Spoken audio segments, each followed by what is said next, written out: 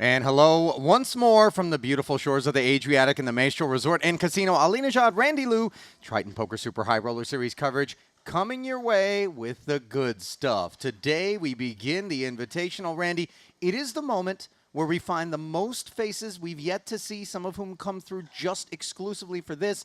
Last night we had the player party. Simply spectacular. The atmosphere here today at Maestral is incredible. You know, this is the marquee event. You know, it's a 200K Invitational. It's very exclusive. Invitees, they're flying in just to play this one, like you mentioned. They've got to invite some of the pros who are kind of like, please pick me, you know, and this is the one to watch. Anybody that's following Triton on socials, and you can still go up, the content is there. You can soak up everything that was going down at last night's player party. Of course, we had the mystery bounty draw. We didn't bring you live streaming coverage of that. I was there for that. Marianella then took us through the player draw, obviously, for the Invitational, where the partners, of whom we have 48, did their thing. But before we get to what we're going to be bringing you here today, not one but two trophies were awarded yesterday, and the first of them was one that was long overdue. Let's take a look back at the 50K. 9 players would begin this final table. And after taking an FT off, Team Foxen once again found their way to an FT. Unfortunately for Alex, however, he would find his way to a gut shot straight draw and nothing further against Brazil's João Simão. Early goings of this one, Foxen giving it all he had. Unfortunately, the deck would not give him the jack that he needed, falling to top pair for the Brazilian Simão. Now, this one was a very drawn-out affair. Keep your eye on the blinds down at the bottom of the screen, because pots that involved casualties were tough to come by at the onset. However, Poseidon Ho found himself on the receiving end of one, where Jules Dickerson's ace-high, ace of spades working, actually served as a double blocker to the open-ender for Poseidon on a king-king-queen board, failing to hit the 9 or the ace. Poseidon would be forced to bow out. On the heels of the Foxen 166,000, he would collect 208,000. 7 would then remain. Blinds had moved to 100, 200. Matt Belcher picked a poor time to get frisky with ace-queen suited. The flop, all of a sudden, however, left the Serbian Danilo Vlasovic with some real apprehension about whether or not aces would hold. Red card on the end, not in diamond form, would secure another dismissal. Belcher out in 7, 283K. Then it was Fedor Holtz, 7-5 offsuit, just 300,000, one big blind. Found himself bottom pair here against Simão. Maybe 8. The Brazilian was looking for a queen or a 9, could add an 8 after that king paired on the turn. The counterfeiter, as calls of not like this, entered the room, and entering Fedor's career Triton totals was an additional 382,000, a couple levels removed from the last bust. We would fight on 5-handed, and Mikita Badzikowski would find ace-7 against ace-10, always in a bad way, in spite of the fact that he connected with middle pair on the 10-high board, where Dickerson held over him and finished Mikita off in 5th. $493,000 going to Bads, but still stuck without a title. Plenty of festival left for him to remedy that. He has many titles, but it's been a while since he won his title, is the better way to express that, as we found João Simão himself then on a very lean stack. 350K, 6-deuce, desperation, and then draw dead as the flop and the turn would send him out. River of no consequence, 615,000 to the Brazilian. 3 would remain. Let's do it. Jules Dickerson saying, let's do it. Ace-9 against Queen-7, had the best hand, but no longer on the Jack-7-4 board, as Seth Davies, the name we have yet to call, who time and again has made final tables, but not made the deep run. Ends up getting lucky as Dickerson dispatched 751,000 for the third place effort. Heads up between Vlasovic and Davies. They would make a deal. Play for 10%, the minimum required. 8. Davies defended his big against Vlasovic, who flopped an open-ender, had reasons to continue. Top pair with check call. Pot would grow to 3.1. The turn, however, would not grow 9 high any further than where it started. 3.2 full pop plus out of Danilo as he really went hard at the spot. Davies would hang in there on the river. All in. The 4 of hearts, and Velocevic with that 6 in hand critically decided to jam. You see Davies flick it in, hold his breath, and then realize once he clicked call that it would be Danilo who would take the silver medal. 2 7-figure payouts, 1.3 roughly to Velocevic, and a tall, cold beer. Well-deserved to Seth Davies, who at long last would plant his flag at the top of Mount Triton. $1.49 million for Seth, and I'll tell you what, winner's photo, not since Kiat Lee late in the wee hours, final event in Jeju, had the entire room buzzing at like 2, 3 in the morning unexpectedly. Have I seen somebody rush down here? It was Jason Kuhn, who was asleep, he said, but ran down to take the winner's photo alongside the likes of Nick Petrangelo. You know, I mean, Seth, 17 final tables, I think, 37 cashes before he won number 1. And you remember, Randy, a huge dry spell at one point here at Triton. That's true. When he made his debut at Triton, he played 20 events, did not cash a single one of them, and then finally cashing just to get that little min cash in there. And then, like just you look said, at it. Look at, I mean, just stare at this, guys. You're looking for a gold dot. You're looking for a cash, and you're scrolling for what feels like a bankroll devastating length of time. we'll get there soon, right? I mean, I hope so. There it is. Third place in the 75K 8 max. But believe it or not, all those FTs I just mentioned, he had never gotten down to heads up. Made it count when he did, That's insane. But he is 100% win rate in heads up at Triton. What a genius. Silver lining Randy here. I mean, just an incredible performance. Really, no shortage of praise that you can levy upon Seth. And my favorite was in the interview. You know, I was out there talking to him. I asked him, is it possible, after so much heartbreak, you know, that you could really, truly, as we expect our pros are always able to do, shut out that noise, shut out that little doom voice in the back of your head that goes, once you take a beat, oh, here we go again. It's not going to happen. I'm going to get denied once more. And he gave a really honest and refreshing answer in that he was like, no, I'm human, man. Like, for sure, it's hard when I'm out there doing my thing and then it goes a little bit wrong and I'm like, what gives, you know? But he did mention that he's had successes, not unlike Ike Haxton, by the way, upon whom the focus lies in terms of conversation for best without a title. You know, he's like, don't feel bad for me. I'm doing my thing elsewhere. But here at Triton, it just alludes, and obviously, maybe Haxton's in the on-deck circle. Still plenty of events left here. Don't want to overshadow Velocevic, though, do we, Randy? No, of course not. You know, Velocevic is one of those guys who comes to our Triton events, but he doesn't play a full docket.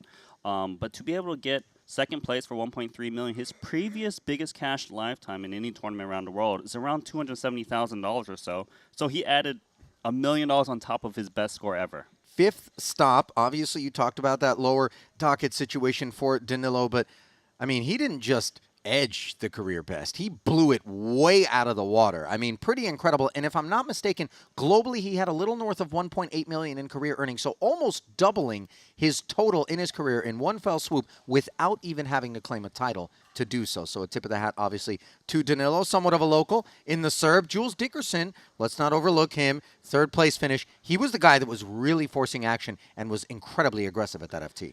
Yeah, he was just 3-betting some ridiculous hands. He made that huge hero call with ace-9 offsuit against Poseidon Ho, as you saw in the VT earlier. And he's also one of those players that doesn't show up to every Triton. You know what? He showed up in 2019, played an event here and there. Now he's back in Montenegro back-to-back, you see here. Getting a 3rd place for $750,000 is quite nice to start things off. Yeah, no doubt. A big hiatus, though, as you can see. Jeju 2019, 5 years. Not sure what he was up to, but whatever it is, obviously it's paying off as he's got some results under his belt here. How about João Simão? This is a name that we haven't seen as much of. You know, the Brazilians do roll en masse often. Some of the names we expect to see here have been a bit MIA. João, however, has stepped in to fill the void.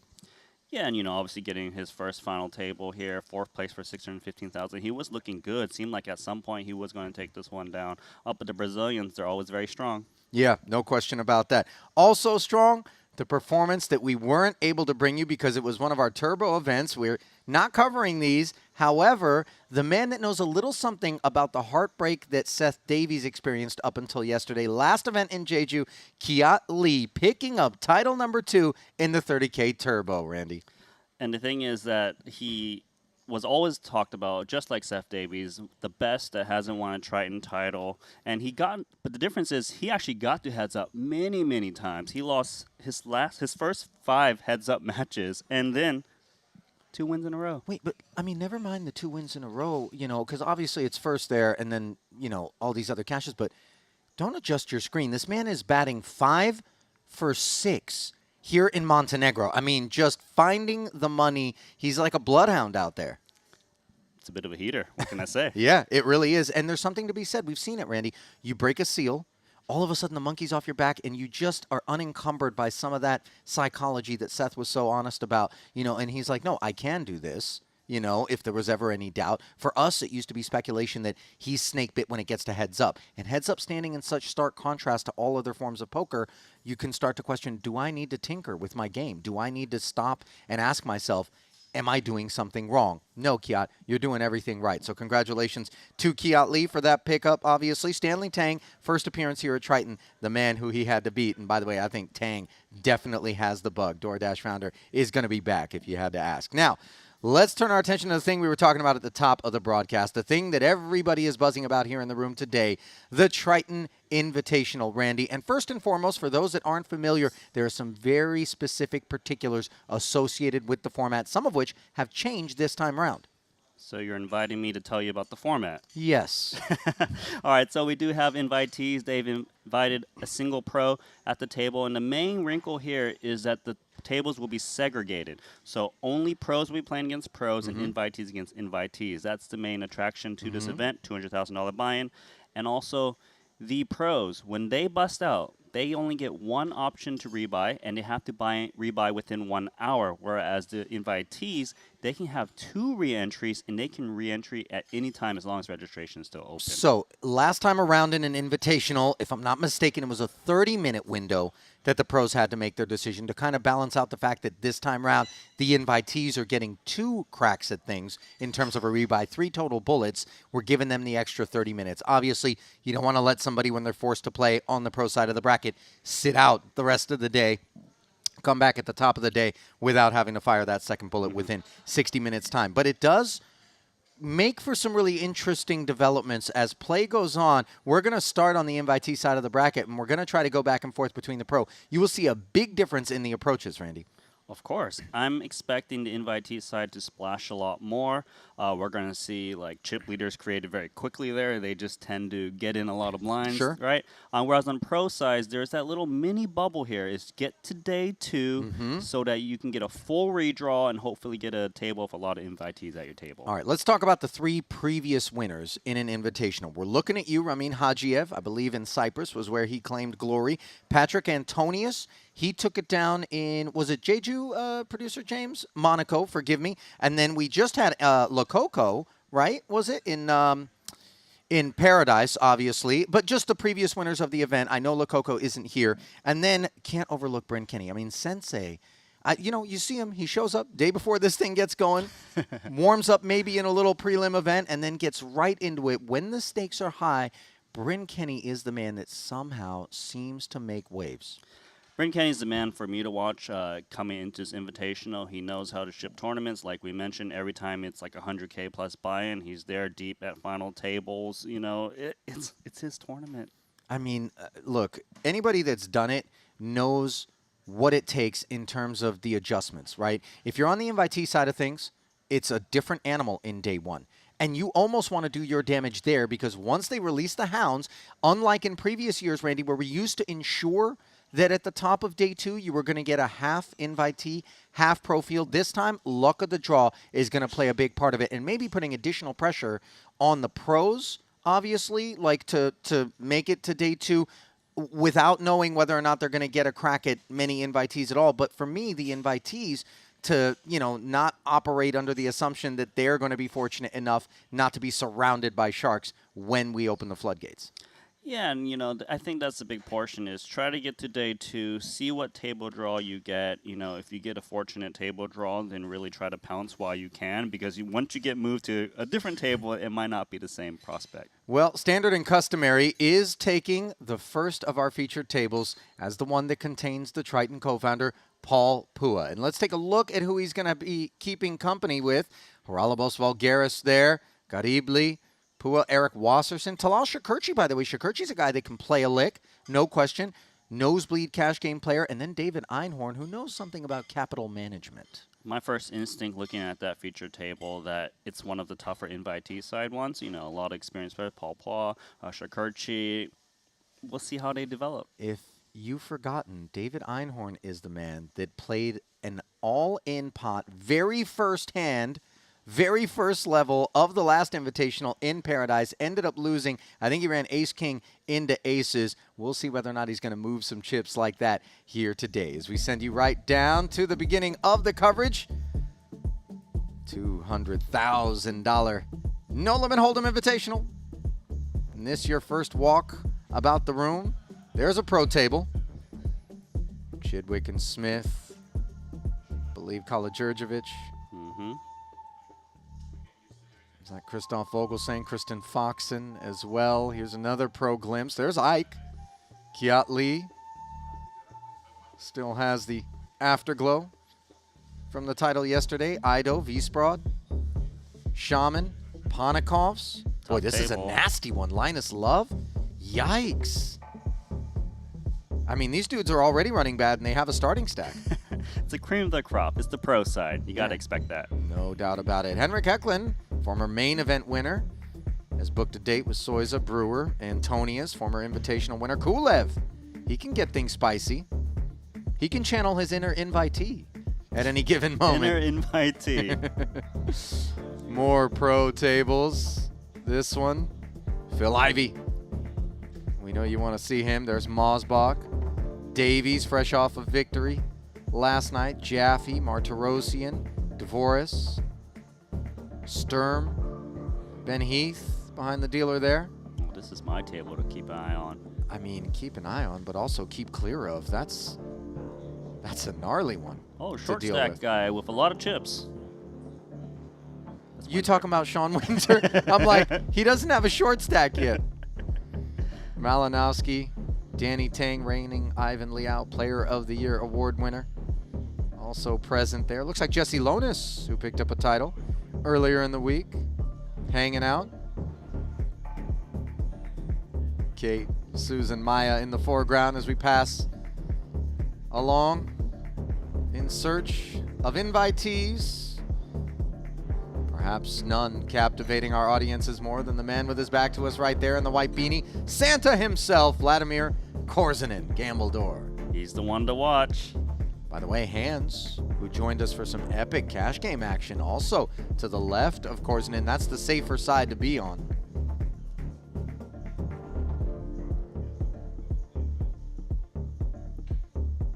What else we got? Oh, yeah. Sosia Jiang. She's been playing the cash games. Hajiev. There as well. Who's got their backs to us? What are we looking at here? There's Jules Dickerson. Orpin Kisichakoglu.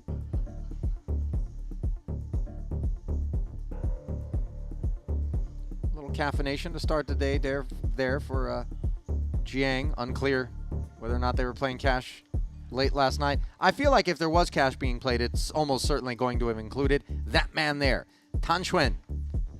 He's my absolute favorite player to watch. Couldn't agree. Could not agree more. Just moves the chips around. Mr. Main Event, by the way, Jean-Noel Torel at the table. JNT. See what kind of waves he makes. There's Ferdinand Putra, Sami Elawami, Santosh Suvarna, Wai Kinyong, Elton Sang. What do we got cooking over here, Randy? Well, I do see Huang Renji. He won the main event last stop. Wearing a big smile. And is it time, at long last, to dive into our featured table? It looks that way. Very Here warm we go. welcome once again to the 200K Triton Invitational. We're about to start. Players, once again, thank you so much for your support. This is the biggest attendance in a Triton Invitational with 96 players. I remind you, players, for today, we're going to play in 2 separate fields all day for 10 levels. We're going to have regular breaks every 2 levels, ending up at approximately 9:30. Tomorrow there's going to be a complete mix where the only rule that is cannot play with your Perry until 2 tables remaining. You have a 300,000 starting stack. The bottom was starting C9. I wish you all the very best of luck. Dealers in the Invitational, shuffle up and deal, please.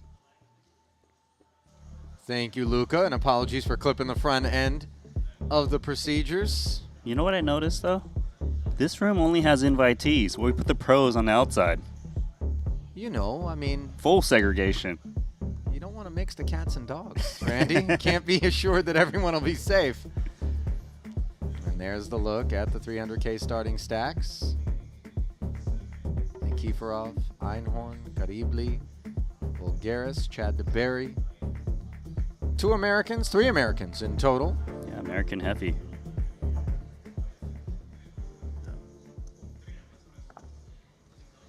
I'm gonna bluff Einhorn with straight flush blocker.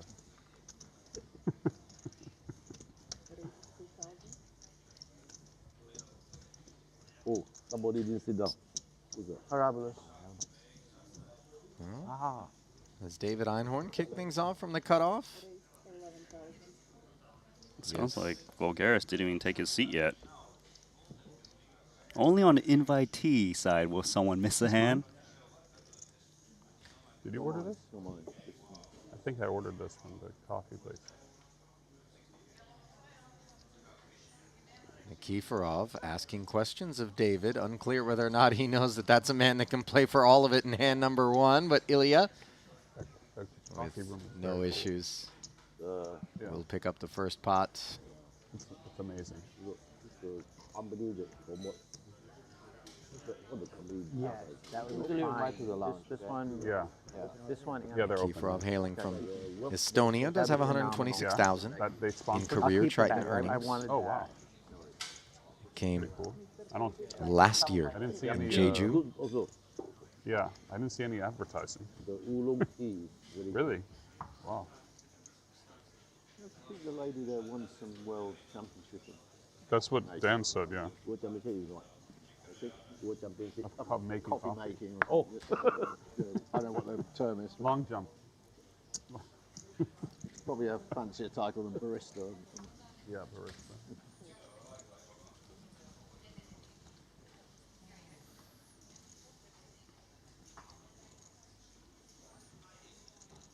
Ilya will sit this one out. Now Shakurchi, one to have an eye kept on him, no doubt about it, Randy. If you've ever observed him either in cash or in tournament play, you know he can absolutely bring the heat. Turns the burner on with Queen Jack offsuit and finds himself top pair, while Boss, who understandably defended with the suited ace, has found nothing more than bottom pair. 11K in the middle. Check call of 3,500. Pot now at 14.5, and Boss smacks the ace. As good as it gets for Paul. Snap check back from Shakurchi. Backdoor diamonds arrive. I like to see Paul bet himself. The quick check back kind of seems like it's a Queen X, and they're not looking to bet when check 2 on the river. Queen X or less. Paid. Yeah, Shakurchi with the pot control.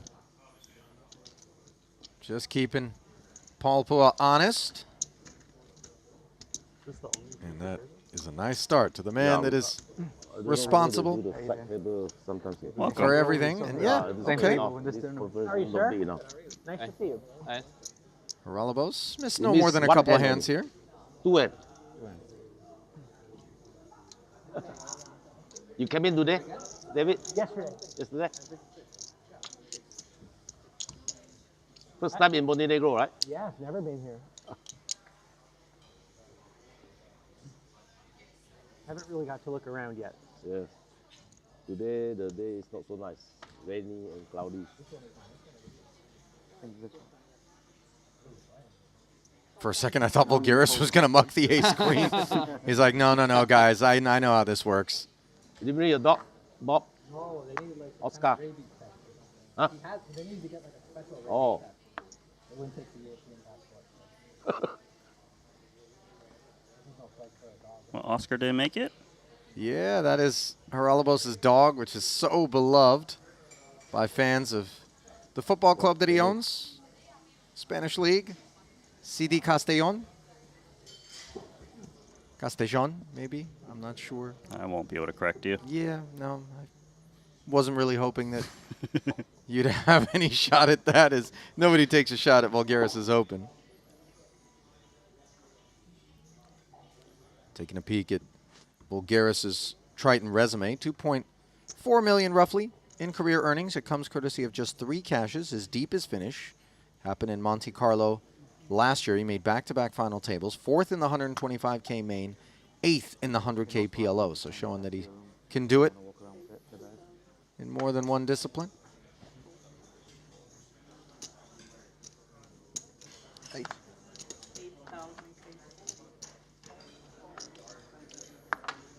Einhorn opening with Jack 10 suited. Talal, 3 scooping it.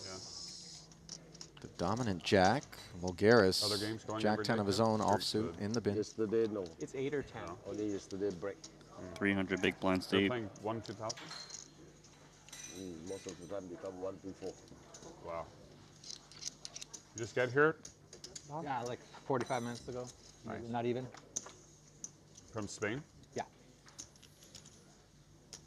2-hour flight. Yeah. But you lose an hour. Time change.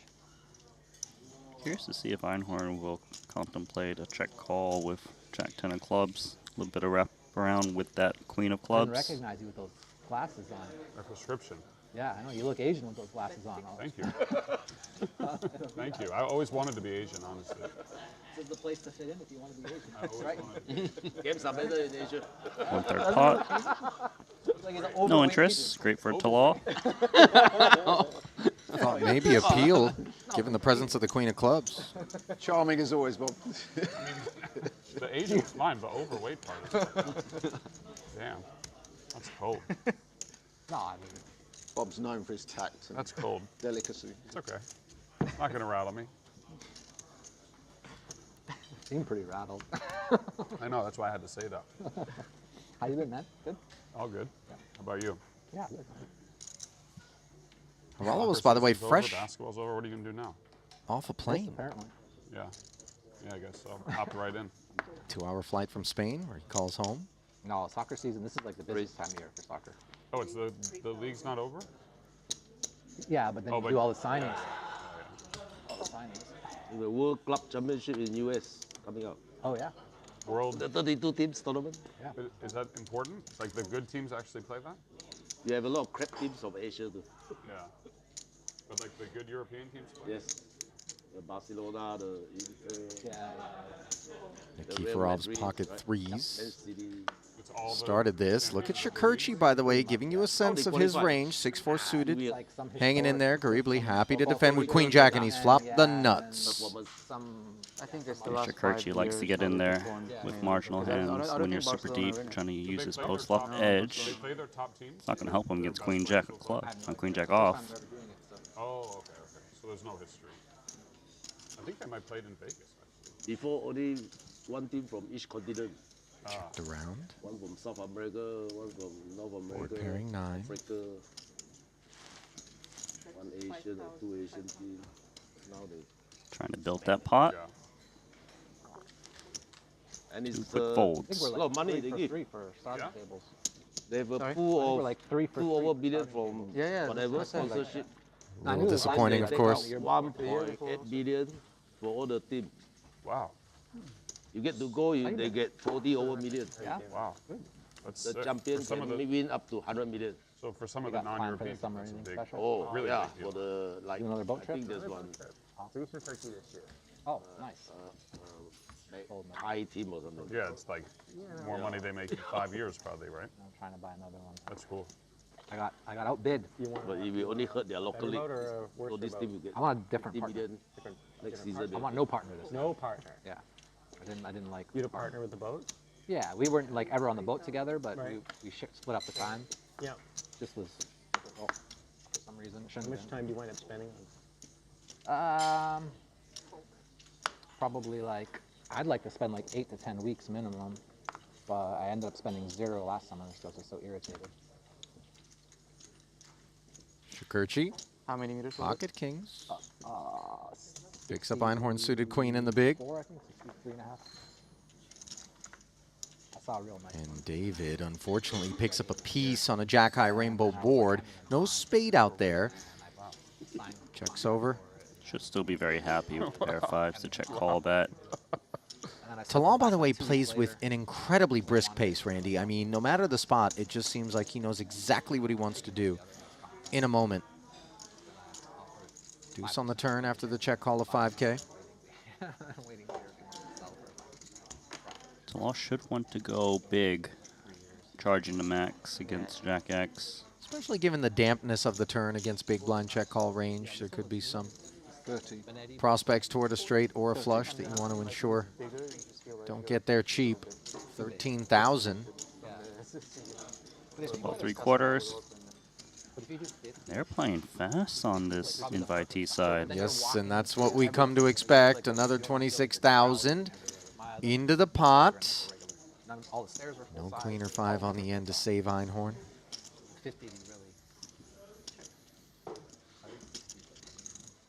7 doesn't rate to be of any real concern to the Kings whatsoever. I would imagine Talal feels like value is available to him. Yeah, the main target is Jack X. Once you get called by twice, he'll apply his size towards pot, I would imagine.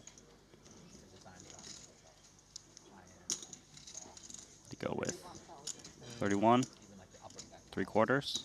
Still hefty, though not full pot. Feels like Einhorn's put enough resistance with the 5. Talal could value bet a Jack X, as well as the overpair set straights. There's a lot of things he loses to. As I was approaching the stage, I saw that you were on table 5. I was like, yeah, I know this is the one I'm going to pick. Nice hand. Einhorn properly finds the bin, but not before some damages issued by Shakurchi. I was like, wow, it's easy. Taking a peek at Also haven't seen it in Talal's years. Triton resume. Yeah, course, last you're time I gonna saw fill out a Quite last an time I impressive saw one. Bellagio with Sag Strip. 9 million plus That was a long time in ago. career Triton earnings, 1 Like, title, sat in the sportsbook and 8 talked. I don't know how long cashes. ago that was. Yeah, that was like 2000. That title 15 years. was a big Really? one. No, it Vietnam couldn't have been that 2023, 100K main event, It couldn't- no, it winning wasn't that long. I was within $3.25 21. million. And he actually almost got a second 36. title, because in the 2023 250K But Eric hasn't been Invitational, on he all got second for Has Eric been $4.65 on million. Believe it or not, 6 of his 8 caches are Yeah, yeah. FTs. He runs like a little And when you mix see game. something like that, it tells you Yeah. this is a guy who kind of goes for the gusto, right? He's going to spin up a big stack and then ride it into a deep run, or he's going to bow out earlier. And it makes sense based on how he plays. He's relentless. He's more of a FT or nothing kind of guy. And Yeah. there we go. Well, Einhorn, Yeah. ace-6 suited. Things haven't exactly gone according to plan, but no cause for concern. Plenty deep are we here.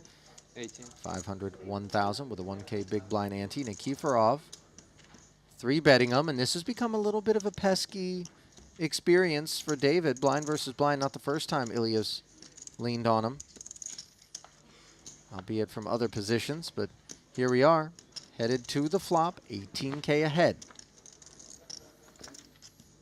And Einhorn has found the ace, board texture that Nikiforov isn't in love with, save for the fact that he's got the 10 of diamonds working, but those 2 overcards, once a man limp calls, could be connected with for a pair, as they are on this occasion. Einhorn, no diamond, checks over, and Ilya announces 12,000, Randy.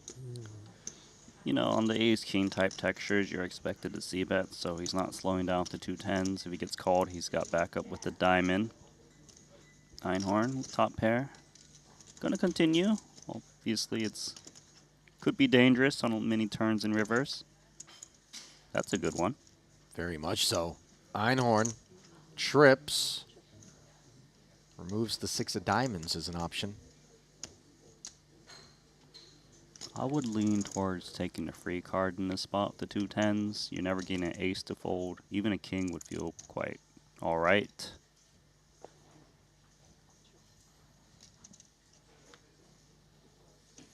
So the check back from Nikiforov and yet another overcard to the 10s presents itself. I'd like to see a value bet here. just because you have to expect a better hand to bet the turn. No hesitation out of David to deliver that which you sought. 35K. There's not many hands you beat here besides a lower pocket pair of a diamond that's turning itself into a bluff.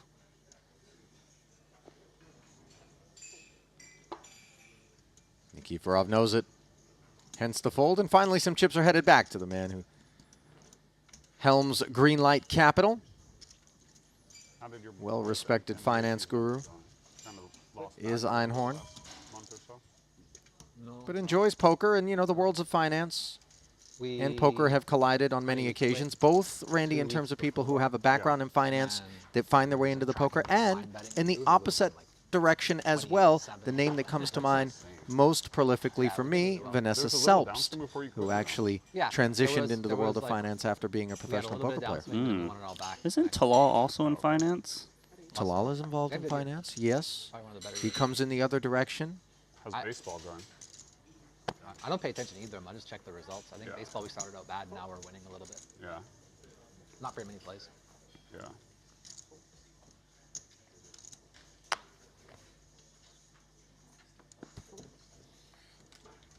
Ace King UTG Open, called by Queen Jack of Clubs by Boss. Last night, I lasted like Snooze 2 quarters. fest, yeah.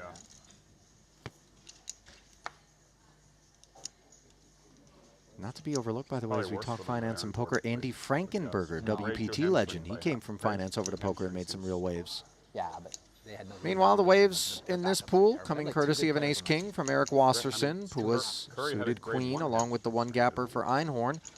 Customers. Everyone's You never know what the hamstring. You never know what the real injury is. Yeah.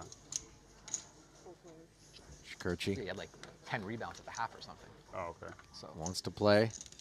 Finds himself a gut shot on a paired 5-high board. Talal's hand is not too bad on this texture with the gut shot 4 ways. Checks around. I'll take the Ace King now. Eric smacks the king of spades quite hard. And look at Shikurchi, reaching for chips and just comfortably leading into 3 parties. In a raised pot, when the king rolls off in particular after a round of checks on the flop, is this bet a little too ambitious, Randy?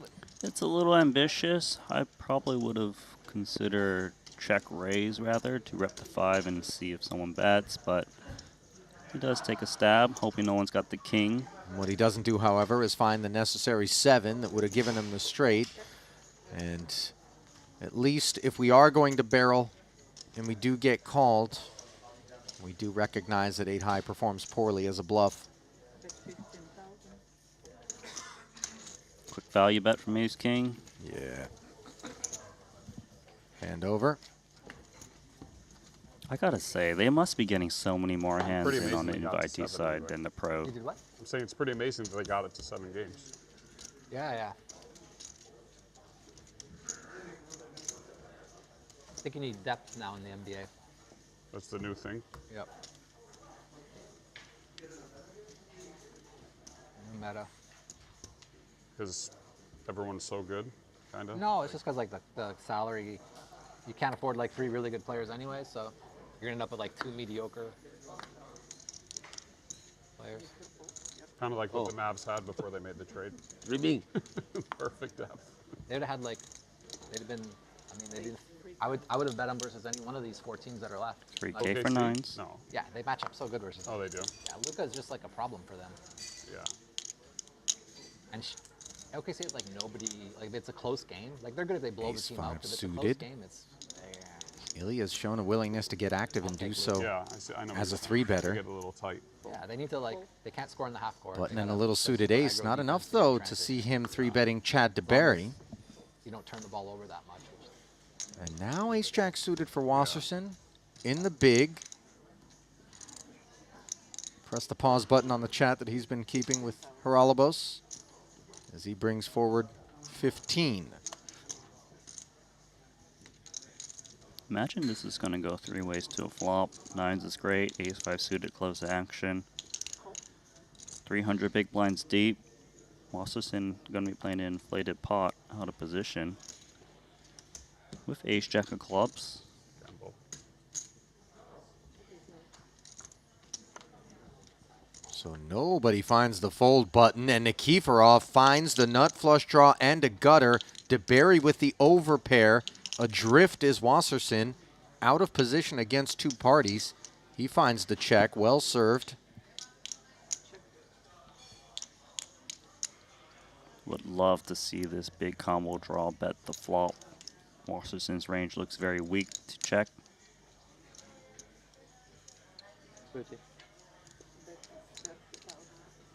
Too pretty, I had to do it. 30K into 46. Immediately a tough spot for DeBerry with 2 9s. Are you surprised that he didn't take the initiative after the 3-better pre-checked it with an overpair here? I think it's all right. You know, he rarely gets called by worse. He still has to worry about Wasserson just slowing down with some overpairs here and there. Plays as a check call. King of diamonds, rolling off. Not the most welcome sight for the 2 9s. Of course, Nikiforov doesn't love it, What happened but to he Boston? sees the betting lead, and he's got another check in front of him. Let's see what kind of appetite the Estonian has for multi-barrels with plenty of equity here. Tatum got hurt.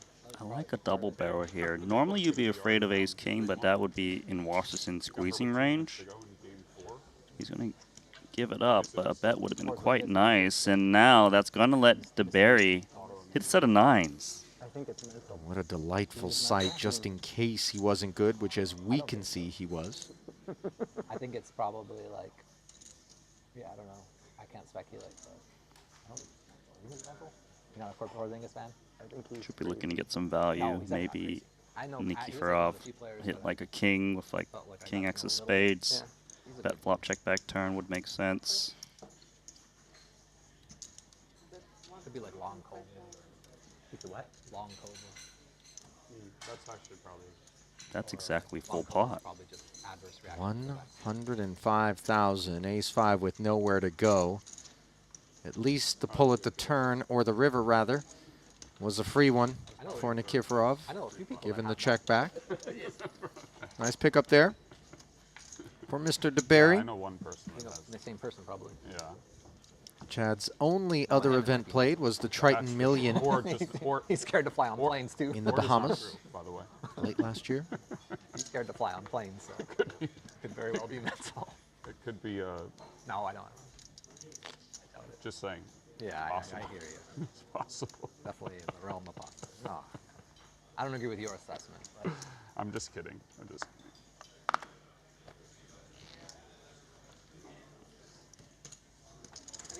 Totally joking. Kind of. I haven't seen him since like Gonna use those new chips with a UTG open, queen 10 off. went away. Oh, really? Wow, that's a long time. Shakurchi, Jack 10 offsuit on the button, serviceable. Yeah, likes to play Okay. with position, with deep stacks. Brings along Wasserson as well, 2 8s. He is going to have one of the higher VPIPs at the table, whether as an opener, whether as a caller. Like, he likes to play pots. And I think it's in part because he's so comfortable post-flop with his decision-making, especially given that he's had a front-row seat to some of the best in the cash game streets, who he has given fits to, by the way, throughout the years. Top pair for DeBerry, the product of the 4-way flop. It's on you, Paul. No betting. Oh, No 4 on the it's on you. turn. Oh, Don't use your time banks. I would like to see Chad bet You got a this big turn. His hand is now vulnerable to wheel stuff. And Chad does just that. 12,000. This is healthy. Looks like Wass was very happy to call a smaller bet, but against full pot. Take it, sir. Yeah, do it, do it. smoke up.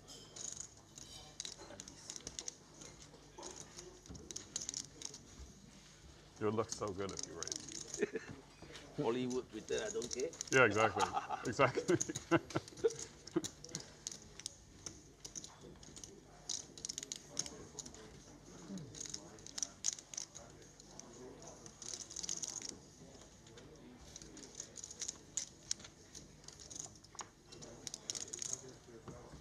So what do you do without a boat this time? Rent one. I don't know. I don't really like the charters. I mean, their charter's fine. It can be hit or miss though. I'm doing like a week in France at a Hotel de Cap. Where?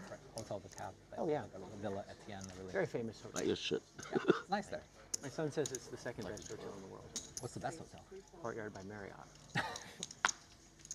What's the best hotel? What's the best hotel? 3x with king 6 offsuit and cutoff. That's for Kirchi. No, it's my son's joke. We went to the Hotel de Cap. Oh, My Well, girlfriend said this is the Wasserson best hotel in the world. No, it's the second has best. him in a bad way. Oh, hold on. Well, let's cede to your wishes. We just kind of get back at Wasserson. just before they close. I mean, Talal, like I said, he's comfortable post-flop, Unbelievable. All New York finance guys. so he invests the extra 7K. Yeah. Like old New York. Really. I'm old. but they're 8-4 tray board. Wasserson checking back, and how about that for a turn card that could give Talal excuses to barrel? He's got the gutter, and he's got the 6 of spades. You can't even like. And he's got the sense that Wasserson isn't 3-betting him with this part of the deck, Randy. He's checking it, though. I'm a bit surprised, I confess, to see it, because I think his reputation would allow him still to represent this part of the deck, even as a caller of the 3-bet. Yeah, I agree. I would love to see him bet that turn. He's kind of fun. Still, king 6 offsuit. Did the river just appear and disappear? I think it's the 4 of clubs. Yes, it is.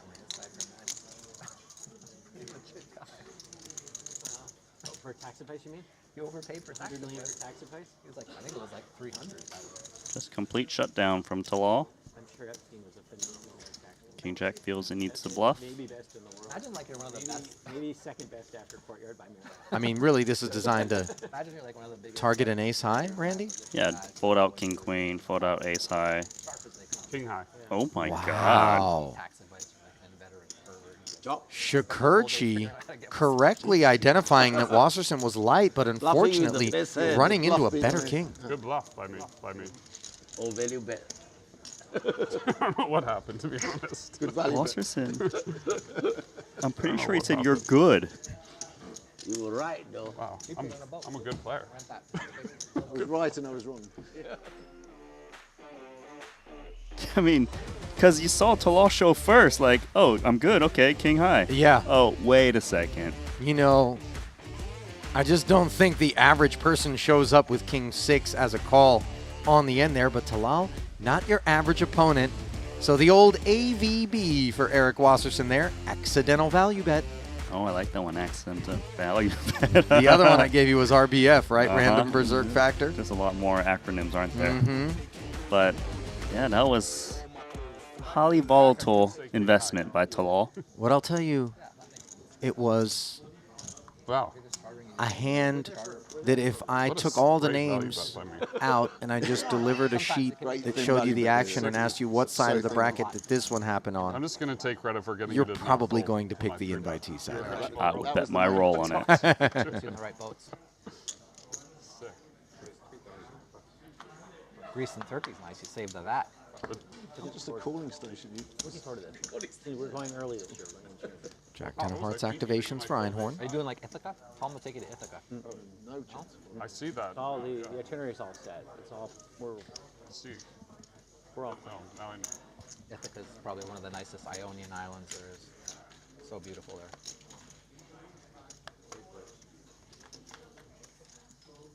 DeBerry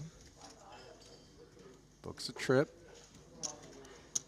So does Vulgaris with the Jack 8, King 6 deuce. This is what Talal needed last time around. No pair anywhere. No betting either.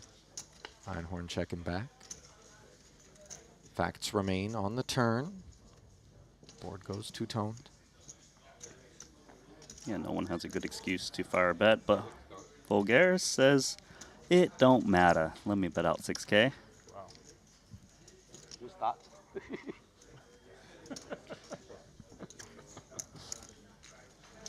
Nice little steal. Turkey's actually really nice too. I just got back from Bodrum. yeah, we're going there. Bodrum's nice. really nice.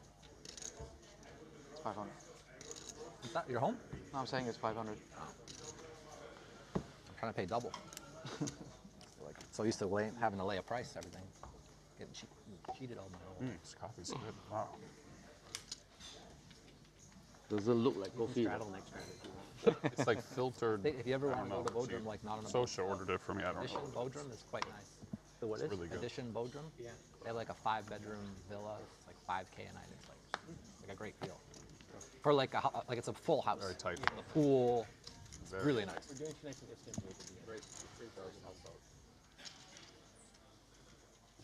Getting travel tips from Haralabos, but unfortunately, Randy, I believe the villa that he was referring to out in Bodrum, Turkey at the Edition Hotel, 5K a night. 1 bedroom. Oh, Yeah. Almost the same price as yeah. Can we use points? I think we might be able to. Probably a whole lot of them, though. If your Marriott account is padded. Meanwhile, Ace-4 padded into a pair of 4s on a Jack-5-4 board. Pua, the pre-flop attacker. Late position. Garibli defending with the king high. Not sure additional interest is in the works.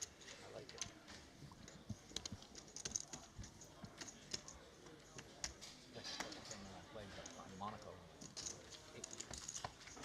Yeah, That's the only tournament I ever played is in Monaco. me too actually. It's my first Triton outside of Monaco. Oh, really? It's nice there. Ah, Tara, you played all the events so far, I saw. What do you think he's going to? He loves like the poker. He's not going to be here and not play.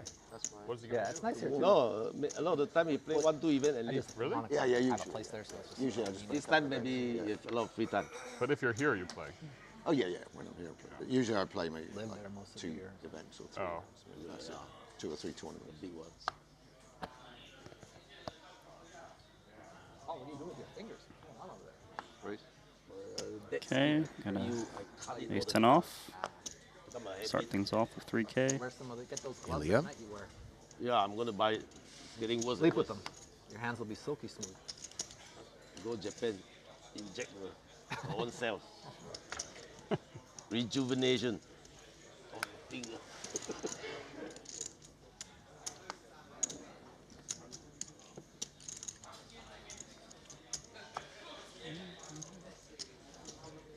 Time to invest some more.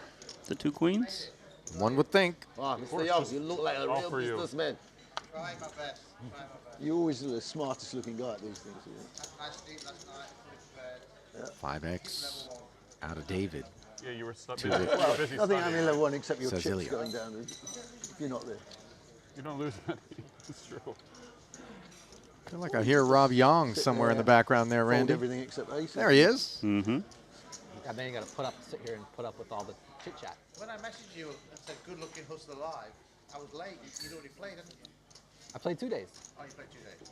Yeah. Killed it, man. No, I won like.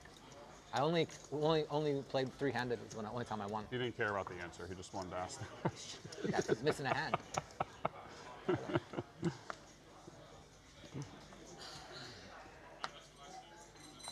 He said he was skipping level 1. What's he doing here? Showed up early. He's always early. That's a successful man. Shows up early. Someone busted?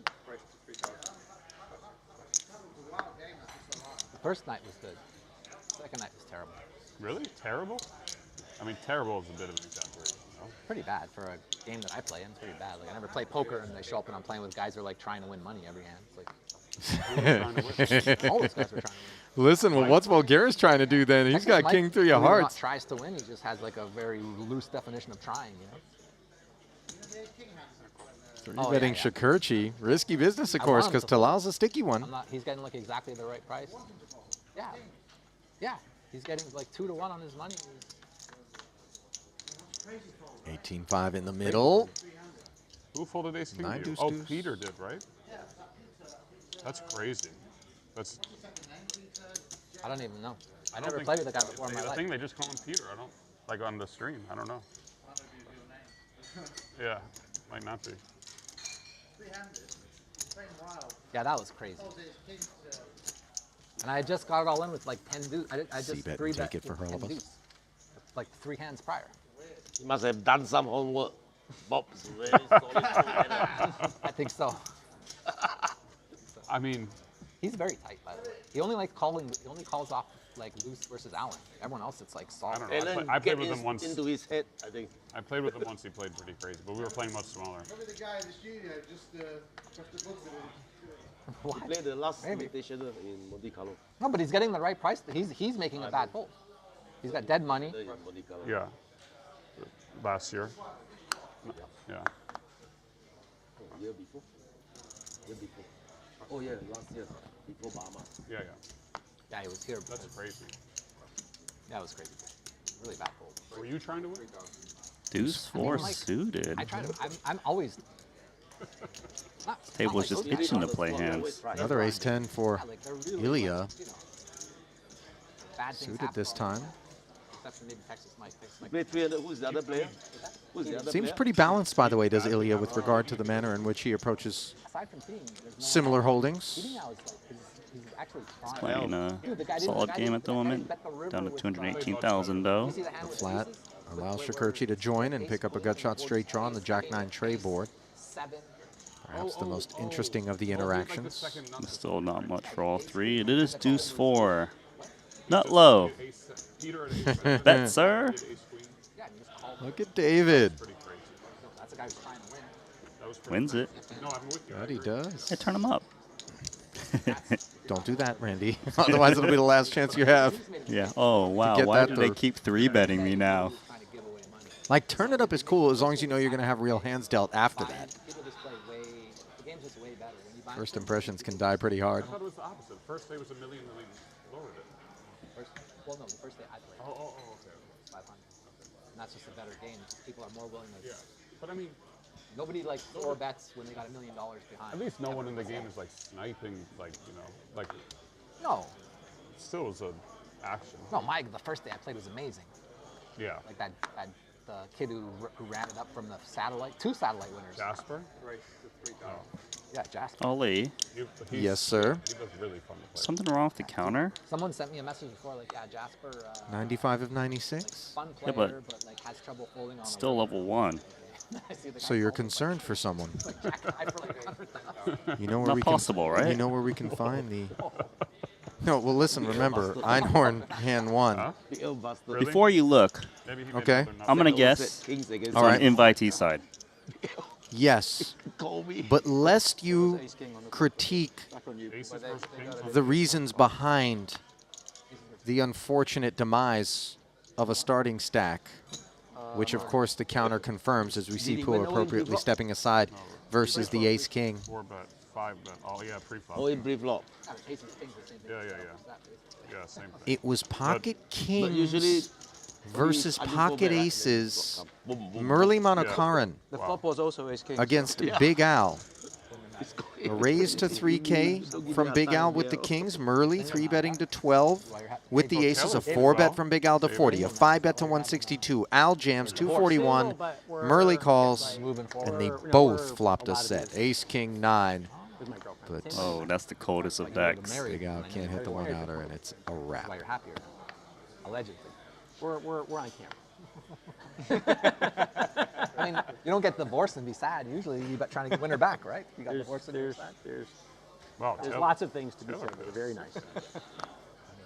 20 years, you put in a good. Taylor, I. That's a maybe rough the way, partner. level 1, Almost the way it should be. to get 200K peeled off you. Yeah. Cold, cold world. Probably did okay too, right? Guessing you guys built it together. So Any cut exposed? guy No. made sure she. Oh, sorry. I saw the cut. Wow. Yeah, Jack, 7-4. 2 clubs. A little bit of a splash from Paul. And he's 4 like, deuce well, off 3 hours. suit, Oh, defending. Nice to see you. thank you. You got it. 3 big cards. And he just open muck. I just open muck from Paul. I appreciate it. Oh, On my friend. against Foxon. When I met you guys in Capri. Not gonna waste time. Hit or his friend? I think it was.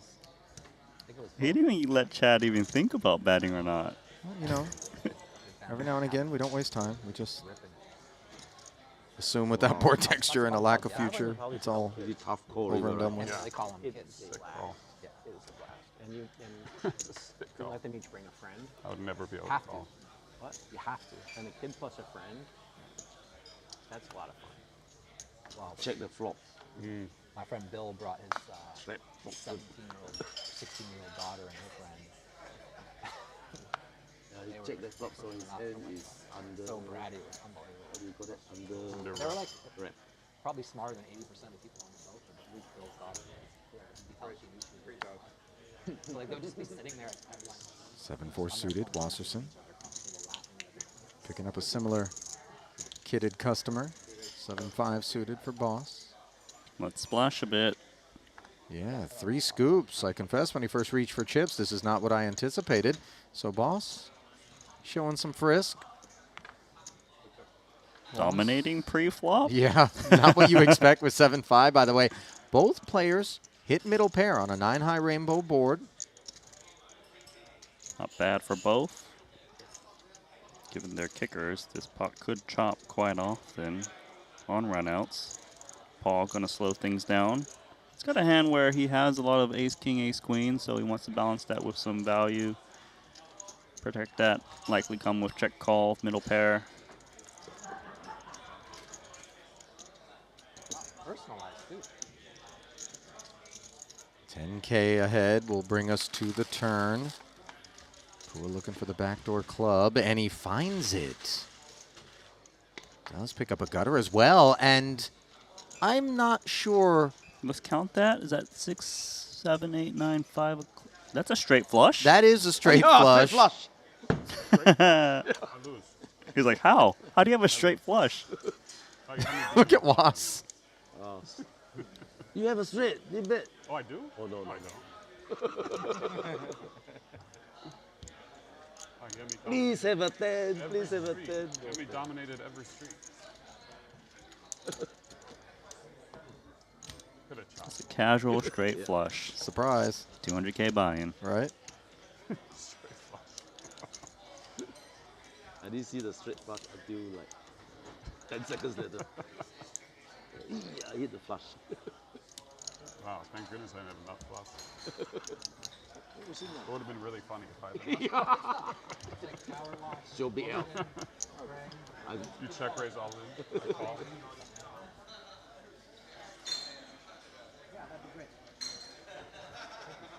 That would have been bad. Wow. Lucky. I gotta stick to king high. King high. I Value bet a king high. King jack. I bluffed Talal with king high and he called and yeah. King high against king high. Today.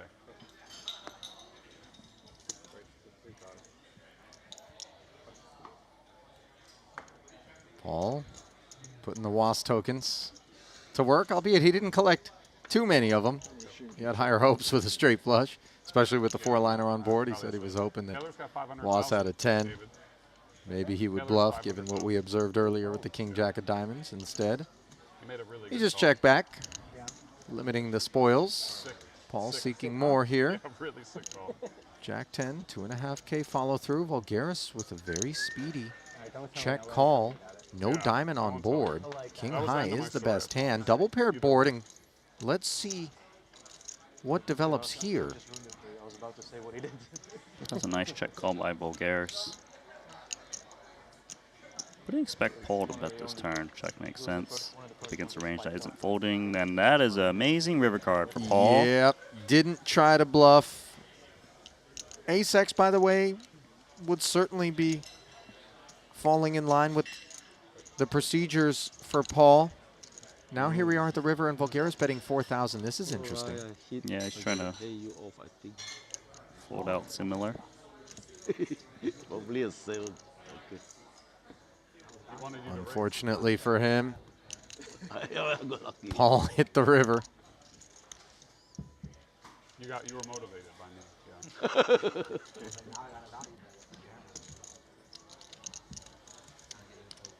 Yeah, it's an Eric value bet. Mine was a little more daring than that one.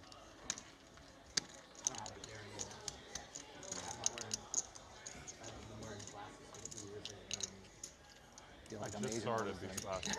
It's amazing how blind Life I is was. I didn't better, right? realize it's insane. Yeah. I just Like- tried to read the thing the card they gave me. I can't read it, so I probably need them too. Yeah, it's like I'm seeing an HD. You look good. Glasses look good on you. Nice frame. Thanks. But you weren't wearing glasses for that long. They're pretty thick prescription. I've never worn glasses, yeah. Take them, pull them down. I don't know. I don't think they're... Let me see your eyes. Not that much. Were you nearsighted or farsighted? near, far-sighted. You could see far, but not. Yeah. That's just getting old, though. That's like me. Well, Nikiforov. I mean, I was always borderline like as a kid even. Exploring Queen Jack.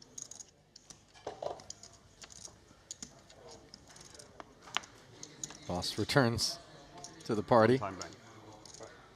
Really? No, he didn't start it. Don't troll him. DeBerry with ace-9 suited on the button. Do Just you ever plays run it out as a of these flat.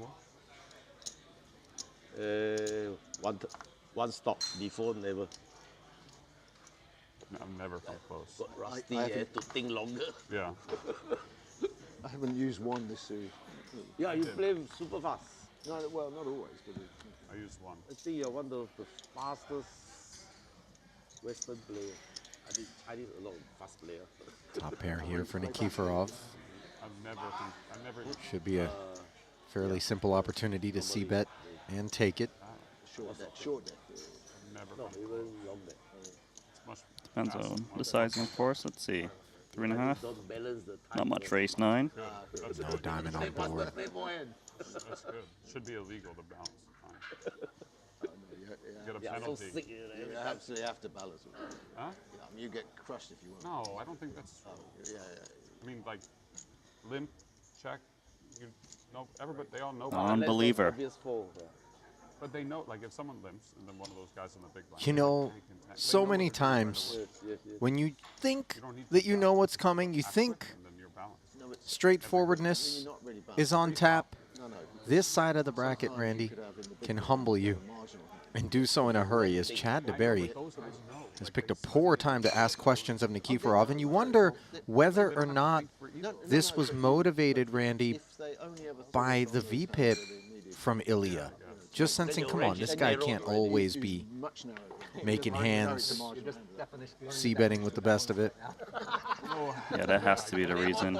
My point is Ace that they- 9 I definitely think could they have just know. stayed away. do know, But once he but gets I called make on the it seem flop, should be a they're lot of balanced. concerns. He's up against the So if you queen. just go fast on everything, you're also balanced. Not many players can go fast on everything. That's fine if you can go faster. Recount can. Not if you. They're Not doing if there's something. combinatorics, Mike. Well, of course, Nikiforov hung around, and Oh. DeBerry checking back. Felt like he maybe had took his one swing at it, but now all of a sudden, the ace shows up on the end. Another And 10 yet seconds is a Nikiforov long is a time. man that has Oh, yeah. touched chips, queen of clubs, Short. in hand.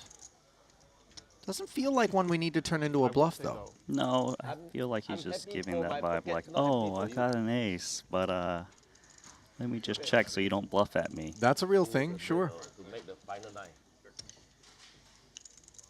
Final table. And that's precisely Got me in It would London, seem. Indian bow. where Ilya's thoughts lie, as he does check it over to DeBerry, and Chad now contemplating whether or not value is available. Once, but only once. Decides to check back, unblocking the clubs, maybe sensing that maybe Nikiforov is lurking with a flush. I don't mind that.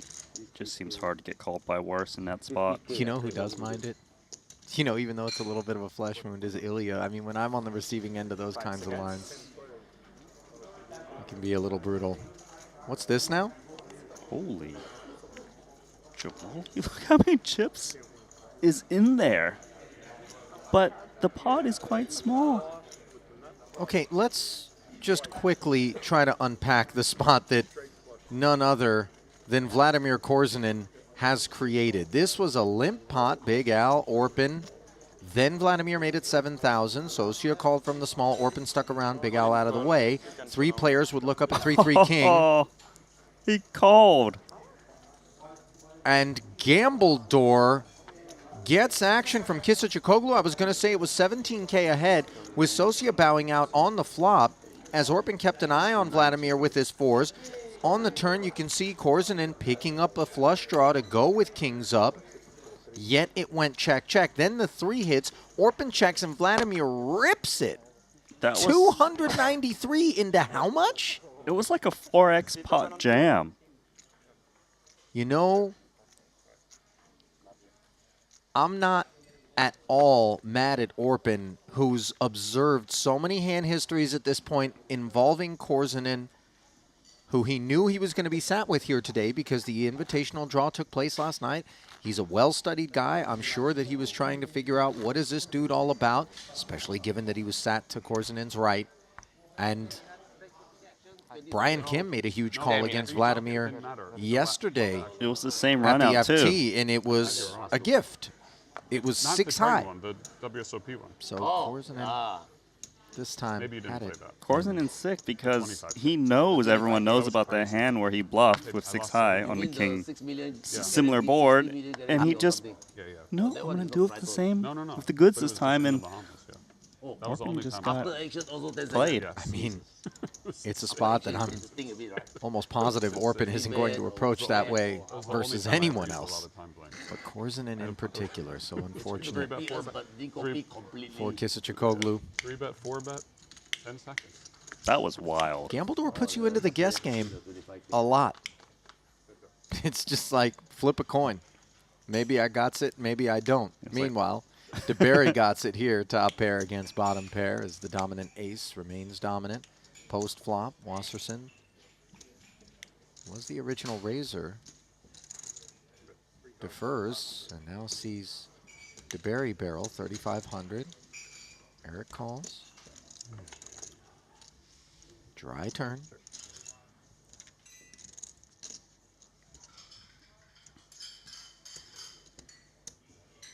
Has to go for value now with top pair, top kicker.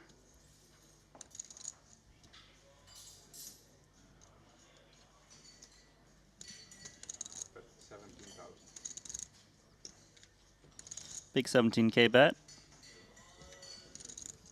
And given how dry the turn is, you begin to have some concerns about where do we go from here with ace-7, Randy. There's not a lot of great river cards. You're going to feel confident with ace-7 besides an ace or a 7. So, you know what? Stay away. Let us not fear what's to come, potentially. Well, The Eric- whatever fold. Yeah, Eric just, okay. Going to be like that? Good. Too good.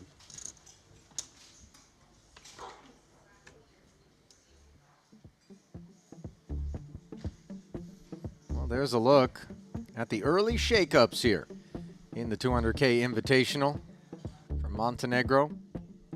Glimpse brought to you by WPT Global. Chad DeBerry performing well, 393. Pua as well, 342. Einhorn north of the starting stack. Things have not gone altogether well for Shakurchi and Nikiforov, although zero cause for panic. Just look at the number of big blinds that these guys have in front of them, Randy, and the levels are on the long side. So I got a little distracted. This banana smoothie is amazing. I was hoping maybe you would have come with, yeah, the levels are 50 minutes long. I'll leave it. Yes, you're correct. The banana smoothie, which, tell the people who got it for you, Randy. My man, Ali Najad. There it is. Once I unlocked the banana smoothie off the secret menu. You can shower to mochas now. This is... Well, the ice mocha came in hot today. It's always anybody's guess. And by that, I don't mean quickly. I mean actually hot. DeBerry. So you're only going to make one trip to Vegas for the Little premium Doyle, BBC. big blind defense. Yeah, top pair and bottom pair for Chad. Monotone King 7-6 board, really. Ilya wouldn't be faulted for open folding with 10 deuce of spades on this board. Wait, is he contemplating the open fold? Wait a minute. Hold, Hang wait, on a wait. sec. He knows they're not hearts, right? You know, cast your eyes on things that you see on the invitee side of the bracket. Lines seldom explored by the pros. Nikiforov, 11,000. This is an overbet into 7,500, Randy. Yeah, this is do not do at home for the 10 deuce. Yeah, disclaimers. But sometimes I think it's fun. Yeah, yeah. Play more hand. Ace on the turn, and of course this is not Yeah. happening according to plan for Ilya, who really was just trying to buy it on the flop. One would think he would want to slow down now, especially getting called with the big overbound on the flop. Playing a little smaller game. Ace is very favorable to the player who's willing to call. Could have some ace-x offsuit with the ace of hearts. Venetian. And the new poker room. Yeah. Is that good? The room's pretty I nice. would like to see some protection with the king six, Yeah, it's a really good but room. he's a bit worried about the flush. I'm just relieved that Nikiforov didn't barrel again at the turn. Now all of a sudden, though, something interesting is DeBerry did not come with the protection bet that you were advising might be desirable to prevent finding yourself in a situation such as this, where there's 4 hearts on the board and you're holding your breath, hoping that Ilya does not fire. If I got this far, 10 deuce, I'm strongly considering the stab on the river to shake out king X without a heart. Oh, and all of a sudden, the board texture presenting an opportunity to Nikiforov, who muscles kings and sixes right out of there with a 26K bet. Nothing more than 10 high for the man who gets it done. That's a misdemeanor. Judge Randy. Wow, that was something else. Look at this hand. Look at this hand. Open win, I guess. No. Oh, oh. Gambler busted open. Word has come down. You gotta read that out. Wait. Yeah.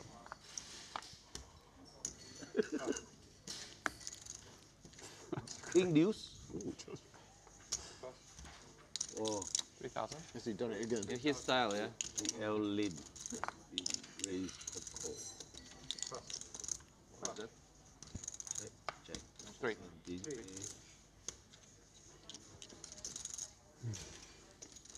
First involvement for Sama El Amawi of Egypt. Ace-9 offsuit. Being put to work, Nikiforov, My goodness. who 5x dressed down river. DeBerry a moment ago. Hops in there. And a Shakurchi. Sick hand. King deuce finds himself top pair. Best of what's around.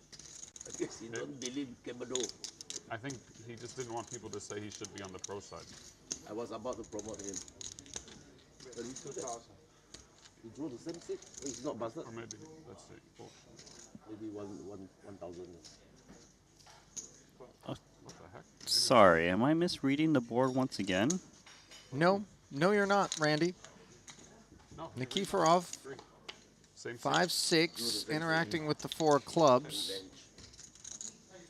Shakurchi with top pair, neither of them bowing out. Promoted to the pro. That's what I'm saying. He didn't want to be Board promoted. pairing 4 Marketing. Smart on the turn. investment. That's a lead out from Talal. Yeah, Shakurchi's had kicker issues resolved. Sick, Same sick, crazy hand. not interested Very crazy hand in the invitation. after the stab. Let's just say the standard playbook at this table does not exist. You know, never more than during this particular event, Randy, do the two of us turn into spectators, much like those at home soaking up the stream. We're listening in on the table talk, of which there is so much, and the topics so varied and interesting. Then, on top of that, you have the lines, the pots, the things that you would never otherwise see. I'm just here for the cinema. Let's sit back and enjoy. Before This is about as close to cinema as you're going to get, as we know you never watch a movie, Randy, so This is the best you movie. I agree. It's a very long movie, 3-day movie. Yeah, you're right. No, I don't think I. No, I think I bought. And it's a matinee, because everybody out there gets to watch it free of charge. Shout out, of course, to those streaming us live on Twitch, on our Triton YouTube channel, on the Triton Poker Plus app, of course, which we strongly suggest that you download. It's exactly what Eric Wasserson passed over to Paul Pua to relive that hand history, which Orpin would sooner forget as he was showered You play tighter second bullet or no? by Santa. No. Jack 5 here as Same once again the party starter. This time, Ace King dominating Wasserson. It goes check and El Amawi finds the ace on the turn. Wasserson just politely asking for the pot in the event Sama was disinterested. Oh, forgive me. It's a check call of 2,000, so Eric just keeping an eye on his man. Elamawi not done pursuing value. 5K. Okay. A payoff. I can't King help but think give me high. a good hand. My intention is not to play tight, but I don't want you to take it against me. forced into it. Yeah, I was forced into That's it. fair. Yeah, you can't not play the hand Yeah. just because you want to play not tight.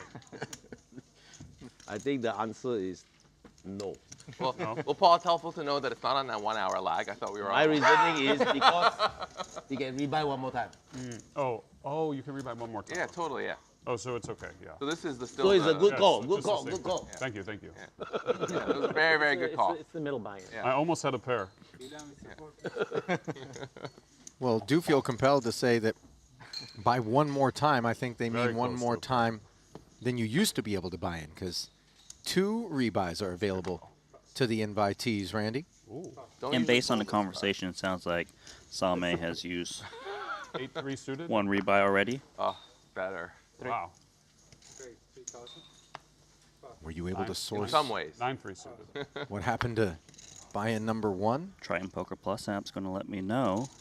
Yes, it is confirmed. He is on his first re-entry. Lost most of his chips against Zhang Yu, where it looked like he was making a bluff, and then lost the rest of it when he jammed.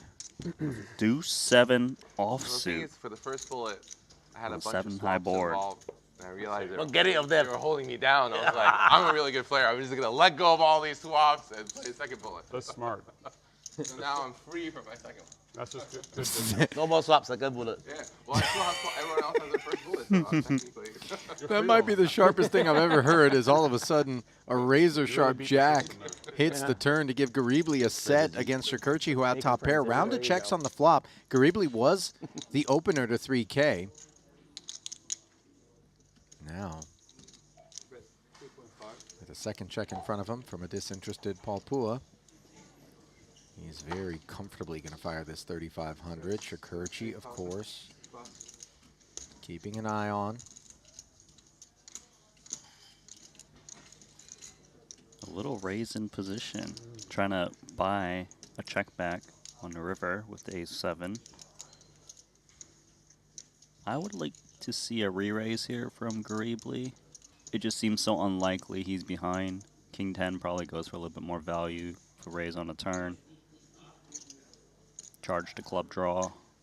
Pair gut shots. Again, though, I'm just surprised by Talal's choice. He really does put pressure on you, and he very comfortably finds the bin in the face of added resistance. But these are the little things that Shakurchi does that I think fewer and farther between you see that sort of experimentation, but it serves him well because it makes him on the more dangerous side. He'll be balanced there, by the way. Sometimes he'll take the semi-bluff with 9-10 turning an open-ender of some sort, right? Like, and he just gets on you. I like it. You know, you saw him quickly fold. He knew what he was doing to more resistance. Try to, you know, buy a free showdown. And you know what's interesting about it, Randy? Not to cut you off, but he costs himself 8,000. But if he flats there, the pot grows. Maybe he expects that it's going to be more than another 5,000 it would cost him to call down the river. So he kind of runs his test, results come back, and he steps aside and loses less than he might otherwise. That's exactly what I was going to get to. Is yeah, he knows that he will never get played back at on the turn, and he's like, you know what, take it. You got it. You got it. And on to the next one. We do see him flatting 5-4 off in the cutoff. Dominated by Einhorn, who did open. Paired flop. See if David has an appetite to follow through with the ace high. No is the answer. Talal snap check back. Gutter now for David.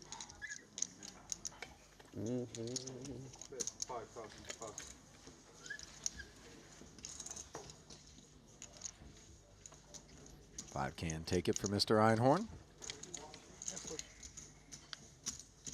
Thank you.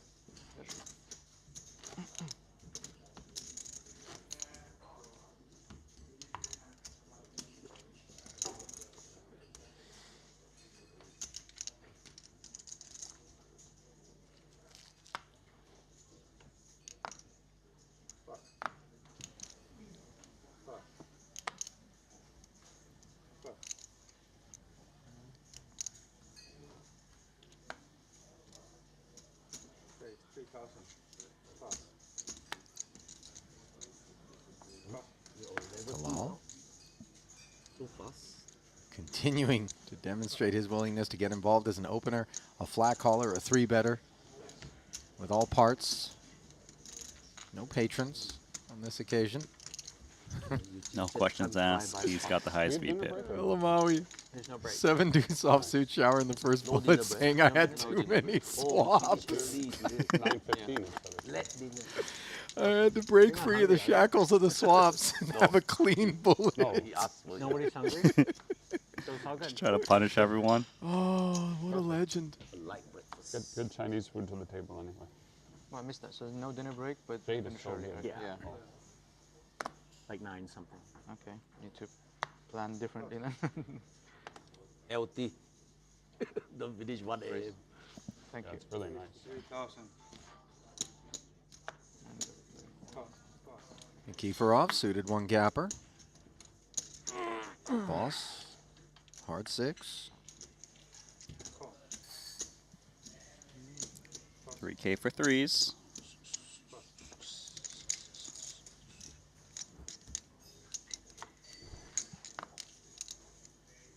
Garibly, chance to close the action, offsuit ace. Let's see a flop.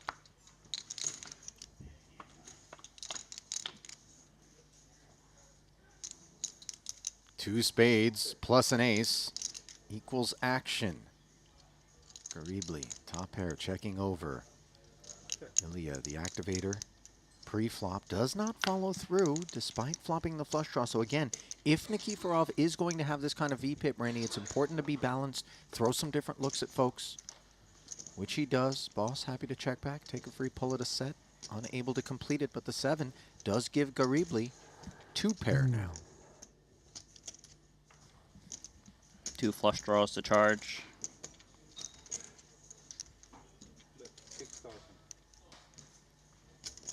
60% pot. Let's see how the flush draw wants to proceed. What's the skies with the flop check? Bruce. 6K lead, and now look at the manner in which Ilya has approached this pot. He raised pre-flop. He checked the ace-king 4 board.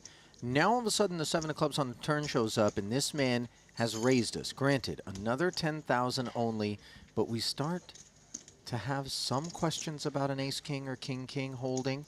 Maybe it's ace-x with clubs.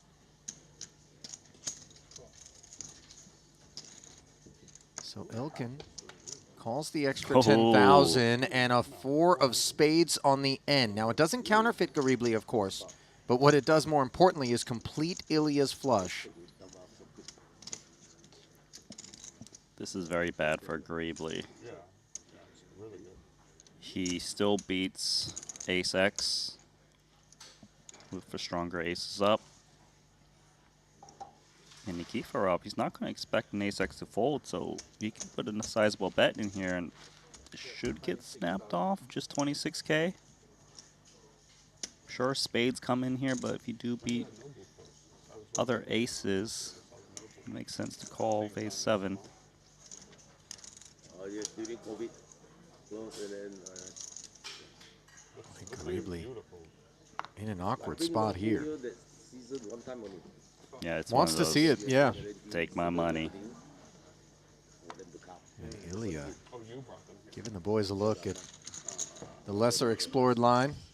So for them here is after sales everything is still in the red. This guy's dangerous, Randy, and I'm into it. Never put him on a hand.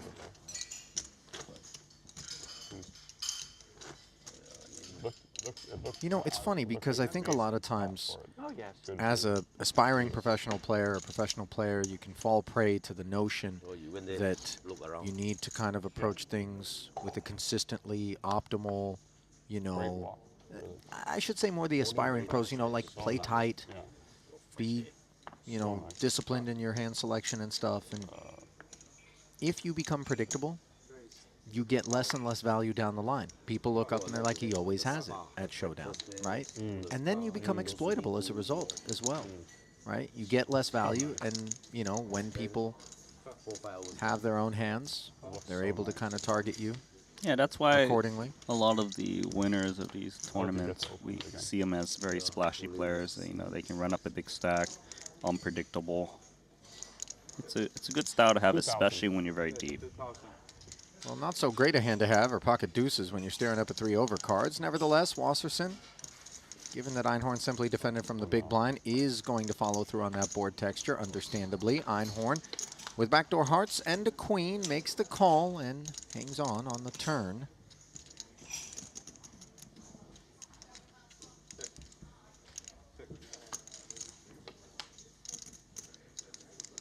Check back from Was, now a 10 on the end.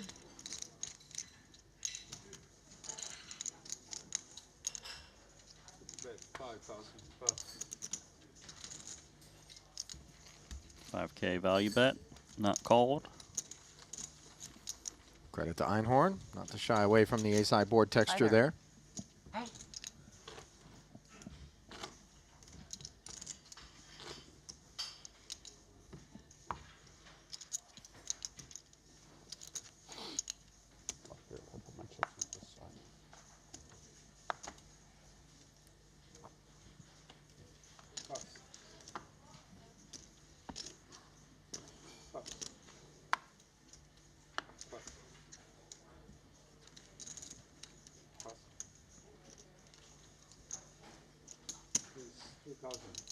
Same, what you doing?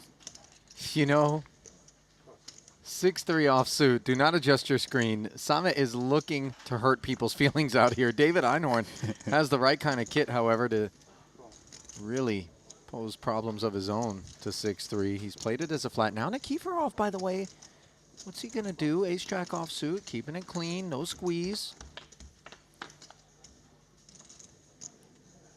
Ace, Jack, 6. Top 2 versus bottom pair. Sorry. What? Versus Sorry, I checked sevens. before, sorry. It's okay. I still Okay, check. both were checking to the grass right I away. still No one check. gave away 2. Elamaui with a little 2K. 5th pot sprinkle. Horse hand betting. Getting called by 2 sevens? He's right. Problem is, Nikiforov's got top 2 pair. Yeah, he does. 7. And he's going to announce himself 7K. It's a smallish check raise. He knows his opponents are very weak, very splashy, trying to give them an excuse to put in chips poorly. 6X is down. Back over to David. Don't want to get too married to these spots, or especially out of position. Are you still working full Work your way into bigger and even murkier situations. Very little. Yeah, part-time. Part-time. Yeah. It's not really getting the right price to draw to 2 outs.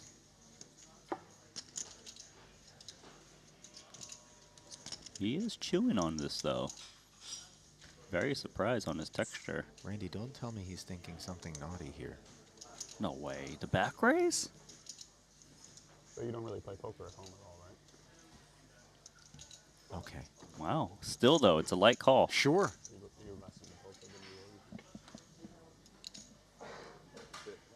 were. 5 of clubs after the extra 5K was spent to get here by Einhorn. Yeah, He checks. Remember, he had a front row seat to that 10-8 of spades line that Nikiforov put to work, raising without a made hand. Maybe he's looking up at the 2 Broadway cards and thinking some kind of king, queen, queen 10, king 10 stuff is what is beneath the hood for Ilya. It's going to cost 16,000 more to get to a river, and then who knows how much more after that to find out.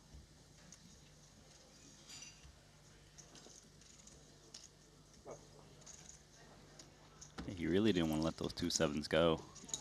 Eventually just say, all right, you win it, buddy.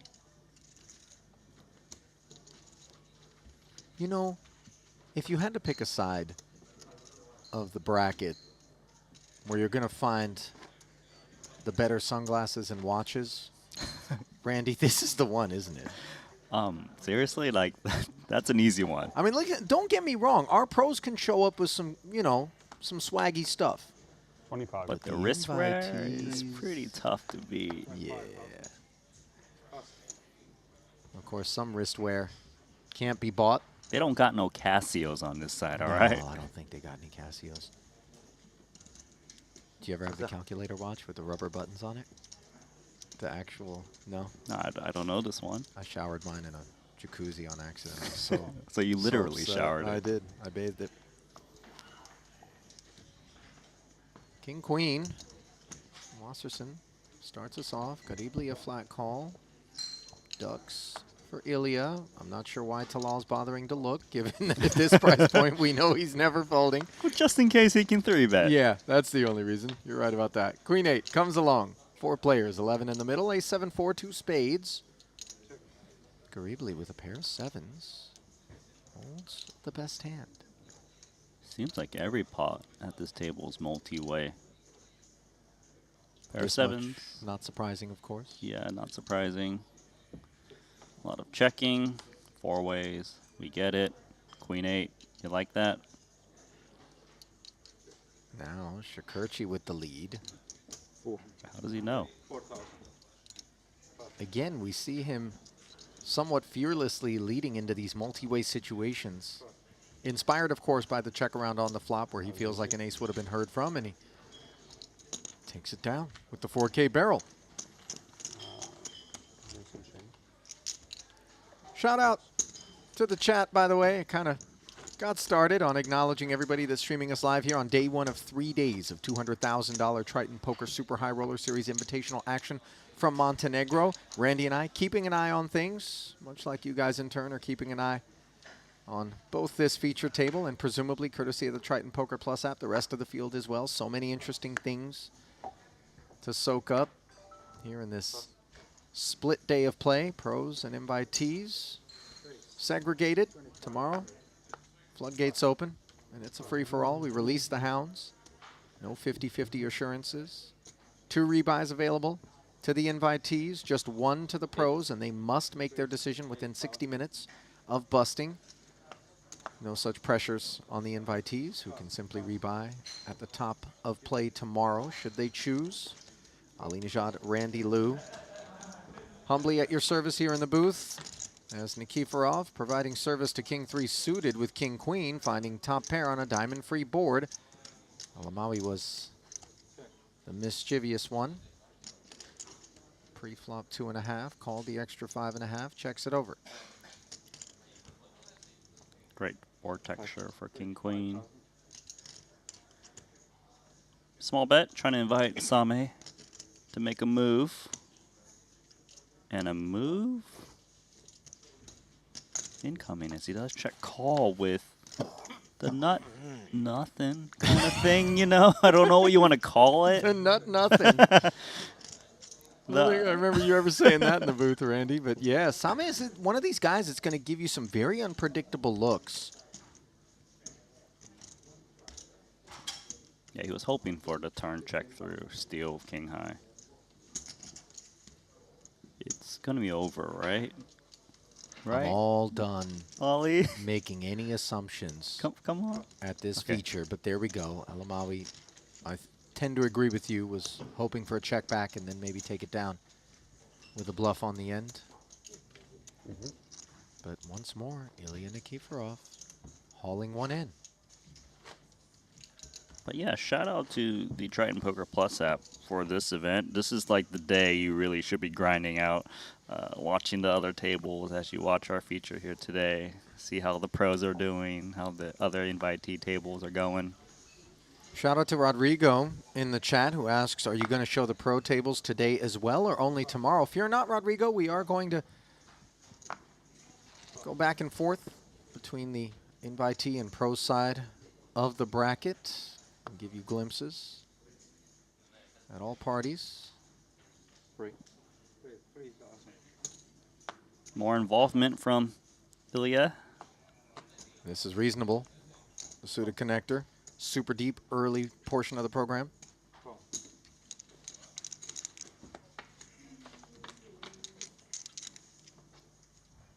2 patrons. King 9 deuce board. Both blinds checking. To Ilya, who has flopped the best hand. Nines are looking all right. King high texture. Middle pair. 5,000. Now, with each successive time that he's V-pipping and he's getting involved and he's not going to a showdown, Randy, you begin to question whether or not he's actually speeding. So Paul's going to peel with the deuce here. That's not a great card in terms of an escape for Pua. Board pairing king.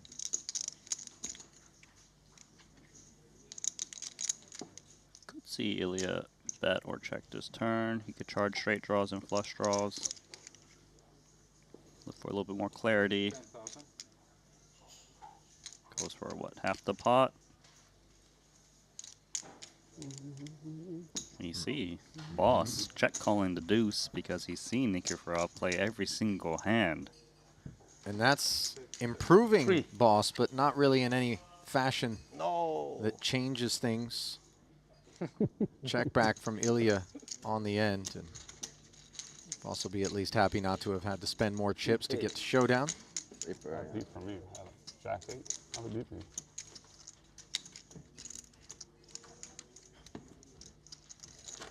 Well, talk to us, chat. Let us know where you're streaming from.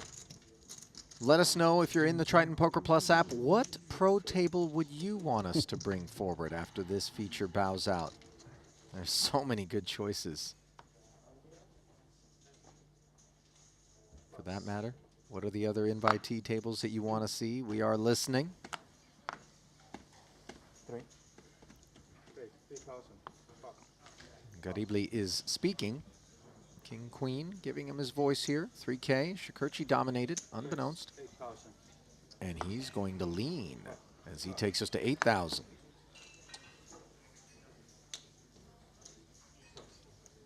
Yeah, going after it with the queen jack offsuit. Oh, 5 people out there. Ah. 5 rebuy. Just 5K more Oh, 5 against a spicy player. Here we go. rebuys, 2 on the sideline.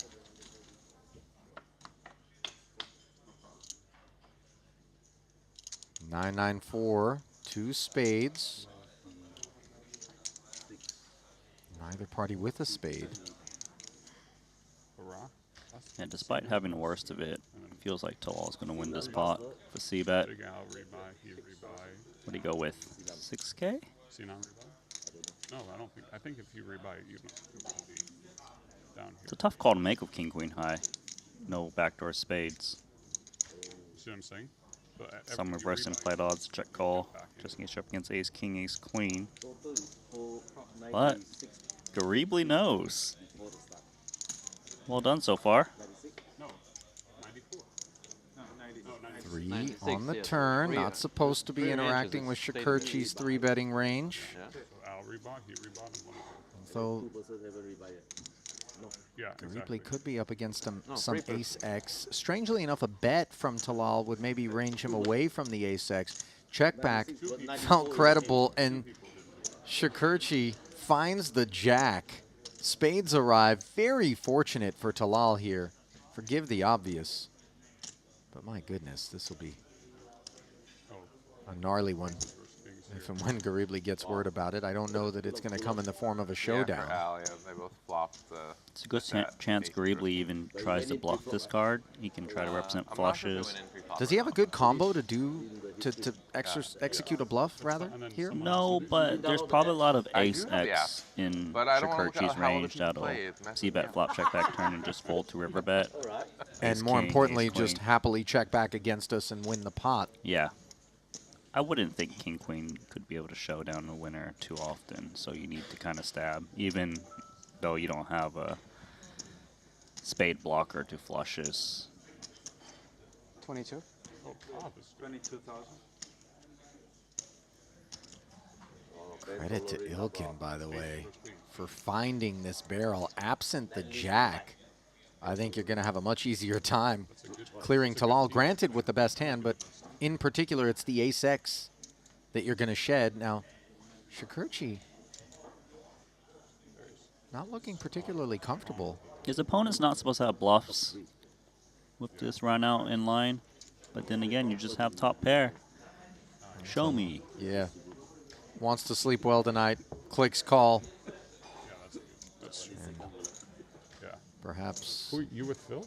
a sleep aid of a pot there. You no more When it Phil? comes time to lay your head on the I'm pillow. with you. What Phil, Shakurchi's yeah. going to try to do with a big stack. This is not a man that wants to linger toward the middle of the pack or the bottom of it for that matter. This much we know. Well, how about shout-out time? We asked for it, so the least we can do is pay it off. Tim Hahn, we see you in Singapore. Excalibur in Estonia. Classico out in Australia. Good day. Good day. Randy's stomping grounds. Luis Alejandro Gomez Hernandez. Randy. You said from that well. Venezuela. You know, lay low out there, my boy. Things can get dicey. Will Huang in Taiwan. Hello. Chaim Durst in Jeju. We'll be seeing you later. Anka in Stockholm. Let them spend time with grandkids. Good to have you aboard. Yeah, you don't Let me My throw one friend. out there. Talk to me. Jakey. All Cheers right. from Papua New Guinea. Really? Mm-hmm. For the money. Exactly. Not like an indigenous portion of course. Papua New Guinea, Way more. right? Like they don't really. Because they have. Even if you don't have the You know, some Aboriginal more. populations out there, if I'm not mistaken, but I didn't think Still they fun. were A, into poker, B, had access to broadband. more fun We're going there? if you like to gamble more. I'm just saying, it would be, it'd be wild if someone sent me a picture of dudes in loincloths with spears and, like, war paint. And try and Poker Plus app. But they're just, like, right there grinding the stream. No, we know. Come on. Papua New Guinea is a well-developed nation. Stop it. You stop it. I know. I was talking to myself. Einhorn, by the way, doing the talking here with ace-jack of spades. Shakurchi flatting the 10-9. Ace-5 suited now for Pua. Often refer to this hand as solver bait, Randy, because the computers favor getting aggressive like this, especially when some squeezy chips are available. Yeah, we know Paul is very evolved as a player. He's definitely going to attack. Gets called, though, by ace-jack suited. Talal, 10-9 offsuit, 15K. Bring it.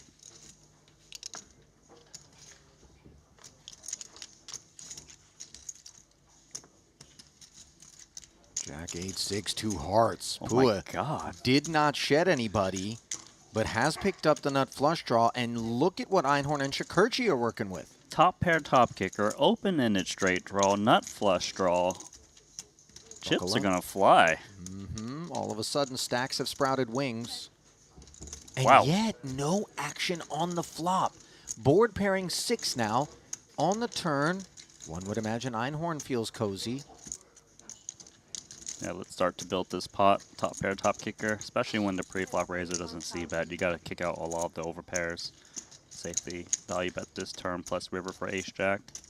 10-9 stays out of the way. The board pairing.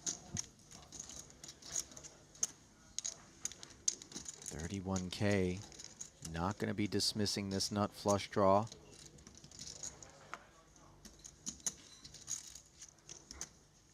Call seems pretty good in position. The ace is usually good if you can hit it. Not in this case.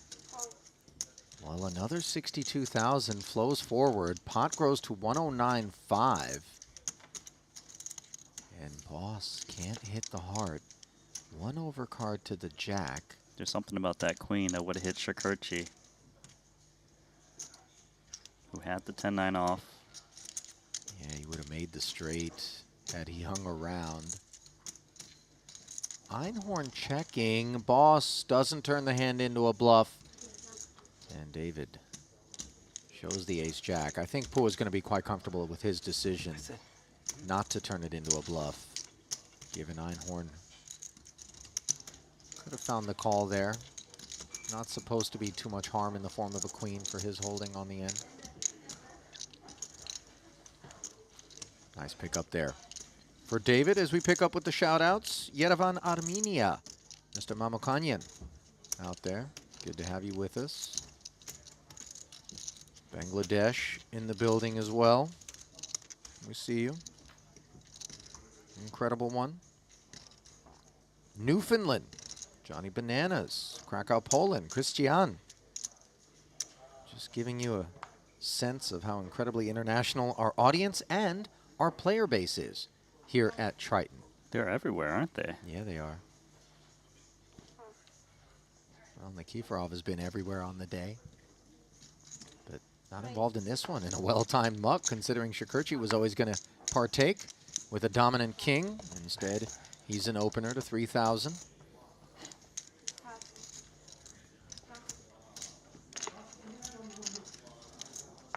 Now Kadibli, defendable queen 9.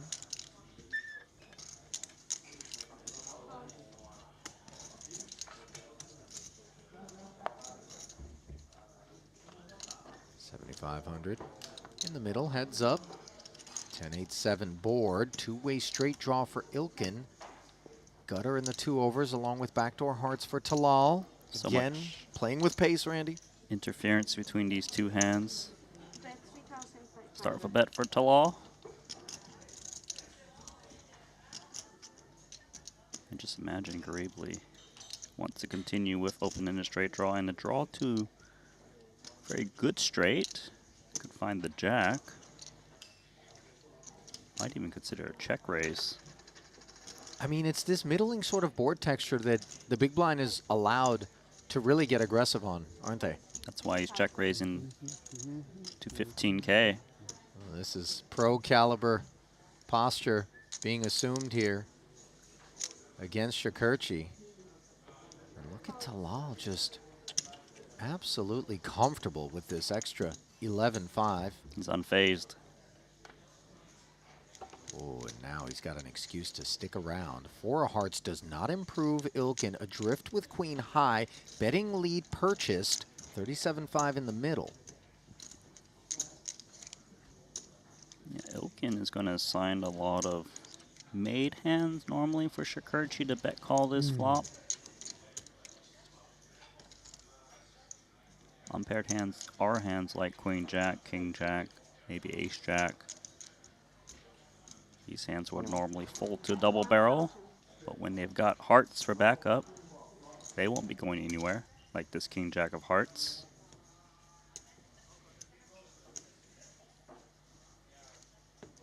Boy, Garibli setting the stage for potentially having to blast his way out of this unimproved. Another 42,000 into the middle. Both players have cards in mind, as this is just queen high versus king high for the time being, but no longer. Deuce of hearts completing the flush for Shakurchi, who's got the second nuts. And now, if we're Ilkin, is this 9 of hearts going to potentially prompt us to carry on? It is the key card for him. He's blocking a lot of made hands like jack 9, 9-6, backdoor hearts. It wouldn't surprise me if he puts in a big bet, trying to shake out a weak 1 pair. Even a hand like an overpair would have a tough time calling a very big bet. Bye-bye, 75K. No, that's different. Yeah. Same guy. Yeah. Twice. So sick. This, unfortunately, is a bundle of chips. It's not going to be headed back Ilkin's way. You see Talal jamming. Queen high is going to say goodbye. Deflated. Yeah. Like that happy birthday balloon 4 or 5 days in, when it's sitting midway between the floor and the ceiling. I know about that. That's like the last minute grocery one where you're like, I'm on the way home, I forgot. I'm in the doghouse if I don't show up with a bouquet or something. Happy Valentine's. The wilted roses. Well, this feature table is going to be giving way to the pro side. And get a look at what we have in store for you. That is the one, Randy, that you and I thought might be the selection from the powers that be, producer James and company. I think have made a great choice here. Phil Ivey? You can never go wrong with Ivy. You never go wrong. Let's give him Ivy with some good Martirosian, Sturm, Davies. That's going to be fun. Artur, by the way, in the hunt as the Player of the Year award leader. Not going to be picking up any points towards that, of course, here in the Invitational, but still very much on form this season at Triton. You know, after all those hands Talal's played, finally he's up in chips. Good for 400K. Starting stack was 300,000. Much more fun. Shakurchi. VIP. Also in that 400K territory. 5, 6 of spades. Activations here. Obviously, capital infusions moments ago coming at the expense of Garibli. Elamawi. This is like Same aces right here. Queen Jack of hearts given his range. These are the Same aces, eh? Well, a heart in the window was pleasant, but no added assistance here for Queen Jack, which turns into 2 overs on a paired flop. Shakurchi not following through, absent the spade. Let's see how Same reacts. A quick check back. Let us see the turn. An open-ender now for Elamawi. Might be an excuse for Shakurchi to try to represent that king. That's better for the pros. 5K, called, quickly.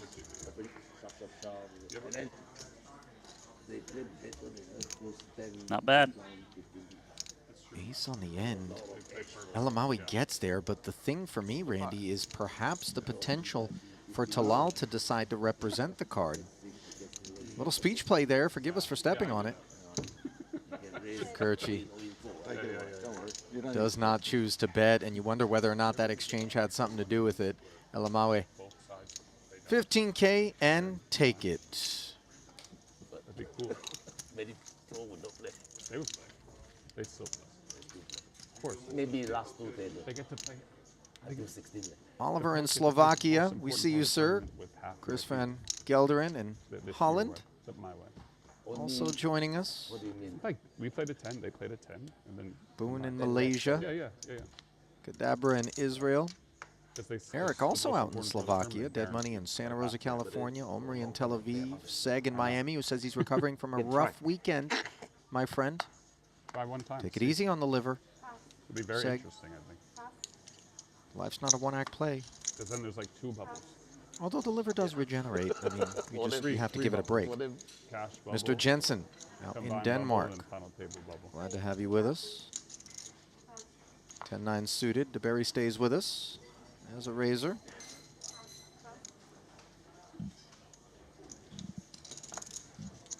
Unclear Nikiforov's intentions. 8-6 offsuit. He'll take a pass. 4 square in India. Cole in Adelaide. Colchester, UK. Hold'em hustle. The UK, producer James' stopping grounds. La La La. In Montenegro, it would seem. Ed in Manila. I would come to J2 for that. Savage Combat in Tasmania. Shouldn't you be out looking for the devil? Savage Combat? I mean, you know, I think it's extinct. Oh, no, that's the Tasmanian tiger. They've been on the hunt for that one. Are you talking about the Looney Tunes character? It was, no, now the Tasmanian devil was Have you ever run the Tasmanian tiger. Real thing. There's some video footage of it, but no one spotted one in a really long time. Not the cute orange guy from Winnie the Pooh? No. That's Tigger, Randy. Close? I don't think he was Tasmanian. But if you do that, you get... I think he was just high. On life. Chad DeBerry So it's good for everyone. finding altitude. Ace-10. Not like... 3x open. It's been standard. It's not like someone's Alamawi, just Queen like Jack that. offsuit. Flatting. Some will, but I don't think. But I'm saying like those people wouldn't have come if there wasn't that tournament. It's not Garibli does the same. Suited and connected. Einhorn with a nice opportunity to flick in C3, which he does. I saw that. 5 ways so far. Do you want to make it 6, Talal? The outcome you're looking Next for? one. 6s for 6 ways. 2 years they do, right? Standard 6-way pot. I don't know about all that, but you know. Flop. Yeah. I don't think we've seen that font size before, nor have we seen a boat on the flop, which is exactly where Shakurchi finds himself. 6 is full, 97%. Could be some interest for Garibli, who's got what he perceives to be a draw to a straight. I got 3rd place. Yeah, the gut shot and backdoor clubs, but Ilkin does well to check back.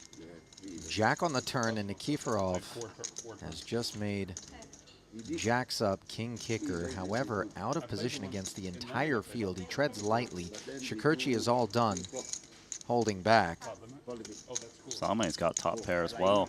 Cool, yeah, I like that. More play on the 4th floor. That's cool, yeah. Same calls with the inferior kicker. Really good, yeah. That sounds Because fun. bubble, you have the 4 S3. Get the full But it's sweet. kings. Sweet Yeah, jack. slept on. Alamawi also having connected here, so another 30,000 into the pot, which grows to 49K. Really good idea. Is there a case jack lurking? No.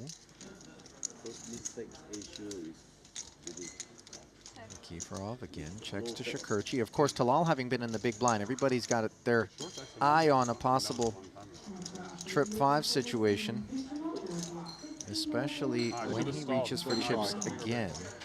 I mean, I should play fast. What's the declaration? Was it 45? 35? 35, it would seem. Now for Same, it's a little bit complicated given there's no immediate flush draw on the turn, recognizing that Talal is telling a story and Nice. Nikiforov is still there. Excellent lay down there from Same. Yeah, for Shakurchi to bet into 2 opponents, it's less likely to be a bluff, hence why Shakurchi sized down a little bit. It's a really sharp fold there from Same. However, now it's on Nikiforov. Fold. Folding the jack face up. Well, getting some credit there is Shakurchi. Well played. Nice Yeah, flop. both Jack X's. It's too good though, isn't it? Yeah. Yeah. There's so many Finding out the of bin. five. And on that note, we're going to find ourselves at the first break of the day. 2 50-minute levels in the books. As you get a look at where things stack up. 434,000 and change for Shakurchi, who took that last pot. Ilkin Garibli now, 111,000. Well off the 300K starting stack. Still early goings of this 200K Invitational. That glimpse brought to you by GTO Wizard.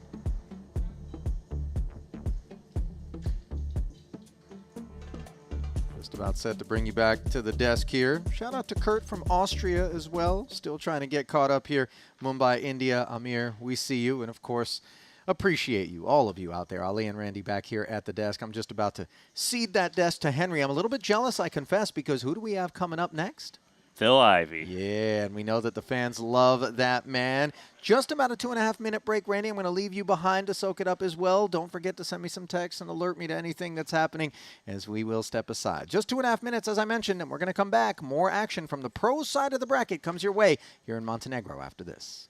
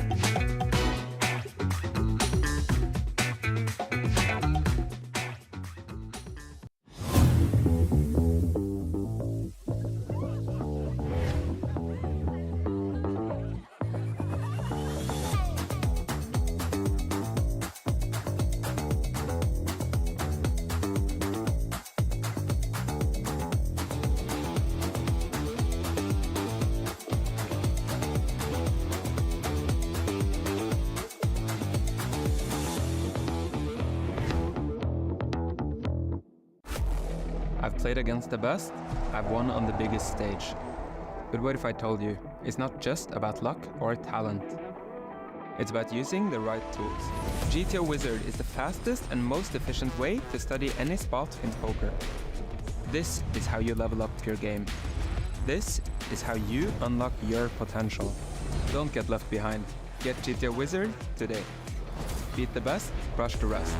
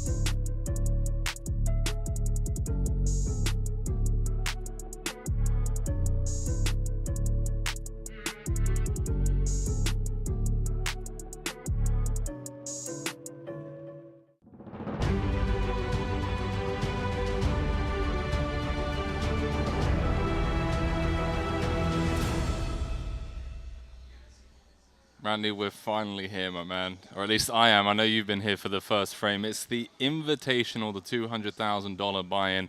And I see a certain Taylor von Kriegenberg is currently the chip leader.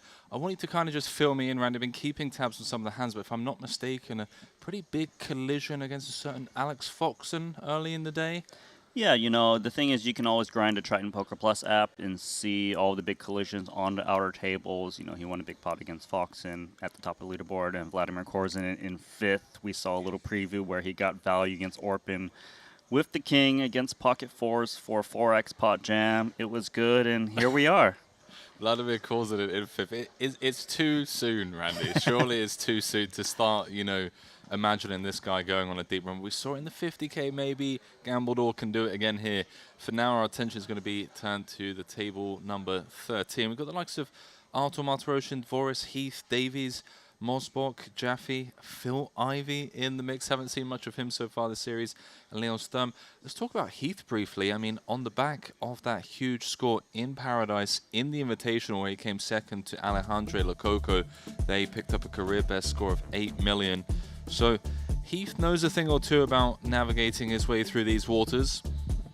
As we are live from the Maestral Resort and Casino here in Montenegro. How's everyone doing today? Hope you're all doing well. 99 entries so far. Means the prize pool stands at a casual 19.8 million. It's been, what, 2 hours of play, 7 eliminations already. Wow.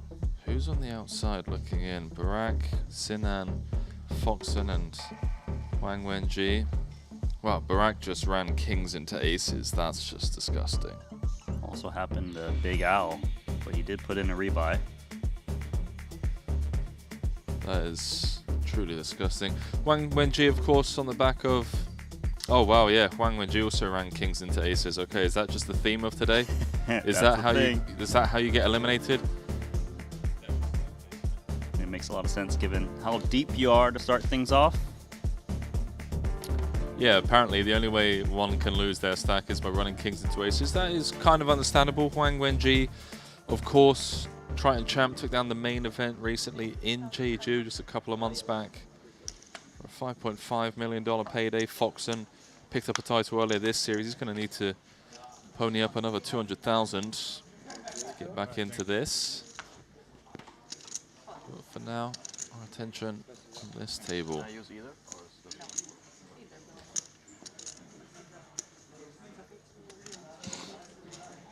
It feels like the pace of play at the pro table will be a bit slower. As you can see immediately, a little bit more contemplation. Ask me. Terrible support, 1 star. She didn't ask. I asked. No, you said. That didn't have an inflection or an up. Canadians, you can't read inflection. Is Mario rocking a Barbie sweater? It says, I am enough. It says, I am Kenuff. Inflection hasn't made it up to Canada yet. Can you ask? Jaffe not going to continue on the ace 7-6.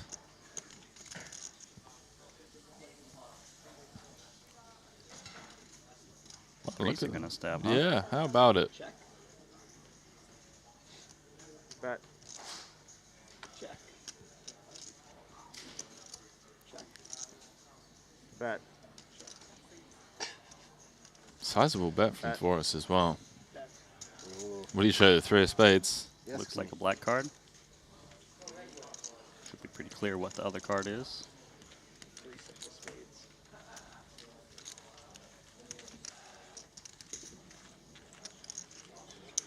Yep. Oh no, we're just being idiots. Yeah, there's nothing worth talking about here.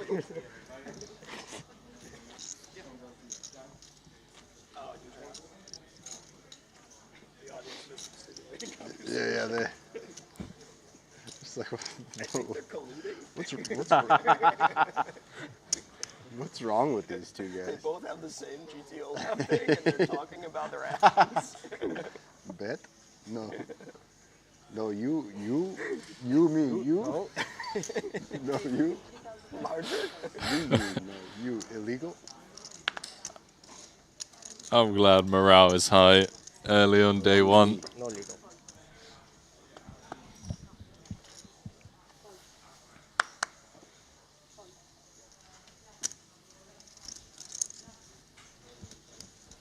Ivy with the undergun open. Ace, deuce of hearts. Gonna run into 2 queens. Interesting spot. 200 big blinds deep. See if Jaffe puts in a sizable 3-bet. 21. Very big, 21K. Against the under the gun open. This is, what, 6x, Randy?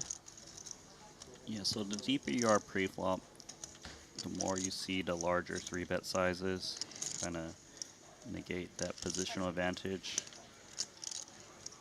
that Ivy would have in the spot. Kicks out the ace, deuce of hearts.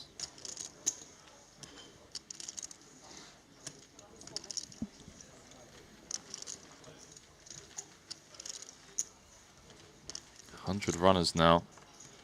Someone has re-entered. Let me have a quick look. Try and find out who.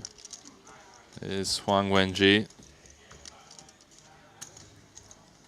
Back in the mix. Yes. Only single re-entry in this one, Randy. Single for pros, but double You had to re-entries lose it? for the invitational You had side. to lose it? Yeah, I think they're just gonna They're cut cutting it. it.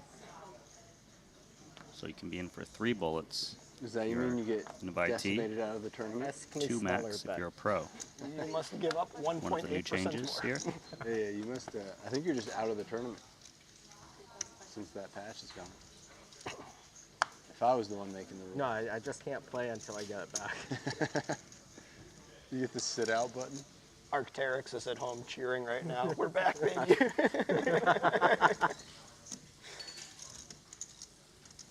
Hey, no, that's not. Moss block, queen jack offsuit into the muck. It's a little tank.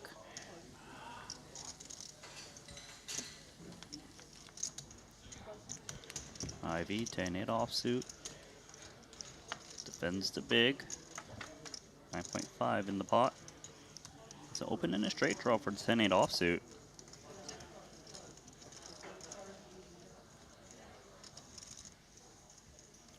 Loose defend, but of course when we're this deep, start the hand.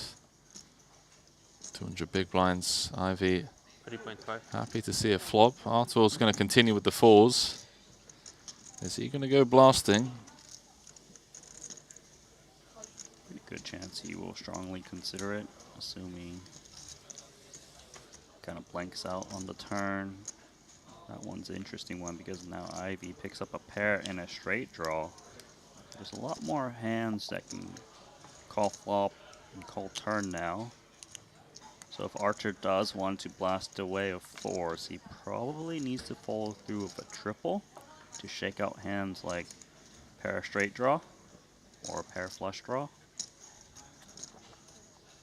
So you're suspecting that Artur is going to go blasting here. He checks it back, waves the white flag, and, well, a well-timed give-up as Ivy has rivered the straight.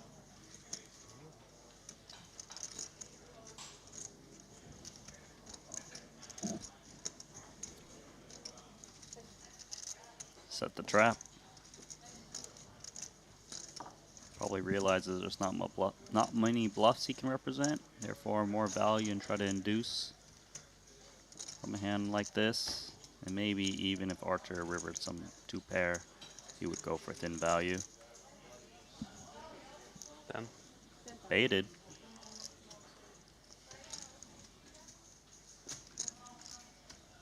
Just north of half pot. Being bet on the river by Artur. Just trying to get like a 9 to fold, a jack. Obviously not going to work as Ivy does come with the check raise to 30k. Snap fold from the fours. I think Ivy got the max there. Sure did.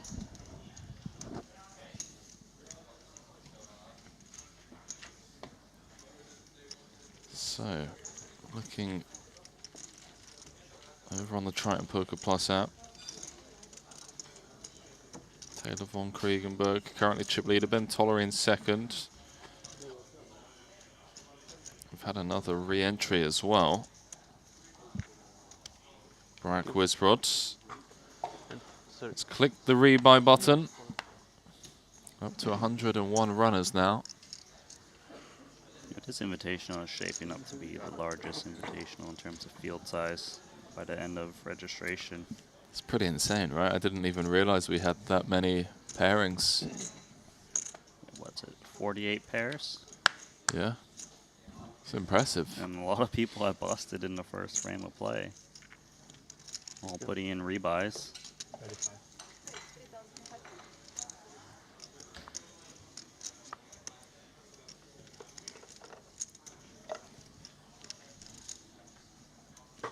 Jaffe's got an interesting decision here.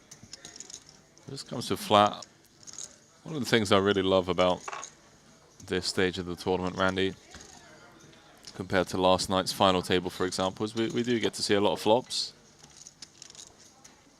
Thank you, man. Those who study deep stack play are able to get a lot of EV out of this stage.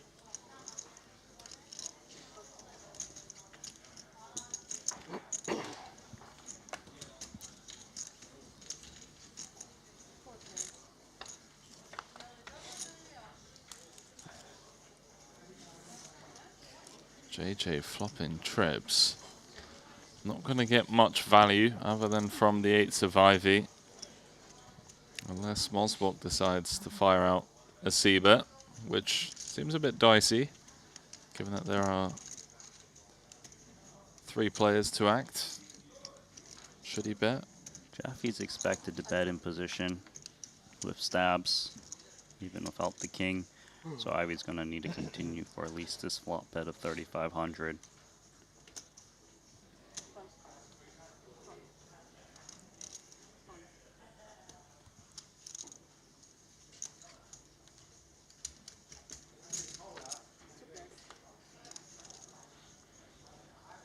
Troublesome turn card for Ivy. Undercard to his pair of 8s. And some of the stabs that we could potentially expect, Randy, from Jaffe, some kind of like suited broadways, like some Jack 10s, Queen 10s. I could see it. So in terms of bluffs, it's the backdoor hearts for Jaffe. 2.5 weeks. Jaffe's kicker is nutted. You would always hear from Ace-King pre-flop from Ivy. Sizing 12K, so this bet is designed to get these middle pocket pairs to call one more. Well, you better hurry up. It's Still like built the 10 pot days against the king. Had he gone a full pot, maybe Ivy finds a hero fold of 2 8s. Oh yeah, isn't there like Scoop Main or something? Yeah, Scoop Main is right after this.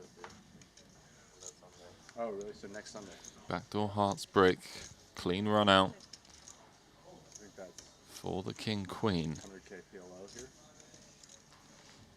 It seems like the only hand that Jaffe loses to is King Jack at this point, as played. PLO's great. PLO's a great game. I wish PLO was like the game. If Jaffe doesn't think that a pocket pair is going to call 3 barrels, then he will size up to get the max out of worst King X's. Yeah, that's going to be a fun tournament. I'm really excited for just all the PLO. Yeah, quick fold from 2 8s, hence why he went for the overbet, King Queen. Before the Hold'em 25 is off. The first 25K is the heads up, which is like June 1st or something. I think it's 30th. Is it in May even? Yeah, it's 30th. Oh, no shit. Always put me on like Damn. order of whether or not to go. Waste a bunch of days. Yeah, it's fine. I think it is like betraying my childhood self. Yeah. Yeah, I mean, it's you have to be there. Yeah. That's sacrilegious. It's the one tournament that I feel differently about than the equity. Like, yeah. Nothing else is like special relative. Yeah. But like that one I want. That was my first ever score. I got 4th on that. Yep. I mean, that's just who you Months after who the you were. tournament You're a won. heads up. You're a heads Yeah. up guy.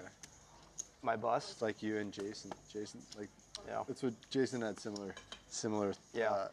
comments about it when he won it. It was just like that was our ecosystem. That was your hierarchy, you know, revolved around. And we would have like 4-year online scoop and W coop. Yeah. And, yeah. 35. And I mean, that's like,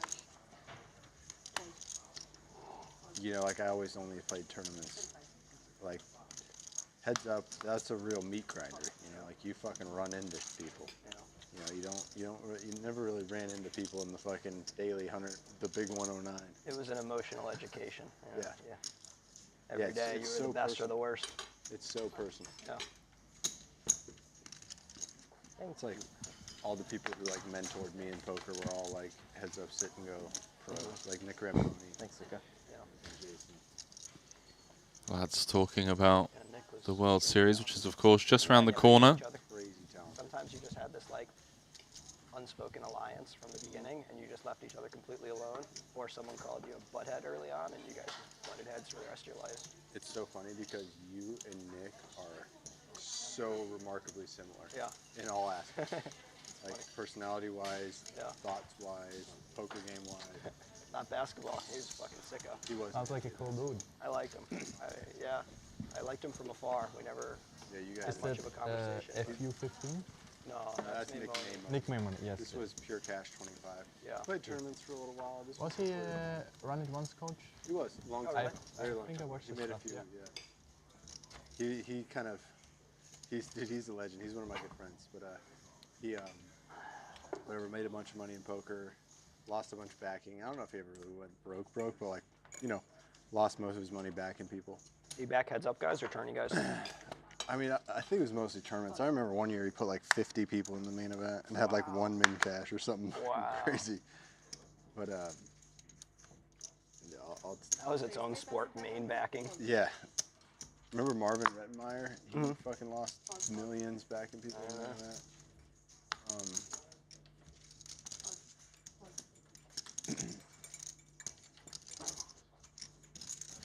Randy and I will come in chat whenever the players aren't talking, but just want say to something about your bust out the first let one? you guys listen in. I don't know who that is. Old school Asian legend. And I 4-bet shove 40 bigs. And he tanks, and I'm immediately comfortable. I'm like, there's no such thing as a 3-bet tank, 40 bigs, like whatever. Not that there were like ranges, but I mean, this is literally 2008.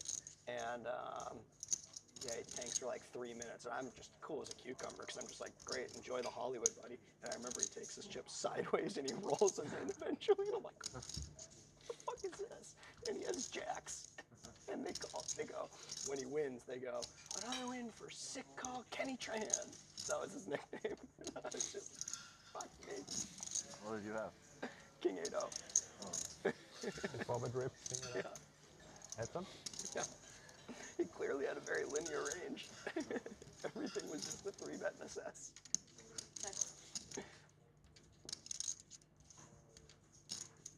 Single raise pot being played here. Check down to the river. Nessa Selps, Alec Torelli, and Kenny Tran.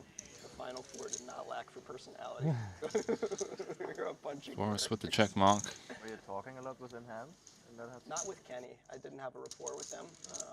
But I ended up commentating the finals. They were just like, do you want to commentate? It's like, all right. It's weird.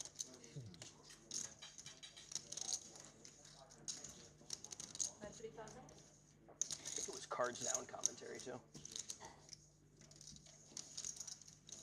I mean, you're probably quite equipped to make that work and make that entertaining. Maybe. I wish I could find it. It's definitely gone. Yeah. See if Seth. No, not interested in bluff catching. I'd be an exercise in embarrassment listening to Very 21 simple hand. Yeah, that's a hard no-go.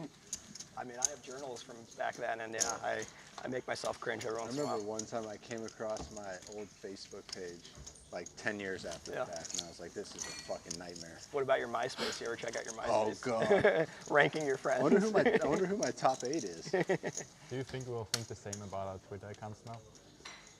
Like 10 years from now? Yeah. I don't think so. I do. I think we do, right? I look at myself, I just read my journals every once in a while, and I even sometimes am aware of what I'll cringe at. Randy, do you cringe at some of your old Facebook posts? That's what you No, I cringe don't- at. I don't and look you at can 'em. just- Sure, you were aware at that level. Do At you? the next level, it just keeps, you know. You get these memories that pop up. It says, "Oh, on this day 10 years ago." I never log in anymore. That's why I don't see that. Okay, fair. For me, as a kid, was self-conscious, trying to look cool and shit. I feel like I do that a lot less. But MySpace, man, that's old. Those MySpace pages, they're just still there? I think so. I feel like I checked it out I'm like gonna 8 years fucking ago or something. see if I can pull it up right now. Well, didn't it just Alto turn flop, into a top music pair thing? for Leon. I don't know. I know it turned It's been years since I checked it. We're just going to see a picture of Seth with sunglasses and headphones holding 10K rolls. Oh my god. This thing's gonna be hard. I'll find it sometime. Blunts and babes, baby. Leon's sat here. Randy's saying, "What are these uncles talking about? What's it, MySpace who?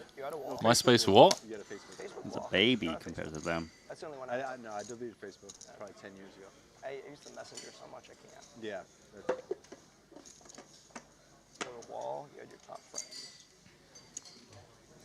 I don't know what else. I'm trying to remember. 70% about You had C-bet. pictures, right? You could have like an album. Yeah. You definitely had to Nice. Nice fold there by Ben. What are those spots where perhaps people feel like they have to call at least one street for bottom pair? At Triton, Vietnam, Tom from MySpace was there. I didn't know that. Yeah, I was he there. played like a 25 game. That's too cool. Yeah, he's apparently. That's one of my oldest friends. He's apparently like the. my oldest. He apparently like was like classic billionaire winner guy, like cashed out and just like started fucking paddleboarding in Fiji. Like, that's what he's been doing for the last 20 Cool. Wait, he founded MySpace? The guy who Yeah. founded MySpace. Yeah. So You're probably too you're young for immediately. MySpace. I didn't Yeah. have it, He was It's everybody's this iconic friend. picture. Really? Is And Tom yeah. from MySpace. This real famous picture, just this granulated can't get picture him of off him your just brain. like smiling. It's like you two on your iPhone or your music. You can't get them off. Couldn't. He was part of the mainframe. Yeah, he's apparently like a legendary dude, just fucking just disconnected from all of it. And I remember Alex Keating was Grew a a heads-up beard. reg, and Alex Keating's picture was Tom, and he tried to pass it off for a long time. That was his troll, is that he was Tom. He was Tom from MySpace. That's God, that's crazy. Very Alex Mario and Leon just probably have no idea what MySpace is.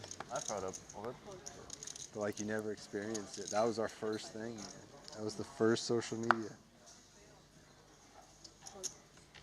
Couldn't do it on your phone. You had to check on your computer. Had to dial up the internet. That was sweet.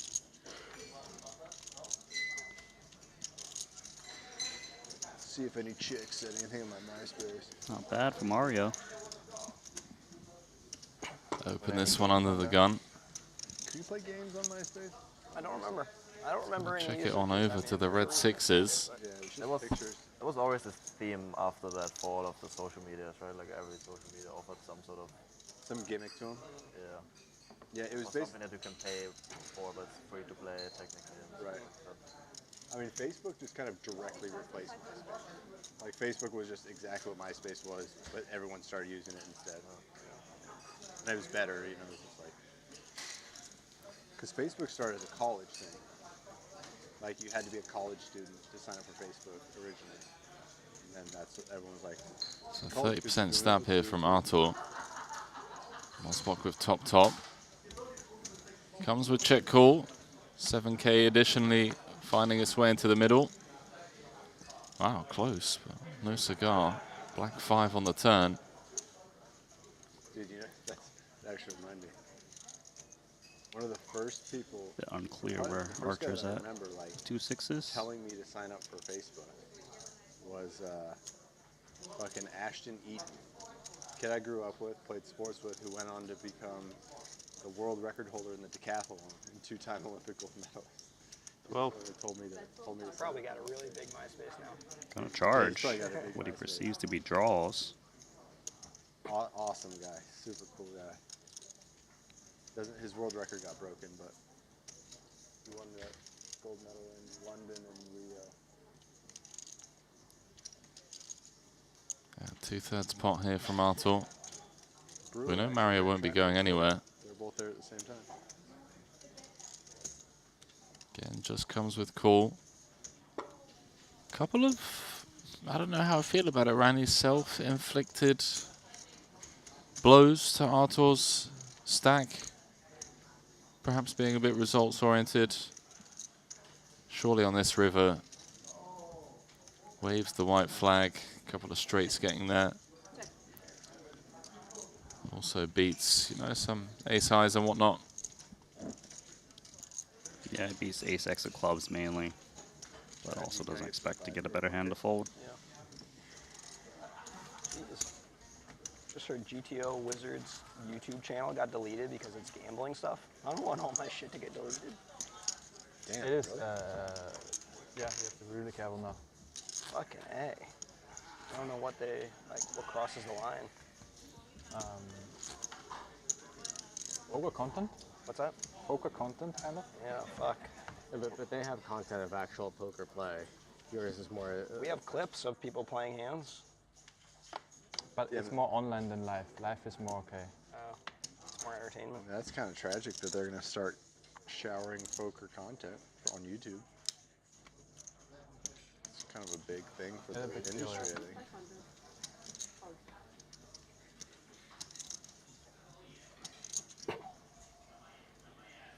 Yeah, it's been pretty tough recently. YouTube showering a lot of poker content creators.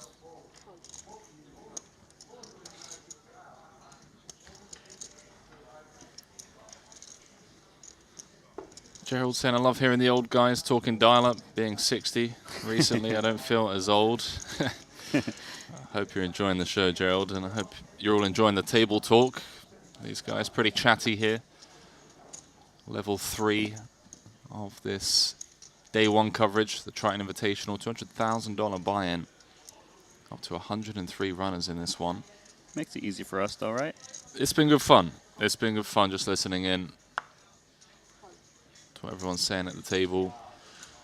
We know that's what the fans are here for. They want to listen to the people on the screens, playing the poker, doing the talking.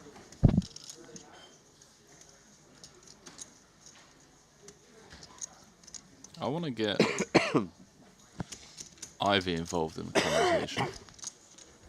Ivy doesn't really entertain as much.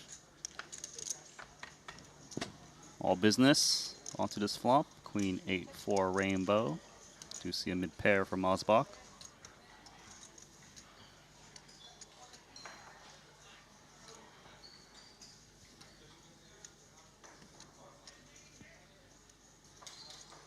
Jaffe's got a fun one. 9-7 of diamonds. Some interaction with a couple of the cards on the board. Picks up equity on a 5, 6, 10 jack. Let's try and disconnect it as well. Heath is contemplating with ace-9 suited.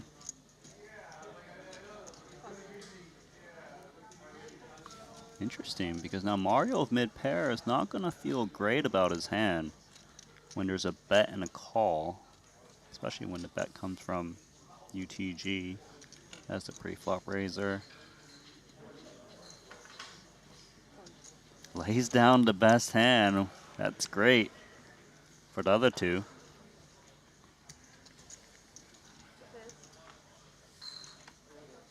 Just not much visibility for Mosbach on future streets, multi-way. Lets it go as Heath turns the best of it. 20K in the middle. Let's see if Jaffe comes with a low frequency 0% equity bluff on this turn card. The ace doesn't rate to hit Ben too often unless it's 2 pair type hands. He probably doesn't expect ace-9 suited to float too often. Does check it over.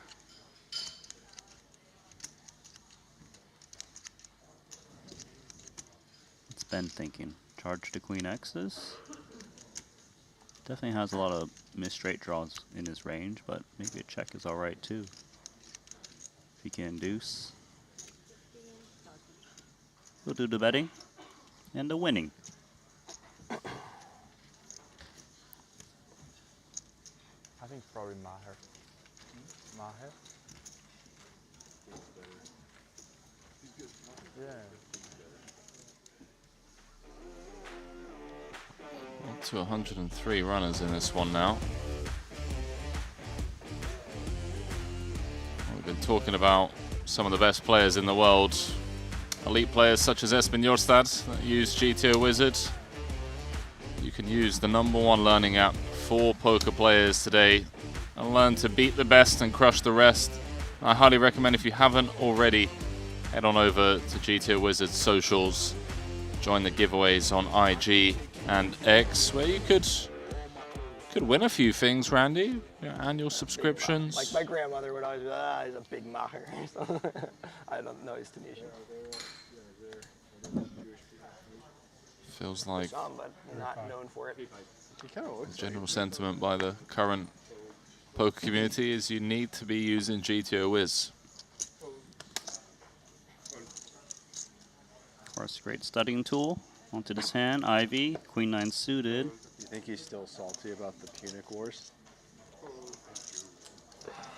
The salting of Carthage? We should ask him about that. 7-5 off for Jaffe. See how deep that runs. The what? You know anything about Roman history? I do actually, but I also have a really bad memory.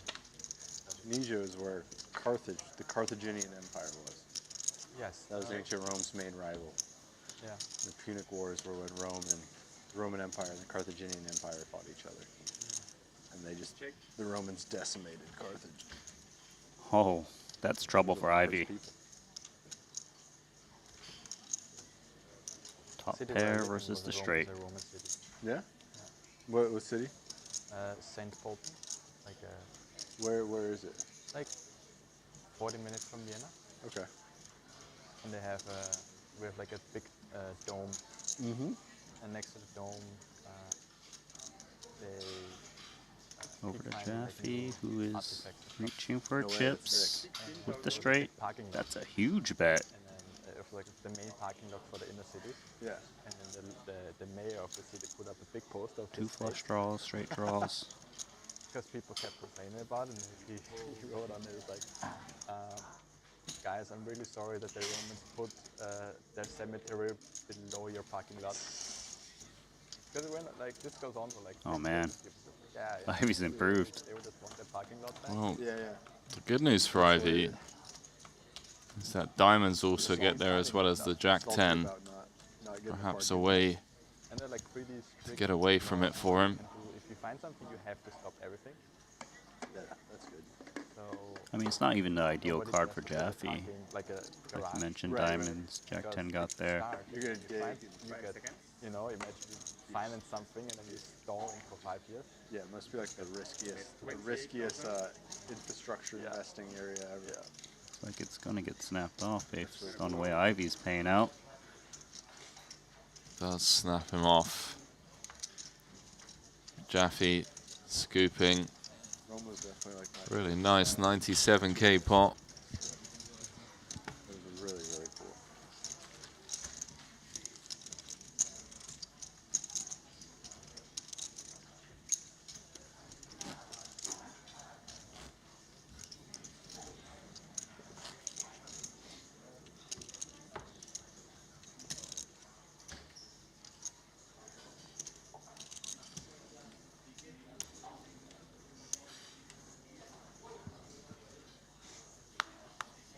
Oh, Randy. Ivy should retire. Retire. Yeah, the chat are saying he should give up because of that snap. Okay, you think like yes? Apparently, it was just like he can't lose a hand. He's not allowed. It's just an easy fold, apparently. No, I don't think so. Not against a player like Jaffe.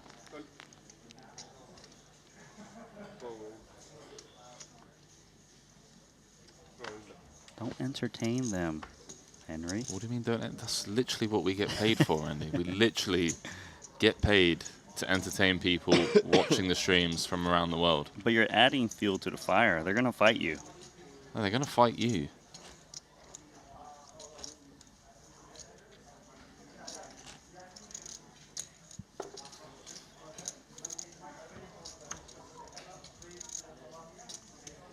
Ivy really is one of the goats. Talk about poker players going in different directions. Yeah. One of my closest friends and cash players whole life just moved into textiles. Sorry, one sec.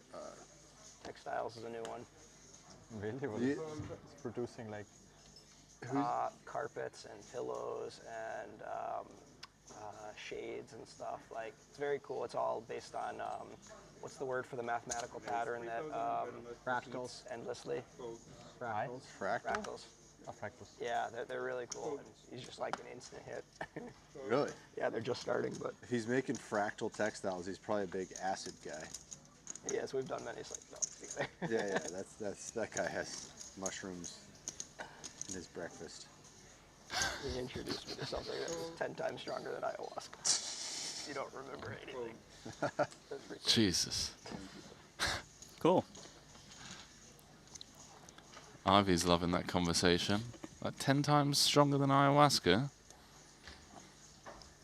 We might see a Triton Peru stop next.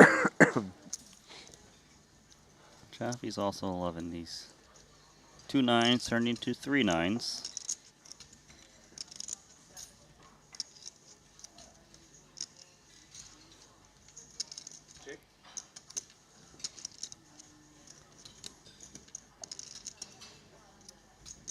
Start to build the pot, Jaffe. Although going to be very hard to get paid off by 6 high. But there are pairs and straight draws to charge.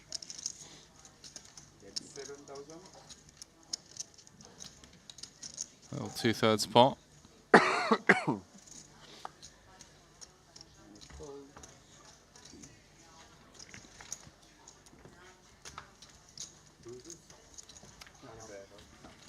He's like been a low profile his whole life. I met him at Foxwoods and he's a good friend of Alties. And we hit it off a lot. Yeah. Ramponi just bought a bunch of property in northwestern Oregon. He's going to start farming it. Sweet. What's he gonna farm? A bunch of different shit. Sweet. Does he have a family? Does he have a family? No, he's got like a girl, a woman.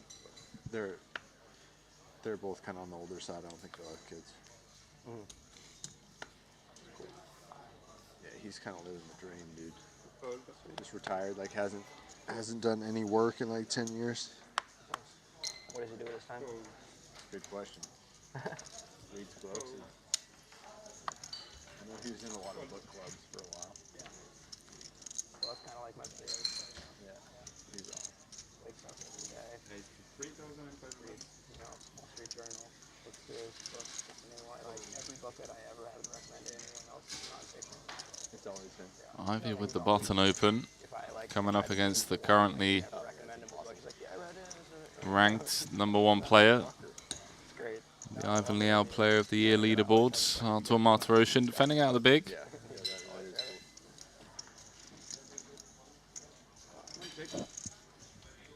Finally some rebate for Archer, who's down to 1/3 starting stack.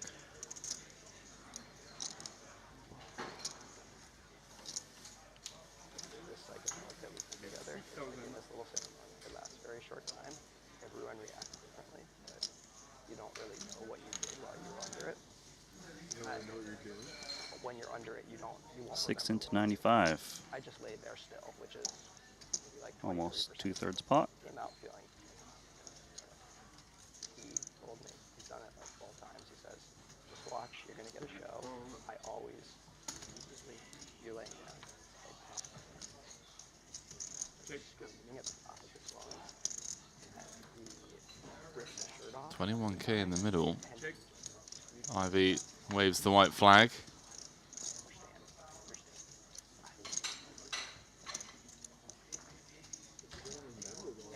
No, because there's an afterglow. Let's see if Archer wants to hunt value with a no kicker.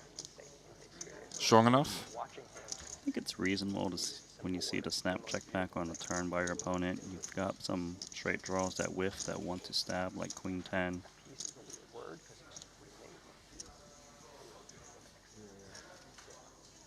The afterglow, like we both just walked around for a couple hours after, just like incredible afterglow. It was very cool. That's around 60%, of course, met by the snap fold. Artur with a bit of a bounce back. Back up towards the 80 big blind territory. Yeah, but he's like someone that that's the thing, is like, he's in a class of maybe 3 people or less that I trust anything. Yeah. So the fact that he'd done it, a number of times. Brett Bassel saying, Henry, when are you jumping into the Triton Arena? Already did, mate. And Jeju. Boofing. Gonna play the Invitational next time, next series. Do some boofing, do some boofo. Then That's which side? Never crossed that one. You hesitate, Did my you ever friend. boof any drugs back in the day? Oof. I plead the 5th, Randy. No comment. Boofing is like when you really want to stretch your drug dollar. The fans have really tuned in for a good one today. You don't have that much left, but you really want to get the most out of it. And some cavities are more receptive than others. yeah, instead of taking it in a conventional way, you pop it in the rear door. Absorbs more directly into your bloodstream. Yeah, I've heard of that before. Boofing.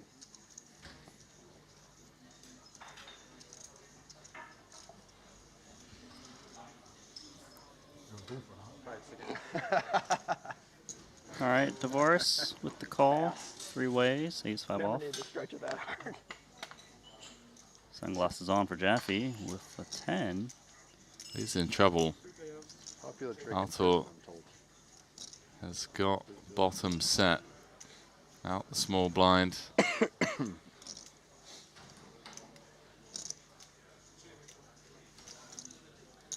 Yeah, top pair, top kicker against the set. And Archer's the type of guy that has plenty of bluffs. Jaffe's going to want to get value.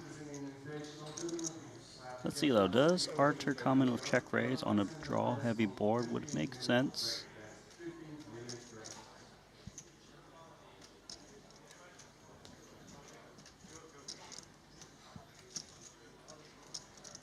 Get flat from a small blind.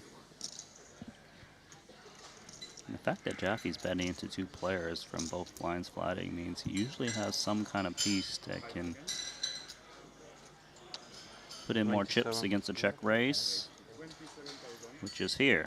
27K from Artur.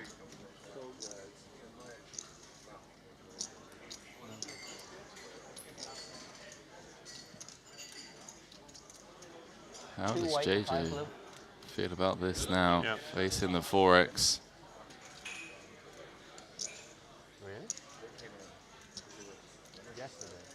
Jaffe's willing to play for stacks. The question is it better to call and look for a safe river? Something that doesn't complete the clubs or straightiness. Looks like that's going to be the route he goes with. So if it blinks, we'll see chips fly in, and trip 10s is definitely no excuse for him to get away. Wow. What a brutal turn card. Artur is looking very likely to get the double up here. 1 card to come. Jaffe, he's got 7 outs once, 3 aces, 3 9s, 1 10.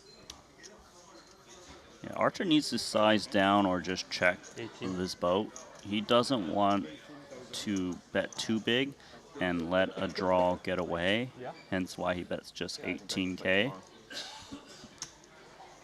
I'm down. We started 12 or 1. It's probably the 1 there. 18 into 66. Now, having made trip 10s, Jaffe's hand is a bit less vulnerable to things like a queen or a jack or a king. There's Rip the City. jam. Arthur gonna snap it off. Perfect timing for Martirosyan to get back into this. Can bounce back up to 224K after dropping down to sub 100 at one point.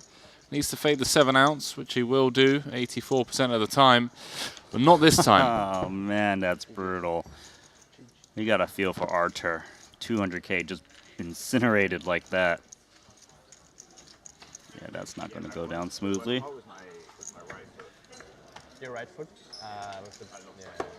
I love how numb to it everyone else is now. I'm sure the shoe store Randy, goes by. these guys have just been playing these stakes for so long.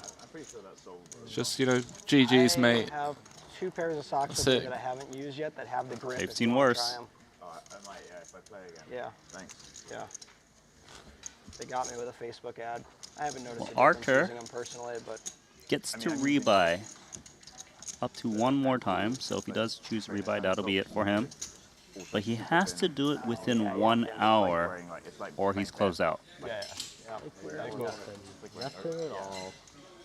My suggestion, Randy, would be coffee, some food, Amazon recommend because sunshine, the advertisement I saw and was jump like back in. $40 pair of socks, and I was like, zero chance, not doing that.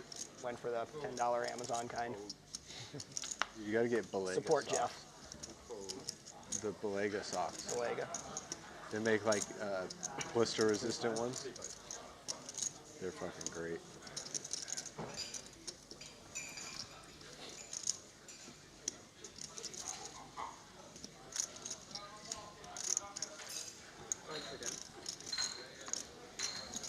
Pocket fours for Bananas into tennis is yours?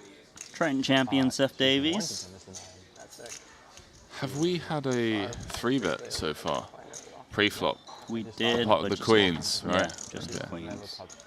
But it makes sense, right? And the pro side of the things, players not looking to play huge pots unnecessarily. Over the summer she played a lot. Get to day 2, full redraw with the whole field. 100%. 100%. Another set of fours. This time in the hands of Davies, who's going to feel... It's going to feel pretty good. Yeah, I got to bet. 3 spades out there. Going to feel pretty good on the back end of winning his first Triton trophy last night in the 50K. Took it out for just shy of $1.5 million.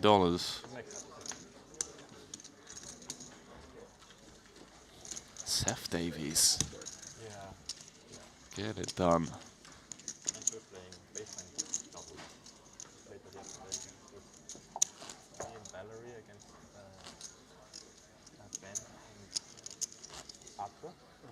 They have a handicap, but it doesn't matter that much if you because if you're worse than the others, you can make up.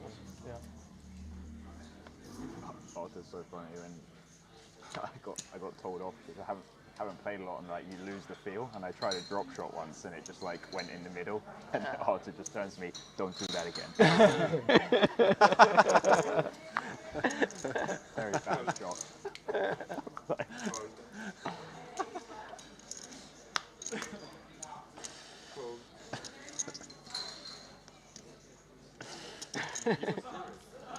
Yeah, I realized he wanted to win. Yeah. I was in trouble a few times.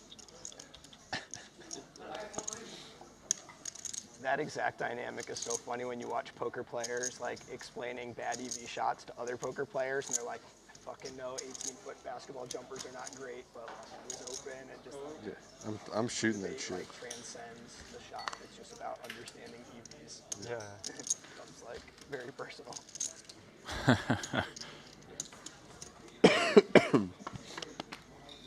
Do you ever do that, Randy? Just in life, you view things through the lens of like a poker mind. You're like, that doesn't sound plus EV, but I'm going to do it anyway. Or are you more like, oh, that doesn't sound plus EV, so I'm not going to do it? I promise you, many poker players do take that approach.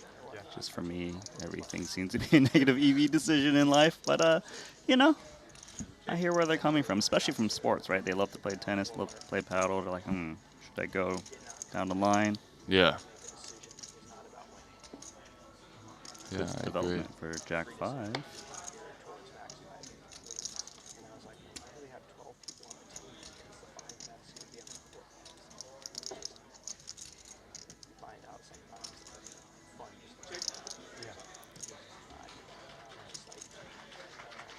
Seth surely going to look to build a bit of a pot now.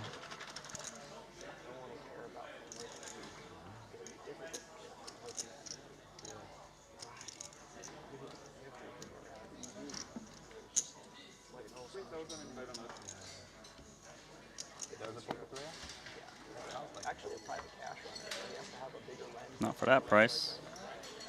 But when it came to sports, it's just all, Eric Berger. I know, I don't know him well. It was just like a adult league. Yeah.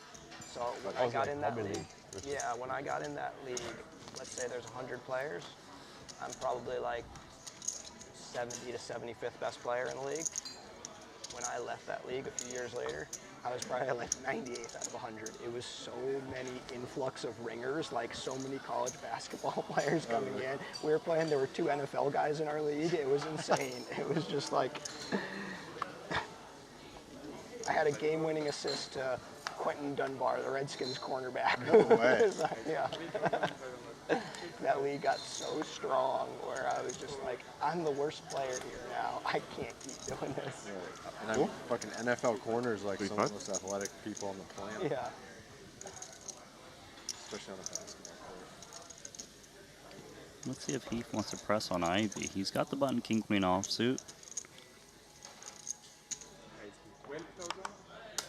That's a raise. 12K is the price. Here we go. 3 bets finally being chopped out. Let's see how Ivy wants to maneuver. He's deep enough to call here out of position with 10-8 suited.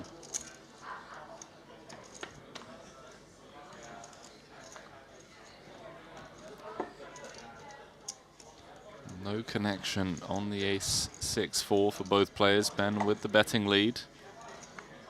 If your opponent is defending this wide, then you're definitely going to want to see bet your range on ace-high textures. They have so many check folds. Put a lot of heat even on little pocket pairs. Not really looking to check call one on a board where you hit the ace oh so often. 7 into 28. That's a quarter pot. Mr. Ivy, don't mess with him because he's floating you out of position with 10 high. I think, Randy, it's safe to assume that Ivy's going to find a way to win this one. On this turn, he's picked up a gut shot. See if Ben follows through. If he does, then it's going to be tough for Ivy, but if he doesn't, just opens the door for Ivy to steal it away on the river. So difficult to double barrel king queen in this spot. You're up against the ace X a lot that's not folding. Ivy's going to win here, surely. He knows Ben's got air. He knows Ben has kings, queens, jacks, tens. Something that's not looking to pay off a bet if Ivy chooses to bet, which I'm going to assume he will if he's willing to float 10-8 high out of position.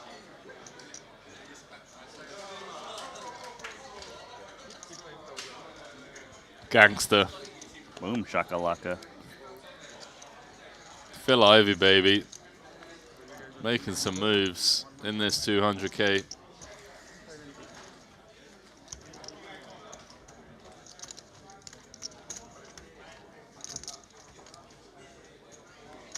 You say boom shakalaka, Andy? Yeah. Ever play NBA Jam? That's where it's from. Nice.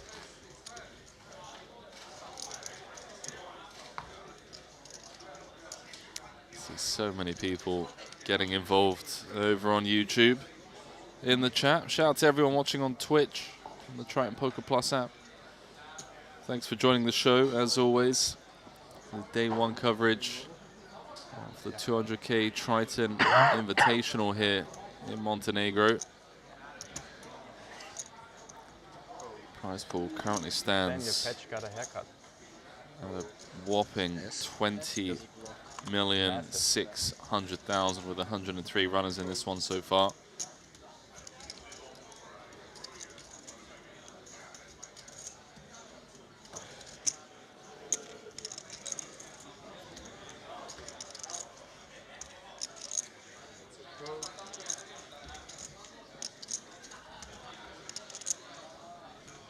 Jaffe, by the way, has been just grinding away. He's up to 6th in chips overall. Byproduct of that massive cooler against Artur, where he got lucky.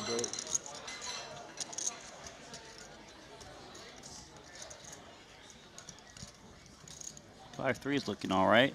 Open in the straight draw, blind versus blind. 1,500. 2.5. 2 in like 3 months.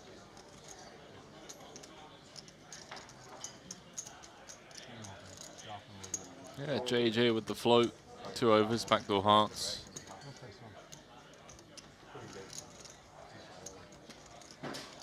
Gonna be tough for Jaffe to continue now. Mosbach was likely going to put in a double barrel, but now that he's paired his hand, likely going to go for a gear shift in terms of checking instead of betting now.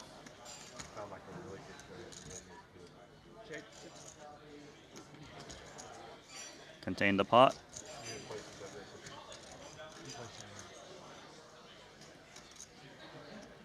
Seems like the Jack-9 needs to find a street to bet if it wants to win. Jaffe looking to clear out stabs that are better than Jack-High.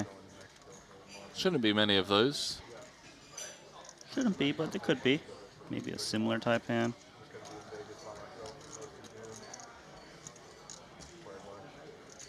Oh, you guys like the looks on options? I don't think we get it. I think it's only non-American.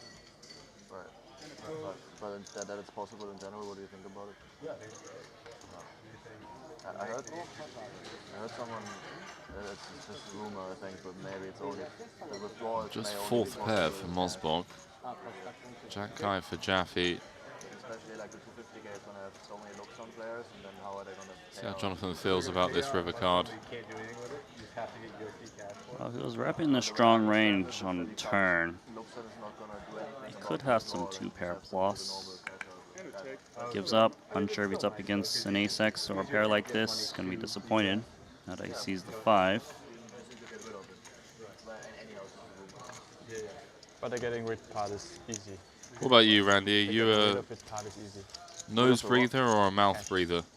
We're getting rid of money is easy. That's the question you're going with? At the end of the I mean, that's what Very the end viewers up to, are up to like a week. Yeah. Honestly, talking it's about. all the American players who cannot. Once again, you're entertaining the chat. Yeah, but That is my job. Saves you guys a lot of hassle to start, right? Yeah. Trying to get USD. Just answer the question, Randy. I do pay like 3-4%. I decline. Nose breather or a mouth breather? I mean, there's a lot of European. I ways. breathe, period. Yeah, the market or outs, you know. Yeah, anything that makes that process of getting into But this tournaments, market will be removed. I'm down for. It makes it easier. 3.5. All mercenary arbitrage markets that, I understand why they exist, but Probably a lot of people in those chats are going to go to fucking jail eventually. There's definitely a lot of Neon illegal Storm, processing 7-6 of going clubs, on in- UTG. Let's see if Mario 3-bets the 2 jacks, 200 big blinds deep against first position. Well, Raise to 12,000. Makes it 12. I'm gonna guess we see a call here from 7-6 of clubs this deep. You want to have range and board coverage post flop on these lower boards. You put in defense. I brought mine too. They're actually sick. The bottom? Yeah. Yeah, I like stop. The, I like the best bottle by far I've had. yeah, the design of it is just extremely functional. That it's straight to where you can screw it off, so it's easy to wash and clean. Stam's going to be in trouble here. And that you can twist off both. He's called the 3-bet. So you can He's flopped a use the decent bit piece of the cup. on the 8-8-7. Even the height, like I had one before. Like the washing thing was a nightmare. They gave you like a stick to like put in. Oh yeah. And then even just putting in like a sink, it's too high. This one, like when the top. I don't comes know why off, the it fits camera's in. on Seth Davies right now. And your hand probably just fits into it as well, right? 14. Something I've tried. That's something something I've had the need to do. Half the pot. There, but I'm not trying to grab. Gotta keep unpaired hands honest with the 7. Okay, yeah. Yeah, that was. I mean, even if you still had to use like a stick, it's still way easier Still when you much can, like, see easier. what's going on. Yeah. And you just stick it in the dishwasher too. And even like the other ones, you still have the bit that goes like that, and you can't get under. Yeah. It's like. Yeah, it's design-wise, it's great. It Nice doesn't board development from Osbach. insulate that well, but Plenty of worse pairs you can charge. I Straight had, like, draws, a flush proper draws. insulation before, but I think that's what you sacrifice for the multiple screw points. yeah, and stuff. yeah, because that's where all the keys Protect against some ace highs maybe. Which is like an easy trade-off, I guess. I don't really need the other thing. The other one was really nice in Vegas sometimes, where you go on like a all-day hike in Vegas, and I would take like a cold bottle for the first half of the hike, and then a thermal thing for the second half with cold water in. Like by 6 p.m. in Red Rock, your water is just like 35 degrees. Yeah, I mean, like I'll have like the opposite problem, like for like. This doesn't feel great. The Yeti bottles, like those are. Like Leon might be thinking if I call here, it's unlikely Mario goes for a triple barrel. Yeah, I'll make a hot tea. I'll leave it like 3, 4 in the morning. Does lay it down correctly. That's It'll nice be from sitting Leon. On the ice for like 8, 10 hours. You open it. If you open it for the first time, obviously. 10 hours after like sitting on ice, it's still too hot. Yeah, and this an hour later it would just be like lukewarm. Yeah. But yeah, for most situations like that. So that's how things stand at this feature table. Jonathan Jaffe is the chip leader with 522,000. He's 6th overall. Taylor von Kriegenberg is the overwhelming tournament chip leader. He's got 963,000. More than 3 starting stacks. Up to 104 runners in this one. 10 eliminations so far. João Vieira, most recently eliminated. He ran 10s into jacks. It's designed in Norway and used like ocean-bound plastic, but I didn't see where it was. It doesn't actually show what time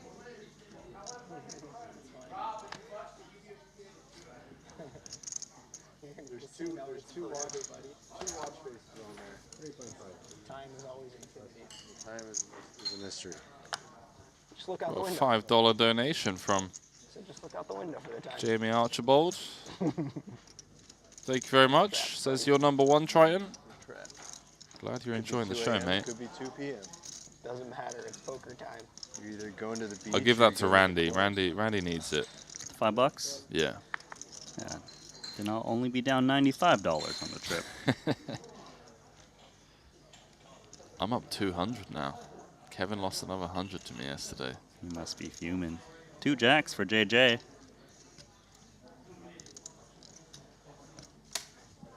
Gotta imagine a cold 4-bet's incoming. 32. Jaffe in full control at this featured table of pros.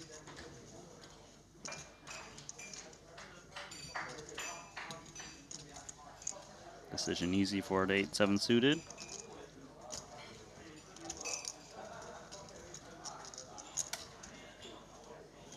Even if you're suspicious, ace-queen offsuit, it doesn't perform that well in cold 4-bet pots.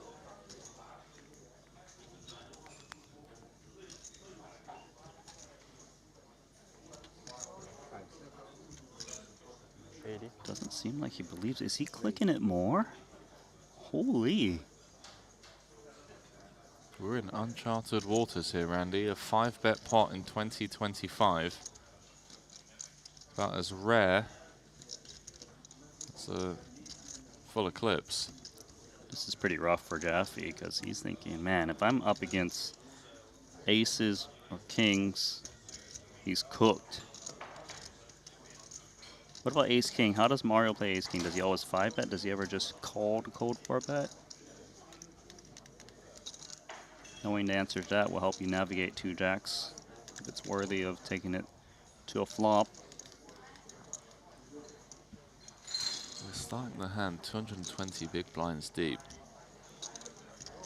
It was a very speedy 5-bet.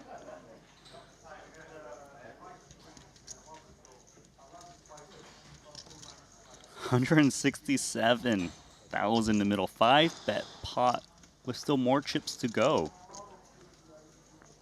Yeah, JJ making the call in position, sees a very favorable 9-4-4.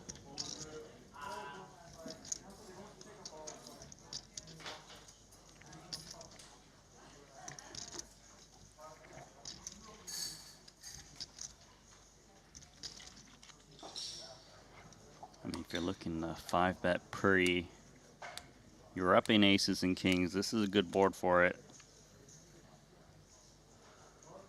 40. You would want to build the pot if you did have the goods. Small, expected, 25% pot. Jaffe, 2 jacks to overpair.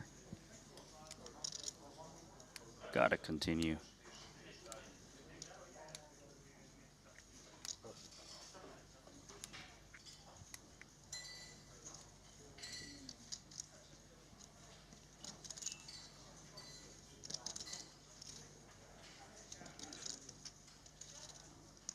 You're never thrilled about this. Level 3, day 1, super deep. It does make the call. 2-4-7 in the middle. Note the SPR, by the way. Spock with less than pot back. Oh my word. Just How hit is the queen? that the turn card? Now he's ahead of hands like Ace King, Jacks.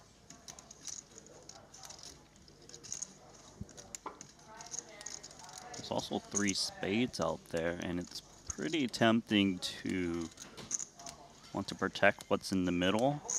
The pot size remaining. He blocks queens, which is good. I'm gonna check it over. There is still some concerns. He could be up against kings and aces. That's slow played by Jaffe.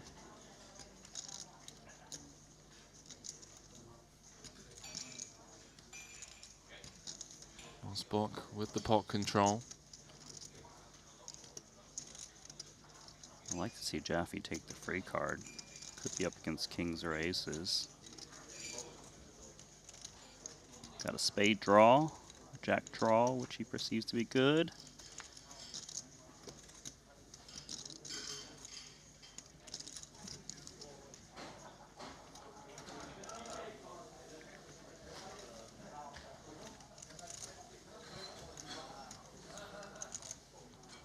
Two, 4, 7 in the middle.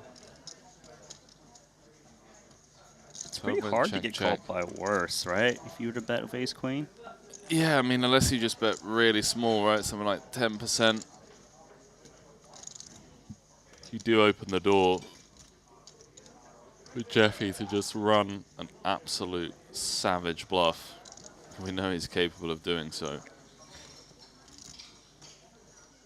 Yeah, I kind of like the 10% or check as my options. Although it's tough for Jaffe to have many single spade combos here, other than precisely this. Like ace king off. Yeah, ace king off. Jacks with a spade. Yeah. Probably kings and aces with a spade at some frequency. Like aces with a spade probably checks turn. It's just, it's not scared of anything. Yeah, I believe aces and kings with a spade would check the turn. You're right. For now, though, I would think the jacks are good enough to just check down. He beats ace king. There's plenty of that in Law's box range, and this ace queen's going to get shown down. Huh. 5-bet that, buddy? Okay, boys. New table captain? Let's see if they go back to engaging in conversation. Randy, that's what I want to see. Or whether or not now it's going to be all business. Conversations are on mute. Pause.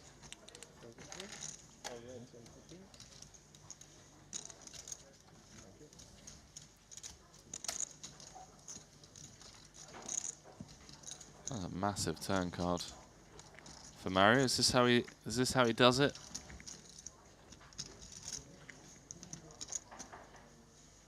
Right. Jamie's donated another $5, Randy. I think he really wants to try and get you out of the hole. Oh, nice. Minus 90. He's saying that he's asked a question, but I don't see your question, mate. So type it in the chat and I'll read it out. Well, depending on the question, of course. I'll probably just read it out regardless.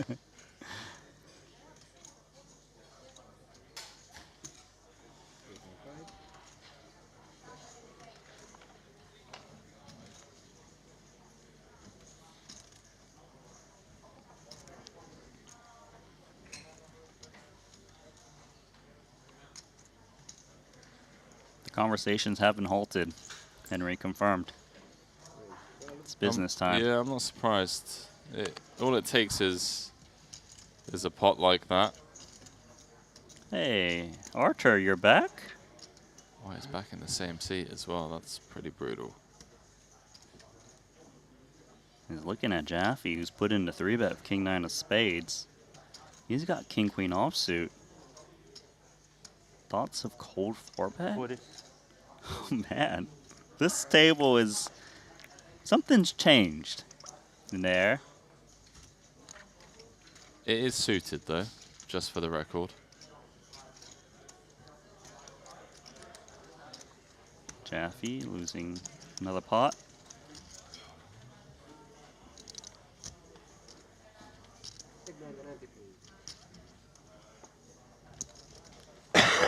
Excuse me.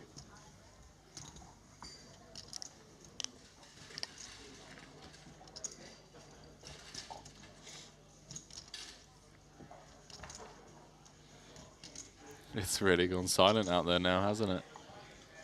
It was incredibly chatty, and a couple of big pots get played out.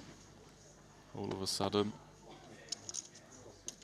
things get serious.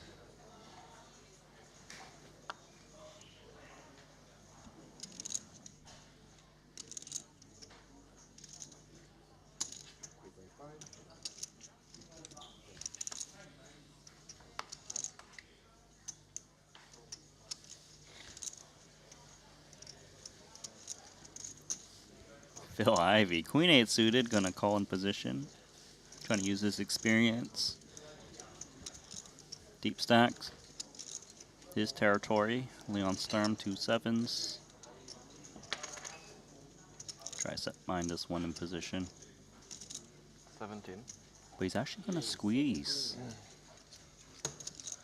Is the idea behind this, Randy, just looking to get this like heads up? Doesn't really want to take it multi-way. Also, he's all fired up. Takes the betting lead. Yeah, I believe when he's 200 big blinds deep, he's more willing to 3-bet a hand like this, as he can call 4-bet if necessary. He wants to build a pot. He's got position. If he does flop a set, he can build a huge one. Also, he creates situations where in 3-bet pots, maybe he just downs a better pair, and he just downs it pre-flop, the 2 8s. Not interested, despite the price, and 200 effective. Ivy, though. Ivy says, let's see 3. I don't care if I'm out of position. I want to take it to the streets. Yeah, clearly a different approach than Seth Davies.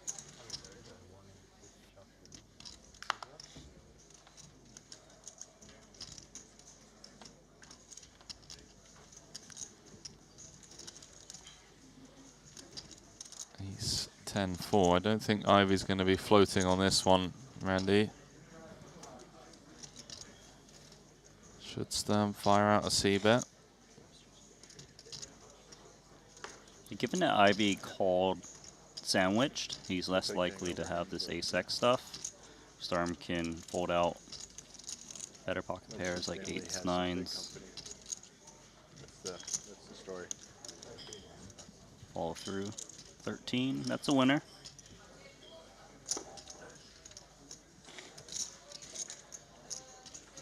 Nice little pickup there for Sturm. Had he not opted to 3-bet, I don't think he would have won the hand.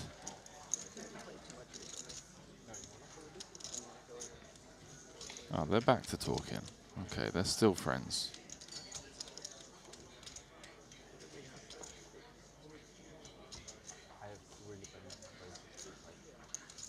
For those that missed it, last night we saw Kat Lee take down his second title in the 30K Turbo. We saw Seth Davies pick up his first in the 50K for $1.5 million.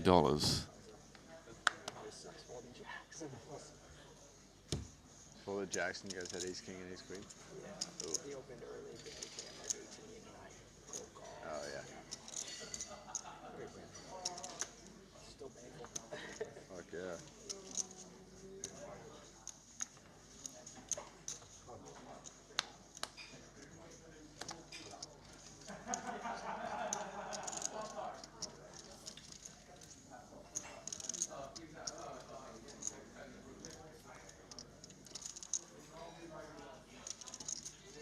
So Jacks flatting from Ivy. He's taking a different approach with the 2 Jacks as some of the other regs at this table has 3-bet it.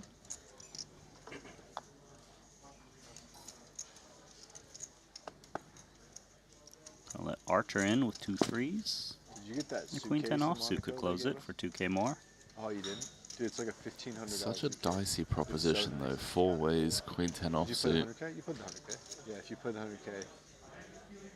I think the deeper you are, the more alright it is to continue. Did you get it? No. No, it's not as costly This wasn't a PLL. to your stack. 100%. It was like, because you know, they in the last couple years they've had like the benefits package if you play the 100K. Yeah. This time they stopped giving out free nights in the hotel, but they gave you like a suitcase instead. Oh, we're talking about the EVT. Yeah, EPT. Oh, yeah, I didn't play EVT. I didn't know. Okay. Oh, I thought you were saying. Oh, you were talking about Triton Monaco. I thought you were talking about Monaco. Case and point. Queen high flop. Heath's in trouble. The EPT 100K is the Mario might not even see bet this one. He's going to check it over. 300K. It's like the best title. It's like 3 days, great structure, 2% rate. Awesome. Over to Archer on the button. I mean, how deep are the stacks? But like 50 big ones or something? I got something A little less, but 40. Yeah, it's super deep. Yeah, it's pretty great. Incredible fun to play with, by the way. You should have seen what was going down 3-handed. Oh, Arthur's gonna We were 3 and 4-handed. You got 5th. fire out a bet here with the underpair to the board.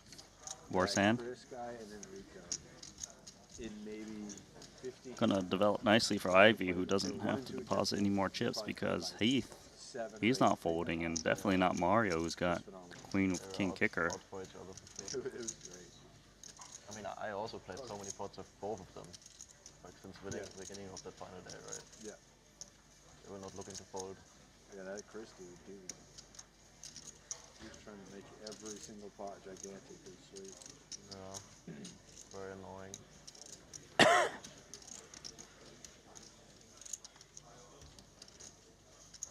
Motsbog raised it up pre-flop, checked it on over to Ivy on the Queen 6-4. There is the check raise. 17,000. It's going to get rid of Ivy's jacks. It's going to get rid of Artur's 3s. And it puts Ben Heath in a bit of a squeeze, Randy. I feel like Heath might be done here.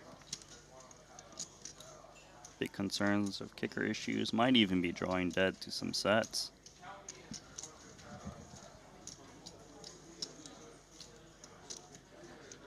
He knows there's also the fear of the turn in river bets that could come in. Just stay out of danger. Arthur, muck a little lower. Muck a little lower. Yeah. I saw. What you saw? I saw his screen. Saw paint. Huh? Paint. 8? Paint. Picture. Picture. Really? Oh. Felt very confident about it. I thought if I saw Mario had to too. Very smart. No big. Hey, John, lower the micro. Bet. Yeah, no picture there. Jaffe's reads a bit off. I ask. Bet. What's the rule? It just can't be a certain size? No, it's 2, and when I have one on the hoodie and one on the. Oh, you can only have one? Or you can only have 2? I think, yeah. Can't look like a Formula 1 racer in here? Be a Balenciaga hype piece. Dude, that would. You told me. And then he falls.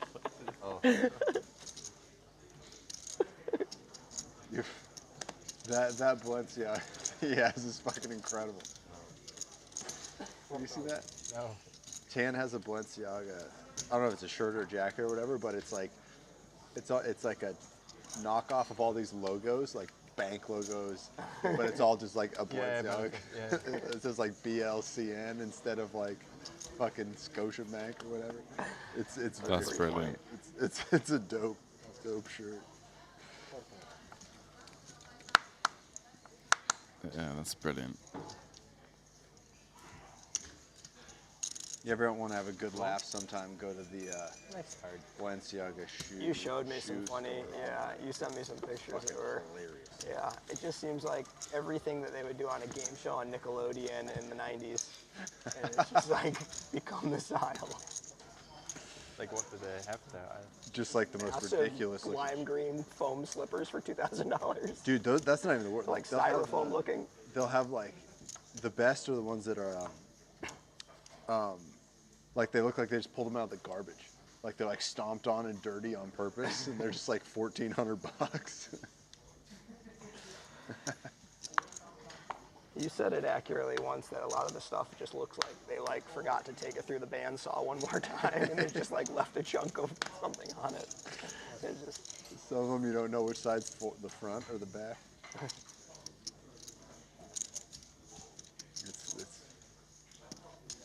Fashion has so many funny iterations that, like, I guarantee at some point in our life there'll be something as ridiculous as wearing like left-footed shoes on your right foot. And vice versa. Oh, for And sure. Just be like, yeah, That that's is- the yeah, way. I bet. If you're walking awkward, you know you're cool. Balenci's are. Randy, I could see you wearing left-footed shoes on your right foot at Paris Fashion Week. Could just do it on accident now if you wanted to. You don't got to wait for the release. I still thought Ed Hardy is about as funny as it can get because you got all the people who are putting Dungeons and Dragon kids in lockers wearing Dungeons and Dragons on their fucking shirts and being like, this is the coolest. All the UFC guys. Yeah. That was huge when we were like in college.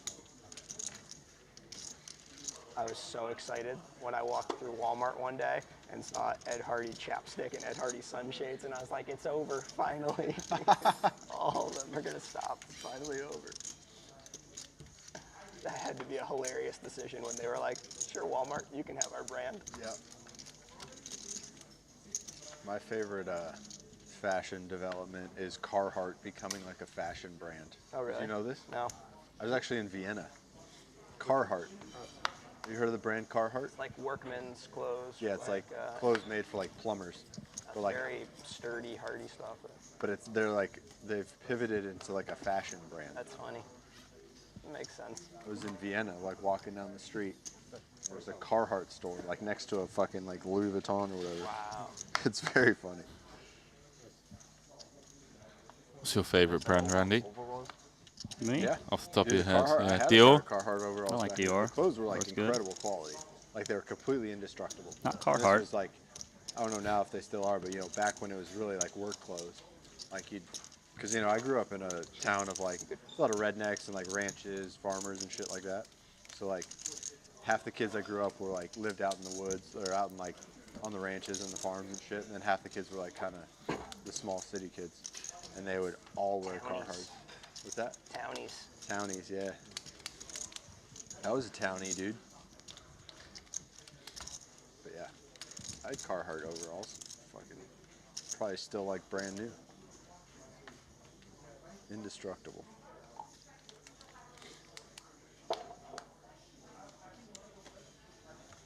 Back to the poker. Randy, this isn't a fashion panel show. Discussion. 2 kings, going to be hard to destruct.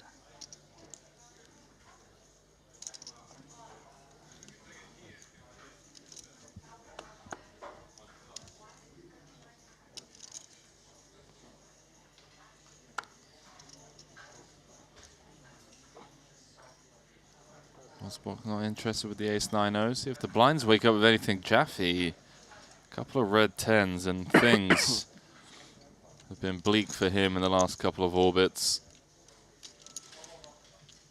Kind of expecting him to flat 2 10s in this spot against UTG. More likely to 3-bet against a late position open. And plays all right, even multi-way, given the set properties. 6-4 suited. Usually both cards are live. Yeah, let's go, Ivy. Flicks in the call, closing the action. Okay. 12,000 in the middle.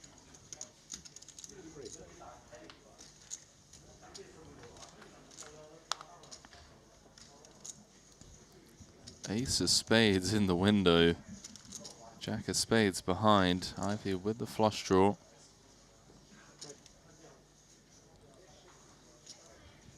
Not the best board for Sturm, but could be worse.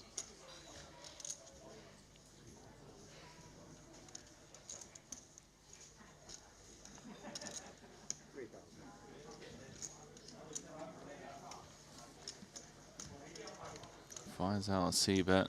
Just 25% pots.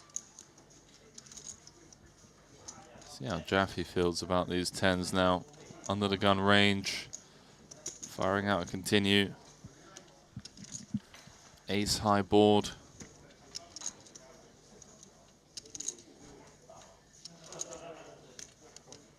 Good price for Ivy to come along now. 6-4 spades.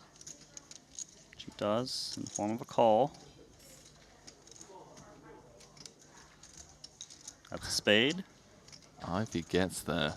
Downs the kings and 10s. How does he do it with the 6-4?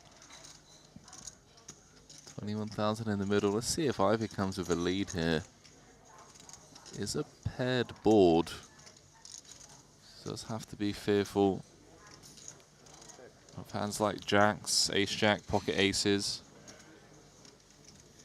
Stronger flushes. Just checks it on over.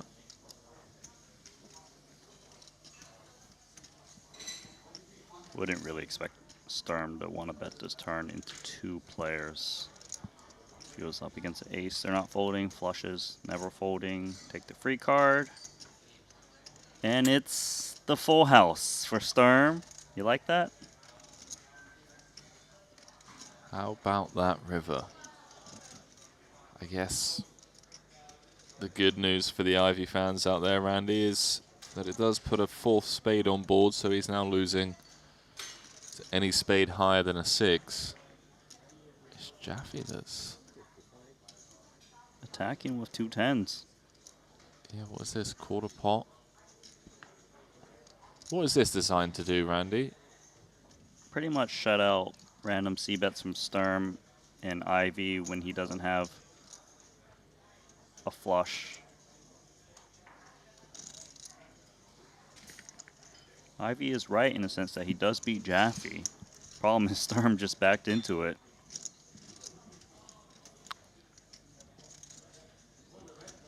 See how greedy Sturm wants to get. Something close to pot. So the main hand that can pay him off healthily is the Queen of Spades. Got to figure out what sizing the Queen of Spades will pay off, because there are full houses now. And his full house isn't close to nutted at all.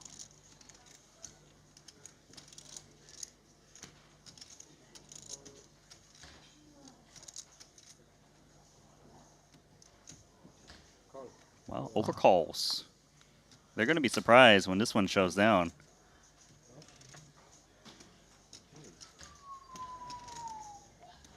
Scared you.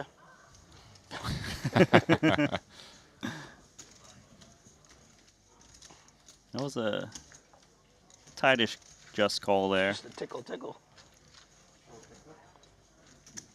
Guess he doesn't think a queen of spades would pay off. That was a really fun hand. He's afraid of the bet 3-bet. Yeah, like you said, the full house wasn't nutted. Jaffe can have ace-jack, ace-deuce. I don't know. Maybe he just also wanted to call, didn't think he could get value. Want to see what the guys are up to. Yeah, I can see that. You know, if he thought a queen of spades would maybe bet bigger from the small blind, then you're just up against bluffs or very small spades, and they're usually not looking to bet call. No, I never saw it back in. Yeah, I think I've done it once though. You? I had a spot Up to last year at World Series. 104 runners. With 8, and then I arrived at a new table and I had like 14. Well, I think I was part of that. I feel like I remember something like that. Like trying to figure out. Oh yeah, that was like they just like scooped. wasn't it the 250? Yeah. Yeah. I thought they just scooped the persons next to me, but then everyone else had their correct one, so I don't even know where they came from. I mean, it's known that like free refills in the US, but this is a totally different level. Yeah, it was a little excessive. Free refills.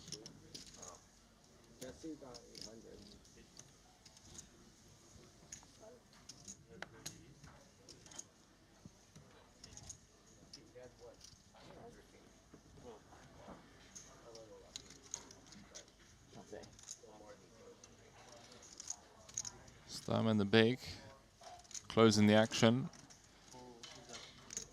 See if he wants to join the Mosbach and Jaffe party. He does.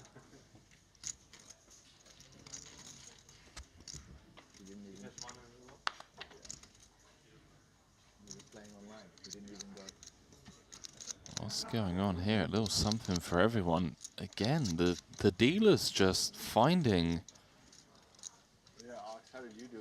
these kind of flops that could lead to some collisions. Mosbach checking on over his middle pair, backdoor hearts. JJ with a very underrepped top is checked through on the flop. Mosbach turning 2 pair. That check back might have cost Jaffe the pot, because had he bet the flop, Sturm would have continued into Jack 9. Might not be interested on the flop. For now though, Mosbach with 2 pair. He's going to want to get value from straight draws, flush draws. He's checking it. That's very interesting. Ace Queen doesn't bite. It's not like... It's not catastrophic. Yeah. Like, Only 13K still in there. Yeah, it's not like they have a fucking $1 million bounty in there and everyone else gets like 30K. Yeah,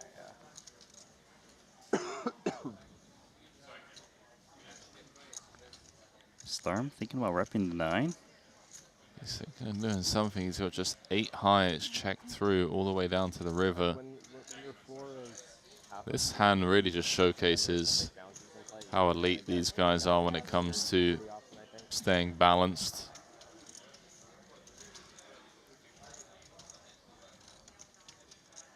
Sturm not going to see that 3,500 again. Yeah, he's trying to attack hands that don't contain the queen. But we got a full house right behind you. This one? no, in the bounty. They add 50? Yeah. What is the add? Ilya's thing. What? Ilya's thing. Oh, really? 24K. Jaffe might be able to get away unscathed. Do you get one of his cards? You get one of his cards I mean, with 50K I think you're American, so you wouldn't. You just get. But do you actually get You're a card insane, with 50K Randy. on it? Yeah. It's crossing his mind.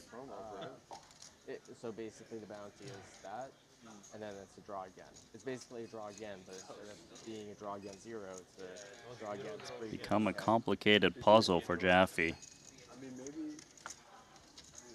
Wow. That's incredible. He lost nothing.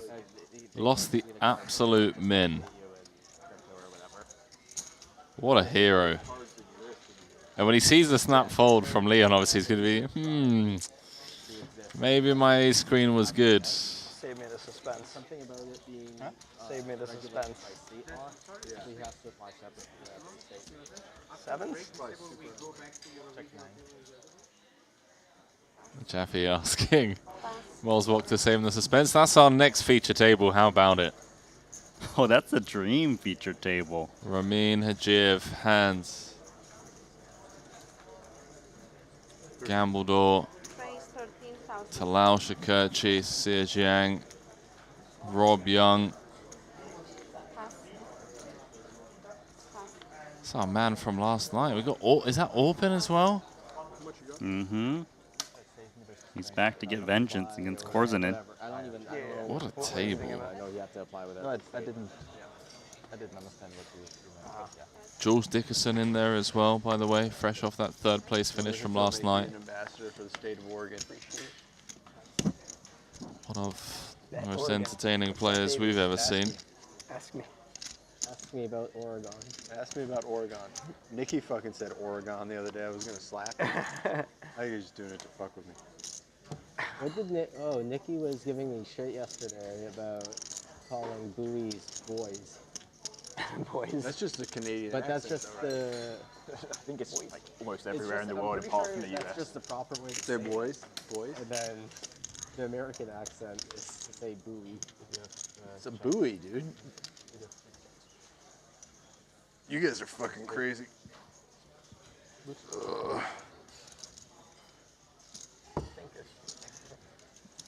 Same hand versus same hand. Unless you want to drop a diamond out there, dealer. Thinker. Yes, done with the free roll.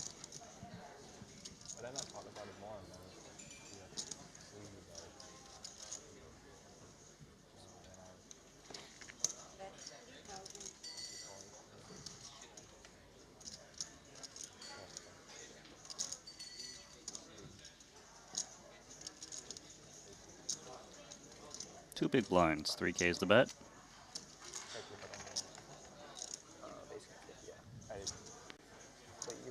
Visions of a check raise and a big pot maybe for the Queen Jack of Diamonds. What's the worst that can happen? Here we go. Spot's developing. I do love these spots, Randy, where it is going to be a chop to see if either player can outplay the other rather than chopping the pot. Alto won't be going anywhere just yet. Yeah, I feel like once the check raise comes in, it's very likely someone will be scooping the pot if they don't improve. Ask me what? Ask me limits. Ask me limits. Well, Let's Randy, go back to chop territory. We'll never know. Approved for They've both turned the nuts. 28,500 in the middle. That's a good bet. Hard money lending. This is fucking betting site and hard money lending. That is the craziest thing in the end. I mean, now we just try to pile in as many chips as we can. How do we get it all into the middle, though? I mean, I don't know much about it. What is it? Comes like, with half they pot. charge crazy interest rates, or It's going to be hard to get all in by the river given how deep they are. Puts in 14K. His draws connect with the 8. Yeah. So he doesn't want to go too big to scare his opponent. Well, Archer might raise. He was thinking about how he can get 300K in. He could put in a raise in position. Gonna start to build. 52,000. Yeah, I should watch it. Leon's just loving this. 4.5x. Artur wants to build it in a way that allows him to potentially get all the money in. Like the payday advanced payday loans and shit. Yeah, there definitely are straight over straight situations here. Yeah, if he was up against a 2 pair or a set as well. 1 3 2 5 1 3 2 in the middle. Ah, yeah. I mean, they're both like, seriously, that river card? That's such a scam river. They're both hating it.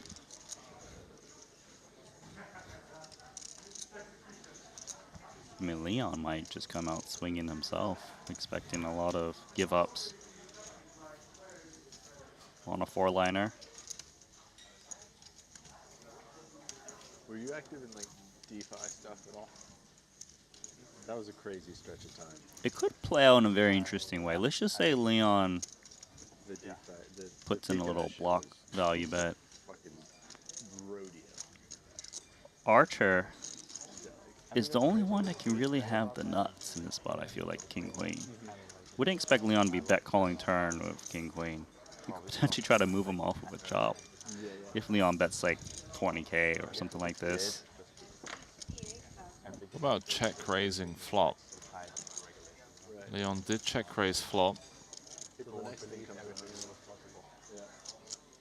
Yeah, I actually would love a jam from Archer right here. He should never be up against King-Queen.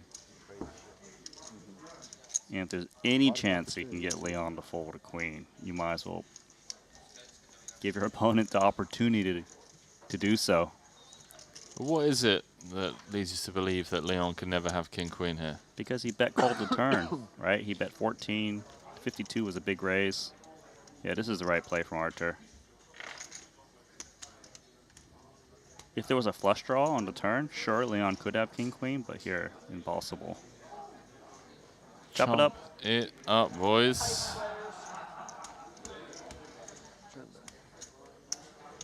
That was a fun hand. Would have been more fun had a jack not rolled off, but here we are. More than Still got a decent amount of entertainment from that one.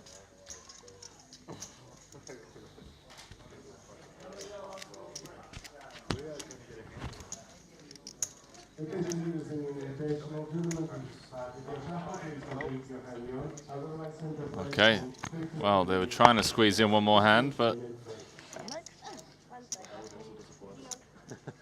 not enough time.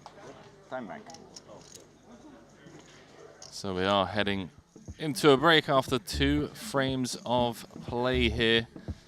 Mario Mosbach in that 5-bet pot against Jonathan Jaffe has propelled him into the lead here. He's playing 253 big blinds. Is America's Taylor von Kriegenberg, the overall tournament chip leader with just shy of 1 million chips. Good for what? 3 starting stacks, Randy? TVK out there bossing it up. A really fun table. I mean, we literally had our mics muted for a good, what, 30, 40 minutes of that frame. There's a lot of stories from times that, you know, back in the day, Seth Davies, Jaffe, Mosbach, all of those guys, even Ivy getting involved a little bit there. And we kind of expect that in this invitational, right? We just expect a little bit more lightheartedness from the start, and then, you know, tomorrow, once we get down to day 2, business end of the tournament's going to get a bit more serious. Yeah, that makes sense. But on the latter half of that frame, there was a lot more big punts. Chat was calmed down a bit, but here we are, 2 frames down. Yeah, we've got an incredible feature table coming up, so don't go too far. We're going to step away for just 2-3 minutes. Randy's going to be stepping out. Kevin Ramachar's going to be joining us. We've got Gambledore, got Rob Young. We've got so many talented players jumping into the feature table seats, so we'll see you very shortly.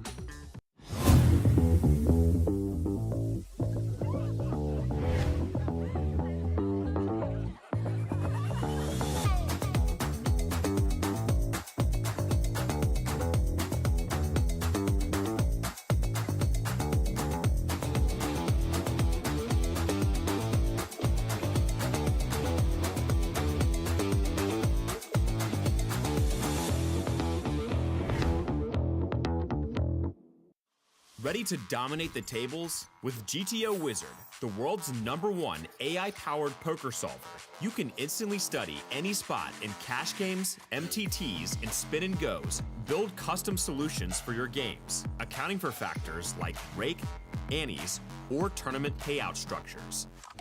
Plus, you can upload and analyze your hand histories with just one click.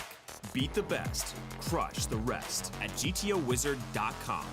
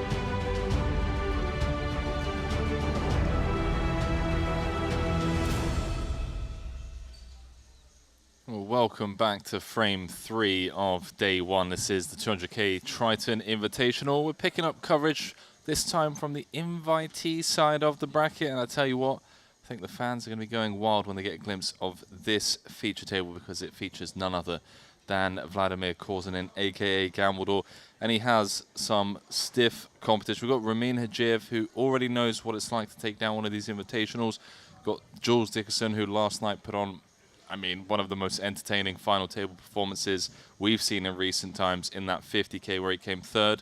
We've got Yong, Jiang, we've got Orpin Kishikoglu, knows a thing or two about poker. We've got Big Al, we got it all, Kev. Yeah, this is quite a star-studded lineup on the invitee side. A number of players we've seen in the big cash games, a number of players we're familiar with from big tournaments, and maybe none more memorable right now than Jules Dickerson, as you mentioned, Henry, after that final table performance last night. Well, I know the fans have been, wanting to see more and more of Gambledore. He's not going to disappoint. He has 202 big blinds, 400K stack, so he's already chipped up nicely from the 300K starting stack. And I'm looking over to the right of the screen.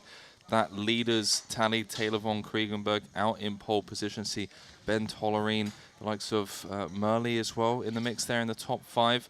Up to 105 runners, meaning that the prize pool is currently standing at $21 million. And, well, the fact that we've still got so much time for people to bust and re-enter, it wouldn't surprise me if we get that prize pool up to what, like 20, 24, 25 million? Yeah, you'd think it's going to climb quickly, still kind of at the, well, lighthearted cash game portion of the show, right? I mean, they've got a couple of bullets behind, perhaps.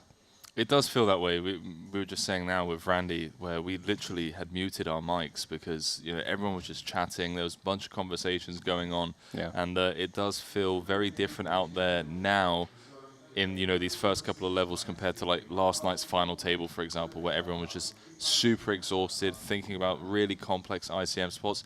Now it's just like let's just play some 200 big blind deep poker and kind of go from there. I mean, this is the event that so many of these players flew out for, right? This particular day. How could you not be excited to just sit down and play, be in a good mood? Some of these players have been waiting all week to build up a stack in this one.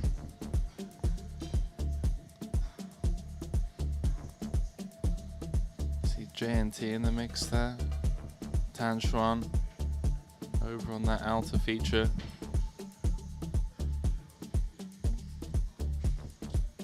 About this table. Ramin Hadjiev, #1 on Azerbaijan's all-time money list. Has 2 titles. Picked up a title earlier this year, actually. Start of Jeju, came first in the 30K for 1.5 million. That's just insane. There was 1.5 million up top in the 30K. Of course, his first title came in his first ever event in Cyprus 2023. You don't use that ball?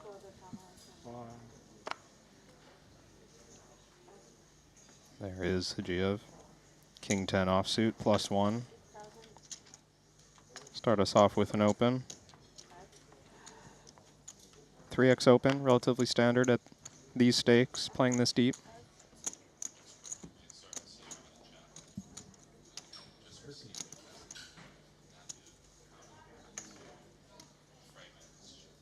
Korzinen, 200 big blinds effective. Suited ace. 6.5. Unafraid of building pots. Oh, that means I called. Oh, did he put out too little? I think Korzinen there. Intending to raise. Ramin's going to get a free look at this flop. Would have had a fold against a sizable 3-bet here.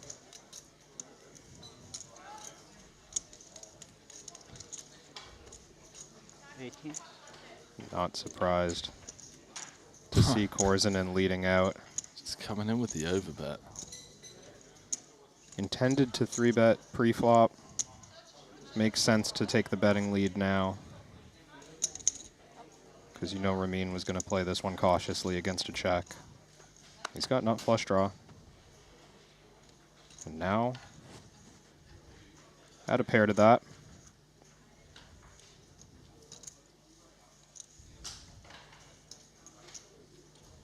After you just get flatted on the flop, continued aggression must be on Vladimir's mind. 41. 41. Gambler is blasting. So gross for the King 10. Pure bluff catcher, large size. We know how capable this man is of a third barrel. I'm probably just out right now with the King 10.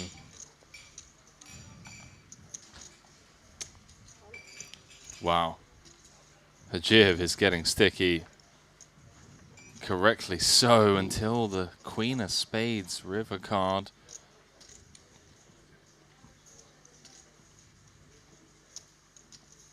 $133,000 in the middle. This went overbet flop. 80% on the turn. How does Vlad proceed here? 101. 101.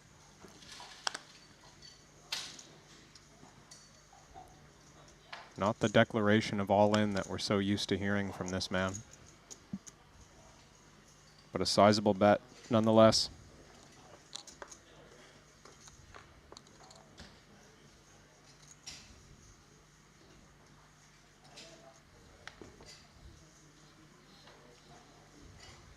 If there's anything that lets Ramin get away when you're facing aggression against someone as volatile as Korzinen, it's the fact that started this hand off with a huge flop lead. We don't always see that, even from Gambledore, with pure trash. He'll get after it. He'll get involved in pots, of course. But to take the betting lead on the flop, you expect some interaction. He has made the fold. Well played, Ramin.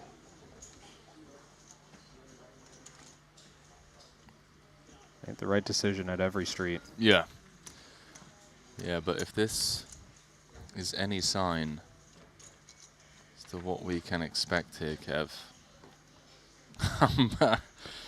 I'm pretty excited for this frame. We just got Korzinen with the pre-flop misclick, and then just overbet, bomb turn, bomb river, sticky customer and Hajiev. At the right time though, and a perfect time to give a shout out to our official timekeeper. I'm talking, of course, none other than Jacob & Co. Those who demand nothing but the extraordinary. This is more than a watch. It is a statement timepiece, and we're going to be handing out 2 those collaborative timepieces here at this stop. As both the No Limit Holder main event champion and the PLO main event champion will be going home with one of those timepieces.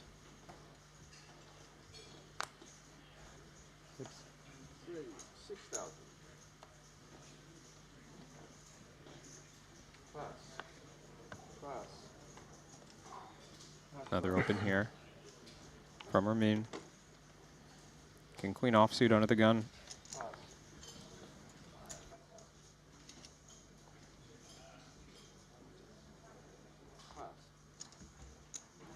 Oren in the big blind. Snug fold, but reasonable, I think. With the 3x and the early position open. Don't think we can call that one.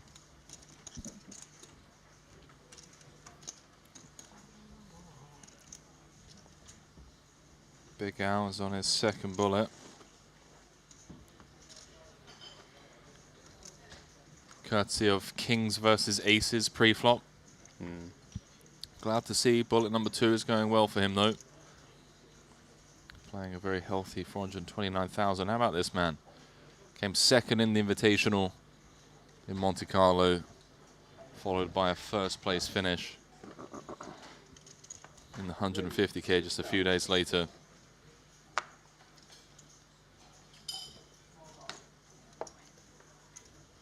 Mine? What was mine?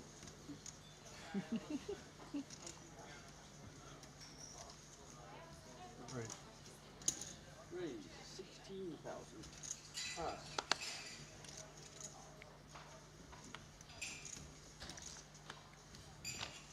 Well, we've got an early position open from Dickerson. Big Al with pocket 10s. Gonna make just shy of 3x. He just gets it through.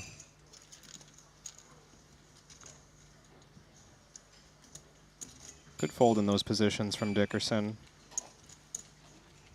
You know, you get used to seeing him make such wild plays at that final table.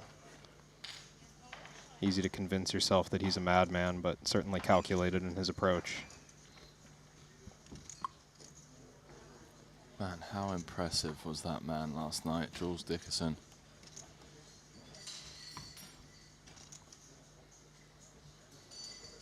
Such a different storyline if Danilo doesn't make that call with ace-10 high. Yeah. I was convinced he wouldn't. I was so sure that gets through. Hang on, sorry, hang on. Are you noting the empty chair, Henry? Who's sat out? Well, I'm seeing Rob Yong on our screen. Wow. As occupying the seat to the left of Sosia Zhang. That's baller. Perhaps preoccupied with something a little more pressing than the return of action here in the 200K.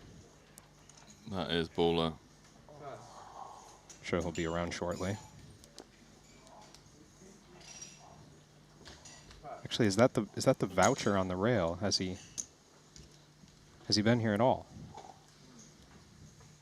Rob? Yeah. Yeah, he was. He was here to start the day? I'm fairly sure, yeah. Okay. Maybe just What, at the start of the frame? No, like the whole day. Yeah, he was, because when we cut to the table earlier on before break, he was at the table. Okay. Man, you threw me off there for a second. I was just going, I mean, I just saw the ticket. He's got the buy-in ticket. What, do you think he's just been blinding out the entire time? Well, I mean, his stack's about right for that, 175K. Actually, no, that's probably too low. I don't know if he'd get down to 175 this quick, just blinding out.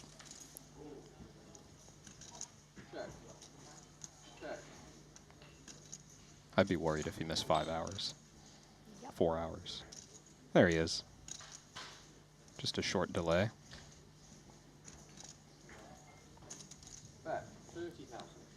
Had plenty of action here. Korzanen defended the King 7 in the cutoff. Always splashy in these late positions. Made bottom pair. Bet the flop when check 2. Check on the turn. Look at this value bet from Dickerson. Second pair, facing a large size on the flop, recognizes he's got the best hand. 30K more on the river in value from Korzanen here. Nice hand. From under the gun, no less. One up. Outpipped. You don't believe. First mistake against me. Your first mistake. Hey.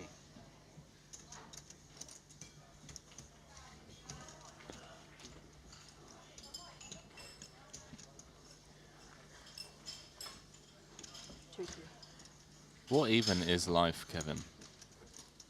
How is any of this real? Had a salad. Avocado salad. I think you can. I'd like to get one of those salads. Had an avocado salad. And I've had a protein shake today. Where do you get your protein shake at? I brought them with me on the plane. Bought like 10 big protein shakes, 50 grams each. Oh. Rob's making sure he's hitting his macros. What's that? Can people order food here? Yeah. Order food here. Al, it's the same menu as inside. In the VIP room? Yeah, VIP guy.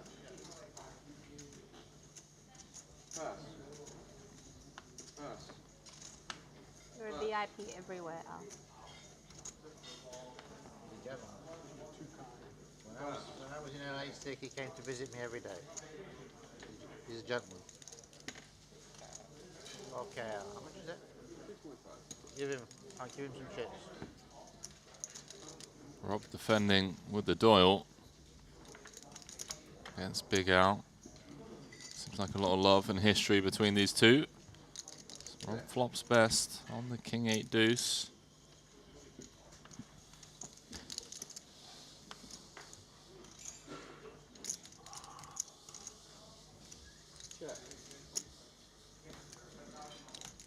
Checks back the ace queen high. Feeling like it could have been best, but Rob picking up middle too.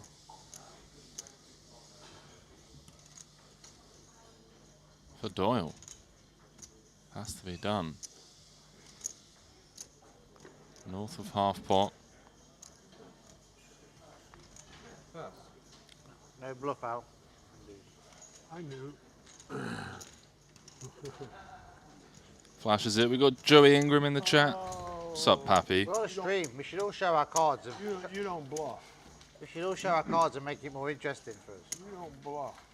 I don't bluff you, you're my friend. I don't bluff you, you're my friend, but I might bluff Gambledore. How about Roble?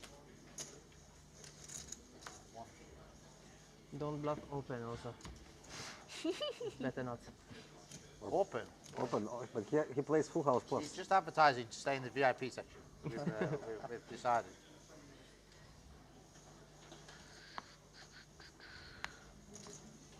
Open's a big game player. He's not afraid to make the big calls for the big raises. Fearless. Holmes. Me, I just fold. Quite fearless, Open. Calls in with the AJ. You fold pretty fearlessly. 6. 6,000. I couldn't ever make that call. Even if I'm right, I couldn't make it. Open fours? Yeah. Well, you're not. Sorry, what is it? You're not scared. If you think you're right, you do it. I've seen you play. If you think you're right, that's it.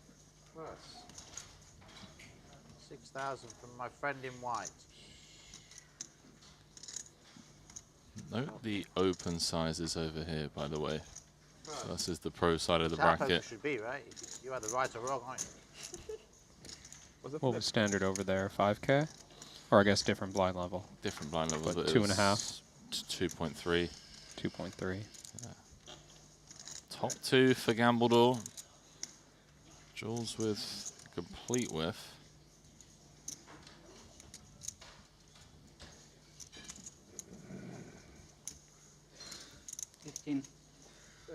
$15,000. Kevin in the chat saying, I guess pro is kind of subjective. That is the beautiful thing about this game. Even at the highest level, it's funny, you know, you catch wind of who we perceive as the elite and who they perceive as the elite, and within that small bubble, who the fish are, who the super pros. I love it. I love poker. I have queen 5, nothing I can do.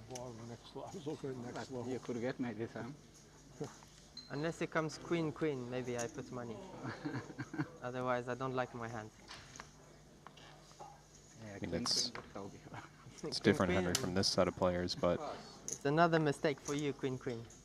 certainly some of the most talented players I've ever coached have full-time jobs, play as a hobby. Yeah. That's kind of scary, actually. Never really took it on. It's insane to me, actually, how good some players are these days, and they just play poker like 20 hours a month. Wow. You know?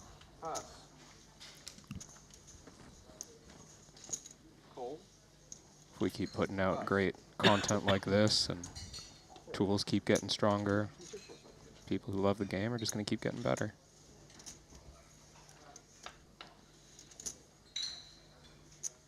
Multi-way affair here. Corzinin still in the lead with his 10s, 1 over on this queen high board texture.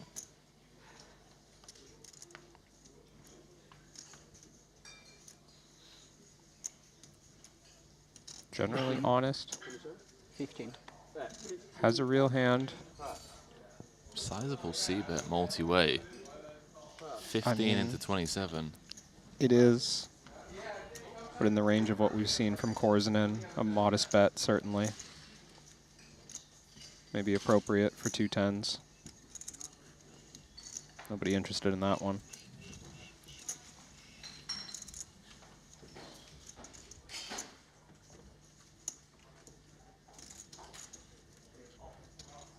Yeah, that is kind of scary for us mere mortals.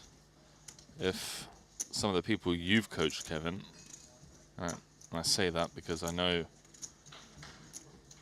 just how well respected you are as a coach within the high stakes arena, and that more often than not the people that reach out to you are people that are looking to take their game very seriously. So if there are recs out there that have full-time businesses, jobs, that are getting some coaching with you, I'm in trouble, mate. I need to get back in the lab if I'm going to play the Invitational next time round. Can make space for you, Henry. We'll do some prep. How's the Triton game been going? Roller coaster. Yeah. I was asleep last night. I woke up, I had a message that it was a game. We didn't play yesterday. I didn't want to play late.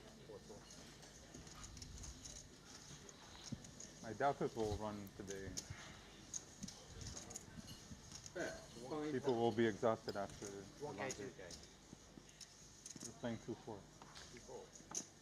Ace high. In the muck against the early position range. Ante.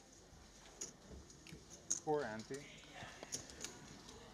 Rarely any straddle. Too big to my liking, to be honest. Yeah, I like to relax. I like to play 200, 400, and then to play a bit bigger, 500, 1K. Once you get into like 1K, 2K, 2K, 4K. Bananas. Like it's a one-off game for a couple of days. I think to go to play that big, but play for a week. Yeah. I think it's good.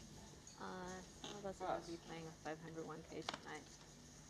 Different, not those guys. I have to agree with that, by the way. Looking back at some of Played like 2 400. my decisions to play high stakes. Super relaxing. 100, 200 is nice. It's like a nice sweet spot. Yeah. Once you start getting in that 500 1K territory, it's it can get uncomfortable real quick. The biggest game in the world used check. Couple of pairs in Gambledore. Oh, and a 6-4 deuce. Bottom set for Big Al. Gut shot and a flush draw for Vlad. And an overpair for Socia. This could be fireworks. Some people were not happy. Yeah. Talking to Yeah, themselves. Socia even going to start out Yeah, well, not, with a bet. well, if that's a bigger game, it could be like a life pushing loss. Can't blame her for wanting to protect her hand Bad here. in that game. Swing's probably like over a week, like 300k. Big Al would have announced himself. Yeah, looks like it. He's reaching for white chips, but just going to flick in the call. That opens the door for Vlad to do something crazy. 21. Raise 21,000. Just a click. Some people just quit though after losing until now. Yeah. Still not much reason for Socia to think she has the worst hand. But playing this deep, I don't think we expect another raise. 5 seconds. Signing. Oh, she has raised. Just 35, but still an attempt to isolate Korzinen, perhaps. No. Oh. Big Al. We might be playing for stacks here, you know. Al's announced himself. Let's see if Gambledore wants to spin the wheel. He's got a big draw. It's hitting the muck. That's a big raise from Big Al. Socia should be able to get away now. I don't want to do stream like VIP games. I think they're boring. When I watch a game for VIPs, I find it boring. I find it much more interesting just to watch like a mix. Relatively low damage there. Yeah. Yeah, Doran's organising it. Who? Doran, the Israeli guy. He's organising it. I tell him to make sure he invites you to the game. Sure, thank you. It's only half an hour for you, isn't it? Crazy, crazy close, right? Appreciate the Well, shout out, Joey. You played the Hustler live stream game, didn't you? You didn't run too well on that one. How do you find time to stop in here, Joey? Doing so much for poker. Were you not playing heads up I was gonna on a say. stream like 10 hours ago? Wish I could have tuned in myself. I think there's probably a high chance that he's tuning in on the back end of playing heads up there against, what was it, Frankie C? Yeah. Yeah. Saw those ads, but middle of the night here. Didn't get the chance to watch my favorite I had a format. hand with you when I bluffed on the turn, right? You made a flush. Naked flush draw. Yeah, that was a big pot. Wasn't it? Caught me with my hand in the cookie jar. That's a raise or a call? Wriggled out.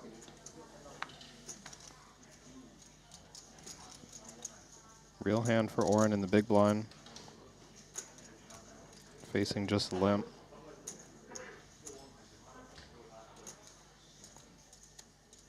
See how much he wants to charge here. 9, relatively affordable for Dickerson. Heads up pot in position. Too much for the 6-4 suited.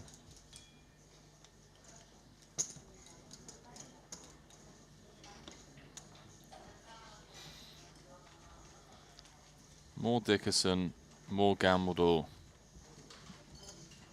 at any feature table.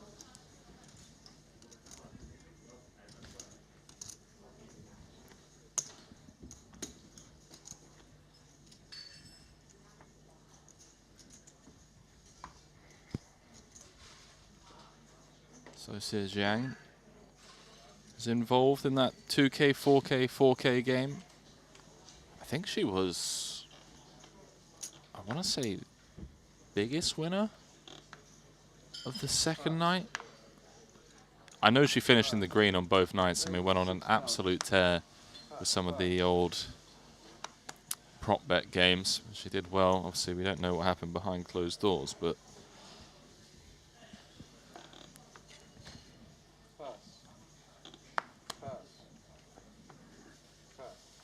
Yeah, I think good chance across all streams that she had won the most.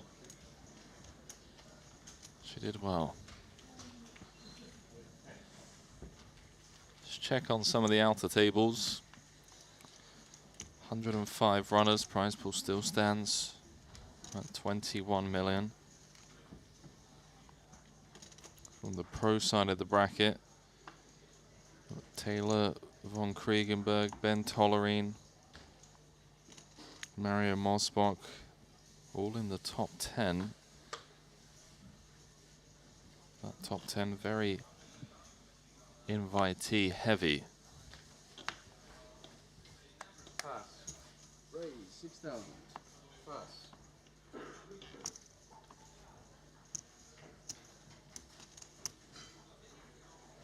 Call.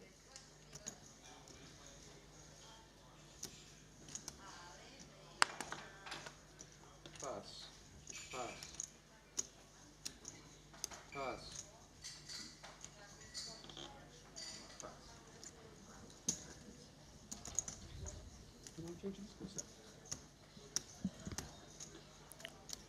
Jules with the open. Thank you. Open with the flat.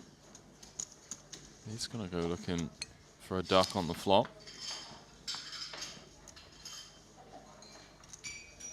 And he finds it. What is going on today? The amount of sets we've had. I think this is the 4th flop set I've seen in the last 2 hours. Back to back for deuces as well. Yeah, it was back to back for 4s in the previous frame. What was it? I've got no data. Bet 4,000. 100 entries. Queen Jack has a little something going on here. See if Dickerson wants to get after it.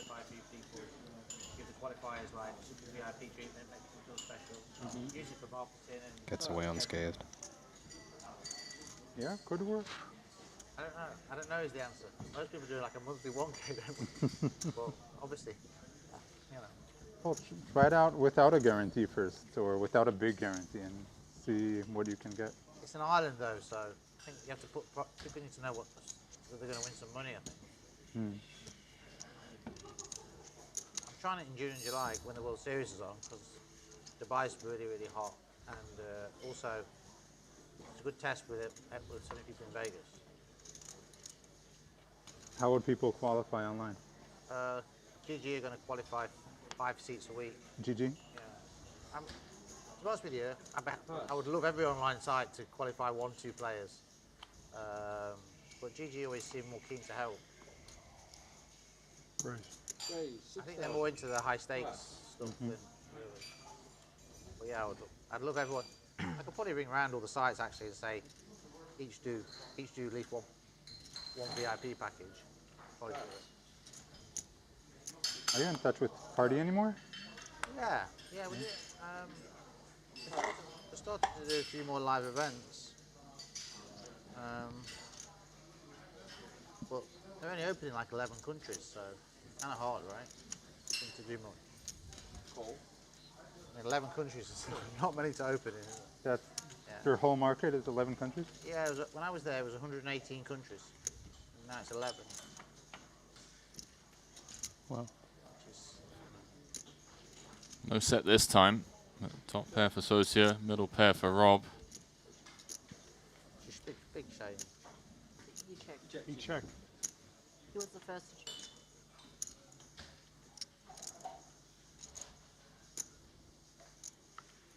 Checks around quick here, and Socia has good enough one to value bet a couple streets. Bet 15,000. Call. Pass.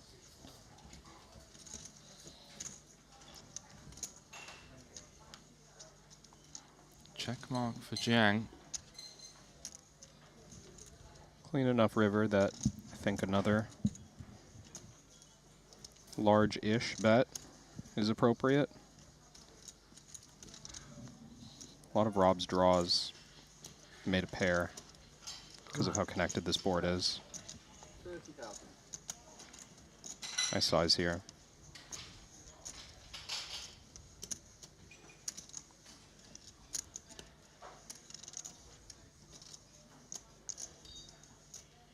Somewhat difficult to bluff from the small blind, but ace 10 perhaps, ace x of hearts, queen x of hearts. Nothing stopping Jang from taking 7-8 suited and bluffing this river. He's flicked in the call, understandably so.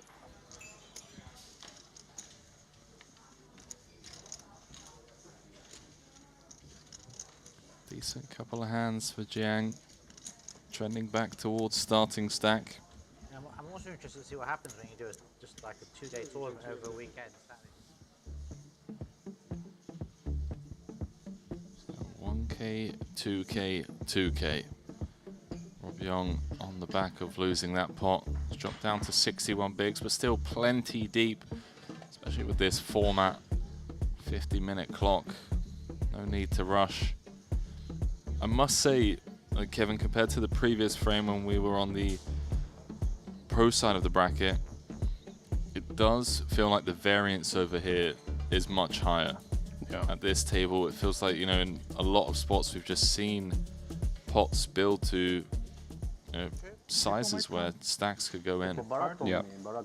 It's challenging, yeah. But They pay 50% if they win. no, it's like ordinary income.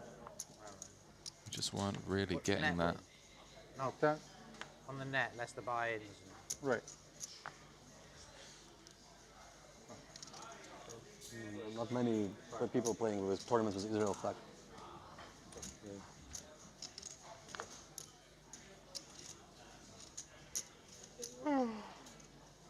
You have an apartment in Cyprus? House? Yeah? Far from Merit?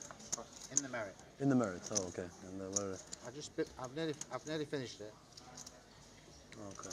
Which building? The Royal. Is that 5? 5,000. 3-bet incoming perhaps. Just a flat. Considered it. Well, I like it because it's going to leave in hands like this that he has dominated.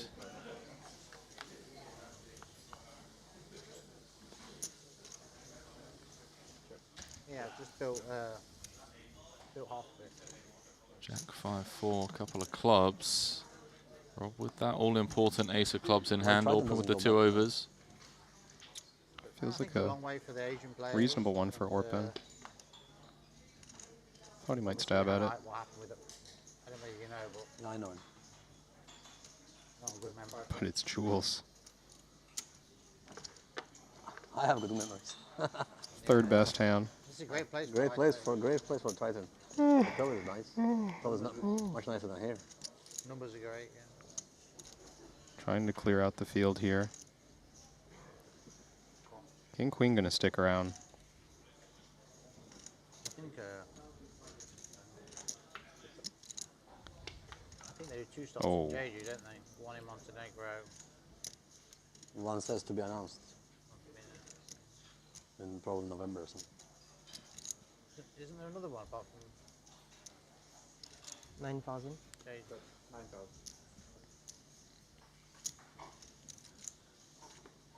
What a life, Jules Dickerson. From bluffing to value betting. Unable to get paid though.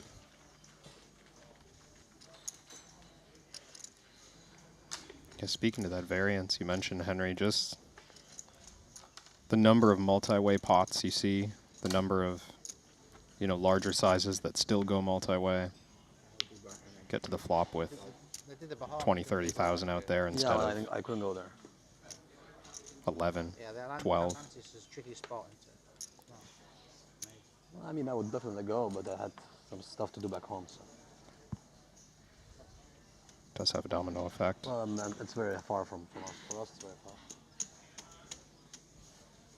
And a lot further from Asia as well.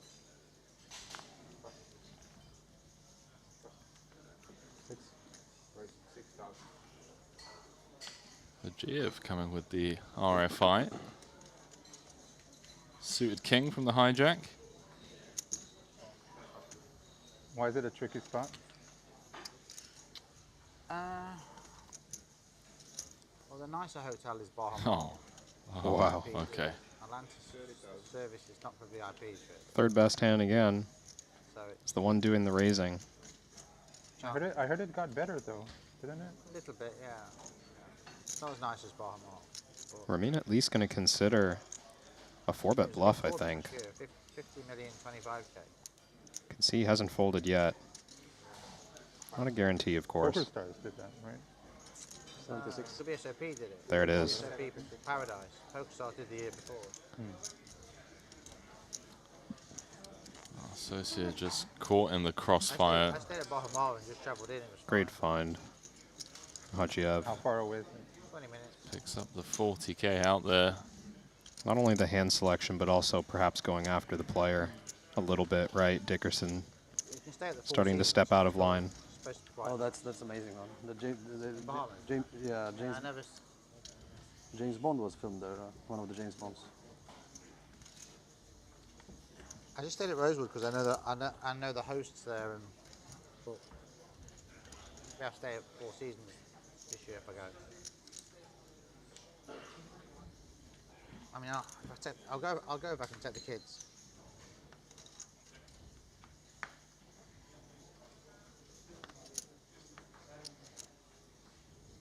Korzinen's been quiet.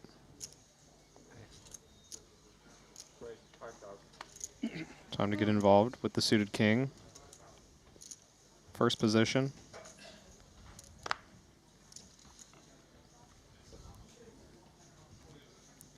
High stakes in the chat saying, what's the buy-in?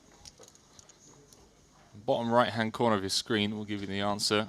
Triton Poker Series Montenegro, $200,000. My win's going to be a nice location, I guess. No limit hold'em invitational. I've never seen the pictures of that. Have you seen any pictures? I haven't seen anything yet. Emin was on the construction site. Have you seen some pictures? Sassoons. Does it look like the wing? I just seen some real rough renderings. Sassoon. I rang him 2 days ago. Yeah, I spoke with him on the phone. He's doing a lot of stuff with him. He's doing the hospitality, the nightclubs. Is he going to? Doing like the design of all this stuff. Is he going to move over there? I don't know. He goes like once every 6 weeks, but when it opens, I think we're all going to go for like 2 weeks.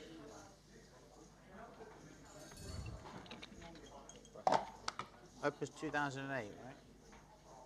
Yeah. Late 2007, I think. Maybe 2008. Talking about the new Wynn property in Rack.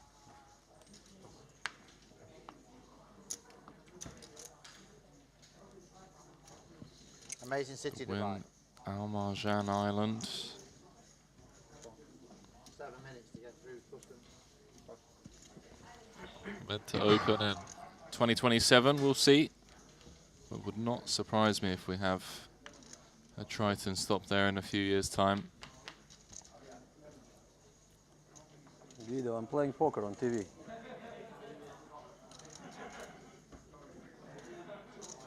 Ramin's sending a video to the wifey, the fam. He's playing poker on TV. I like that, the way he said it. Makes it sound like it's his first time. Still enjoying the moment. Yeah, soak it up, mate. Why not?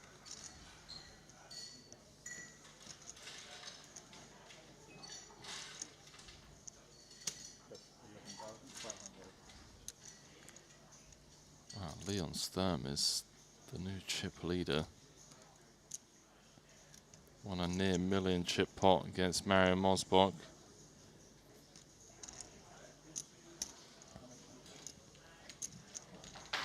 Socia checking over twice with the 2 9s.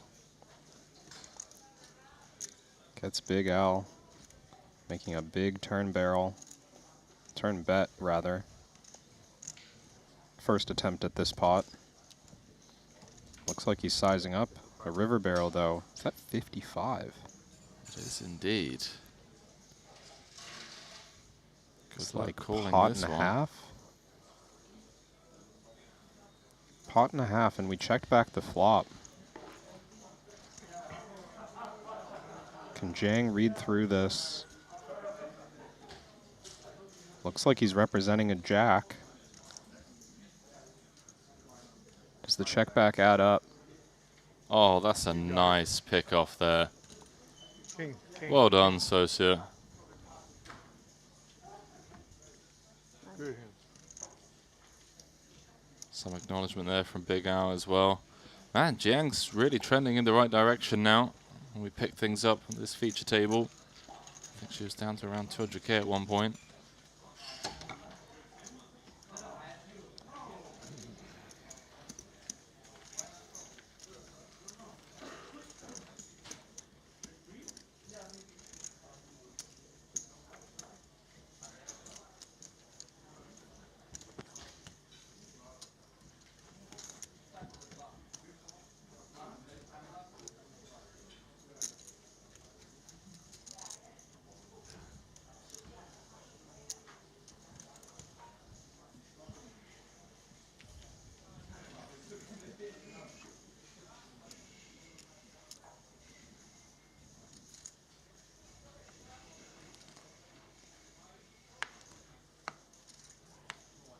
Kevin, I think you're going to destroy me at tennis later. I don't want to start getting the complaints in early, the excuses in early, mate. I did do leg day yesterday. Me too. Did you, though? Did you do Bulgarian split squats? No. Did you do Romanian deadlifts? I did. Did you? Regular split squats. Yeah, well. Sorry. Not the same, are we? You and I were built different. Quite literally. Making up excuses for losing at tennis. Oh no, I'm gonna to a guy absolutely 9 destroy inches you. shorter than you. I'm gonna absolutely. You're gonna be your Whoop band. If you had a Whoop band, the strain that I'm gonna lead you to, it's gonna be through the roof. You're gonna be running from one side to the other. You're gonna be gassed out. We can get some money now. Let's go. You got to give you a chance to win it back. Let me text Boris real quick, ask him what your rating is. Yeah, please do. He'll be honest with you. I've played twice in the last 20 years.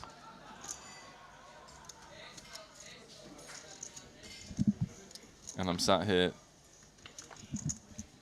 chatting absolute nonsense, calling you out live on air. I'll make a fool of myself.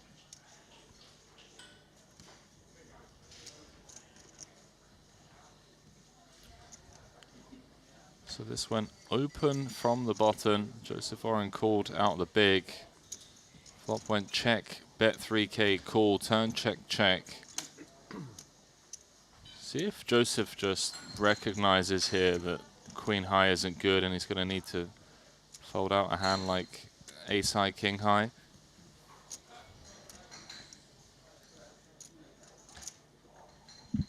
It is tricky when the diamonds miss, the obvious gut shots have missed. But from the big blind, we can represent all the really good hands that Orpin can't. He is betting.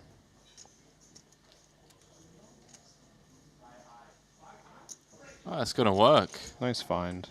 And I like that. Sometimes players shy away too much, I think, from bluffing when the visible draws have missed. You can see there an example of it working out just fine.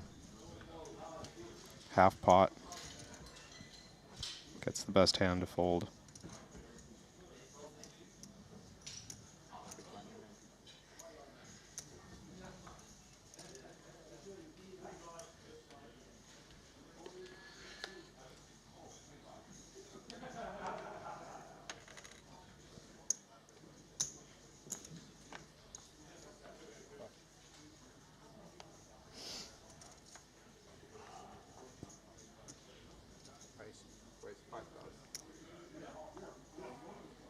Pretty lucky one for Rob. And another for Al.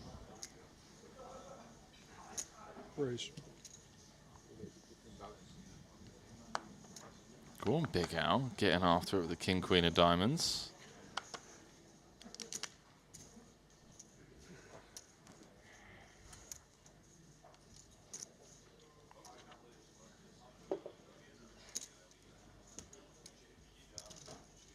blind all in on both Paul Fua and somebody who's blind all in. Wait, what? Friend Ilkin just told me that He's Paul all in? Fua is blind How all much? in with somebody. Did I hear the word blind? Yeah, blind. I mean, that's what's claimed. Hold on, we've got an all-in here. We'll see now. Look, Ilkin, you know Ilkin, my friend. Paul and the American guy are blind all in. Huh? In the blind. Maybe a touch of impatience from Rob here.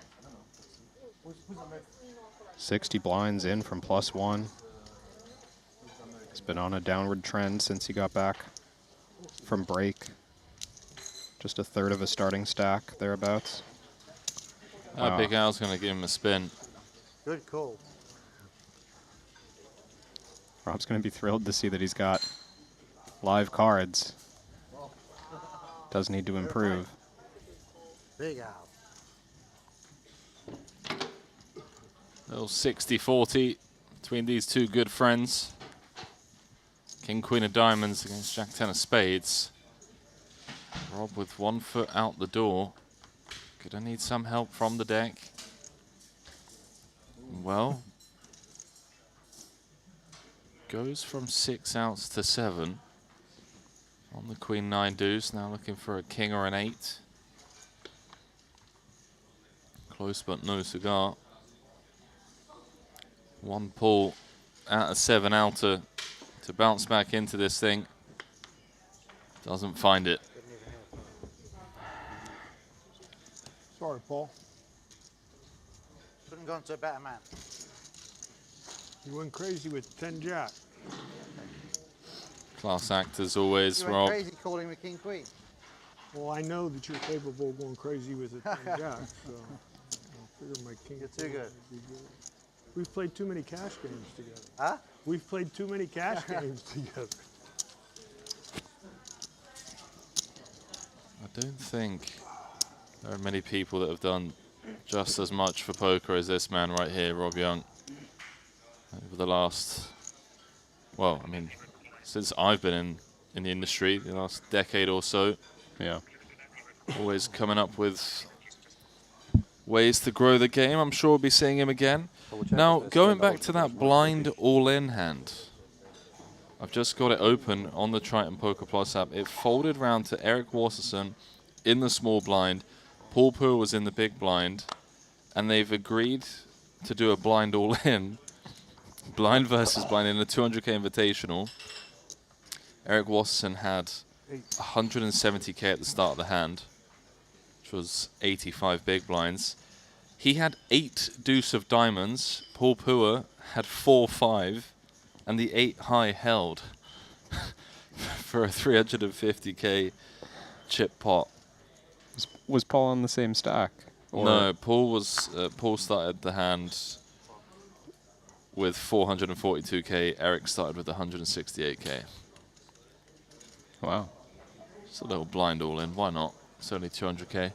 Just having a bit of fun during the rebuy period. Why not? Eric Lesser or something. So we've got quite a few hands involved. Dickerson limps up front with deuces, a raise from Big Al, pocket nines, call. Now Oren, 80 big blinds effective with ace-king suited on the button. 40. These oversized raises in the first place. Trying to figure out how to leave chips behind. Случилось то, что написал? Another pocket pair. It's the muck. I like this size. About a quarter of his stack. Gonna be a tough spot for Big Al. He's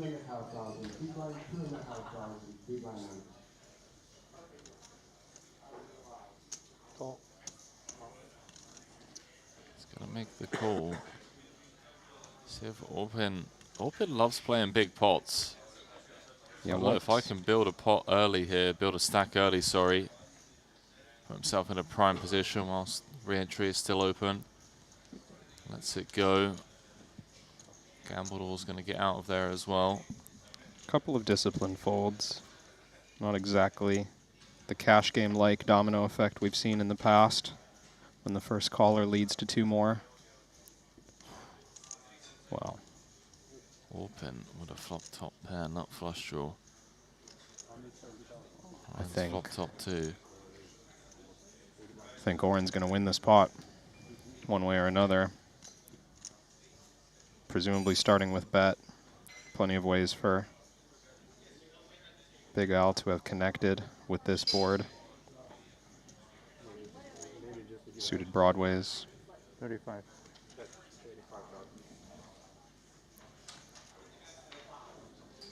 Nice little pickup there for Joseph, back up to north of 200K.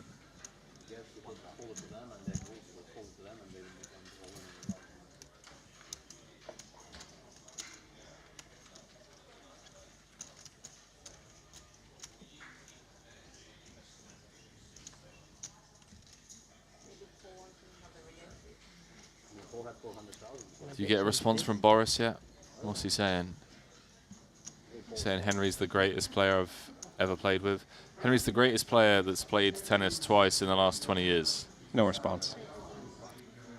I don't know whether that's a good thing or a bad thing. Probably in the middle of, you know, a lesson, a doubles match. That would make sense. Still midday here. Plenty of court time left.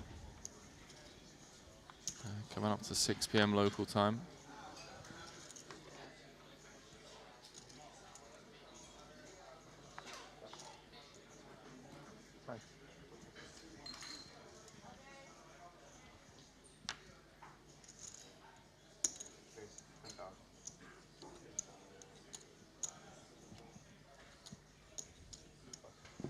Call. What happened to your friend? He lost?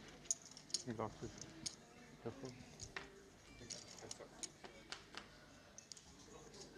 Big Al's in the mix. From early position, came with the limp calls, flopped best. Ramin tried isolating with the ace-5 on the bottom. He's flopped a piece as well. Got to check through. How about that 10 card? GF picking up the nut flush draw. Big Al with a gut shot and queen high spade draw himself. Somewhat surprised to see the turn check with this much hand. But it's Ramin opening the action. A little thin here. The best draw, and he does hit. Can I order avocado, blackberry, blueberry? Big Al's going to lose some money here Okay. through no fault of his own. He's played the hand well. And espresso. That's it. Generally going to avoid total disaster. If Ramin were bluffing here, he knows he could just run into the ace of spades, so he doesn't want to bomb it. Is that 75? Yeah. Just a cooler with the queen. Wow, did he overbet? He overbet river. Ramin knew exactly what kind of hand he was targeting. It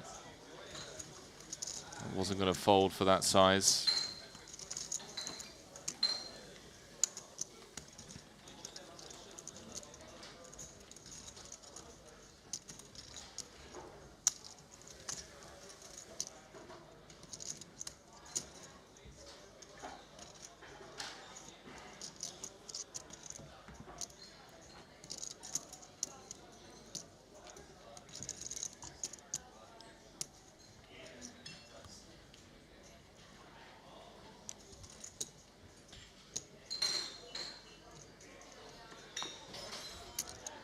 Santosh Savannah is currently out the tournament.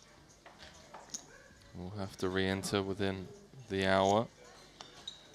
What's the big hand early on? Ace-King against Jacks. And it was just looking at his graph. Just couldn't get anything going. Just hand after hand after hand, not going his way.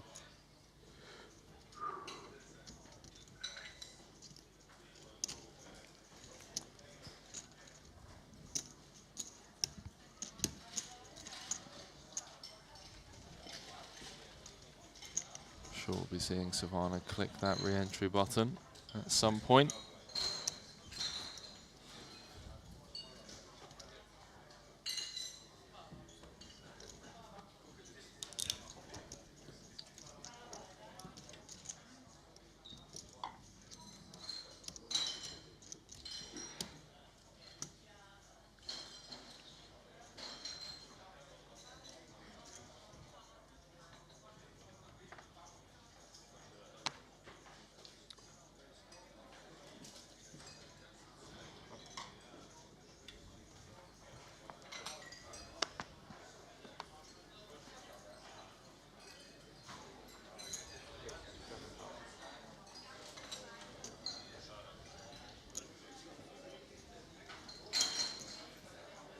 I love this table. They're playing fast. They're playing big pots.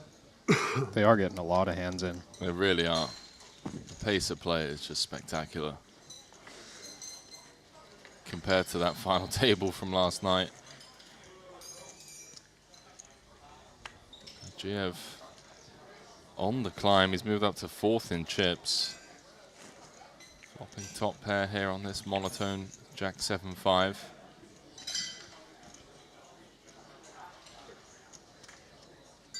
Plenty of caution in the face of 3 spades. Nobody with a spade right now.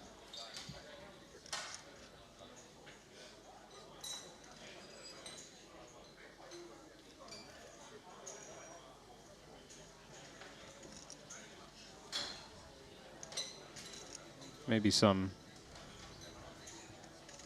added confidence from another round of checks to start value betting the Queen Jack of Diamonds. I think we'll at least get 10-9 suited to be interested. That should get rid of Orpin. It does. It's a big owl against Hajiev, squaring off once more.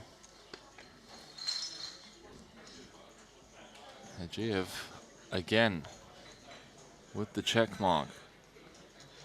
But hold on. Is Al reaching? Al's coming with a little 2/3 pot. Not a blocker bet.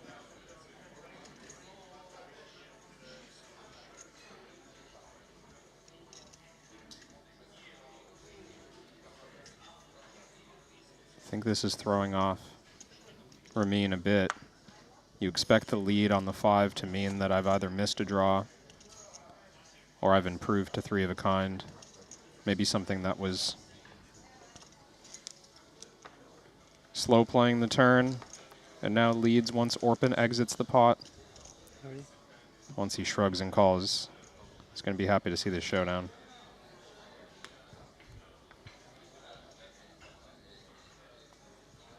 Little misstep from Al there. Although I suspect he loses about the same amount if he checks. Ramin likely to value bet.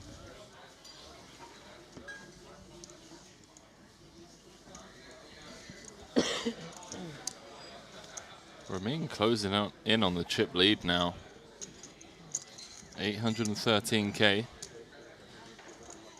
Chip leader is once again Taylor von Kriegenberg. He's got 944,000. Still very early showings here in this invitational. Playing Poker Super High Roller Series 200K. 48 pairings. This one could very well be the largest invitational we've ever hosted. Depending on the variance, of course. Depending on how many people are willing to re-enter, especially on the invitee side of the bracket where they're allowed to re-enter up to 2 times. Whereas only 1 re-entry is allowed on the pro side of the bracket. Up to 106 runners now.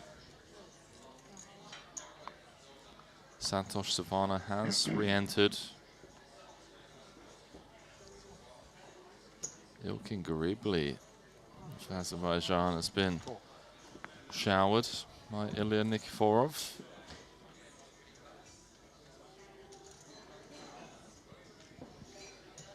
So he's going to need to re-enter.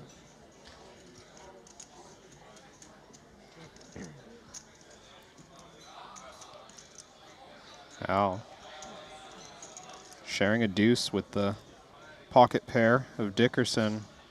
He's overcalled the button here. Been Yeah, on it's a bit great, of great blackjack hand. It is.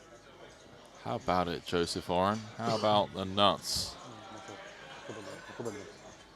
Unblocking all of the pairs.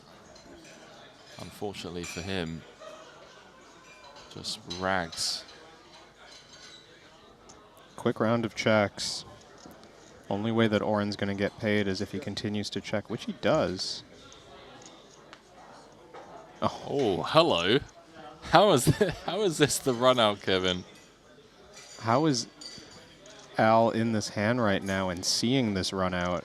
Oren checking twice as the pre-flop raiser, checking a third time. Dangerous spot for Al. Surely he's going to value bet the queen high straight. There it is. Joseph once again has earned himself the max here by checking it down, allowing Big Al to river the straight. And of course wanting to raise here, but not much room to raise big. How do we get paid off by 35. worse than a king is the question. I mean, even for 35, Al just quickly makes the correct fold with the lower straight. Nice pickup still for Oren.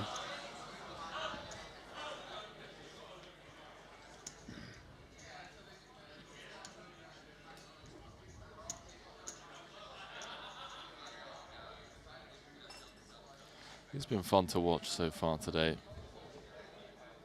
He's done well to bounce back as well. I think when we picked things up, he was down to around 100K.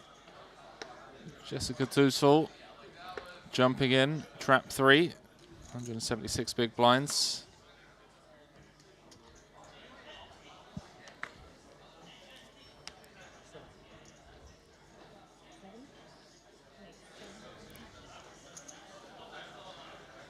Oh, Ramin. Almost not in his seat in time to get these two queens. Oh, Jules is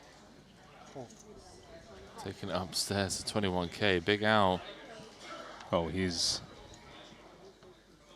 trying to win it all back in one go.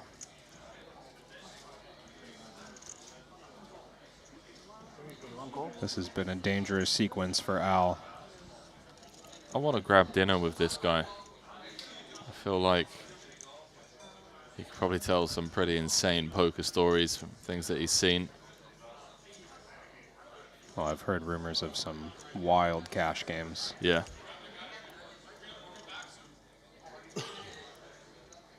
If Hajiev can identify the light ranges of both of these players, he'll move past the potential of queens being too thin, 100 big blinds deep, early position, and just start putting more money in the pot. No guarantee he gets action, though. 75K. Doesn't even go huge. What, 3.5x? Pretty sizable. I mean, with two players in the pot, maybe we could go a little larger. And But I've sat down. I like that See, I was from out of folding and I position. sat down. I just drank my coffee.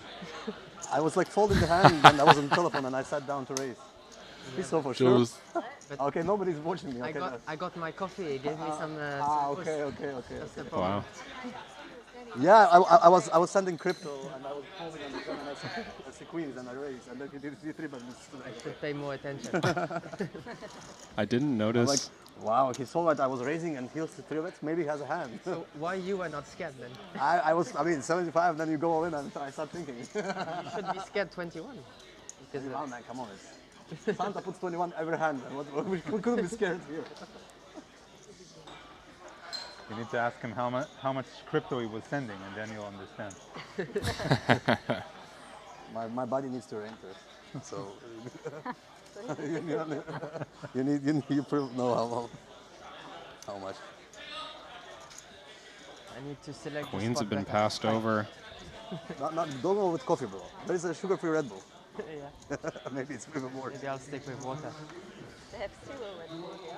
I've never Zero, seen- yeah, that's one. I've Yeah. never seen it before. Because before they used to have a sugar-free whatever. Okay, I passed.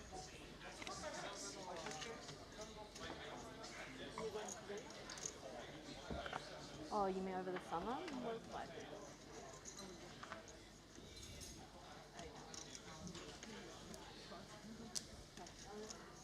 Warren getting involved light from the small blind at the wrong time. No interaction with the board, though. It makes sense given the customer he's up against. And now he's in trouble because it's checked through on the flop. Turn's giving him a gut shot, but it's giving Gambledore a set. 35. 35,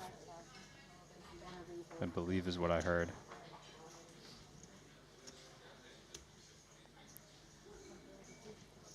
So a little B200. Big hand, big bet. It's a good strategy. It's just good poker.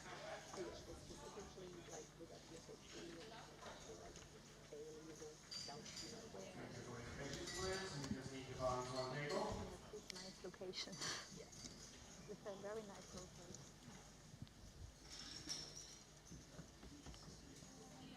Are there casinos in New Zealand, Sasha?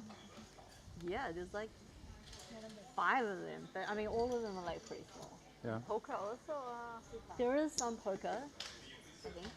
Oh, sorry.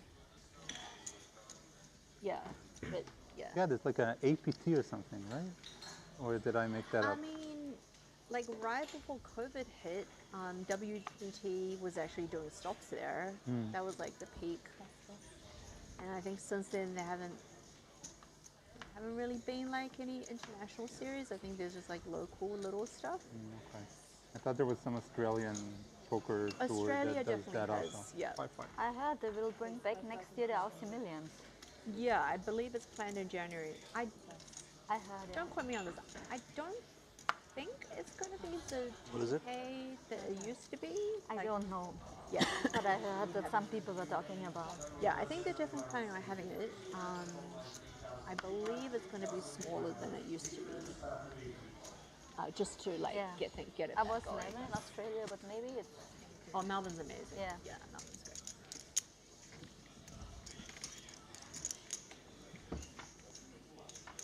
Like, everyone who went before wanted that stop to come back.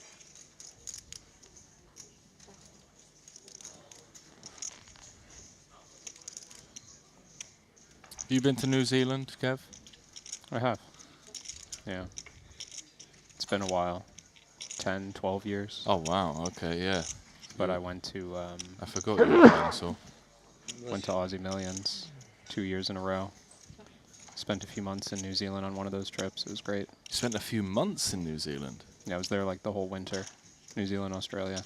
Wow. You been? I was very close to booking January this year. I wanted to go and get my paragliding license out there. They got a really cool school. I was going to do some walking, it sounds really boring, walking tours, but you know, they've got some amazing hikes out there. Oh yeah. But no, then obviously Kilimanjaro came up. It's like, okay, I need to really focus on Kili, but yeah, it's been on my list for a long time. I do want to do it. It's an amazing place. I also don't Recommended enough. know how I feel about getting my paragliding license now, to be honest with you. I'm kind of glad I didn't do it. Kings was brutal. You know, 4 months removed, I'm older and wiser, and I don't know, I feel like there are safer hobbies than... yeah. Yeah. Now I'm watching Snooker. you. Since you're Snooker? Since you turn It's on pretty by, safe by, hobby. By coffee, you're a dangerous person. I mean, I say that. Shuffleboard. You get queens now, like him. Foosball. Better. Vulnerable. I went scuba diving with tiger sharks recently. That was good fun. Yeah. You can feel their energy as well, man. I mean, you just realize that, okay, this Today is is no an average animal that's been around for a very long Every day time is and for amazing. good reason. So really not leaning into the safe hobbies. Do a lot of cave diving as well. These are all. I'll show you a video on break actually. This we did a fun cave in Thailand not too long ago. Yeah, cave diving's I don't know, man. It's fun, but at the same time, like good company. It does just feel like you're flipping every time, whether you. Yeah, so I mean, that's a slight exaggeration, but it's not the safest. A lot can go wrong. Good to win. Be well trained. Got to trust the crew that you're with. Make sure you wait a while. That's not very expensive. Oh, okay. Yeah, you'll not be here before. I had a very slow table. Yeah, no talking, nothing. We had fireworks. Then we draw. We've had a lot of. We had big coolers, boat over boat. Oh, but we had also. I'll I show think the we have like boat over boat. 3 times set over set, but the people are still in. So they play like. If I would have these hands, I would be bye bye. So on the flop like 2, 3, 5. One guy had set of 5s, the other one had set of deuces, and they are still in. Both of them. So on 9 to 7, set 9, set 7s, and still in. So. Man, I'm taking a look. Flush or flush? 2.5. Okay, we got a lot of stuff. No, and First was player the of all. to cross the million chip mark is Thomas Santani of France. Right? Just won a 1.3 million. Sorry, just won an 800K pot. Against Rob, I didn't have lumps. It was pair the board. 3-bet pot, 9s against the aces of Nick Petrangelo. It came 9-4-3, and as they say, the rest was history. 10. Limp. Okay, hold.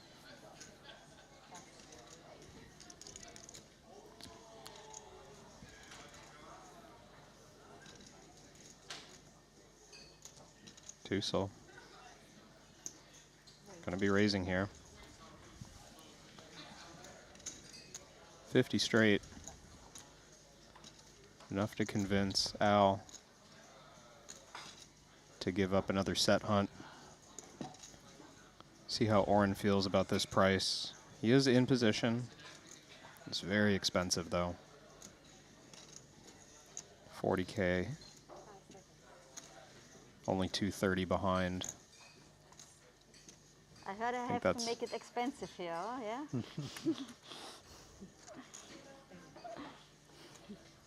It's a good show of discipline.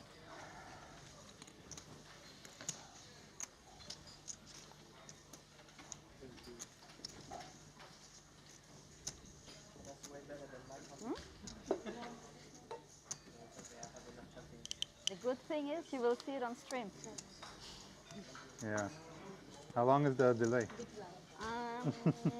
I think they are still on the other table. What? I think she's saying the... She thinks we're still on the other table? Delay is... I think she's saying the delay's long enough that when this happened, the stream was still showing a different table. Yeah, thanks for your mind.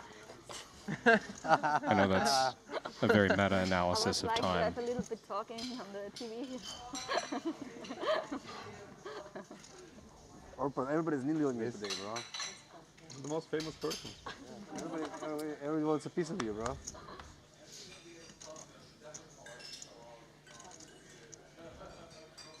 Bro, I know what you should do. You should move to VIP Pro side. You'll perform better.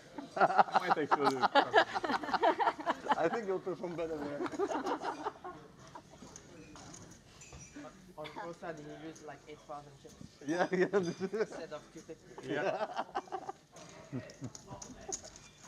Good point. He folds the force on the flop, bro.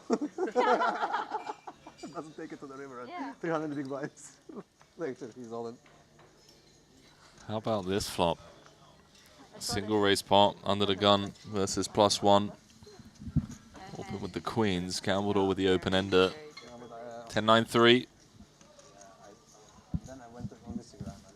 Note the quick check as well. It's a near pot size bet from Vladimir. He had the best hand. Oh. Turn the bigger boat. So And so it's is this reason why Orpen is on the second bullet and have to pay 200K Yeah, again. exactly. Ah. It's like butterfly effect. maybe a frightening proposition to raise. Then it's different. Then Sophia is cheaper. Could be the best play, though. And the Santa is Understandably calls. yeah. Yeah, whatever. It was Queen 4-4. King 4-4, sorry.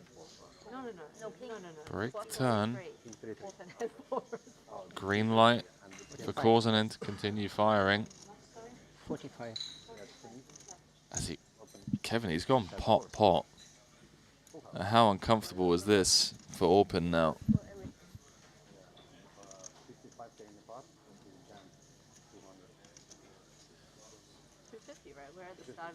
We're just basically at the start. As they're in this pot, But yeah, whatever start we're. players at the table reliving a hand where Gambledore eliminated Orpen from this very tournament.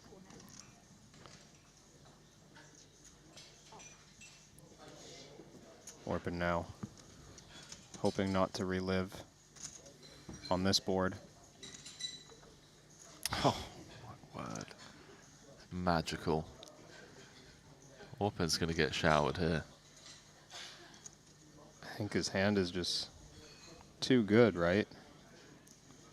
If Korsanen gets here with a missed flush draw, with King Jack, that smile. All in announced from Korsanen.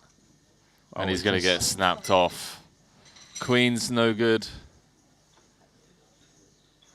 GG's. Orpen, Kishikoglu. Went pot with the draw.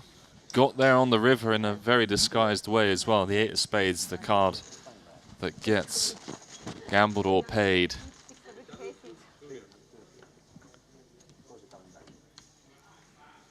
He's going to have to re-enter it again. He's a 600K buy-in tournament for him now. Pro side is cheaper. I come to the pro side. Yeah, remember I said, don't play with me with pairs.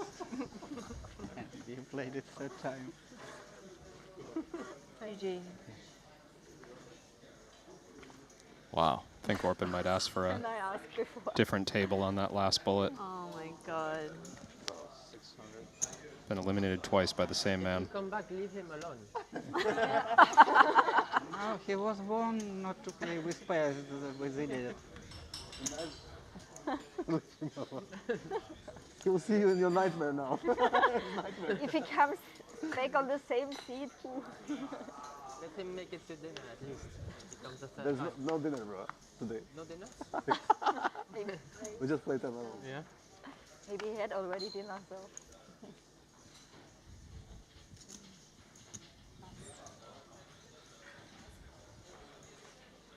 What a nightmare. We're literally, he's playing a hand, we're literally talking to him about like Yes. his first bust out. I mean, it just happens. The people are always drawing for the table and the seat, and if the table is full, that's right. Okay, okay, yeah. Because it took me from a full table and make high. It's on me? Yeah, I'm sorry. Yeah, so all tables are available. Okay, so you draw for the table. Exactly. And when you draw the table, if there's already an NPC, you go to the NPC. Oh, thank you.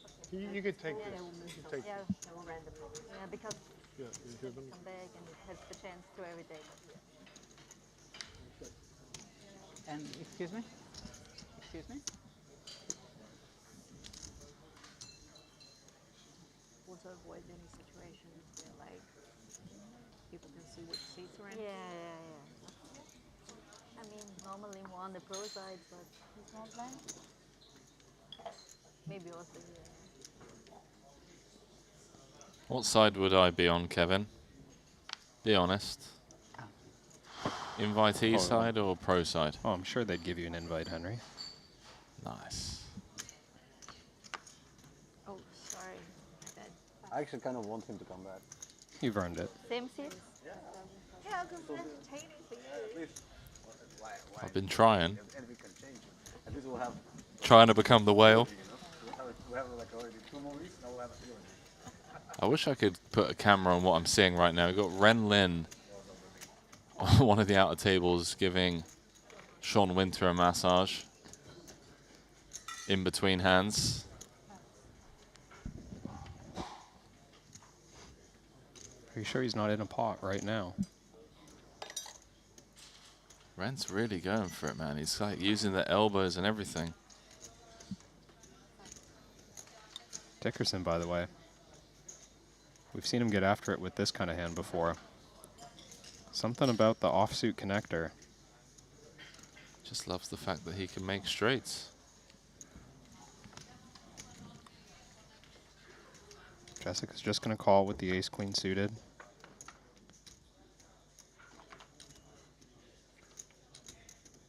Dickerson's going to win the hand. Spadeless, Jack 7-4, gut shot for Jules.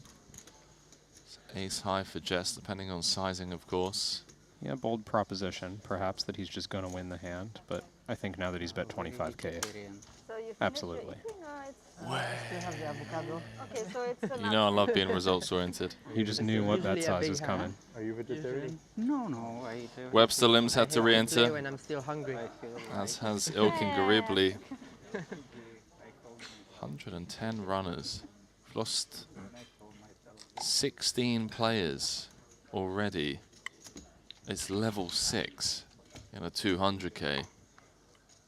Up to 22 million in the prize pool. Stacks are still quite deep, too. I'm born in London. I'm half British, half French. My mom French, my father English. That's why. French accent. Yeah, yeah. I grew, when I was 4 years old, I go to France. So that's why. And I left when I'm... Your name and last name is typical English. Yeah. Typical dick. I didn't think about that. No, Jules. Like, Jules, you can have in France. Jules, Jules French. Jules, yeah. I forgot who... Yeah, my father chose Jules actually. But yeah, it's a French name also. Not common. Not common name. We saw the spade of 3. Right? 3? 4?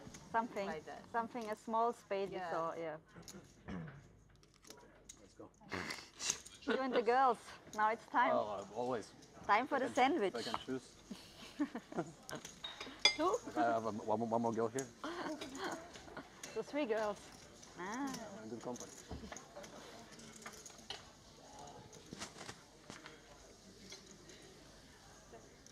Jack 9 deuce. Ace queen again for Jessica, no good. Checks through. Jessica and Ramin picking up a gut shot on the turn.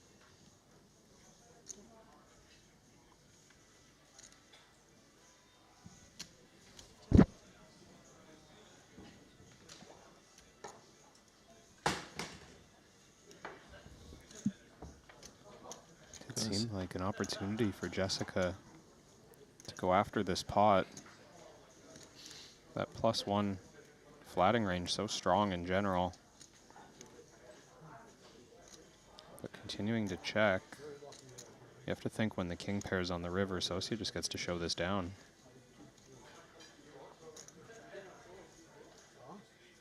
Well. What do you know? Hadjev has other ideas, and I think this is going to work. 8s just looks like nothing on this board. Okay. Jessica recognizing. I mean, this is a big blind range. Plenty of... that Oh, is she's already called. That is an elite call. Oh, baby. That sends a message, doesn't it? That really sends a message. It's a big find. Whew. Really makes you question your bluff, Whew. doesn't it, when you get called by 1 tip higher? You know I love what calls mean? like that. I want to know everything. Yeah. Now I know. The bigger though. Now he knows, he says. I love hands like that. Taking it well. But you tried it in the sandwich. I like your humor. So here? Nice.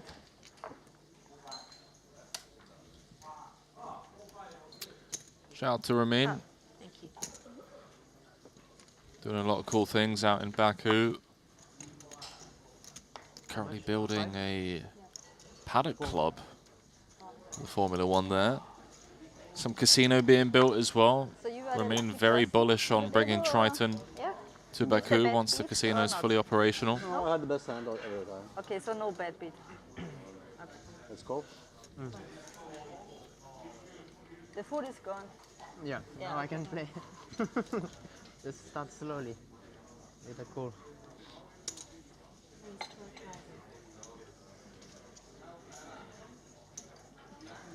You were not on your phone, so now you have nothing. Hello. How are you? We're wonderful. We're beautiful. We're magical. Magical, yeah. Call. Hey, Hilton. Hello. Hi. Hello, indeed. Very interesting last name. This is the Singer. It's very what? Your last name is Singer, American singer of singer. Singer. Yeah. Yeah.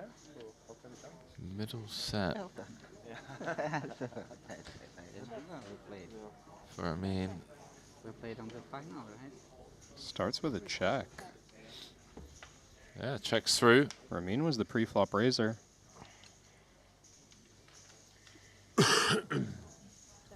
How about that for a turn card? Big out. Picking up the nut flush draw. 15,000. Who bust you? Who bust you? He's gonna fire out a bet. We were waiting Exactly for the Orb. spot that We were waiting for Orb. Ramin was hoping for. On this seat. Check raise incoming. Oh, hello. Hello. Fine. One would have to assume, there it is. We Santa were waiting. What's that? I mean, we were waiting. He was waiting. You mind if I take this water? Reasonable price for the flush draw. Huh? He eats new stacks. Take it off. It's not a good seed, yeah? It is now. Like Now it's a good seed. Maybe. yeah, Elton. Yeah. I like it. I'm feeling it. Big Al breaking his nut flush draw. Jib is going to be looking to extract some value here from an ace. Maybe some two pair type holding. Yeah, king feels relatively comfortable. Jack 10 did complete, but small part of Al's overall range. Gotta go for value here. I like your bag. That's not mine. Not? Oh, but I like it too. Can't get too attached to hands like this. But We've missed our draw. White is always difficult to get 30. Made a pair that really can't win. Yes, exactly. He's out. Yeah, I don't Not like saying white. but Yeah. you know, yeah. And then like they're quite hard to clean. Yes. I mean, it depends how. That's how things stand at this table. Ajiev has just been crushing. He's up to second in chips overall in the entire tournament. Now overtaking Leon Sturm. Thomas Santerni still chip leader in this 200K. Of course, very early in the day to get too excited about having a chip lead. 94 remain out of 112 runners.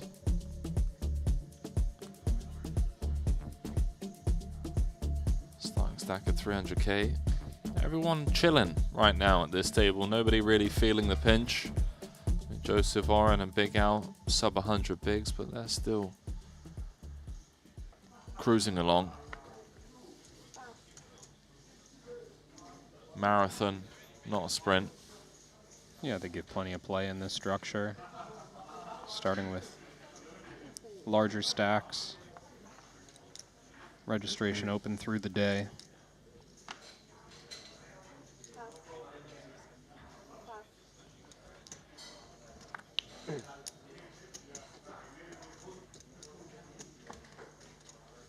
Awaiting Vladimir's cards. Starting with a limp.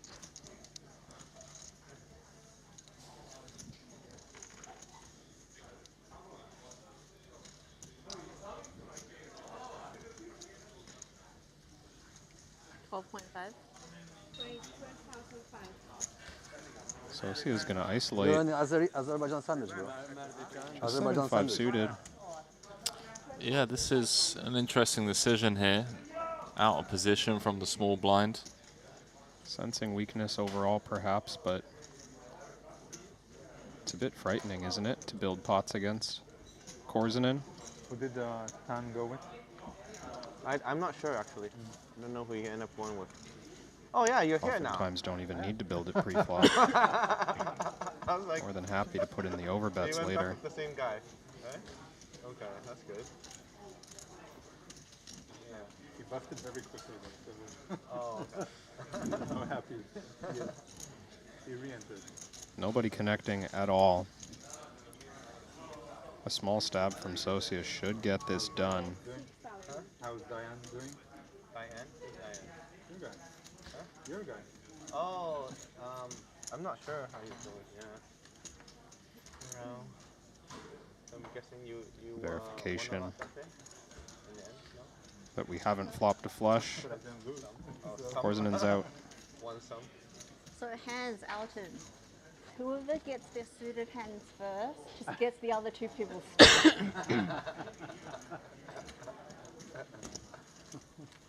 Doesn't matter if you're short or not covering. They should add props to tournaments.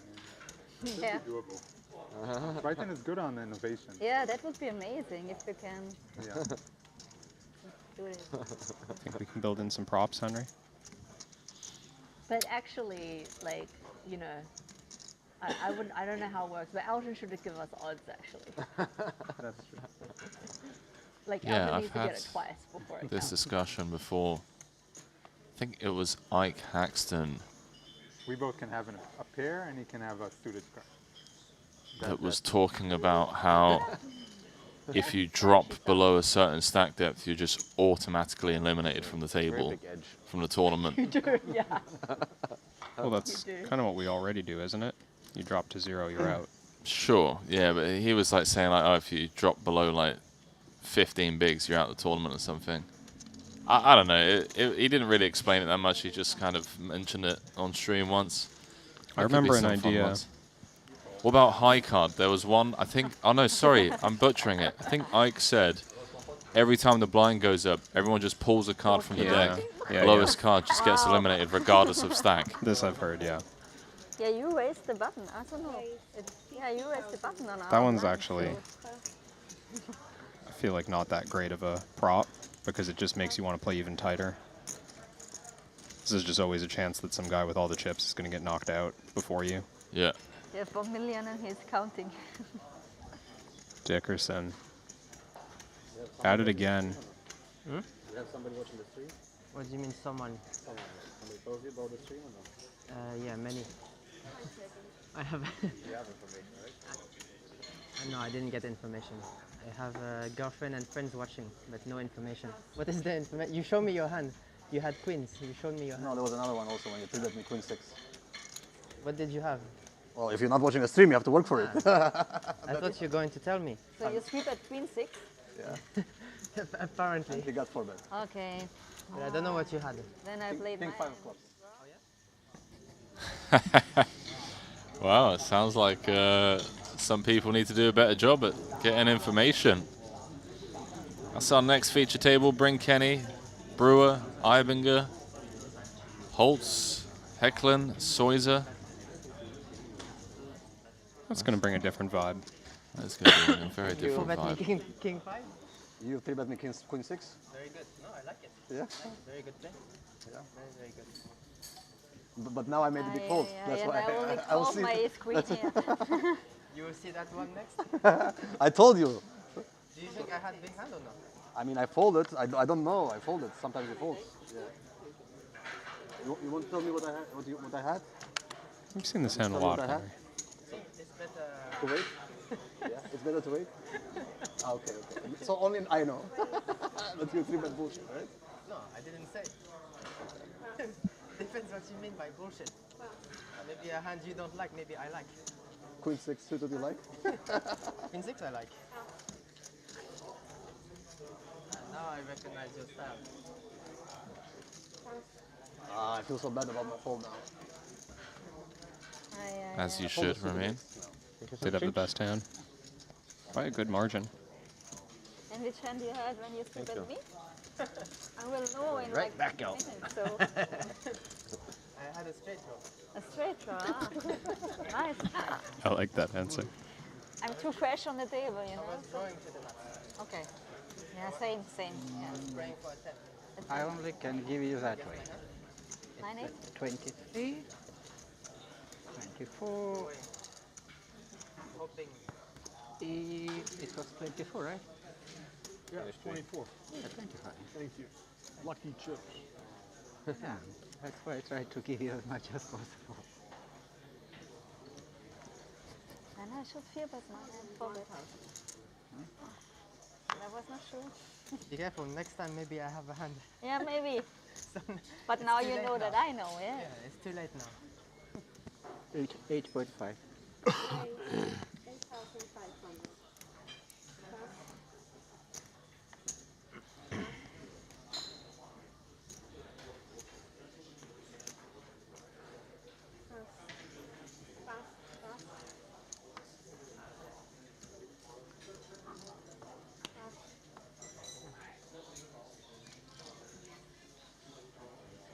Gambledor's been trying to get some action, but nobody obliging. Elton says, you know what? Let's see a flop together.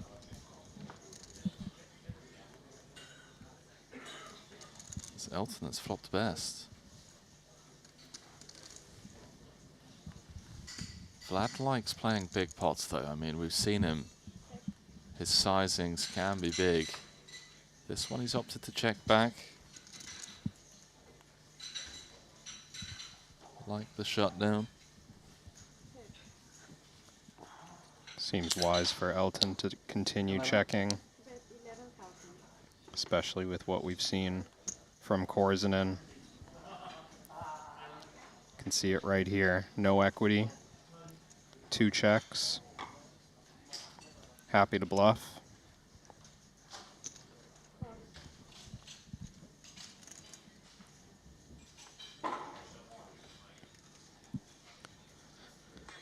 Elton's gonna need to navigate a tricky river though. Check. Oh, he's given up. Oh, all right. 8's gonna win. Good. Oh, I can win a hand. I was just pretending that I have. And they had clubs. That's brilliant. The two of the happiest people in poker, by the way. Win or lose. Sat side by side. Could lead to some fun, interesting dynamics. You gonna play tonight, Elton? Yeah, I think so. Yeah, I had a long day rest yesterday after that. But no more staying up that late for me. That was too much. That's just too much. I can't handle it anymore. My body wanted to kill me the next day. Yeah, I can relate. I'm sure you can as well, Kev. Once upon a time, you just grind the Vegas game until the sun came up the next morning kind of thing, and you'd leave the casino, people are on their way to work. You get blinded by the sun like Dracula. Can't do it anymore, man. Can't do it. Mine was a little different. It was just like a laptop in an apartment, but same idea. Longest session you've ever played? 24 hours, surely. I mean. No, mine were never that extreme. Wow. I've got balance in my life, you know. Even when I was hungry in my 20s. Survival mode. I feel like maybe the max was like 16, 18 hours. Oh, those are rookie numbers, mate. I know. Sometimes 14,000, sometimes. Kind of proud of it. Gold. I like. I remember back in the day during COVID, chasing some leaderboards. I tell you because you forget. Just doing like 18-hour shifts, 6 days in a row kind of stuff. Okay, that's a lot. It's I've never been a leaderboard grinder. I knew my place. I think longest session I've ever done was like Friday evening until Monday morning, where we would just get like pizzas and takeaways just ordered to the private room in the back of the casino. And people would just take like 1 hour power naps on this really old leather couch that was in the room. It's like, yeah, okay. It's like, sit me out for an hour. I was like 18 at the time. That's wild. Yeah, the good old days. Can't do it now though. Need to be in bed by 10.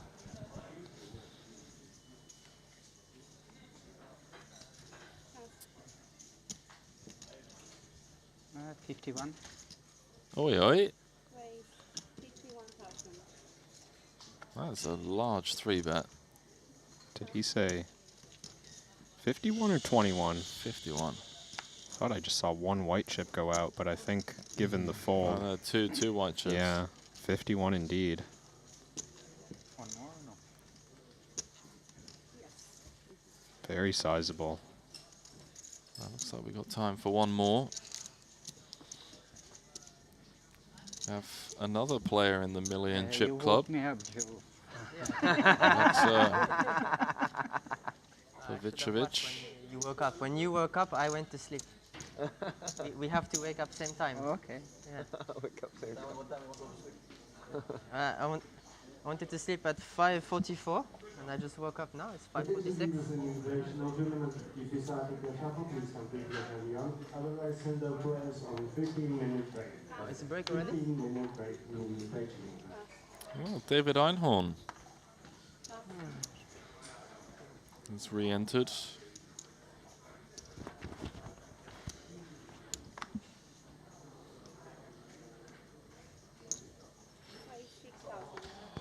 $113 runners in this one now. I'm pretty blown away, actually. I don't want to spoil my break. I followed 8-9. I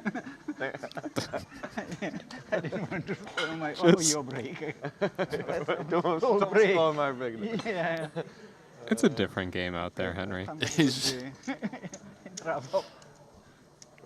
Ready to play the 9-8. Oh, He's just man. like, nah, I want the full 15 to go get some sun. Wow. Walk by the beach. That's strong. Just tells him. That's really strong. I love it. I love the invitee side of the bracket. It's exactly what we're looking for with Gambledore at the table. He's going to be heading into said break with a very comfortable 620,000 as we welcome you back to the break desk. Kevin Rabbit alongside myself, Henry Kilbane.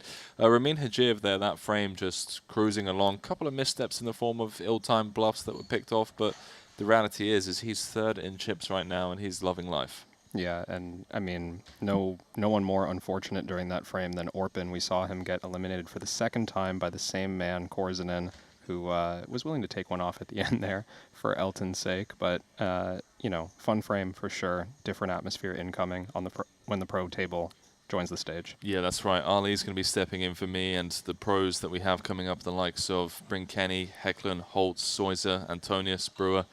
Stay tuned as it's going to be an action-packed couple of levels with those players. And yeah, we've got 2 more frames in a day before players bag and tag. Current chip leader, Thomas Santerni of France. He's currently playing 1.24 million, so great start to the day for him inside 6 levels. Don't go too far, just 2.5, 3 minutes or so. We'll be returning for continuing coverage of this 200K Triton Invitational.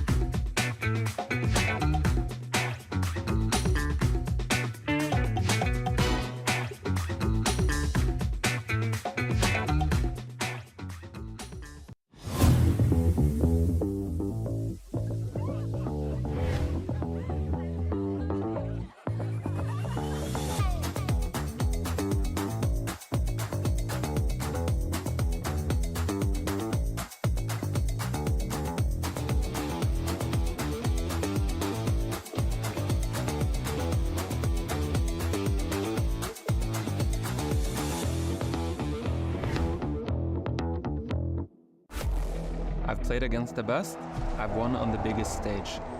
But what if I told you, it's not just about luck or talent. It's about using the right tools. GTO Wizard is the fastest and most efficient way to study any spot in poker. This is how you level up your game. This is how you unlock your potential. Don't get left behind. Get GTO Wizard today. Beat the best, crush the rest.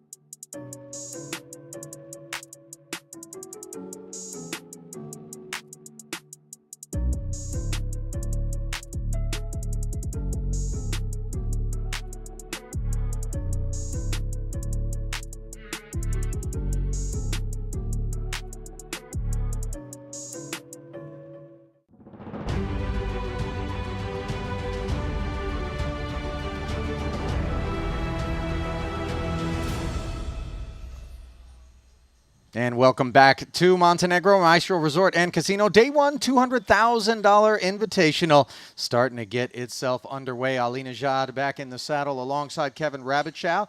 And let's just dive into the Triton Poker Plus app, shall we, Kevin, to take a peek at the current state of affairs where Francis Thomas Santern carrying the torch on the pro side. Typically, this is not the side of the bracket that we anticipate chip leaders to emerge from, and yet he's done handsomely for himself. Sat there 1.25, let's call it, in front of him. Blinds 1,500 and 3,000. I believe we're going to be going northbound. We'll know in a moment when we send it down into the arena. But there is a look at your new feature table ever so briefly before we get down there. One you're excited to call. Yeah, absolutely. A super strong lineup, perhaps highlighted by a couple of poker code brethren, Fedor Holtz and Matthias Eibinger across the table from each other, and they've got chips. Well, let's not overlook the fact that a couple of guys who know how to seal the deal in an invitational are also at this table. I'm talking about Bryn Kenny. I'm talking about Patrick Antonius, of course. Main event winners in Henrik Hecklin and Matthias Eibinger. Kulev is always a seasoning salt to any dish at the feature. Michael Soiza of Malaysia, well regarded. And, of course, the aforementioned Fedor Holtz. Can't overlook Chris Brewer. Big year put together by Brewer when he bounced back from a big dry spell. Taking peeks around the room just to spy what exactly is going on at the other tables if you're curious. Of course, the best way to satiate that curiosity is by heading over to the App Store or to the Google Play Store and downloading the Triton Poker Plus app absolutely free of charge. An incredible wealth of information and the perfect viewing companion. So, 1,500 and 3,000 officially the new blind level. As you see Germany's Fedor Holtz and Matthias Eibinger, the poker code brethren you mentioned, Kevin, the top two stacks. Originally, 300K means Kulev the only other stack above starting. And everyone else with some work to do. Looking at Bryn and Hecklin in particular, of course. Not sure whether or not they're on bullets number one or not. I tend to think the answer is yes. That's crazy. They I'm only missing have my sweater. one rebuy available as we get it underway. Like the sweater is needed. You gotta come prepared. Queen 10 off. Kenny getting it going. Another Queen 10 for Soiza. Not interested versus early position. Just 20 blinds in Kenny's stack. Still fighting and looking quite unbothered by that reality. Eibinger. King 5 off. In the big. Decides it's defendable, playing the short stack, even though he's open from +1. 7-4 deuce. Swinging a miss in both camps. Kenny's a guy that doesn't like to shift his foot from accelerator to brake all that often. This we know. Yeah, and a good one to bluff at this board. Espresso? Just kind of low equity. Doesn't mind if it gets check raised. This stab might be small enough that Matthias is interested. He's got something going, the 5 interacting with straights in 2 directions. King of hearts, a strong blocker. 5,500. That which he faces. It's tempting to check raise.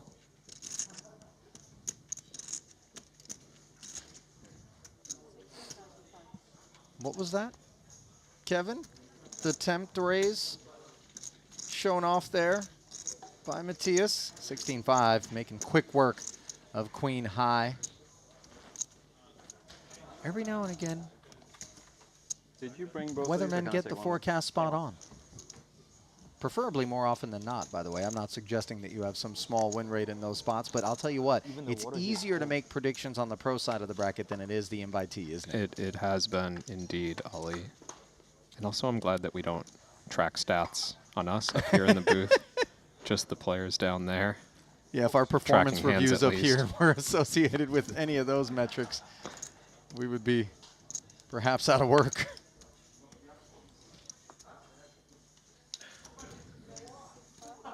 Jack 10 offsuit, Fedor, 6,500. And now Medicine. Soiza, ace queen.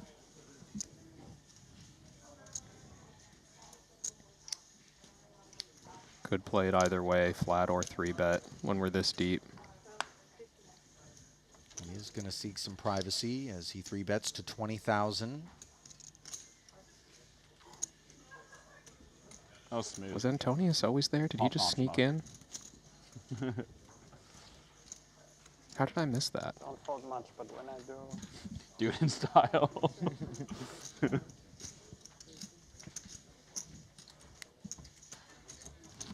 What did you miss? Antonius, you said? Yeah. Just one's good. I don't think it was a sneak. He's just been there the whole time. He's just been there the whole time. Yeah. And by the way, I mean, hanging you out know, in the 1 seat. a man of his physical stature, not the easiest to miss. That's why I'm Kevin. surprised that I overlooked it, not to mention the resume. I mean, he's literally in a massive optic white t-shirt, parked in the 1 hole next to the dealer, so local optometrist perhaps That's on me, yeah. required. Heckling. Yeah, this isn't a product of poor vision, but just an appetite Give like for 90 some something? mischief. 94. Short stack, 6 of 94. Under the gun-suited connector, not really what you expect, Kevin? No, it's a bit light from this position when we're short. More high card, heavy ranges you'd expect. Gets through the queen-jack offsuit of Brewer and the small blind and Kenny. Yeah, he's not going to get through this one, is he? Just No. 40K remaining for Bryn. Only stack at the table that Hecklin covers, moves it all in and all out. Goes to 6 high.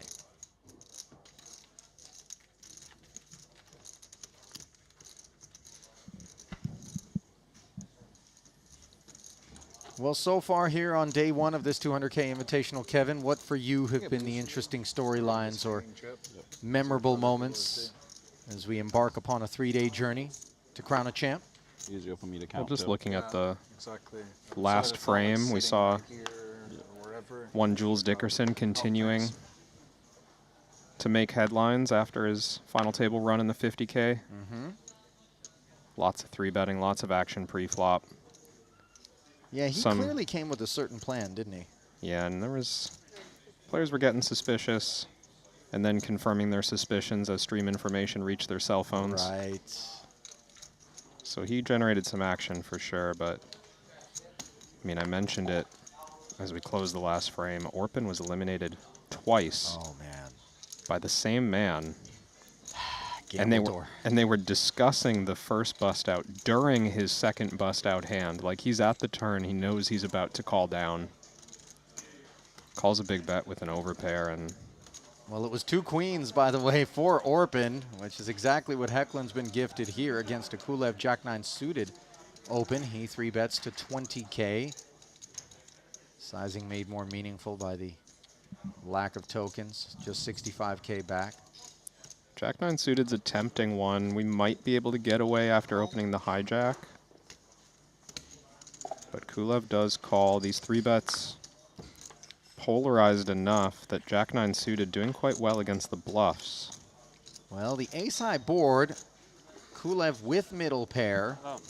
Can I order just ice cream? Hecklin doesn't love it either. But the queen of diamonds works, plus the betting lead.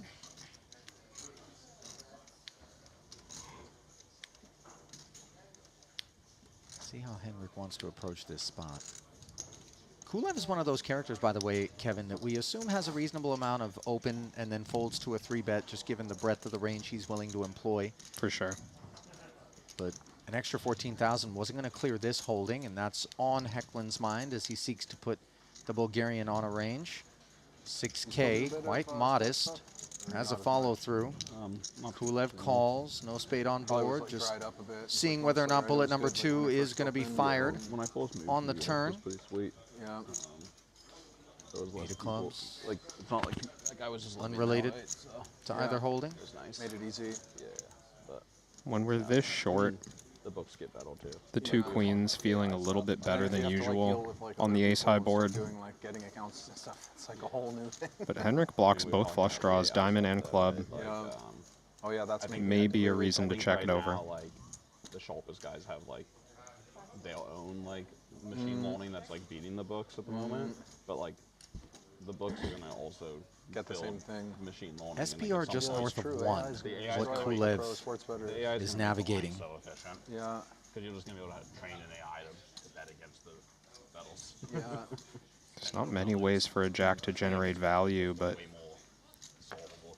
sometimes off these short stacks, we can freeze the action in position, because once we check behind, wow, we would invite Henrik to go all in was the thought there, but on a jack. Queens is looking a lot worse now. And yeah, trips for Kulev as the backdoor club arrives. And maybe Hecklin would have been more inclined to commit some chips in the form of a lead or a check call, but this board development, as you mentioned, not the greatest for him. no, and when Kulev inevitably moves all in here, just pop behind, trips more than good enough. The other thing is having queens, pardon the interruption, is poor because any of the Broadway draw combos are interfered with thoroughly, other than King 10. Yeah, trying to figure out what Kulev would bluff with here. The Queen of Diamonds is going to feel extremely relevant to that bluffing range. On the other hand, Queen of Clubs, blocking good hands. Henrik just gets away quickly. Making it look quite easy, by the way, decision. Not a tough one for him. That concerned about like building an efficient line for like, you know, the college basketball, like the small college basketball game that isn't bet on that much, but like they can just ban or limit people who do win, and then just try to get that action. But if they can build something, I mean, if they would know how much it costs, then they would. I think they know. No, I think they underestimate how much they get taken advantage of. Depends on the book, in my opinion. Yeah, I mean, some books very clearly know, and yeah, some I do think are more clueless. Because like some books like intentionally want sharp action so they can have better lines.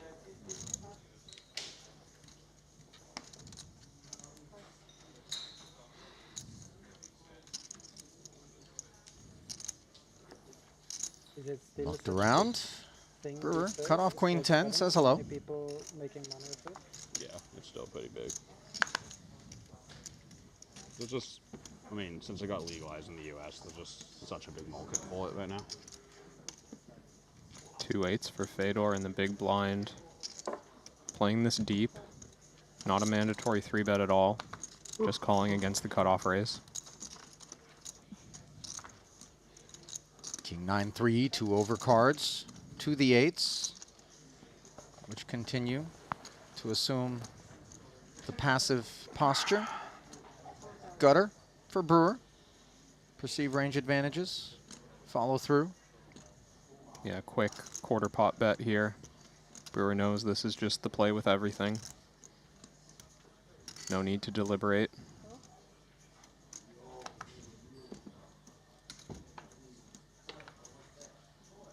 Now a pair of 10s for Brewer to put him in front. Kind of card that really shrivels the 8s.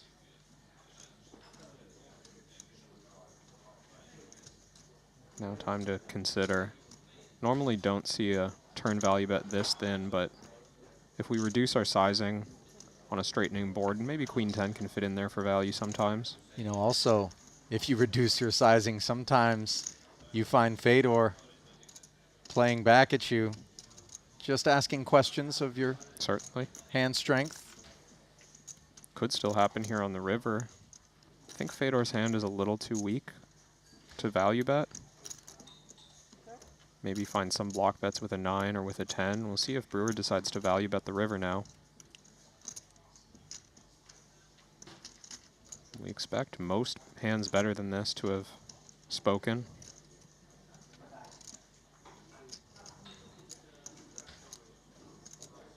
Something like half or 2/3 pot, perhaps appropriate. No, just a check. Seems like a tidy procedure there. Perhaps having a little bit of a tough time identifying. Yeah. What he could get value from out of Fedor. Service. Service. Fedor has one of those wry smiles, by the way, on the back end of those exchanges, which if I were sat there with that view, would always leave me somewhat paranoid with regard to whether or not there's something that the German knows that I don't know. Of course, Brewer, command of craft, no doubt about it. Not going to be second-guessing himself. 94 big blinds, 281,000. And a tickle for the American, who is trying to get back above the 300K starting stack. But mine, if I'm holding it like this, it gets caught for sure, but I think you're safe. I think it was targeted at you. Yeah. Yeah, because I was just sitting like this too, like direct line to the camera. All the Okay, cameras good thing, on you and Fedor's there. No cameras on us. And Patrick.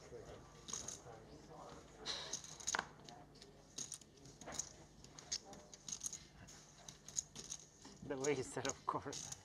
No, I would safely say those are the three most well-known. Of course they are. Ace Jack for Brewer. Takes us to 6K. Fedor now. Suited connector. In the small blind, and this time there will be no passive approach as he 3-bets to 28,500.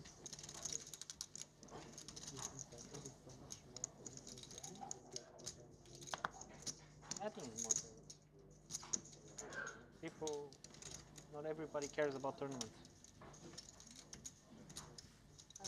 I mean, not that it matters much to anybody, but yeah.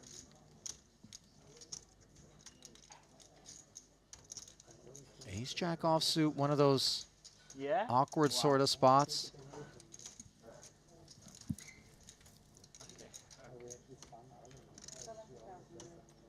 Four bet now from Brewer. 70K on the thin side. But to be fair, so was Fedor, and this is well timed when we can see the screen, of course. But do you say it seriously? Because it's all about tone and intonation. No, I know, but how are you pulling off the joke? Not at 104.5. Are you doing it like... And this is treacherous for Brewer in terms of the fact that he is well covered by Fedor, a man who can absolutely press the frappe button at any given time. I'm not sure Queen Jack suited is a qualifier. Yeah, you wouldn't expect this type of hand to 5-bet all in, but it is the correct stack to pot ratio to think about. Have you lost my Well, heart over the years? See? Even in the parking garage, they bother me. We don't need to speculate as to what Fedor was thinking with respect to Chris's range there, but he does concede, and he was performing poorly. I owe you. Yeah. What a 5-bet and the Ace Jack melts away. Oh yeah. No problem. I think Patrick's most famous at the table. I'm on agreement with that. So I'm on agreement that Patrick's most, I think it was Patrick, Fatal, Ben. Well, maybe Patrick, Ben, Fatal. I don't know. Yeah. I think it's one, very close yeah. with Ben, Fatal. Speed? Looks? No, yeah. Patrick probably wins on looks also, but no, we just say most famous.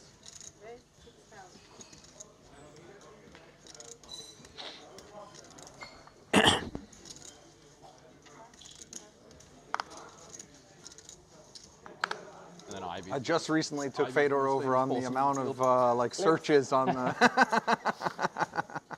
The popularity index, huh?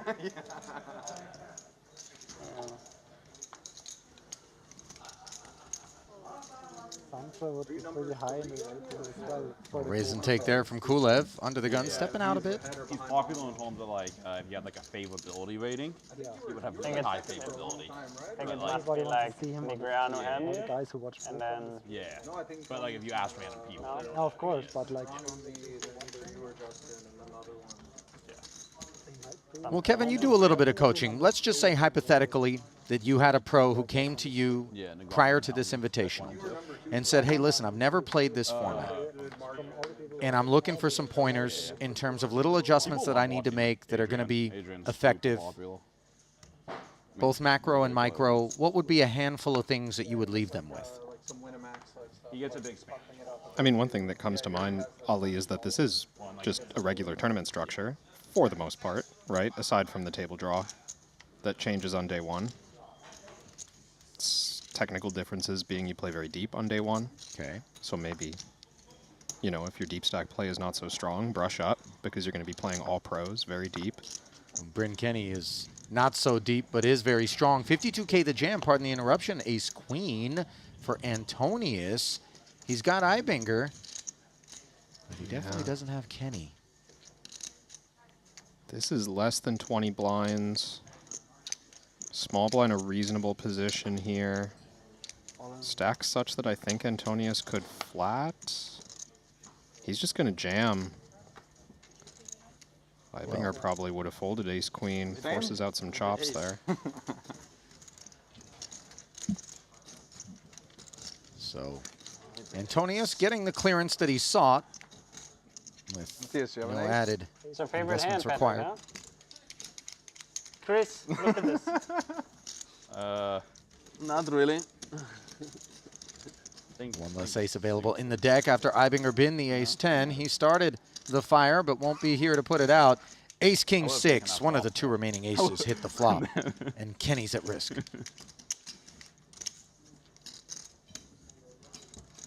Spades working hard. Nice. No sooner do I say it than all of a sudden one out grows significantly.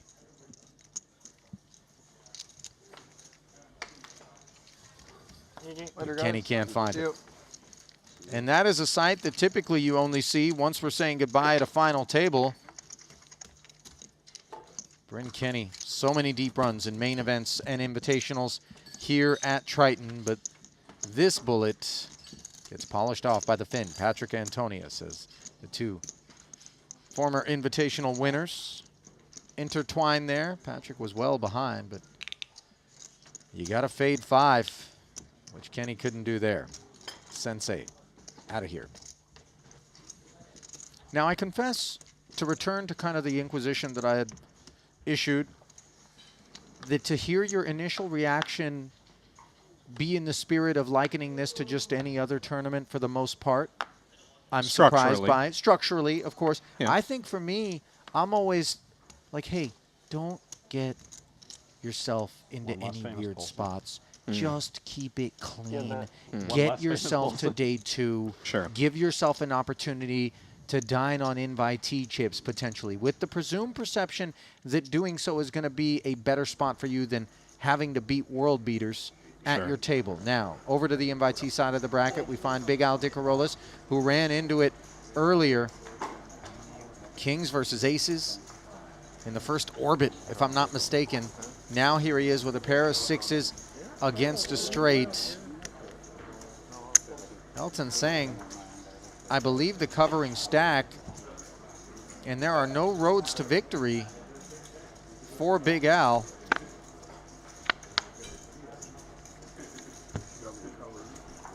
Board pairing 7. And we're going to do a little bit of accounting, it would seem, just to verify, but by our measure, Big Al is out 400K. 281,500. Path traveled was a limp pot started by Mikolai Vasco-Boynikau. Big Al and Elton coming along, 7K ahead, 9-6 tray board. Socia was involved as well. Checked over to Vasco Boinicao. Not Limpot, sorry. Socia was the open raiser.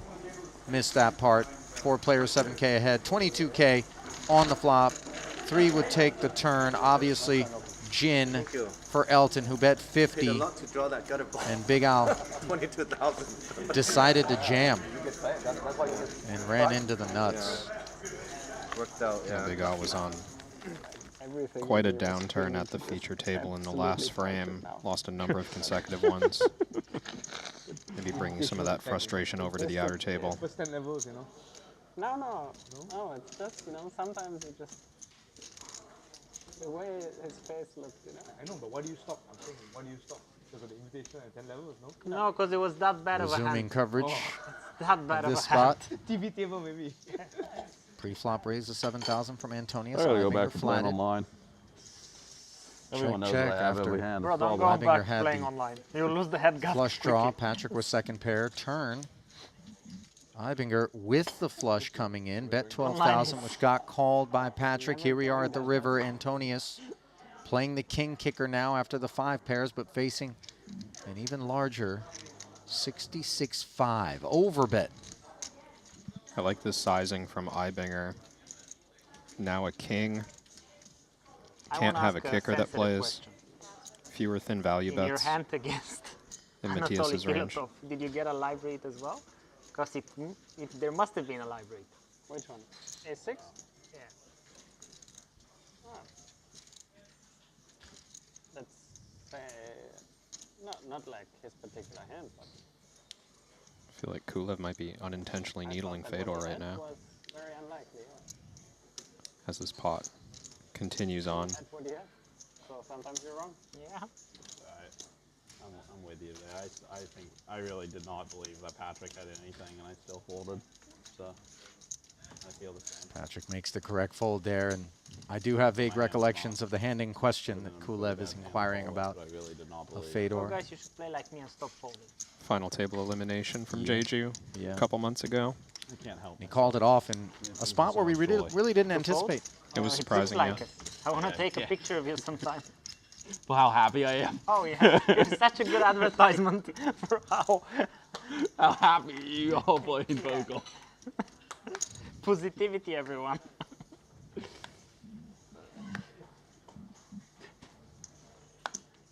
Yeah. I had a similar experience in 1 million against Bryn. I just knew he was so full of shit, I just couldn't do it. Check raise the flop in the figure pot. Small. 7 small here pot, for ace Patrick. queen. Couldn't do it, just had to fold. He had king high at the back doors, you know. 7,500 if you do.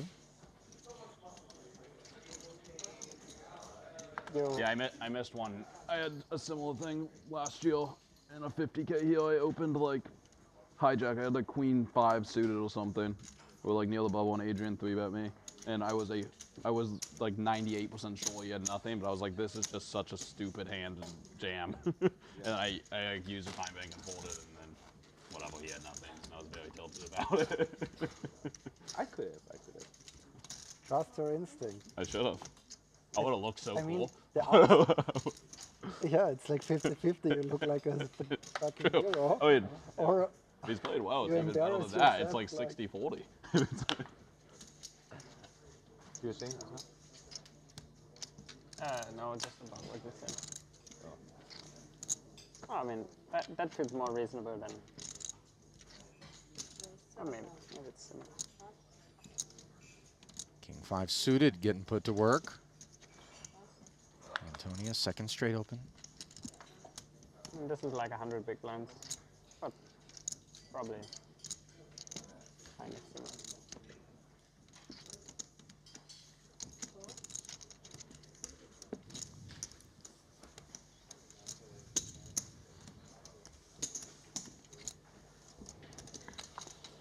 Hecklin.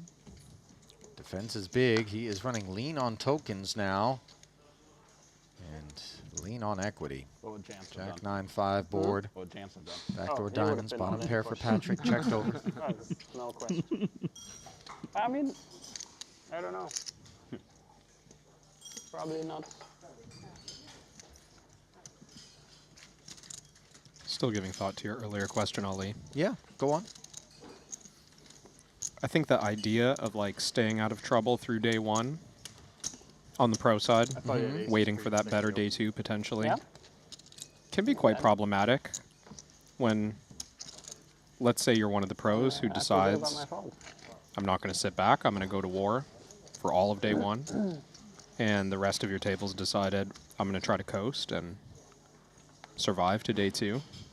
It's kind of like an ICM spot, right? That one player who decides to take charge just ends up in day two with 4 times starting. Everyone else sneaks in with half starting. Sure. Not good. Now all of a sudden, in the interests of booking your ticket to day two, you put yourself in a far worse position once you're there, to where maybe you're not able to capitalize or realize the advantages of having done so. I think when you enter a high-level poker tournament, you just need to be willing to bust. Need to be willing to take spots. Thank you so much. The players who are not are the ones who struggle. 6,500. Says Soiza, performing very well against the King Jack of Hecklin, as once again Henrik finds himself involved. Fedor closing things out in the big with a baby suited connector. Turns into a wheel draw, but the all-spade board is going to be of perhaps most interest to Hecklin, in spite of the fact that he has no pair. Broadway gut shot, plus the nut flush draw. You see Soiza, the party starter, up front, has now flopped second pair, 2 checks in front of him. Not mandatory for Soiza to open the action, but he might be tempted to with a couple of high cards on board, just a small stab. And there's so much out there now when Henrik's this short, he might be thinking about check raise, get it in. It's hard to get away from King Jack with the King of Spades against turn aggression. So why not just raise now and try to force out a small pair or a King Jack without a spade? Yeah. Try to create some fold equity here while you still have enough chips with which to do so. Hecklin leaning on this follow through. Recognizing, of course, that with some frequency there will be an ace lurking. See if Soiza can put together how bluff leaning this is. He's just out, respecting it. Plenty of suited hands in the small blind range that flats pre. You know, that was a case of the small stack actually being utilized to represent something stronger. Yeah.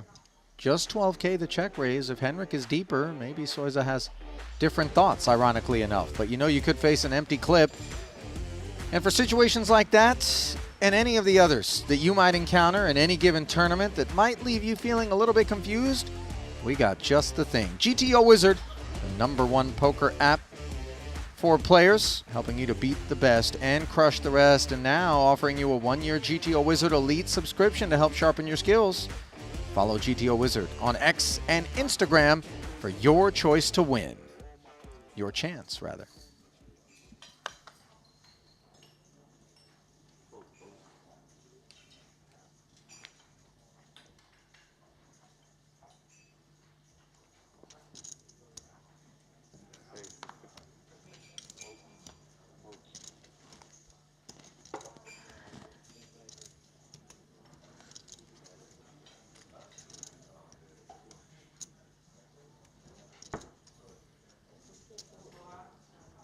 See, they want 2 million yet? A little bit of a step out here.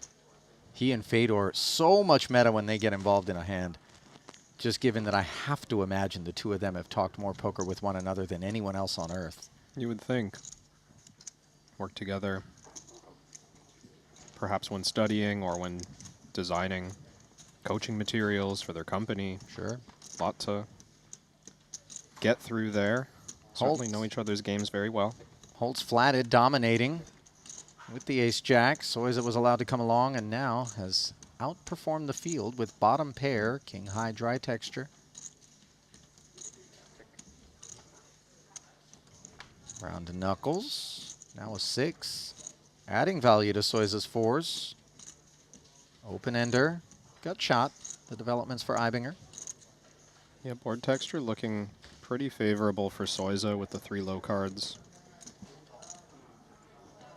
do think he could play his hand as a check, maybe to check raise. We're quite deep. He can represent a lot of strong hands. What time is day 2 tomorrow? I don't know. Could also consider a small stab to clear out equity. 12? It comes with 12 into 22. Does that qualify as a small stab? No, this is looking more in the ballpark of I'm trying to bluff out some stronger hands immediately, like hoping to put pressure on pocket nines, ace-6, ace-7, these kind of hands. What? Well, perhaps less meat than that would have been required to clear the field, but clear the field he does nonetheless. Current owner of the Asian Poker Tour, along with Victor Chong, who does pay us visits from time to time, more so when we're in the Asian stops. I like it. I don't like Two of them have done so much to help grow that brand, and they've gotten the support of us here at the Triton Poker Series and many of our regulars as well, who are based in that part of the world. I'm not, unfortunately. Perhaps even helping to open up markets that we may eventually visit ourselves. The other day you were... We keep that quiet. Taiwan comes to mind as a possibility. You're really into it as well. Pocket jacks now for Hmm? Matthias. Pocket sixes for Hecklin. 69K, and he's continuing to cobble. It's a great place for a run or a walk. Yeah. Oh boy. I wish there was some trails a little Pocket bit more. queens. Battle and Road, but Patrick Casino is nice. with dynamite. I lost it. Note that Henrik just flatting. I 23 bigs, pocket What sixes. happened? I fished. Not feeling strong enough to stack off. No, but also creating this dynamic where when it gets back around to Eibinger's jacks, depending on what Patrick comes with, you're feeling that sense of, is my man squeezing the Henrik flat? However, the fact that Henrik doesn't have that many chips behind maybe reduces the frequency with which this is out of line from Patrick. Yeah, it feels like maybe even a worse bluff opportunity for Patrick because it's harder to get through Hecklin's range. Well, Eibinger doesn't take long to call the 30K. Now, Hecklin, obviously the tantalizing prospect of a potential 3X on his mind. Yeah, could play his hand just as a pure draw, but it's really going to be hard for him to win the pot when two players are involved with strong ranges. If you just base it on ability to make sets, he's not getting the right price. Would only have 40K back after making this call. Implied odds not really strong. And since there's so few paths to winning without making a set, I think this is the right fold. It takes a decent amount of self-restraint. But I think Henrik has shown a lot of discipline on this short stack. Dipped his toe in the water, stayed out of this one, and I'm sure he's glad that he did. As it comes ace-king tray, you hate to see that kind of board in this position, and for that matter, so do the queens and the jacks. Antonius with the betting lead. He's covered and out of position with 71,000 in the middle. I would have to go look up this. I forgot. But like, if you lap him once, you win. If I lapped him once, Despite those realities, I would have won like 12. 15K. Board texture's so bad for Eibinger's hand, we might even see him fold the flop. That wasn't that big. +1 range, he has so many strong Broadway cards, suited aces in his range. Don't even have a backdoor diamond draw. I also We're just realized out. that I really just like racing now. Like, it's really Had the just best helpful. hand, It was but best obviously thing quite on relieved to the see I Matthias have more find the bin. anxiety, like the 3 days leading up to this race than I have had for anything like poker competition-wise in the last 6 years. It was like so weird because like, yeah, I used to have like anxiety about running in college too, but it's like I still have this like identity thing, but like I know I'm not as good now, so I was just like, fuck, like I might suck, like it's gonna be so painful, and then I was like, yeah, I do not ever want to race again. I have decided that. No interest in any high stakes racing.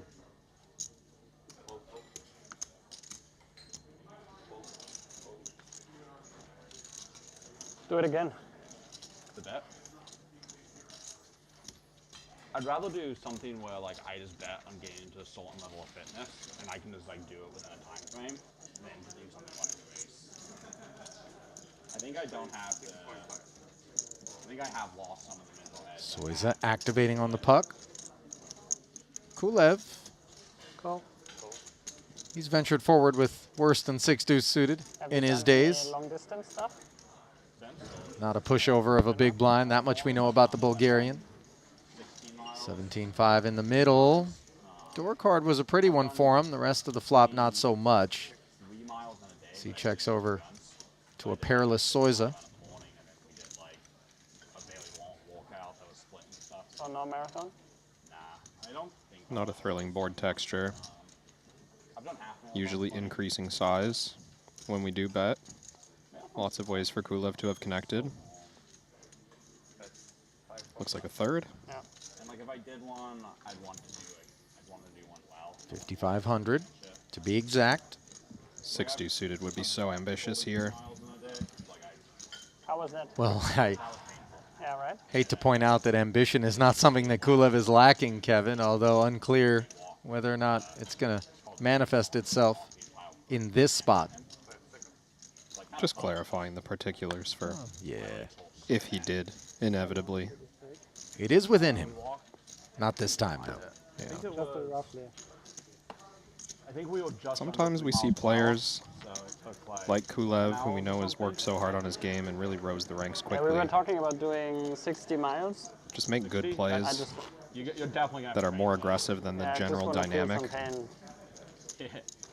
And at first you take it in like, oh wow, what a wild player. I don't know. He really gets Gives after me it. a- He's really loose aggressive. It gives me a reality check. Good. That's right. Exactly what I'm saying. Then 2 years later, it's just the norm. I believe some discussion centering around possible running bets, racing bets. Seems so. Brewer used to run track. Yeah, I think I feel similar. Was he discussing the bet that he lost? Do you know the particulars of it? I believe so, or at least I have a rough understanding. All right, It was do with tell. Brandon Adams, I believe. Okay, he likes himself a prop bet. I forget the length of the lead up to the bet, but they had some amount of time to train. Yeah, 50 kilometers is 41 miles. And I think they were running 5K on a regulation track. That's a good length. And Brewer had to lap him. Oh, wow. I wouldn't do it again. So the bet was that he could finish 400 meters faster What was the worst than part? Brandon I mean, Adams. the worst part, we didn't train for it. I think I'm getting the distance right at 5K. Okay. So 12 and a half laps. So he's got to be, what, 10% faster, give or take, 8% faster than Adams. And as we came to learn, he was not. He was not. 4 to like 26 miles. Like at that point, it was like so. Kulev is not ahead of ace 10. Feet or the After For me, it was. I had a couple things. I had a little he bit. of limped going on, some and then stuff. called the extra 12. Sorry, the extra 9, a total of 12. My feet were Demanded by Eibinger's ace 10. a little pain, but nothing too bad. It was mostly just like. Matthias checking back. Like I was just my quads King of just pulled spades. so bad every step, and like Another knuckle. we were walking way slower, and like it's like every mile was taking a long time too.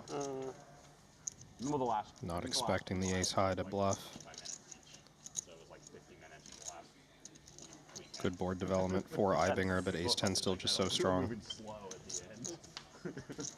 That's rough. Yeah. Dude, it was so painful. It's also funny because like, well, in Manhattan, it was like people just like walking around like Normal speed. going through the day, and I'm just like. Yeah. But yeah, the wolf. Pair of sixes for Kulev. The gift of the best hand on the river. So I walked like a stick man. Yeah. If you bend your legs, you call it. It was. I just couldn't bend them. It wasn't like. It wasn't like I fell. I just. I know, but like it's that feeling. You know, after you do weights, right? If you bend your knees, you just get 14,000. This is a tough find. Giant pizza and it's the greatest pizza I've ever had in my life. Kulev seeking value here against Matthias. 14 into 27. And it feels as though between his reputation, Kevin, and his read, this price for an ace high, not a given to be declined. And in Switzerland, we carried 10s.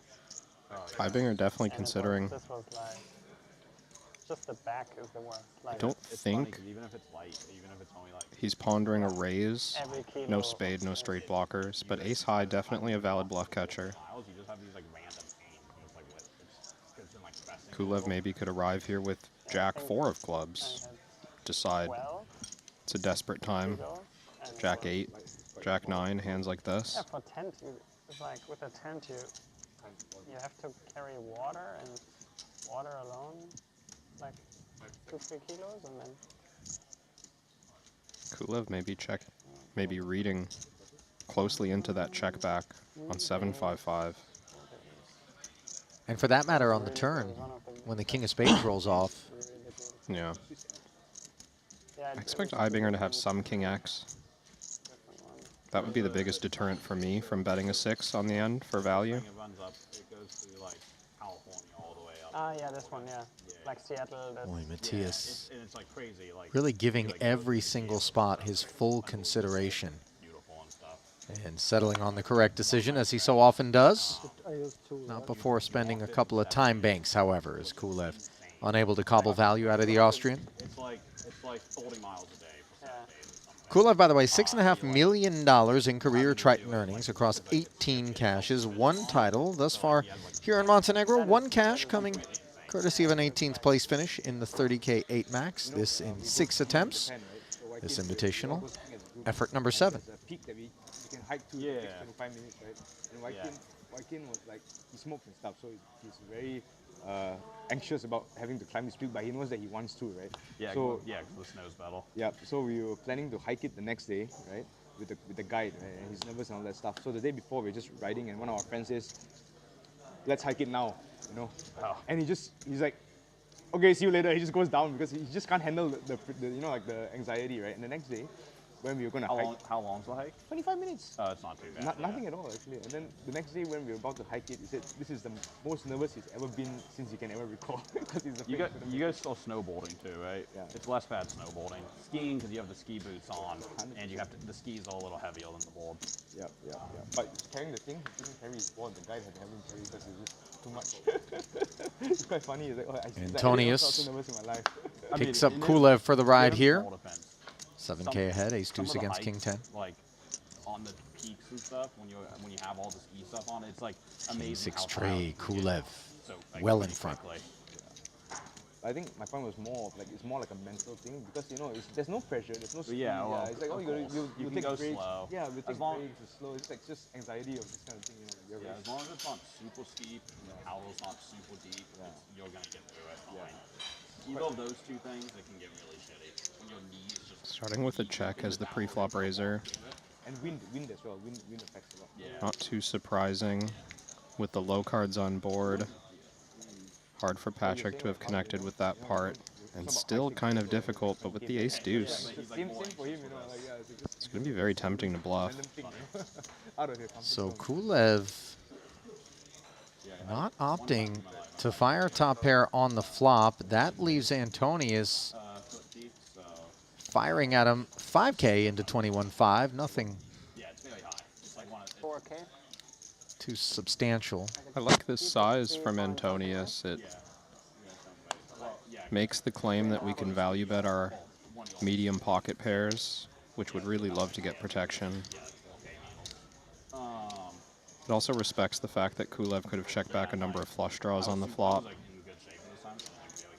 So even if we have like a king, we should consider using this small size, but it has opened the door for Kulev to start raising the king 10. Kind of annoying when we have this much equity as Patrick, overcard, deuce of diamonds. Can we really continue with this? Price is fairly good, but there's no guarantee the deuce of diamonds is the best flush draw. No, it's the worst flush draw that you can possibly have. Suppose the only flush draw would have been a more precise way of saying, well, hold on. Well, hang on. We've now been taken down a dark alley, and Kulev opened this door by raising to 18.5 excellent find by Patrick Antonius there as he susses out a holding that can't take the weight of the 3-bet. And Kulev maybe cost himself one. That's an awesome play. Yeah, it gets. I still like Kulev's raise because I think his hand is just worth getting value. But there's so few players who put in a bluff in that node that Patrick just took without hesitation. And you can tell that nobody does it from how quickly Kulev folded. And there's no. You just don't see that very often. No, you really don't. You can't say who gets it and who doesn't. I mean, even I know people who like do stuff like this a ton, and 90% of the time they don't get it randomly. They just had bad incidents. It's like, it's a strange thing. But it's weird because like you'll go up like a hill that doesn't seem like it'll be that crazy. You'll just completely exhaust. Yeah, I mean, when you're in Lima, you go stairs. There's 4 flights of stairs. You're like out of breath, entirely out of breath. It's like. I don't think I need to be in Lima to be out of breath after 4 flights of stairs, I confess. Kevin? Yeah, Nepal's crazy because I think like base elevation. Stairs at sea level I find challenging, let alone. Yeah, it's like just the villages. In Machu Picchu? So high already. The base. Gotta quit smoking, Ollie. The peak of film Nepal. No, I've never smoked anything. That's good. The crazy part. Good on you. But I also have never really Some guy, done the gym this guy thing. Nixed him and he dived it and he became the first person to break 4 minutes in the mile. Well, you and start with climb one out stair. Everest level, which is pretty cool. Then 2. Yeah, I mean, he went with a shoulder. And maybe a flight. But still pretty sick No, accomplishment. I mean with oxygen mask. You could get yeah, that he one did with day. oxygen. Yeah.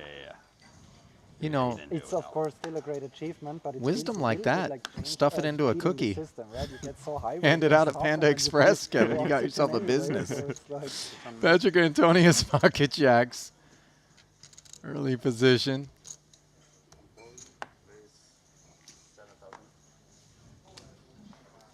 $7K the open. Fresh off of bullying Kulev. This time with far more durable hand than the ace deuce before it. I agree with you, but also I feel like a lot more people would die if they had to go without oxygen, so. It's already like insanely dangerous at the peak because it gets overcrowded nowadays. Fedor not finding himself in an overcrowded spot, but a bad one with King Jack against 2 jacks. Finds a gutter on the Queen High Rainbow board.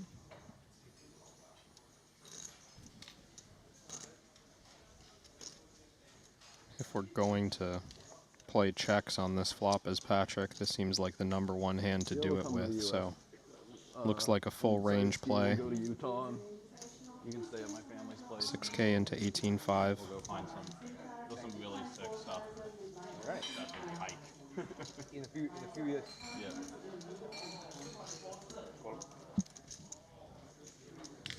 In April, it's still good, right? It's a lot less good. I mean, those Check call on the hunt for a 10. Goes Fedor. Not available. some stuff might not be open or. Checks again. Now, of course, with the 2 jacks, The best is. you're annoyed by the presence of a queen. I mean, not January. Yeah, and certainly check back for Patrick as such. Plenty of queens that Fedor would check call on the flop. The +1 open, leading to less aggressive strategies. Not to mention that we're 120 big blinds deep. Somewhat surprised to see Fedor check the river. King Jack being the best misdraw he could have, so maybe it would be too much to bluff them all. 10-8, Jack 8, Jack 10, King 10. That's a lot of combos. Okay, you convinced me, Fedor. We can give this one up. Feels like that's the direction that he's headed. Board pairing 5 leaves Antonius comfortable that value's available as he sprinkles 15K and takes it down.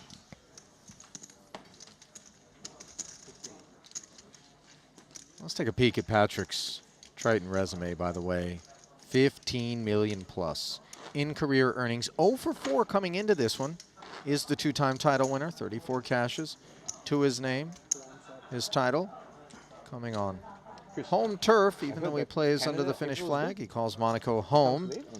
And it happened November 6th of 2024 in a 200K Invitational. 5.1 million he picked up in that. The snow should stay battle longer, so I would believe that it would be good. Utah's problem is it just gets a little too warm. Like, there's a really, really awesome mountain in New Mexico that's called Taos. 2, 4, and 4. You basically can't go in the spring because it's low altitude, so it's only like 8K feet or something, and it gets too hot and the snow just melts. Which is basically every mountain in Europe. Yeah.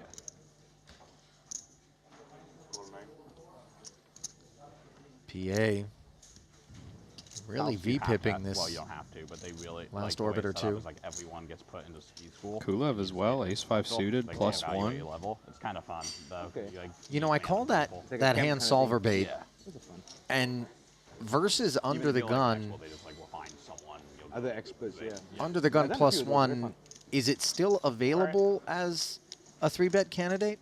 I actually would have expected it to only 3-bet. I'm a little surprised to see the flat from this early with 5 players behind. We are playing quite deep, which improves flatting just in general, all hands across the board. Well, on this board, ace-9 tray leaves Kulev adrift. No diamond out there. Kicker issues. Ibinger, who climbed aboard with the 2 6s. Not going to be too interested in anything in the face of follow-through from Patrick. Are you going to train for this 6 Delivered. mile hike much, or? 15K. Nothing to do but call as Kulev. Way ahead of the bluffs. But again, like Plenty of stronger aces in range. Friends socializing thing, and then kind of let's see what the pain level says. How many days were you going to try to do it over? Or just 1 day? 5 seconds? 1 day is an all way. Wow. Finds the fold. What did Kulev see that we didn't? Here's what I'm going to say. If you are going to flat that ace-5 suited versus an under the gun open, having the capacity on a board such as that to just step aside, may be aided by the presence of Ibinger, I'm not sure. But the look on your face suggests that there was more than met the eye in terms of his decision-making there, because just from a hand standpoint, you expect a call. All the way to Spain. Yeah, I mean, it's just quite a big deal to have one of the only 3 aces in the deck. And very, very famous in Europe to like, as like a maybe just reading into the strength of Patrick being willing to bet into 2 players, that does carry a lot of weight.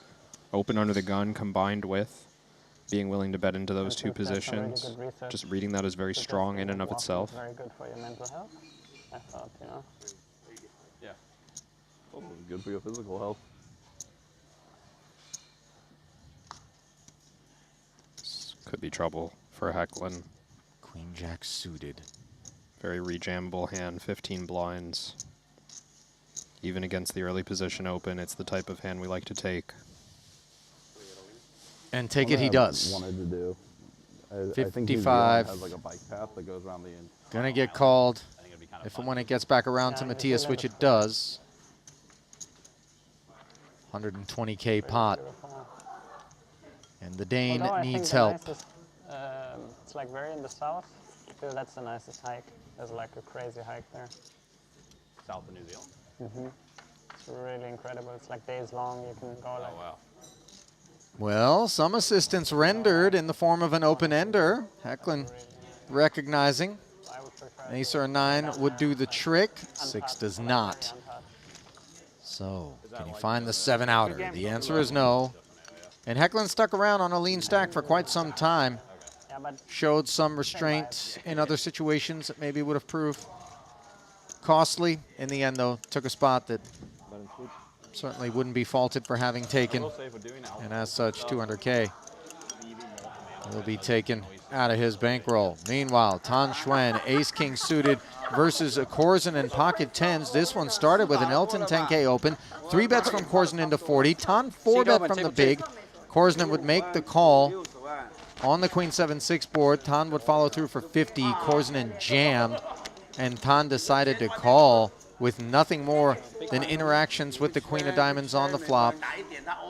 Ultimately, Korsinen would produce a set of 10s. And Elton helping his buddy Tan here.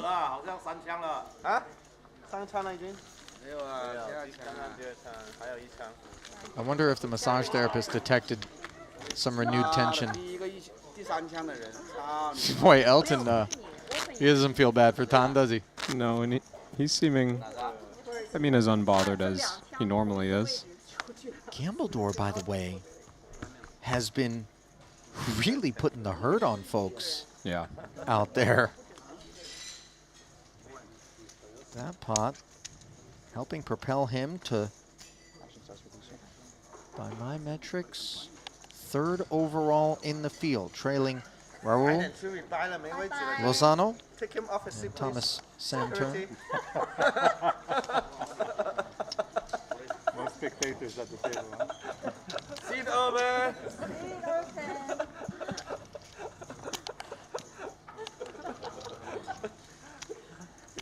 No mercy for the wounded. Tan's like, until they need this seat, I'm just going to stay here and finish out this massage.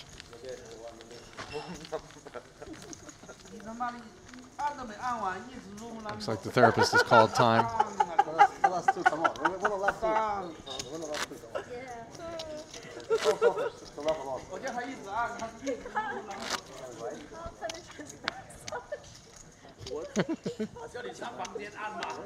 You know, my aspiration in life is, in part, to just be as unbothered by getting a 200K bullet polished off as Tan Xuan is each and every time we've seen it. Yep. It's a great place to be. You know, not so much for the zen of it all, just the economic implication. 7-7-4. Chris Brewer and Fedor Holtz waltzing. Out of position C-bet from Brewer here. He was the pre-flop raiser to 8,000. Holtz flatted, peeling, on the hunt for something of interest. The 8 of diamonds does not qualify. Brewer picking up the gut shot to go with the queen high flush draw after the 11K bet call on the flop. 52 out there now. Feels like whatever Brewer does, he's going to win this hand in some fashion. Such a big draw. Fedor with just a float that hasn't improved. Second barreling the 8 is okay, but not thrilling. There's a few hands that Fedor has pre-flop that improve here. 5, 6s, 5, 6 suited. But Brewer's claiming that if he had an overpair, or maybe even less, he's happy to keep betting, at least for, what was that, 66%? I was very strong. Or so. Nice hand. I respect it.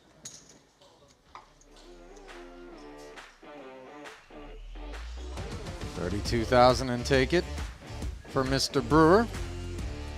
Currently sitting 83 bigs deep, 330,000, boss stack.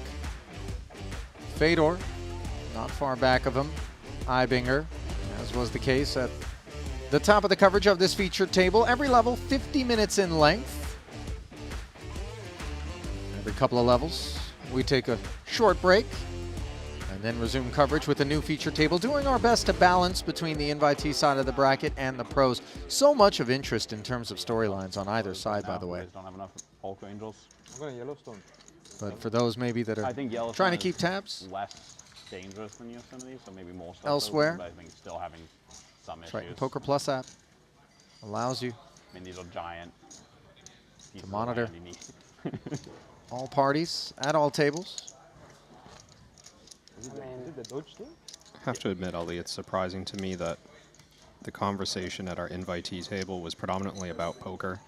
Right. And poker-related business, and now the conversation at this pro table has been mostly Getting an about absolute legend here. prop bets and live reads. I And smell a Montenegro title, by the way. dangerous hikes. Is that Jesse Lonis? Yeah, he's taking a short hike to the feature. And dangerous is a fair way to describe him when he arrives, Kevin.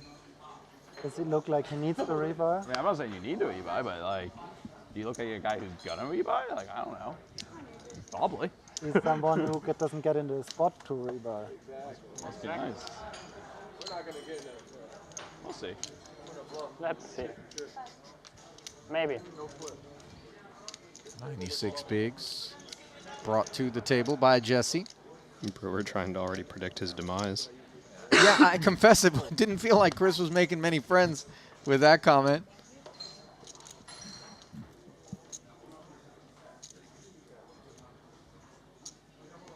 Just a friendly needle, no question about it.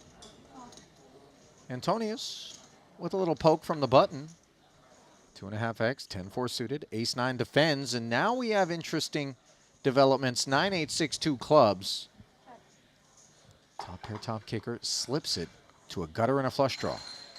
Pretty big hand for Ibinger, of course, but playing this deep on a board this connected shouldn't get into too much trouble. It's a hand we tend to play passively in the face of aggression.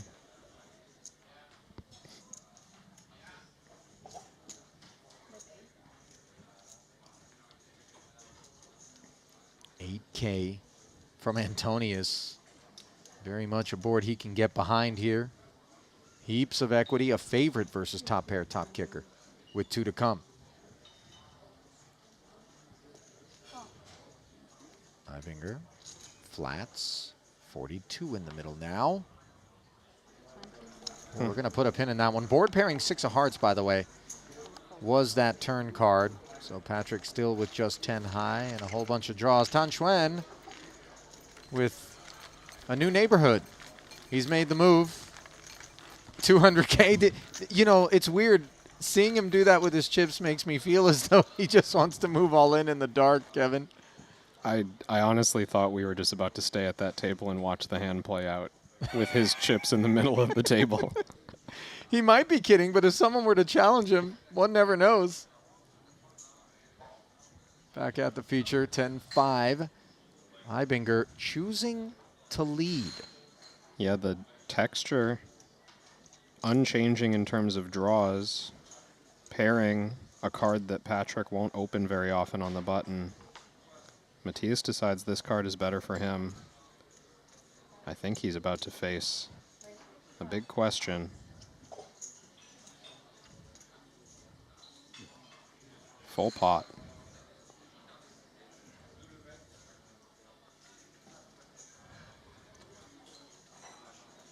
$55,000. Antonius reading this check call and then lead as a hand that could be susceptible and vulnerable to the weight and the pressure being applied. And maybe with a weaker middle pair or top pair, let's say if our kicker was a jack, queen, undercard, maybe we could get away right now. Ace-9 feels like one of the cleanest bluff catchers at the moment. There's not a lot of safe rivers, but if we do get a safe river, Ace-9 just so strong. Feels too good to fold.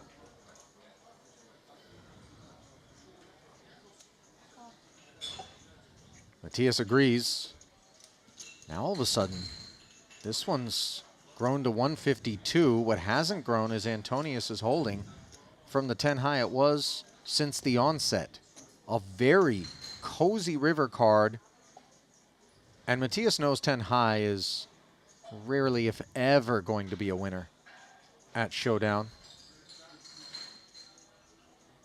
Yeah, this decision time for Antonius, the club's not always an attractive combo to bluff with on the river.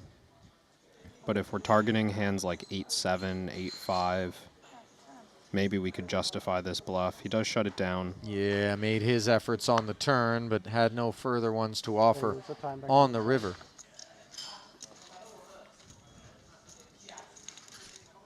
You think Ibinger's ace-9 can find the muck in the face of a certain sizing? I don't even know if he folds to all of it. 335, the overbet, 2x and then some. It's just a big hand on that run out. The run out's so clean. Sure. Not always. Maybe he's got to stare across the felt and see if he can pick up something on Patrick. Good luck with that, of course, but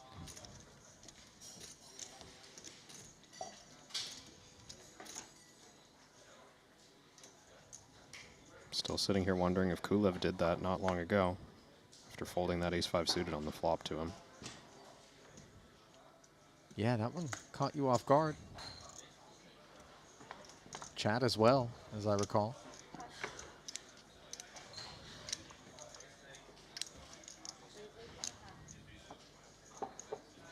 Eight and a half from the 5-4 suited, says Fedor, up front. Plenty deep stack to be opening this type of hand. Even when +1, 5-4 suited going to fare very well. It's 8? 8.5?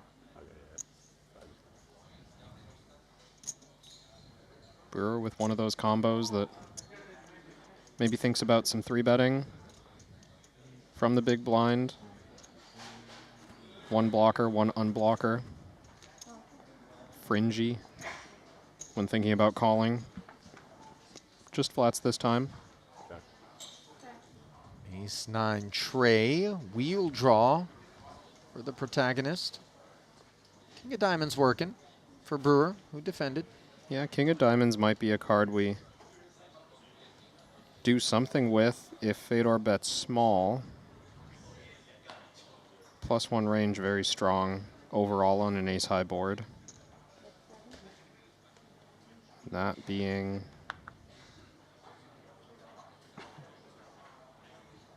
7, 30% pot.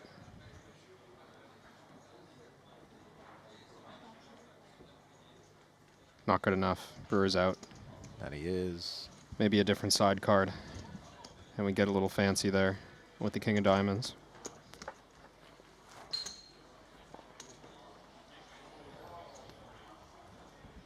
Pretty straightforward. Follow through and take it there.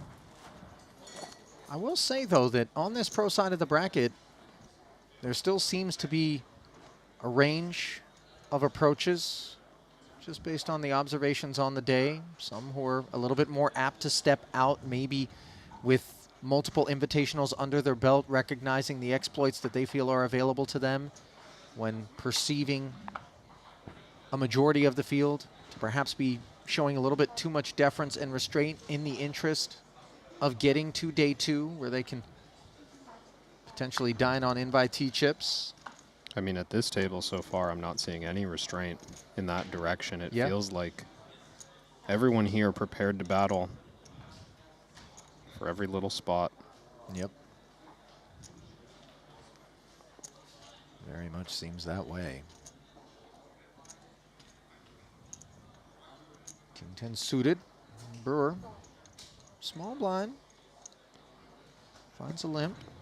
Yeah, I was maybe thinking about an open raise. We don't do much when we're 80 big blinds deep, blind versus blind.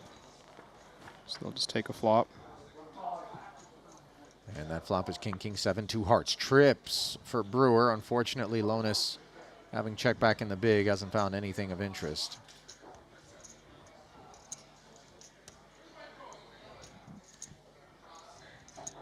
Don't see as many leads from the small blind when we're playing this deep. But let's see if Brewer just wants to start getting value from this top end hand. You don't expect Jesse to ever have King Jack plus. Does stab, but no reason for Jesse to fight for that one. Fucking knew it. Take it. I knew it, you were full of shit. What do you have? Ace check off. It's just, I don't know, I just... Well, you gotta love this. It seems as though word has come down in the stream as delay catches up. The spot where Fedor wanted to 5-bet, I believe. I mean, maybe. When Brewer had 4-bet him to 70,000 with an ace-jack. Holtz lamenting that decision. Would have been a very heroic jam. 2014, I would have. You would have been in? I would have just. 2014, I would have been in college.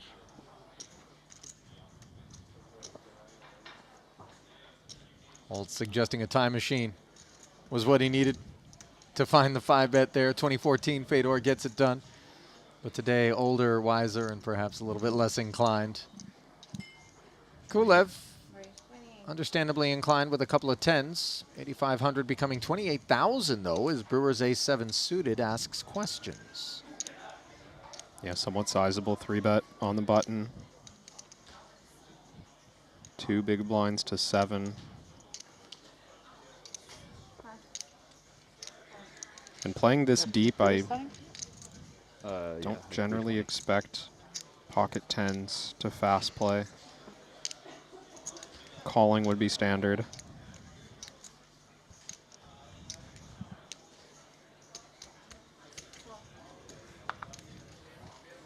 And Kulev comes with that standard call. Above average is this 9-6 deuce board, where his tens are an overpair. Has a club, and has A7 of spades in a bad spot.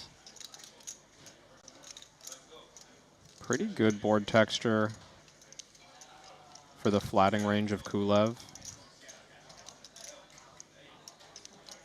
Because the low pocket pairs are all in his range, everything deuces through 9s, let's say. He had checked already. And all those pairs performing pretty well on this board, so not surprised to see Brewer use a large bet size. Relatively large anyways.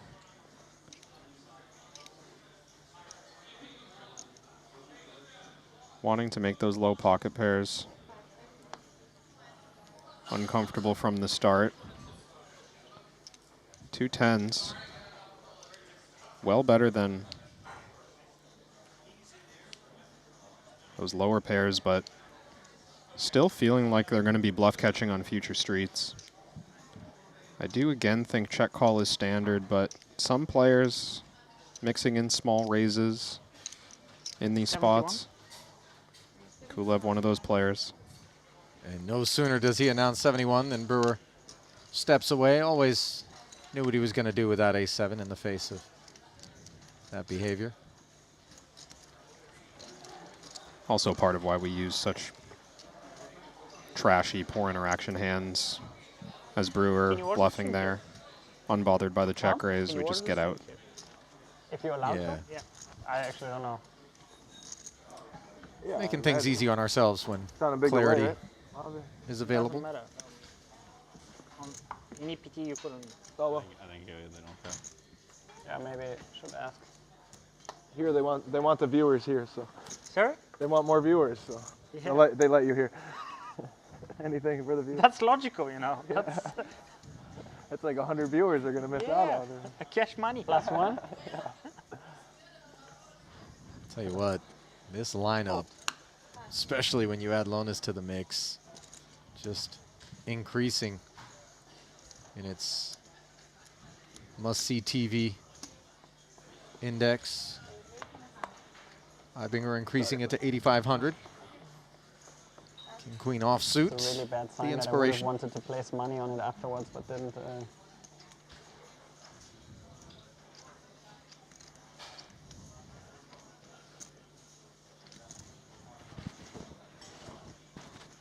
Sick fold though.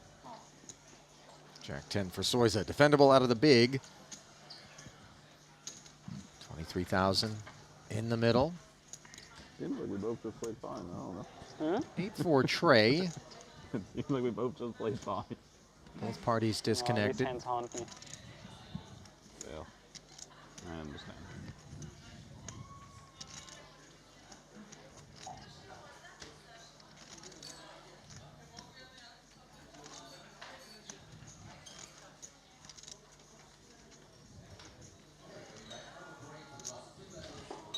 Ibinger's hand feeling relatively strong. Still decides to semi-bluff, let's call it, at this low board with a big C-bet.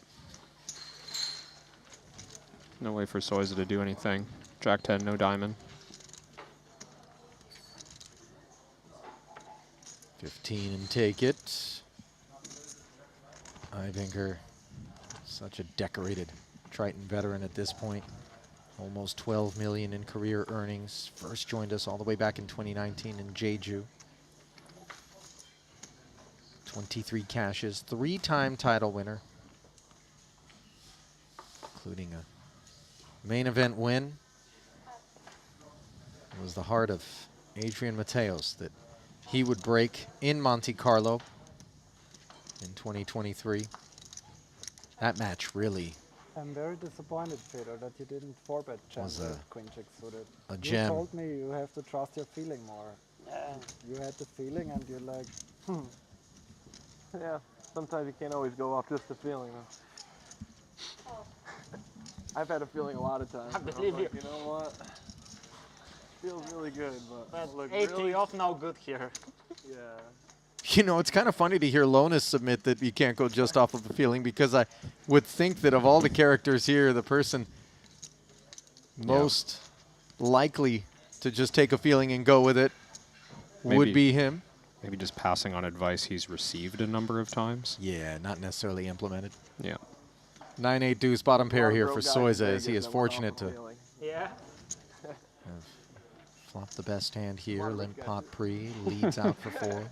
More broke, though. For sure, more broke. I mean, that's how with everything in life, you know. Yeah, I had a feeling.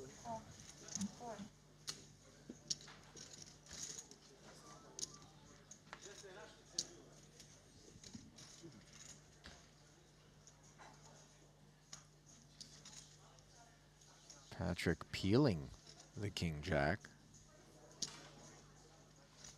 Does make things a little bit weird for Soiza. You don't have a whole lot of insight into Patrick's range. Just a limp plot.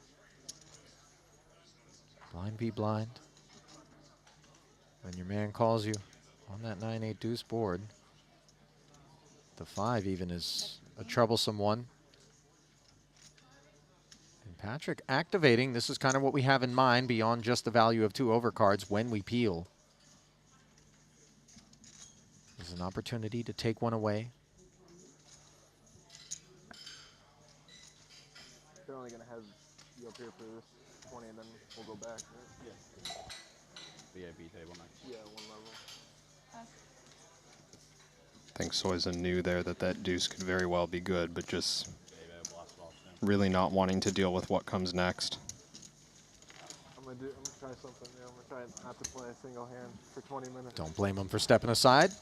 Nice work there from Antonius. That's what Bryn tried.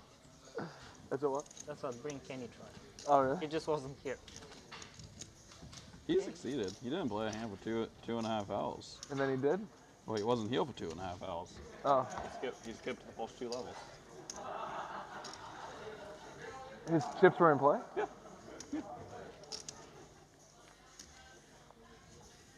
Some of these guys, so rich. 8,000. Did you hear that, Kevin? Yeah. Bryn Kenny skipped the first 2 levels and change. Chips were in play. How rich?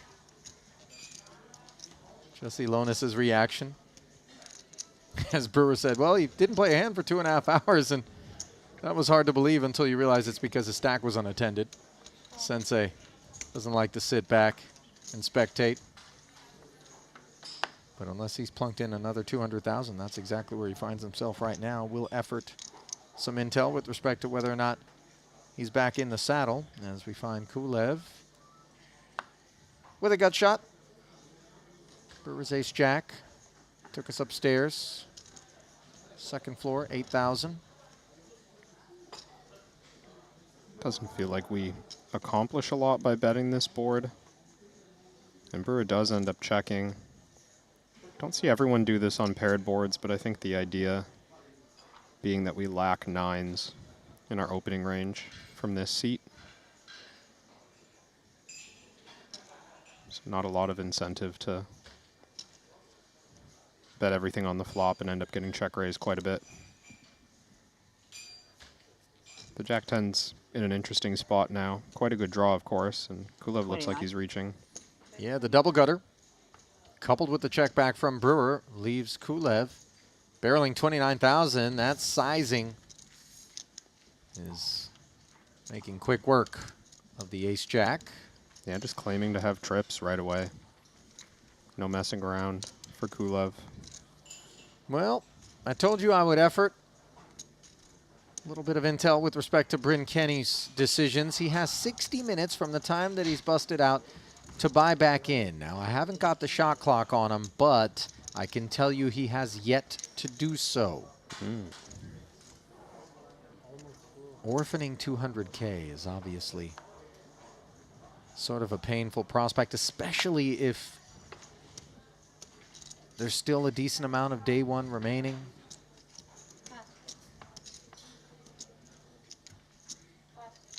But TBD whether or not Bryn Kenny is going to hop back in. Maybe with less of day one remaining, we're more inclined because we don't have to navigate the pro side of the bracket, but sure. Regardless, fewer and further between are those that are one and done in these events. I guess it makes sense to have some sort of timer to stop you from just skipping the whole day and jumping into day two. You know what also makes sense is having a stop loss, you know, just in general in life. Now, I'm not alleging that Bryn Kenny requires such a thing, but, you know, the little leaflets that they have at the cage at any given casino, generally emblazoned with the words, "When the fun stops." You know, I confess I've thumbed through them a time or two, usually while filling out my credit app. Meanwhile, top pair here. Ivinger, 4 of diamonds interactions may prove interesting.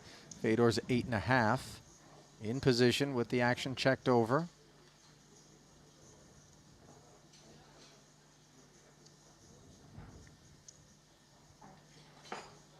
Couple of Broadway cards on board for the imposition raiser. Is that a size up though? 14,000. Thought maybe 25% with range was coming. Ace deuce of diamonds might have been a qualifier against that size, but Ivinger's just out.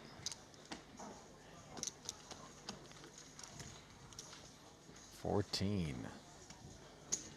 Deemed too pricey to proceed by Matthias.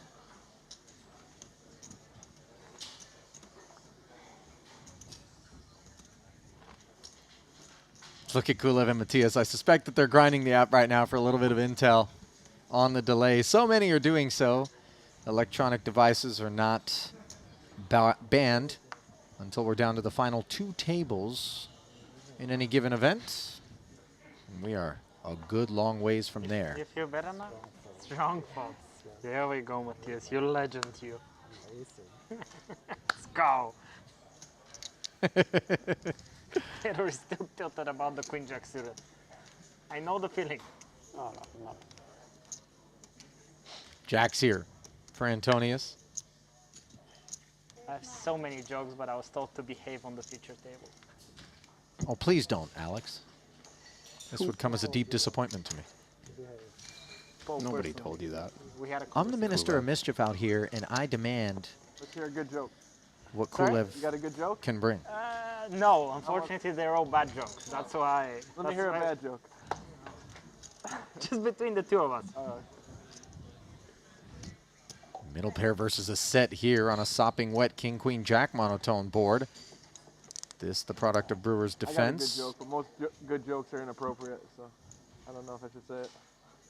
Checks over. Probably shouldn't, Jesse. You know, that's coming from me. Don't bite my lip or tongue all that often. Probably don't. No, I'm not. Sage. So little faith in the jokes that Jesse would tell. We were happy to hear Kulev's. Little, by the way, an adjective that could fairly describe 7 into this 24. Yeah, but still too much. I think that's a nice fold from Brewer.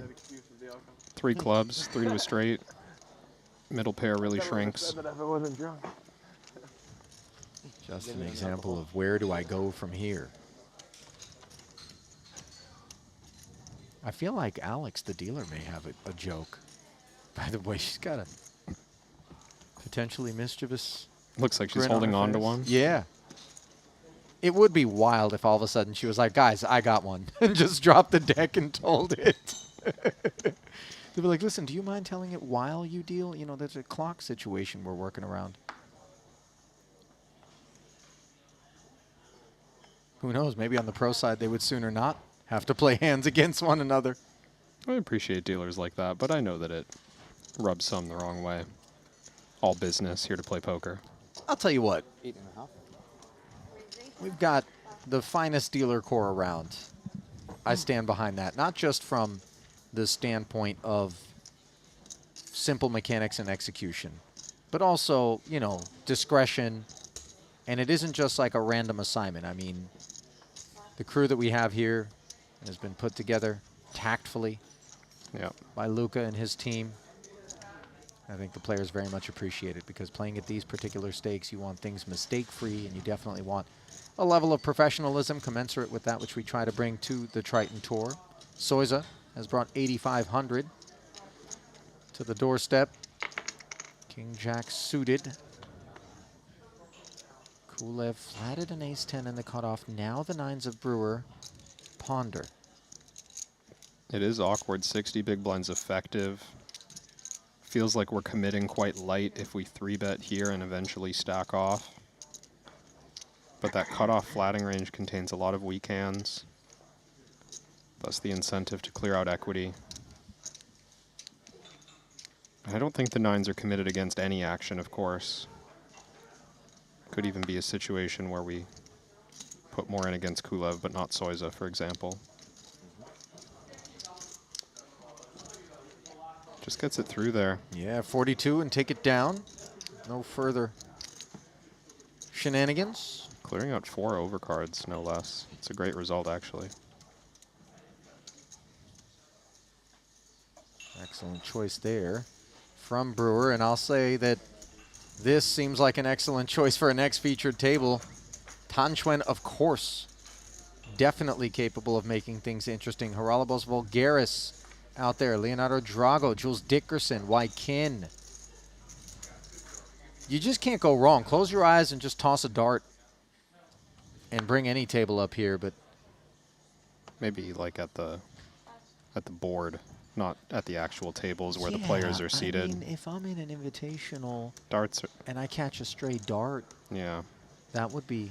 That's not up to the standard of service here, I don't think. No. Generally, we try not to dart the players unless, of course, they need to be tranquilized, in which case we do have a blowgun at the ready. We don't, Kevin. That was... How many times has that happened before I got here? I don't... You know, it hasn't yet. I'm very much looking forward to if and when we do need to tranquilize a player. I mean, think about how much tilt you have to be on to get sedated at a Triton. Jacks for Patrick. A stimulant. 9,000. His reaction. Brewer looking for some adrenaline with pocket 4s. 1-4 in the bin. Hot here also. I think you just tilted. I feel like I've seen this tape before. Patrick just keeps having premiums. Not very, but comparatively. Oh, 5, 6, 7, and let's see how he feels about this board. A button flat from Brewer, I don't feel as though is going to leave Patrick sensing that this board texture is all that often going to have hit him, but nevertheless he does defer, recognizing the vulnerability of the jacks in the face of some sort of in-position aggression that Brewer would undertake. Yeah, even if Brewer just occasionally connects here, he's going to do so more than Patrick. I think it's wise for his overall range to start with a check, but that isn't to say that we can't consider check raising now as Patrick. He's got a heart for backup. There's going to be some light bluffs from Brewer that we wouldn't mind clearing out. You can see pocket 4s has 35%. What was that? Because I see 86%, and I see why. An 8 on the turn. Patrick, check calling the 7,000. Checking again on this two-tone, 4-liner texture where Brewer's got himself a straight, and I'm not sure any reason to slow down given Patrick's line taken and also position as the pre-flop raiser who didn't follow through. Nines don't feel like they lurk. Yeah, I'd have to agree. Maybe a small second barrel, leaving ranges wide. This isn't exactly small. This is 30,000. Brewer really claiming that Patrick's range will not have straights, or sets for that matter. And there's a number of flush draws potentially to be concerned about. It might also influence the hefty price. And speaking of flush draws, Patrick removes both of them with his jacks. Not unreasonable just to get away now. Well, he is going to call 30. Not enough to see him clicking fold. Could only chop with a 4 or 9 on the end. Instead, it's a deuce, and then Brewer just deciding to check it back, Kevin. That's surprising to me. Deuce of clubs. Is that maybe... On a flush completer, I think check for sure. You know. But without the flush completer checking back, you attribute it perhaps to some fears that Patrick all of a sudden check raises us and leaves us with a real awkward situation? It doesn't feel like a 9 would have been taking that sort of line, though. Maybe just a misread of Patrick's range strength there. Like, he could have some 9s, and the increased size on the turn, at least from my eye, maybe something that Brewer thought was his way of, you know, getting the max on the turn and then showing down on the river. But some misalignment there against Patrick's actual holding. Not that I expect jacks would have paid on the river, but I think our hand is worth another street. I mean, the question we ask ourselves on the end, before we put those troops on the battlefield in the form of a river bet looking for value, is can we find worse hands that will call? Yep. And if he felt as though Patrick wasn't going to be a candidate to pay off, then he's left with no motivation, no arguments to risk opening the action against a very competent opponent.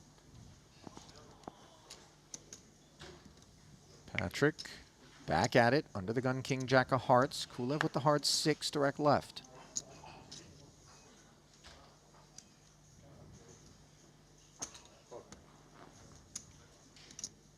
Chooses to play it as a flat. Now Ibinger, boxcars. We're going to come back to this one as it seems as though something involving Gambledore is brewing. Ace Jack. How did we get here? Socia Jane, Queen 9. All in. Gambledore up front raised to 9,000, flatted by Jiang. Vaska Boynikau also climbed aboard the 954 flop, left Korzinen c-betting 14,000. Socia on the strength of top pair, made it 42. Vladimir called and then decided to lead at that 10 of clubs turn for 52,000. Socia made it 75, and he called the extra 23 to gift wrap one for the Kiwi. Yeah, playing shallow there. Gambledore not really concerned about doubling someone up with 130K, apparently. You know, I would have preferred if you would have completed the sentence with Gambledore not really concerned about anything. Yeah. Unbothered. You're right about that one. Patrick Antonius, however, perhaps a little bit concerned about being flatted in a couple of spots here on this 7-7-10 two-club texture. No follow-through out of him. That leaves Kulev. Kulev showing again that he's willing to play light from this position. We saw him flat the ace-5 of diamonds earlier. These same 3 players taking a flop here, and he's got pocket 3s. But at the same time, I think he knows that 3s are a bluffing candidate against tight ranges. This isn't exactly a value bet. King Jack of Hearts has 40% equity against these 2 hands. Of course, Patrick doesn't know he's in such great shape. Yeah, he's just going to get out of here. Lacking some visibility, it would seem. 3s not doing so hot against the 6s. Ibinger stuck around. Ace on the turn, a peculiar one. Ace is interesting, I think, more in Kulev's range than Ibinger. Mostly because of pre-flop. No, that's not what we were saying. A lot of the hands containing an ace would squeeze in Ibinger's position. Kulev could have flatted ace-queen offsuit, Yeah, conversely, a decent number of the aces, as we've already learned last time Patrick opened and Kulev flatted an ace-5 suited, which he then correctly folded on an ace-high flop, would be in there as a flat. Yeah. Would they be in there, though, probing on the flop? I think it's not unreasonable, especially those lower aces. Maybe ace-queen mostly checks, but wouldn't even shock me if ace of clubs queen was stabbing flop to try to clear equity. Kulev's range in general just quite strong, so a small stab with almost anything, kind of reasonable. I like this find. Second small barrel. This is a unique spot. Like, you don't generally, I can't imagine anyone's out there doing a lot of prep on +1 flat, hijack flat, three-way spots to the turn. This is very unique.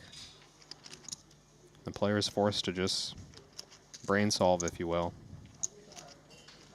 I'm not How sure about if it? there's a problem with the printing of these cards. The badge, there's some marks on the card. I have to show again. But it's a printing mark. It's not.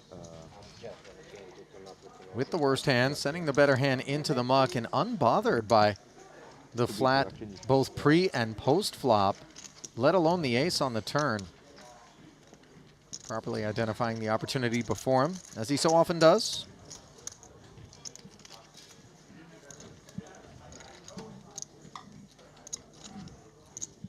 I've really become a big fan of Alex Kulev since he's begun to make his mark here. Definitely. At Triton, not only because of the personality that he brings to the table, his willingness to kind of engage in a little speech play, a little bit of needling, all good-spirited, of course, but just his approach to the game being one that stands apart from maybe the zeitgeist in some ways, and as such provides these interesting spots. Yeah, and you just get, he's one of those young players that brings a lot of intensity as well to the table. But serious level of focus and attention to detail on each pot. But that intensity and that focus takes different shapes. I mean, for him, he can look very relaxed and just kind of like in his element, not necessarily stoic. Yeah. When still bringing that. Whereas for some others, kind of the expected affect, more so, tethered to that intensity. Lonis is 9K, tethered to 7/8 suited. Ace-9 off now for Patrick in the big.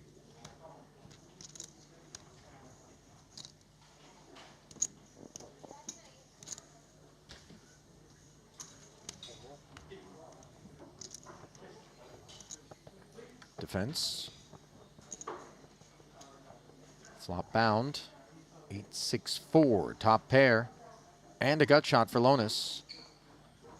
Smashing this one relative to ace-9.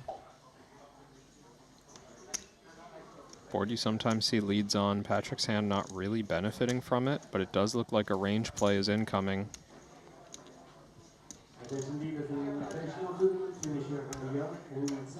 Third pot here. Lonis has flopped quite well. Strong enough to have raised, I think, but just calling. We're playing 70 big blinds effective.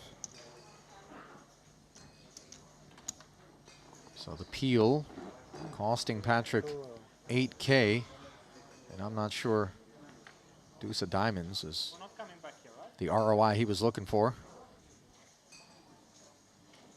Seems like the time to start checking Patrick's hand strength. There's a few weaker hands that might have peeled. King, queen, king, jack. Maybe weaker with a heart. Jesse checking back. I'm surprised. Yeah, that was a lot of hand. 8-7 suited, yeah, it's big. Both on flop and turn. It could just be a straightforward pot control situation where, he recognizes big blind, may look up at that board and ask real questions of a second barrel out of Jesse and leave him in an uncomfortable spot where he's calling turn, pot bloats, and then Patrick can bring it on the end. Yeah, 7-8. So a full shutdown, yeah. Easy, man. What'd you have, 6-7? No, I had nothing. I had Tell you what, ace-high, not the first time we've observed deference You had being what thrown I Patrick was supposed to Antonius's have. way. We had Chris the Brewer. opposite hand.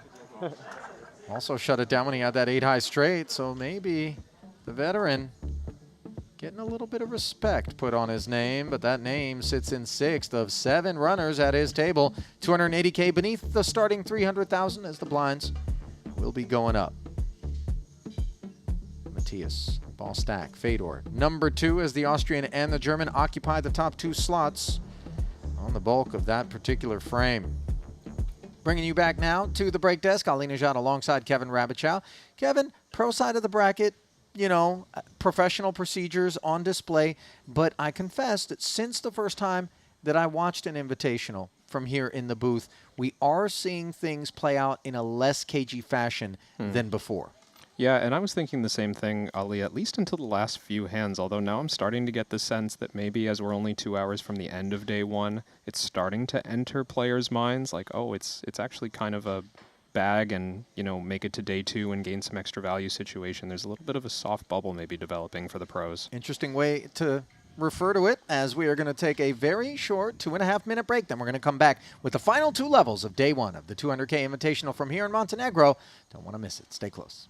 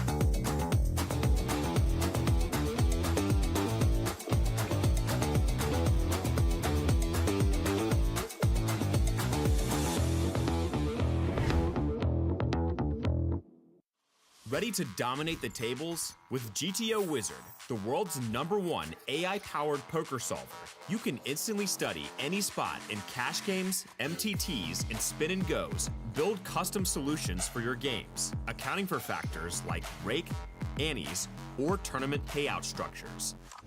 Plus, you can upload and analyze your hand histories with just 1 click.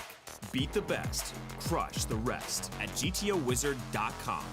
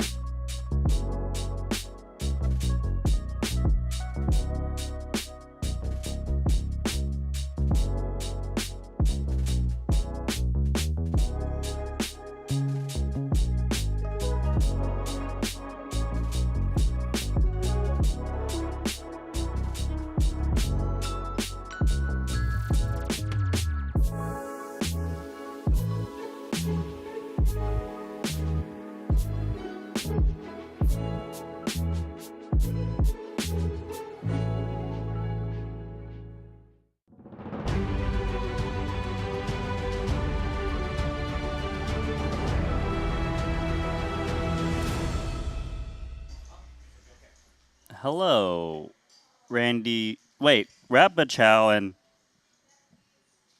Ali Najad is gone permanently. Oh, is that a good thing that you're back? Are you talking about me? Talking about you, buddy. Get over here. That break actually was so fast that Nature's phone call ran a little bit longer than the break did. As I'm back now, Ali Najad and Randy Lou. Although you're right, now this one's not going to cost you 100 euros though, Randy. Unlike the time before it. As we bring you back now, continuing coverage of the 200K. Up top, we have Thomas Santern, the Frenchman. As we give you a look at the leaderboard briefly, that'll allow me to get this cable out of the way. Raul Lozano continuing to sit up top. New arrival, by the way, Leon Sturm. Haven't mentioned that name, is one of the 7-figure stacks. Ramin Hajiev in there, and Stanley Tang, who finished second to Kiat Lee late last night in a 30K turbo.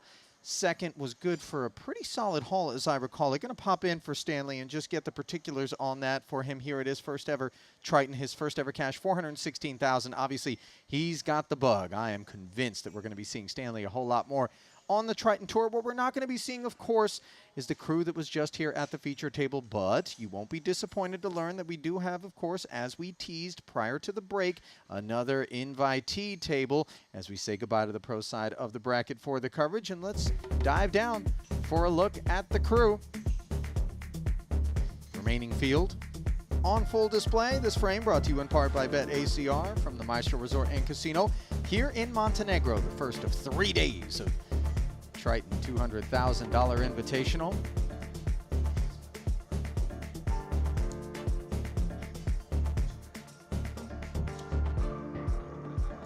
Korzen over there, bottom left corner.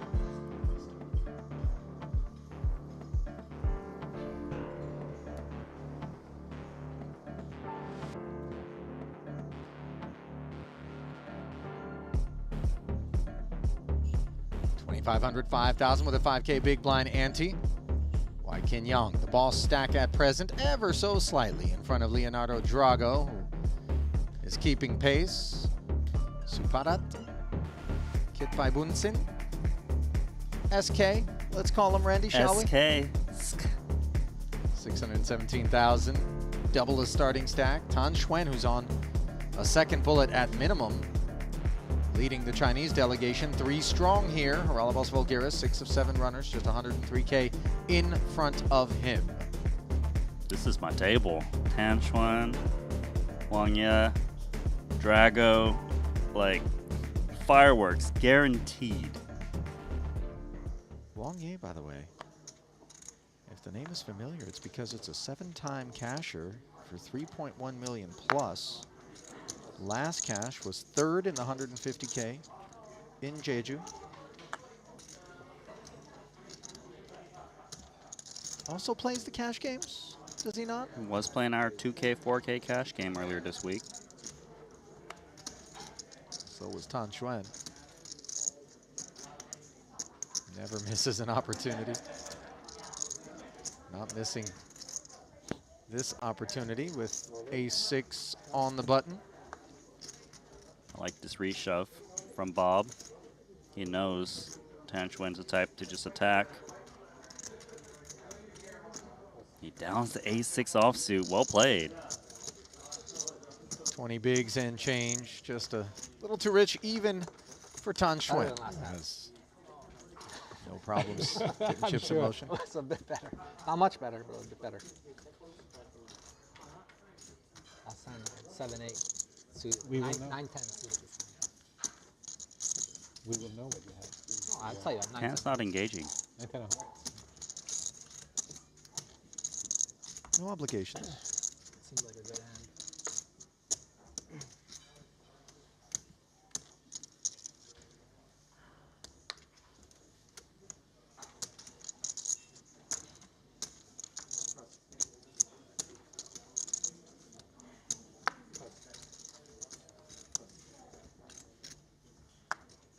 Folded all the way around the Tan, and this is when he gets really dangerous. As a high VPIP character with a reputation that precedes him.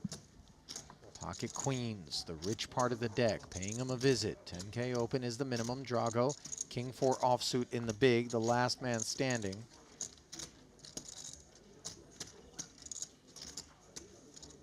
Flicks in the call. Big blind defense with 1 overcard, 27-5 in the middle. And that overcard does not find this ace-jack-8 flop.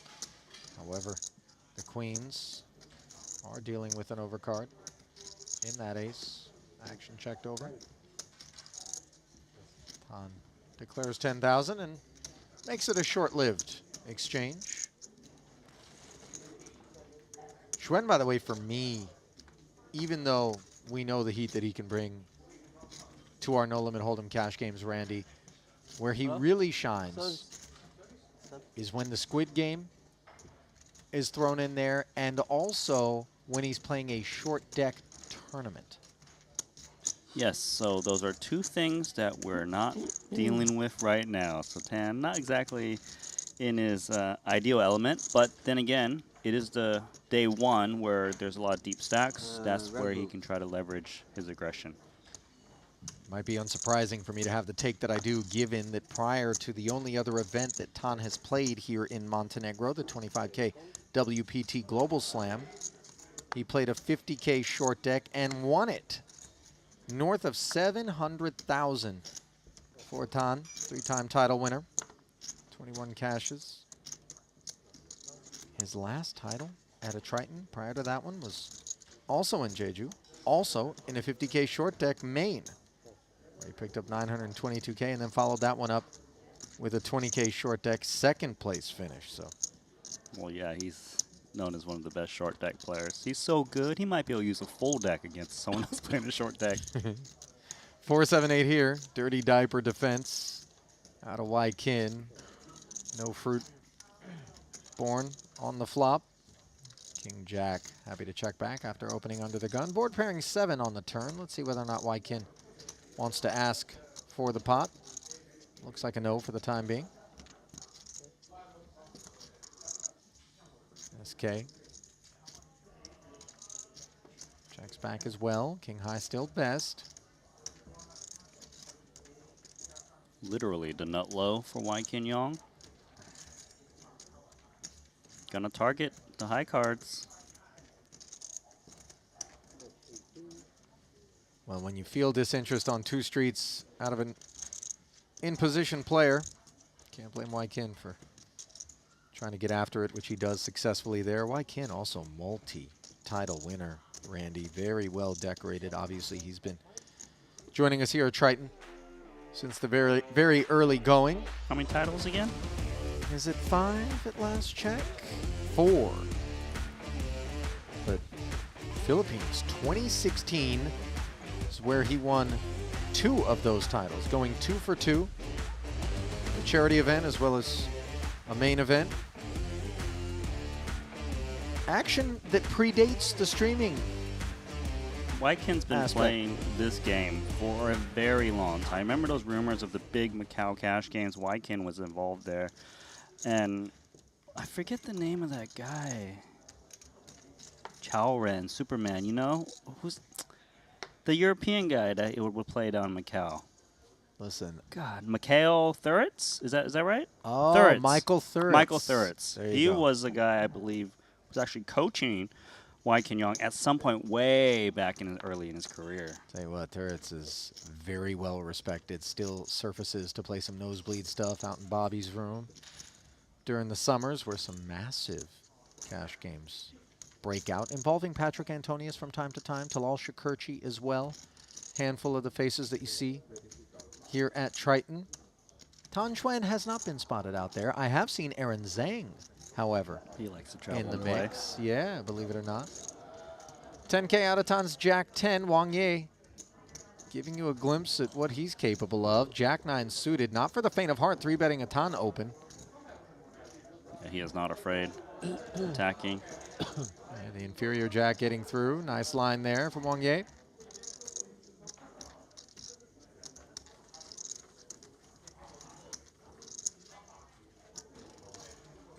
Looking at Wang Ye's Triton resume. Debut Jeju, is that right? That was the one, yeah. What a debut it was, though. The Chinese delegation always rolls deep, but this man found himself with 5 cashes and finished off super strong, final tabling the 150K 8 max, a 7th place finish for $737,000. He shows up for the big stuff. No surprise he's here in the 200K.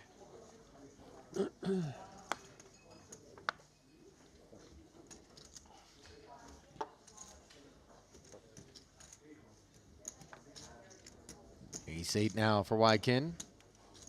Well removed from those Macau cash games, but still surrounded by a number of the names that he was rumbling with back then, all of whom have evolved so much since those days. SK, the only patron, Queen Jack suited out of the small, flatting, pot at 30K.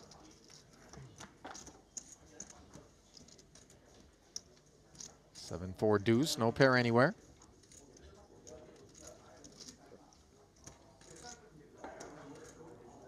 See if White can c-bets to kick out broadways. That whiffed.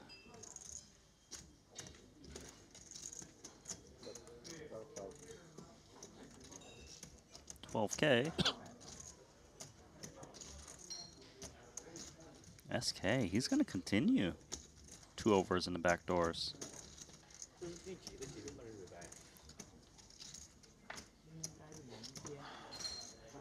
9 on the turn. Nothing acquired by SK here. Not getting the ROI on the 12K that he was hoping for. And Wykin was hoping to take it on the flop, obviously. Let's see whether or not barrel number 2 is something on his mind here. It is not. Checks back. And now SK makes top pair. Gotta love that. Should be seeking value rather than checking to induce.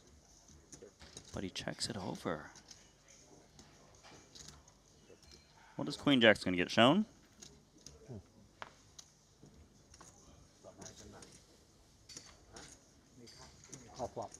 No value pursued by the Thai national.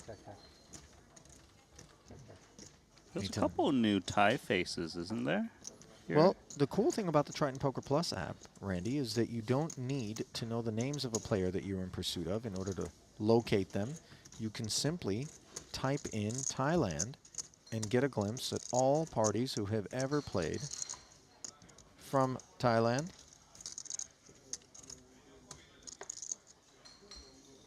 Taking a peek at the full spectrum of participants from that country at present.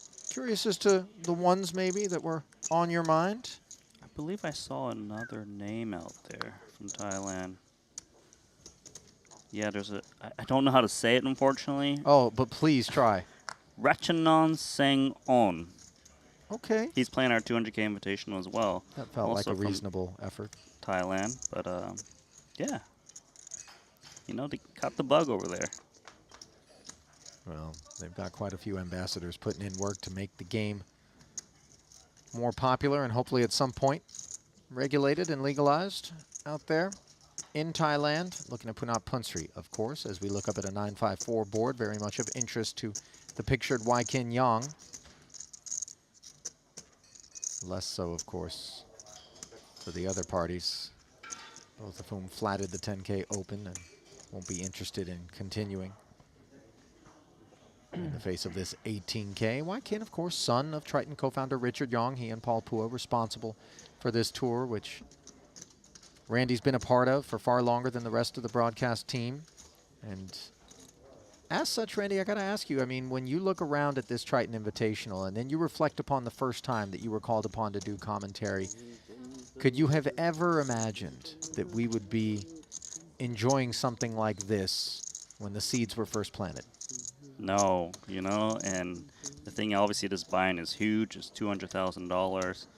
And the fields back then were much, much smaller. You know, we might get like 40 entries in the main, maybe 50 if we're lucky. But here we are, so many years, and we're playing a bigger buy-in with triple the field here, 127 entries and growing. His registration is still open. It's wonderful to see. I mean, there's a lot of things, obviously, that were tailwinds and helped the tour reach the point that it has. I would say crypto soaring hasn't hurt whatsoever. So much exposure in the high roller community. Explain to him, yeah, because I think it's his first tournament. Just explain to him what the rules are. Yeah, yeah. You have to announce the rate before we put the chips in. Okay. Yeah, but it's now it's too late. No, it's okay. 10. It's a call, right? So yeah, he was changing it to 10. Yeah, no, it's like explaining. Yeah, sure. Well, he should put 10 in instead of 25. Yeah. Okay, we'll get him changed.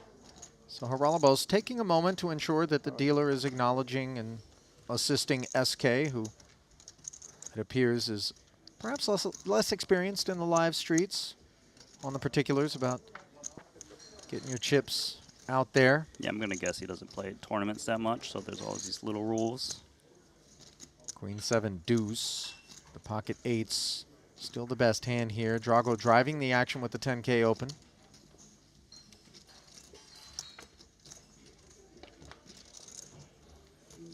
Action goes check, check. 10 now giving Drago a gutter.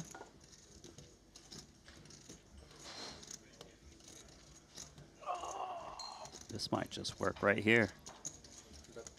Let's see. That's pot.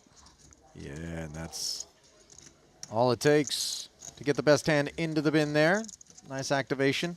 Take that one, Drago. For Leonardo. Randy plays under the Italian banner. Does Drago. 575,000 in career Triton earnings.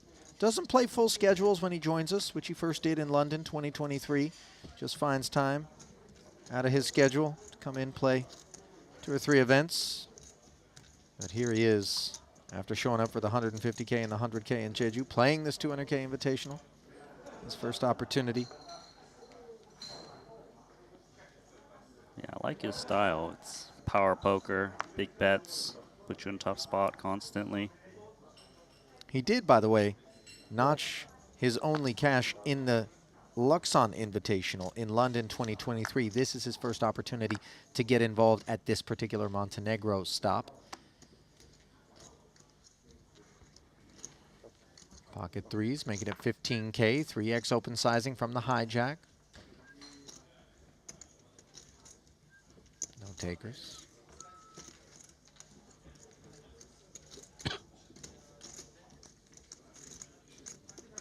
Of all the stops that we've ever visited, Randy, some of which we haven't returned to, do you have a favorite? This is the one? Me? I mean, Montenegro is great. It is. You know, it's in a unique place. But for me, I don't know. I'm a fan of London. You know, that's the home of our Triton Million. Yeah, it's 2019. my favorite place. You know, we're right in the heart of the city. We can kind of stroll here and there. Every day we were grabbing lunch somewhere different. Walking through Mayfair. Some funny things happened that trip, but you know, it's good. Good time with you, Ollie. Always, my friend. What about you? You got a favorite? You know, as much as I appreciate London, I've spent a lot of time there, you know, beyond the borders right, of in Triton. Shoreditch. Go on. So, yeah, I made Randy walk all the way to Shoreditch from Actually, the West I don't End. like London anymore now I think about it, but go on. Well, you don't like the east side of London, you know. Where'd we go, Duck and Waffle? We did. We did. King, Queen, I'm going to go with Montenegro. Montenegro. Probably my favorite. You know, I like Monte Carlo quite a bit as well, just because the salon in which we play is one of the most gorgeous I've ever seen poker played in. Plus, there's so many cool cars and boats. I mean, you know, for a little pretentious, luxury-driven dude like myself. How about that? You know that island out there? That's got the little walkway? Sveti Stefan here in Montenegro yes. you're referring to. Yes, go on. Well, I'm just saying that it's got the luxury too. I've never been there though. It's closed, isn't it? I don't know. I've seen it. Randy talking like the authority here as Vulgaris authoritatively delivers 11,000 on the paired flop. Drago just going to keep things straightforward. Defend it, fail to improve, check folds. Haralabos, by the way, you know, played poker many, many moons ago in Southern California with him. We were just reminiscing earlier today about those days, and he has come so far since then. Prolific basketball handicapper, so much so that he was able to earn himself a role in the Dallas Mavericks organization in the NBA, hired by Mark Cuban to provide analytics to them, helping lift that team to greater heights, and then moving on to be the owner of his own sports club, CD Castellón, in Spain, now in the 2nd division after promotion. That's got to be the dream. Oh, yeah. I mean, listen, it can be the nightmare because sports teams aren't automatically profitable. If you're not winning, you know, it can get expensive. Yeah, you're losing. Tan Xuan, a guy who knows how to make things expensive. Queen 10 offsuit. Tickles his fancy. Wang Ye flats the ace-jack this time. Did 3-bet him prior occasion. Wai Kin in the big. Takes the price.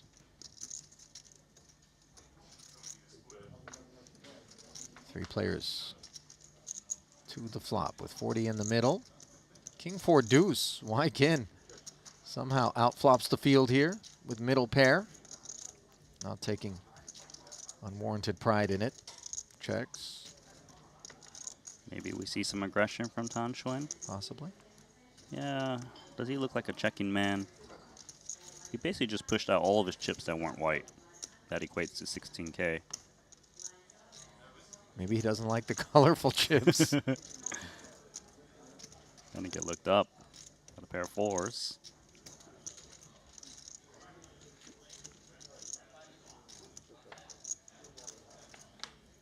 $32 more in the middle. Jack of clubs on the turn. Tan now open-ended with a flush draw. Excuses to carry on? I think he can strongly consider a bet. He knows he has clean outs. He can really just fold out 4 deuce X, ace X that check calls flop, will check full turn. I think it's a solid spot to consider it. He's probably not expecting Wykin to have hands like, I mean, you expect him to have like ace 5, ace 3, even some ace 8, ace 9 to check call, check fold. So just 25K. 有必要吗？哎，都是自己人，何必呢？ Not the last time we'll see Xuan get a winner into the bin. That one perhaps not all that surprising. Confirmation, by the way, coming from Neboisa Ivanovic, I believe. Apologies if the pronunciation is off there, who mentions that Sveti Stefan, the island that is not far from where we're situated here on the Adriatic in Montenegro, is indeed closed. Refer to it as the Pearl of the Montenegrin coast. Now I really want it to open up. Queen's Beach, by the way, have you been there? Across from Sveti, the blank look on Randy's face suggests he has no clue what I'm talking about. Is it open to the public? It is now open to the public. I think it was part of the Amman Resort, which is closed at present and located on Sveti Stefan, but since that closure, it has been made available to the public, and I did bother to venture down there at the suggestion of producer James, who spends his mornings on strolls out here in Montenegro, pickpocketing the locals. Pickpocketing the locals. I actually don't think he does that. You don't do that, do you, producer James? What if James got locked up? If producer James had a phone call from jail, and I don't know whether or not you get a phone call, you know, I don't know Montenegrin law, but would you, of the 4 commentators, producer James, who would you call to help spring you out of the pen out here? James saying I would be late. Randy wouldn't know how to get there. Okay. So that leaves Henry and Crab. I think you got to go with Kevin. Taking nothing away from Henry, I think Kevin's the responsible choice to get you out of the, I think he loses all 4 ways. He probably does. He just Kevin's stays there. like, listen, it sounds like a you problem. I'm not sure that I can assist with whatever you got going on, but I've Googled attorneys in Montenegro, and top 3 results. King Jack offsuit here for Xuan has itself some issues. This isn't the first time that Wang has 3-bet Tan Xuan. These guys have history, Randy, you know. Oh, I know. You know better than most, given that you're the man that we turn to for coverage of those cash games and commentary. Note that suited ace got bin there. Let's just stay out of the way. Let them play heads up on a full ring table. I got that right, it was suited? Cannot confirm or deny. Do you like how they got a little exchange after they win a pot against one another? I love it every time. No, that was Queen 10 suited for Wykin that I conflated. Apologies.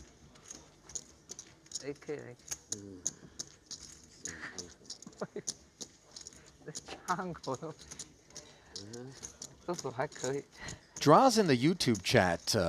Randy has made a suggestion with respect to a potential venue for Triton. He says we should come to Iowa. And have a challenge for the most potatoes? That's Idaho, Randy. Valiant effort. Iowa, more known for their corn, if I'm not mistaken. And actually, as I've learned from a player in my game in the corner of the state, I think, in Muscatine. Cantaloupes, known as Muscatine melons out there. Learn something every day. Maybe We're not something you seriously wanted going to. there, are but we? to Iowa? We're not going to Iowa, bro. Triton, Iowa? Are you out of your mind? We're paying out in cantaloupes and corn. All you want. Everyone's in overalls. Deuce 4-5. Wang Ye with the wheel gutter, but of course, if a 3 rolled off, it would be a problem, given that SK's got the 6. No follow-through from the A7. Check back from the double gutter. And the 3 of diamonds is a big card for SK. Flush redraw, 6 high straight, and Wang Ye a potential customer. But he makes no meal of a second check out of position. He feels like it's more likely he can induce bets from bluffs and contain the pot against the 6x.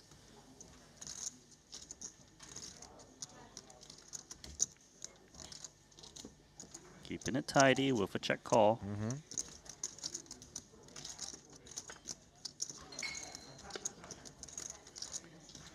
Oh now a 6 on the end. How on earth has this just happened?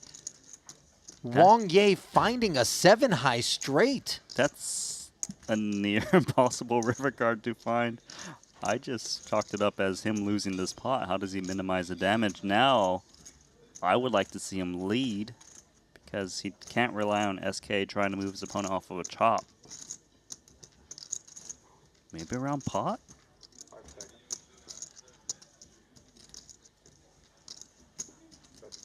A little baby bet. You win? Yeah. Oh, good luck. Whoa, wow. That's so small. You can bet a bit more. That little baby 10,000. Perhaps a lighter number than would have been available, but when you're playing the board after having turned gin. You bet the turn? Such a deflating spot there for SK. Check call. That run out. Gnarly.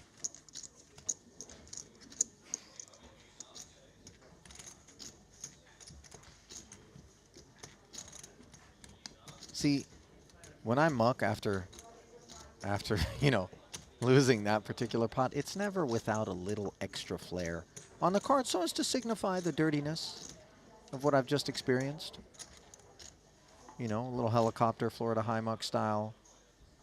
Maybe something with excessive flair or distance on it. I feel like if it was in your youth, you probably would spit on the cards and muck them. I've eaten aces in Tunica, Mississippi. I spit them out, but I did eat them.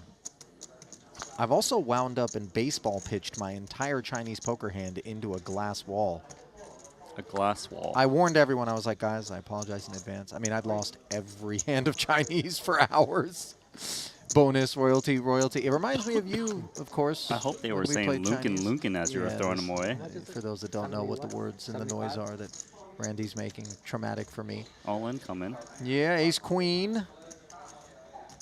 Perhaps something traumatic brewing for the pocket tens of Weikin, albeit just 10% of his stack being demanded by Zhang Yu. Haralabos contemplating the king-queen offsuit. Does find a proper fold there. Coin flip. You're gonna feel good about things when he looks up at the spot he would have found himself in. Coins weighted toward Weikin, of course. 165.5. Zhang Yu at risk. One queen. Into the muck already. Ace 8-8 as Zhang Yu finds the lead. Gonna be very happy about that. Yeah, Weikin. Wouldn't mind seeing a 10 roll off, but to be fair, I don't think he's going to mind if it doesn't either, just given that he'll fight on with 700,000, plenty of tokens. So Zhang Yu gets it done.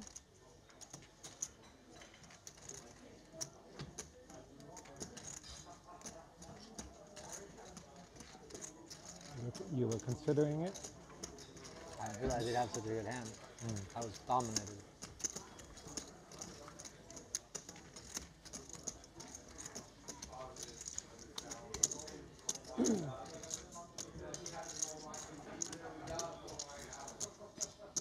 This is actually Zhang Yu's second Triton Festival.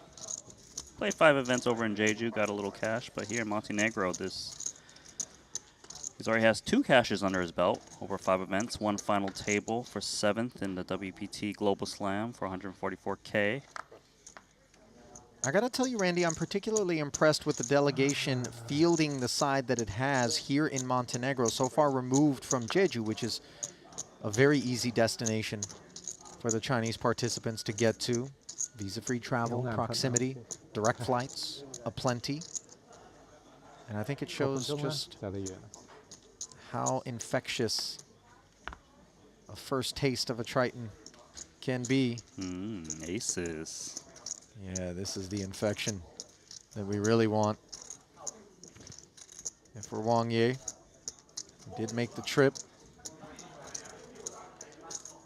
Most well-known ambassadors from China, of course, I think few would disagree, are Ren Lin and Zhou Chuan in terms of Triton. Ding Biao, not to be overlooked. There's a lot of good ones from there. Well, the good ones for Wang Ye have made it 3 bets, 70,000. Pocket 8s here for SK. Looks like he's putting together a call. 54,000's quite a big ask. It's a big ask for 10, given what he's got behind, but he loves these suited one-gappers, the number sorts, 9, 7, 8, 6 clubs. So he's going to close action with position. How do I call you? 217 in the middle, and you heard someone needling. Wang Ye, did anybody call you? Ace is holding their breath. Queen 10 tray, though, and not much to worry about. Ace of hearts, cozy. Yeah, very nice board for Wang Ye. Should just bet this one himself to not allow a check through.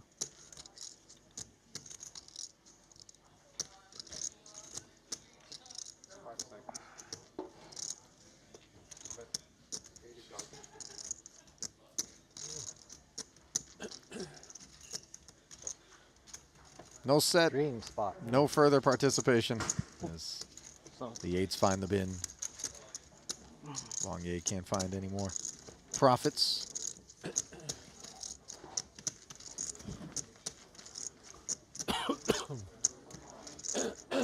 Now, even though he didn't get any post-flop bets there, he did get quite a bit of chips, 70K from 2 different players. You know what, Randy? Yeah? I would like to rescind my prior favorite stop response, which was Montenegro, as much as I love Montenegro. Because I forgot that we once upon a time paid a visit to Vietnam. Oh, yes. That was an amazing stop. Now, granted, I'm driven somewhat by the cuisine because I'm very partial, and the food was terrific at that particular stop. The resort was also fantastic. The time of year we were there, we were on the coast, on the beach. I was almost swept out to sea by the riptide. Was that the place? That was when we learned that Henry was a lifeguard, when he was telling me, like, no, you got to look for these types of waves. Don't go over there. You'll get swept out. He's like... And you still went. Yeah, man. I wanted to see if Henry was ride or die.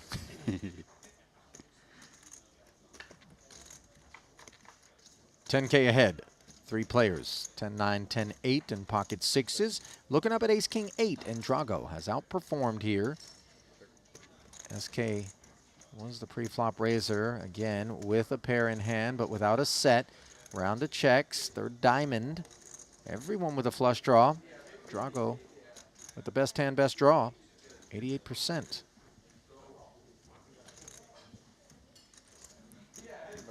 But it's not the best hand that's betting. It's the worst. It's a worse diamond draw and just 10 high. But this is just maybe perceptions by Wang Ye that the rest of the field is going to be very honest in a spot like this. He clears the 8, understandably, with somebody left behind to act, who was the pre-flop raiser, no less. But it is SK, and that lack of experience here in the Triton streets means that intel hasn't been gathered necessarily. Wow, what a call here from 2/6s. It's the best hand. Let's see, absent a diamond, whether or not Wang Yi, as the 4 of clubs, brings that to a reality, will give up or get after it. If he thinks that SK is playing honest poker, then he has to imagine an ace or a king are not part of his kit, and this was just a whack at a diamond that has failed to come in.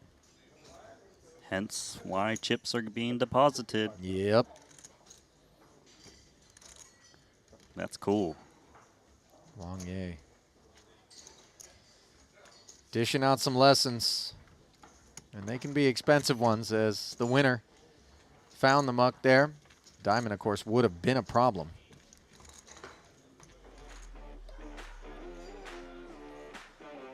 Well, if you've got a problem and it involves not knowing what time it is, allow us to help you with that.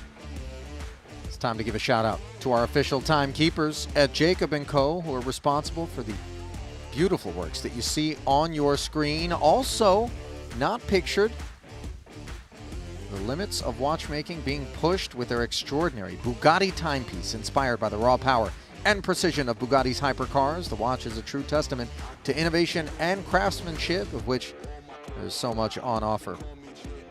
With a movement that mirrors the heart of a Bugatti engine in the case, fusion of luxury and performance. Check it out at Jacob & Co. See, the thing is, you might think like, oh, if I can't afford a Bugatti, then I can just get a Bugatti watch. Well, I regret to inform you that the Bugatti watch isn't for the faint of heart in terms of price point either. Hundreds of thousands required to get that one on your wrist.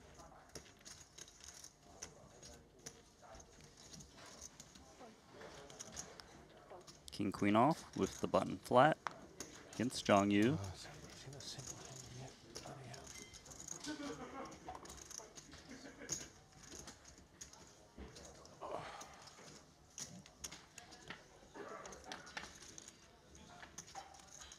$37.5. 3 players looking up at 8-7 tray and a couple of diamonds. Nut flush draw acquisition for the party starter.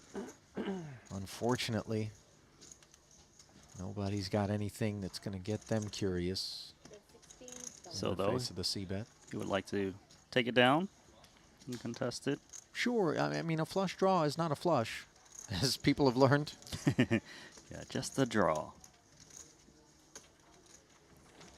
You know, there's some players out there who are sick. They have like a straight flush draw, and they're like, I kind of want to just get it in rather than you fold, because they want to see if they can just win a bigger pot. You know, that's so funny. We did see a straight flush earlier today, Randy. Was it Paul Pua? Yeah, in the beginning. Trying to trap in the first frame of the day. Couldn't get any action. It was weird. It was a 7-4 suited versus a 7-5 suited pre-flop. And 9-high club straight flush for Pua. Couldn't get Eric Wasserson, I believe, to bite. Yeah, it was a 3-bet pot as well. Ace Queen of Hearts here for Mr. Drago.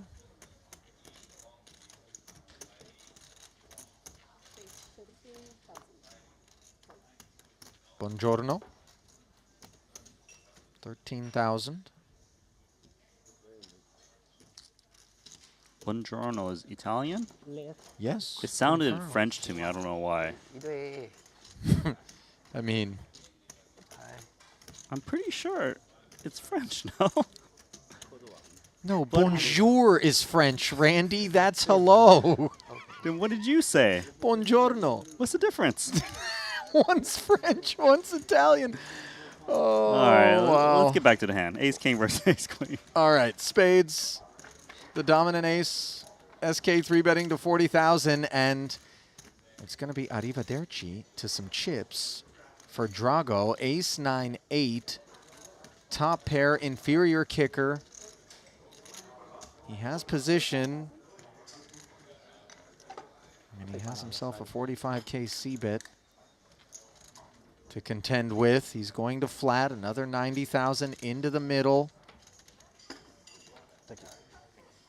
third club now on the turn. Neither party with the flush draw. Did SK even hesitate? He didn't. Ripping it in. His whole 402. This is a Gambledore-esque overbet. Mm-hmm. That's like a 2.5x pot jam. Trying to protect the big pot in the middle.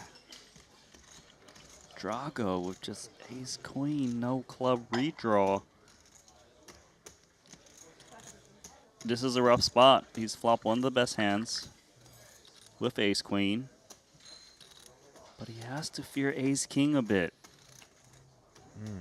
I think he also kind of has to fear this sense that SK is very unlikely to be jamming here with air. That's true. Right, let's just say he's got kings with the king of clubs. He's probably looking to slow down a bit rather than turn it into a bluff. Caffeine and L-theanine. Just pure caffeine. And let's just say SK is on a semi-bluff. You still got to fade a river with 3 clubs out there. This is smart from Drago. He's out. Yeah, I think at that price, the ace-queen can live with itself. But if I had to guess, about an hour from now, Drago's definitely going to be grinding the stream for some verification.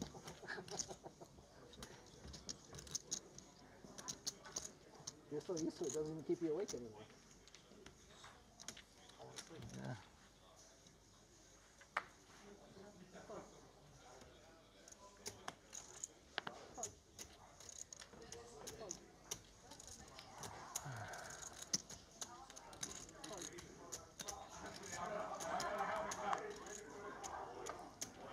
Ace-9. Wykin on the button. Leans on the boys. Hauls one in. Well, listen, we're pretty deep into this day one of this 200K Invitational, and for that matter, approaching kind of the midway point of this Montenegro festival. Still the main event and some PLO to come, along with some other side events, Randy. Mm-hmm. But we've had some incredible storylines. If you've missed coverage of these other events, do yourself a favor when we wrap up relatively early tonight. Fire up some of those other streams. You can bear witness to Kiatli winning #2 in a turbo. Well, we didn't actually stream that one, so forgive me. But well, Seth event Davies number 1 was nice too. Event #1, obviously. Lonus won a title as well. Xuan Liu, event #1 winner, first ever female winner at Triton. Kristen Foxen making a deep run in that. But you're not want for excitement when it comes to this festival thus far. Wykin seeking excitement with Ace-King. He was the opener, but it is SK on the button who chose to flat with Jack-8 offsuit. Good timing because he has top pair. Tan Xuan, gut shot.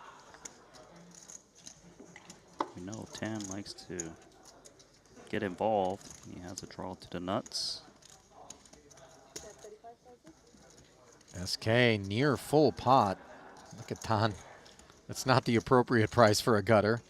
No, not so good anymore, especially if he doesn't know if he can find a path to victory, if he doesn't hit his hand. And yeah, against a smaller bet, he's coming along, but not for full pot.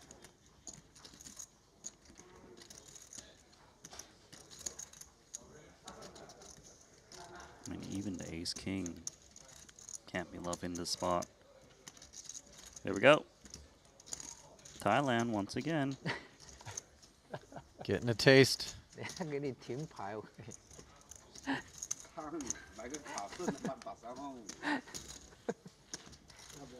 You spent time in Thailand, Randy? I can't remember if we've had this chat. Koh Samui. Okay. Did you go to the night market and do the crispy fish?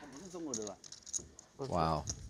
What'd you do, Randy? Did you just hang out in the airport on a connection, or what's the deal? Did you get out? No, I've been there. Okay. I had a little car, you know, drove around because it's one way 1 road each way. Okay. Drove around, had fun, beaches. I don't know. It's a relaxing place to be. What am I sightseeing there? Were you in a hotel? Yeah, actually, I mean, the beaches are incredible. Okay, that's I not mean, called sightseeing. That's called relaxing. a little of both, Randy. Stunning. I had pad thai every day. Randy really is a pad thai addict, guys. I mean, it's something to see. There was a pad thai guy in a cart. I went to him rather than actual restaurants because his stuff was phenomenal, and it was like less than $1 US. It's so funny. I knew you were going to say it because I had dinner for 75 cents once upon a time. A far cry from this 200K, let alone the 10K open from Drago. SK has chosen to flatten his king I'm the pre-flop only one here. that impacts. I don't really care. They can talk whatever they want.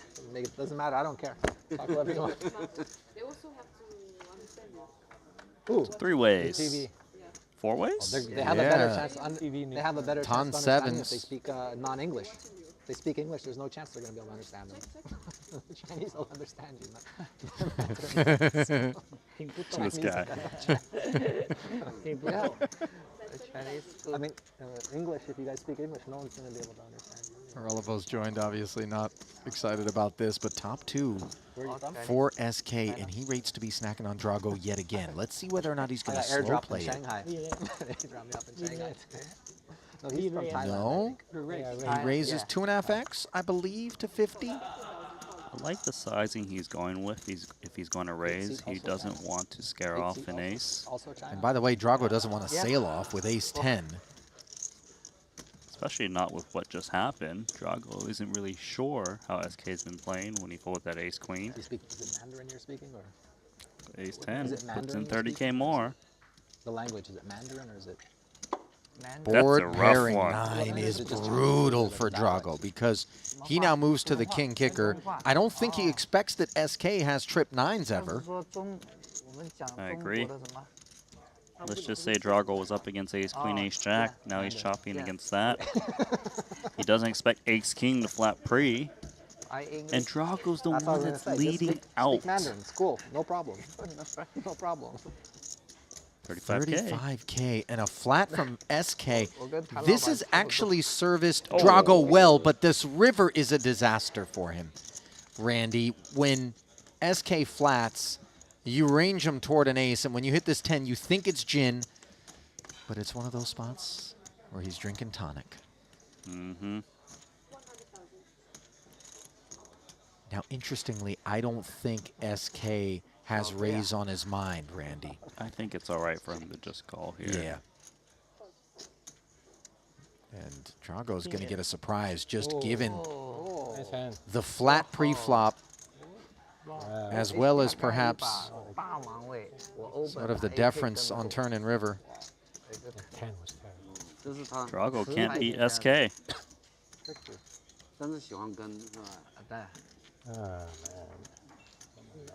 Nemesis emerging.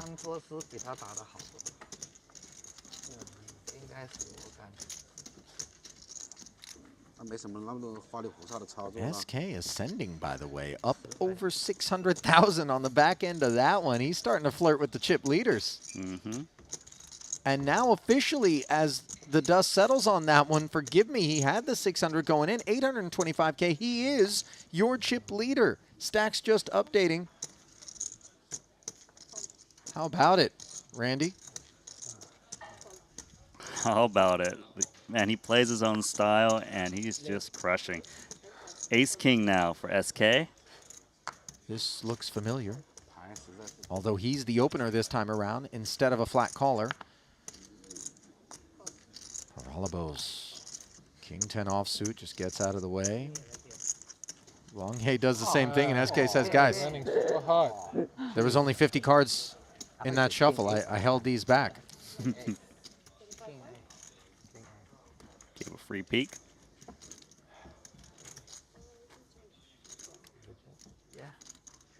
It is remarkable as we sort of piece together what we imagine to be the level of experience that SK has as a poker player in general, that he is sat here in a $200,000 buy-in, Randy, trying his hand. But I think it's also a testament to the fact that the environment is so welcoming, you know, here at Triton to the newcomers. The pros really do a good job of not, you know, making you feel uncomfortable about a lack of experience. You know, some might roll their eyes right now as I say this and think to themselves, well, of course, if you've ever been to a poker room, you know that there's always a guy, no matter how professional he is, that would take somebody who presumably is going to be a really nice EV add to an event and make them feel unwelcome, you know, and we don't have that out here at Triton. We don't tolerate it, for that matter.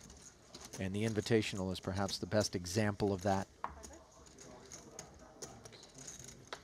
But it gives people a chance to catch not just the poker bug, but specifically the Triton bug. Just a different experience than you'll have at any other high roller event. King Jack of clubs here. SK again V-pipping. Better clubs for Tan.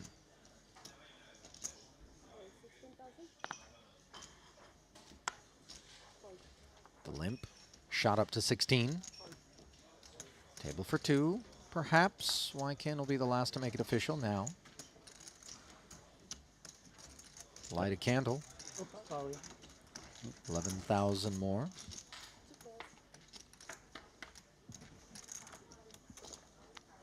One club on board here, more critically, the ace, if you're Tan. Maybe Tan actually checks this one back. Yeah, it's hard to get called by worse. Maybe you can induce from your opponent. Third spade on board. And a little check for a spade. Right color, wrong suit. More checking.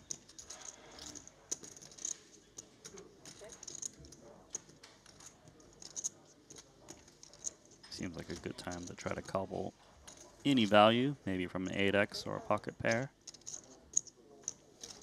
20 is that price.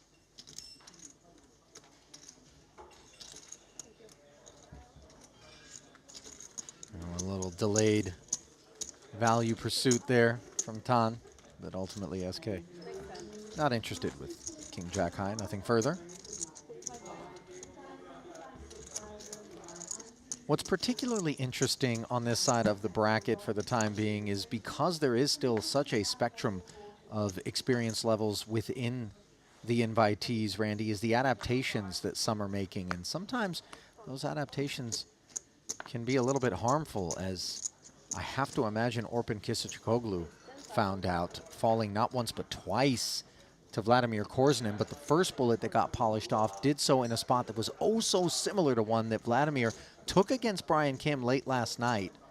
Had nothing more than 6 high on that occasion, but then had the goods against Orpin this time around after bringing one of those huge overbets. Meanwhile, ace-king against 2 deuces, bottom set for Wang Ye here. He was the raiser pre-flop. Yeah, and SK just flatted ace-king in the big. Yeah, he hasn't shown a desire to 3-bet pre. And unimproved with this ace-king. Looks like he wants to peel. Boy, for his sake, you don't want to see the ace or king roll off. Deuce is full now. Ace-king drawing dead. Do you like a check back and hope to induce here if you're Wang Ye?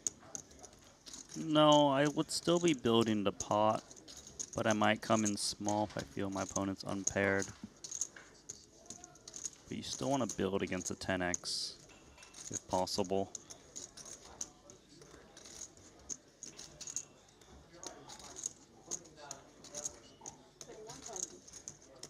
So you see Wang Ye betting just 21K, hoping the opponent hangs in there, but ace-king is out. Kept it tidy. Did SK there. Third ace-king in this orbit for him? There was a lot of ace-kings. Yeah. He usually won big pots with them. I want to add something to what you just said previously before the hand about the invitees and Vladimir Korzinin, for example. Sure. Is that if you don't think these invitees can evolve their play, you're making a huge mistake.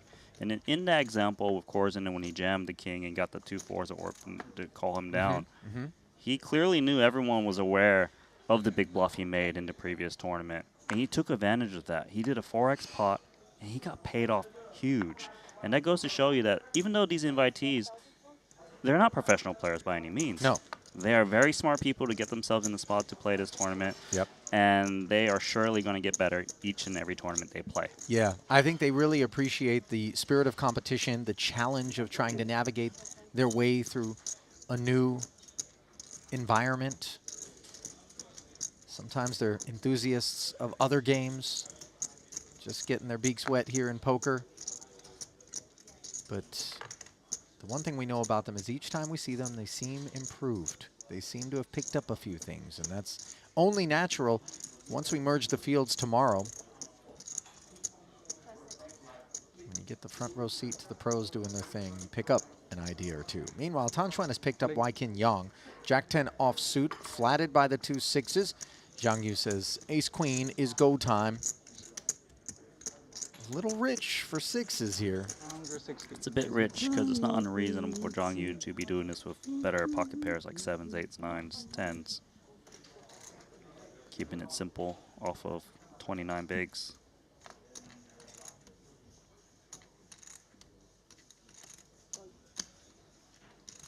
So squeeze worked out well, getting the pocket pair to fold.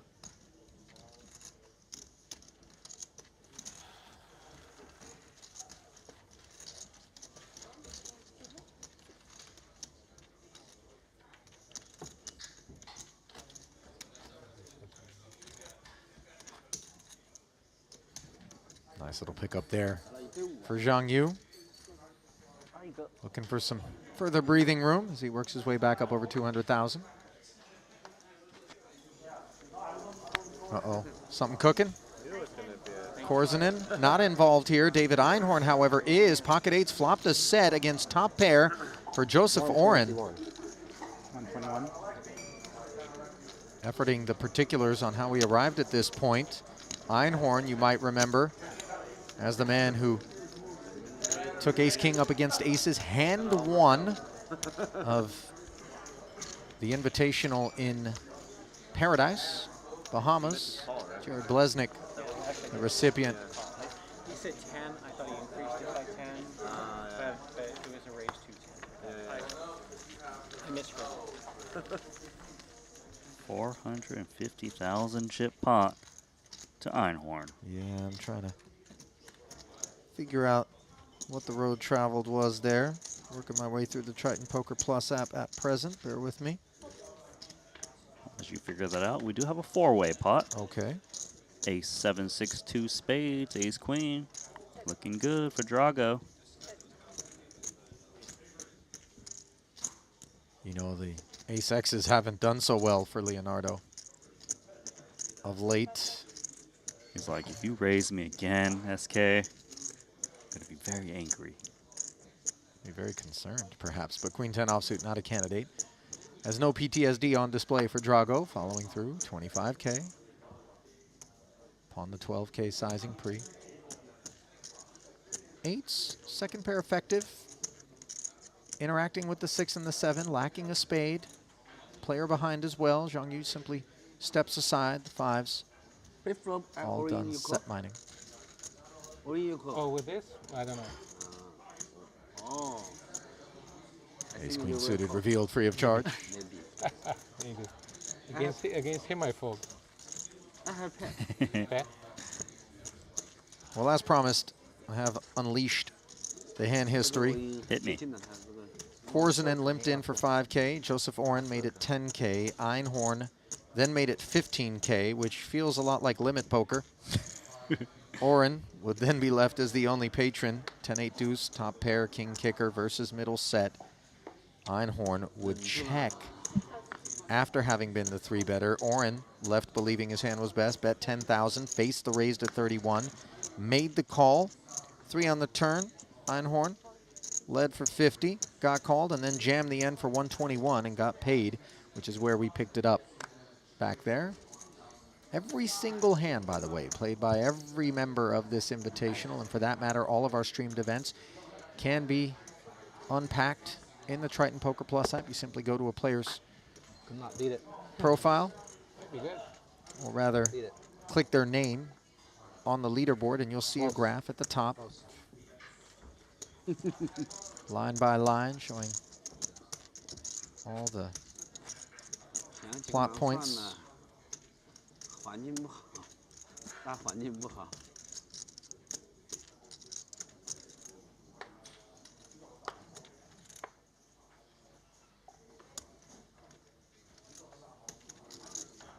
Ace-7 off, not enough for Drago.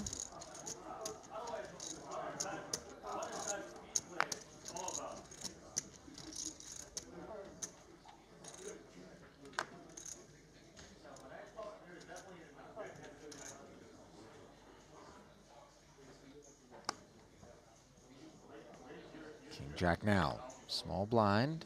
How will Bob approach it? 15.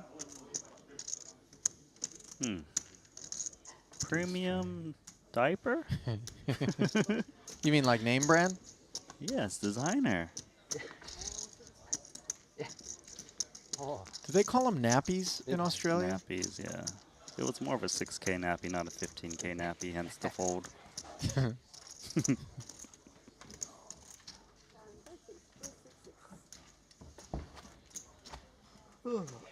You ever know anybody that used, like, not the store diapers, but they just like cloth? Go Listen, on. I grew up in California, and there's some real, like, you mean, you know, nature, organic, all this kind of stuff. Like, I Okay. don't want my baby to have any of those chemicals from the. At least it's not reusable. I think they wash them and they reuse them, by the way, and you gotta have a hell of a detergent on your hands if you want to do that. But the thing is, anyway, it's not like I'm a parent. What do I know about this stuff? I'm just saying, I recommend the store-bought with the chemicals and all that. I feel like they got that, With that the figured out. And chemicals. then, most importantly, the little seal around the sausage leg for the baby, because The you can't- sausage leg. anyway. Yeah. Wykin, ace jack off, 12,000 to go. SK, king 10 off, flatting. Wangye joining with the ace deuce of diamonds. Drago likes the price out of the big, so both blinds aboard. 4 players, 54 in the middle. Queen 9-5. Second pair for Drago. He's your leader. 2 checks in front of Wykin. Does have SK to contend with behind. SK with the gut shot. Kind of expecting SK to take a free card here in position. Don't mind that. 4 ways. Oh, a 10 on the turn. This is a card that hits Drago for 2 pair, gives Wykin the 2-way straight draw, and pairs Suparat. I would love to see Drago shoot out a sizable bet, protect against spades. King or jack or 8 would be very bad for his hand. Even the queen doesn't want to see. 35, that's a good sizing. Now Wykin Young, he's got the open and a straight draw, but a redraw to the nuts. And if he can find the king, he's probably thinking, man, I can get a lot of chips against a different jack. Yeah, he kind of likes the cast of characters that are involved in this one as potential POWs. And by that I mean payoff wizards. Oh, I was thinking the POW in Super Mario. Oh, I thought you might have been thinking Prisoner of War, which is normally... Anyway. No 8, no king on the end, and presumably no fuss in the face of any further aggression out of Drago. Note that SK did fold the king 10. Yeah, that's a good fold when there's a bet and a call. On the turn, don't get married to your hand. Yeah, he had a gutter to go with second pair, but stepped aside. Drago now 55,000. This feels like it's not dairy-free, and Wykin avoids any further confrontation. What have we here? Gambledore, king-queen offsuit. Has gotten it all in here. Sosia Jang, the covering stack, 5s, has decided, let's play one, my friend. 544,000 in the middle. This was a Hajiev raise to 15. Flat from Sosia, jam from Vladimir, and Jang took her chances, but this flop leaves her unlikely to collect the $500,000 plus in the middle as Gambledore makes second pair. Mace on the turn. Doesn't do a thing. A red 5 is the only thing that takes the air out of the room. Instead, it's a red jack and a double for Santa. That was a very big call from Socia for about 45 big blinds or so. She was right, but Vladimir got there with the king-queen on the coin flip. Against an opponent like Vladimir's, I know we're unlikely to stick here at this outer table. Socia left with just 21,000. Perhaps we await her fate. But against a player like Gambledore, Randy, are you more inclined to take the high variance pre-flop spot or try to get yourself into a more cozy, visible situation post-flop where you know he's still likely to give you some action? The thing is, of course I want to try to look for a nicer spot, but I might not get the opportunity, right? So you might have to just take one of those risks where you feel like you've got a decent edge. You know, 5's maybe a little thin because I'm not sure if he's doing smaller pairs, but, you know, I can get behind it. Well, everybody's trailing behind King Jack high. This was a button open to 12K, both blinds calling, nobody interested in barreling on the end, and Wang gonna take it down. King Jack.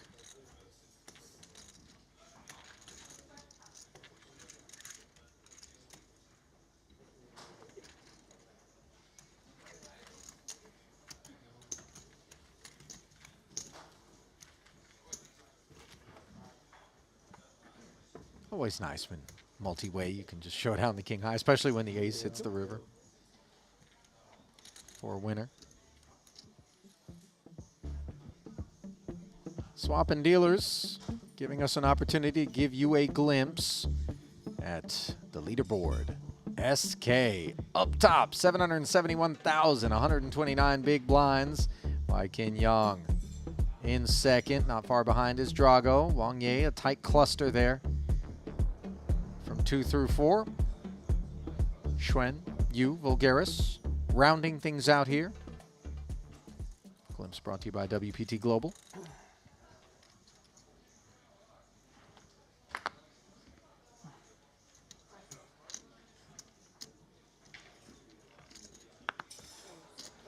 Tan Xuan. Gonna play ace-6 offsuit in +1. Done sitting out.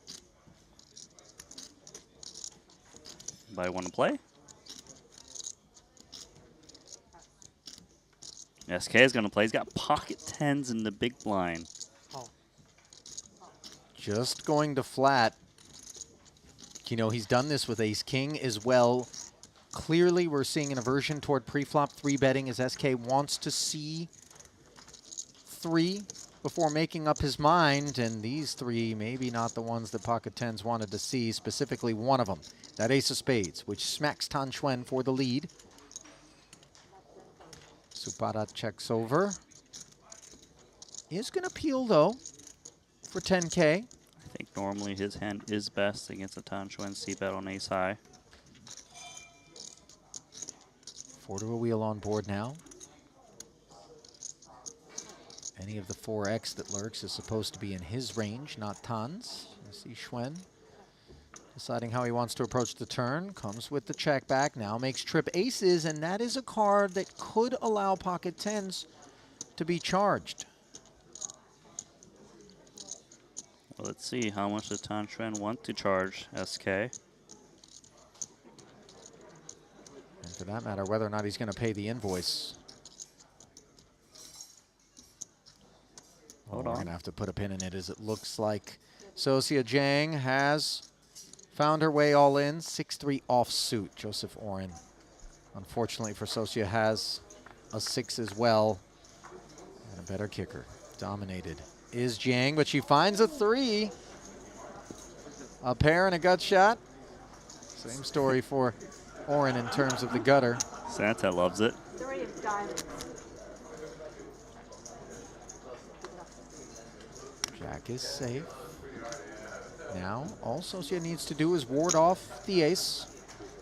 Haul in 38,000. Joseph looking unbothered. Right. Job done. I'm feeling it, Robin. 14-5. 38,000 will be good for just north of 6 bigs.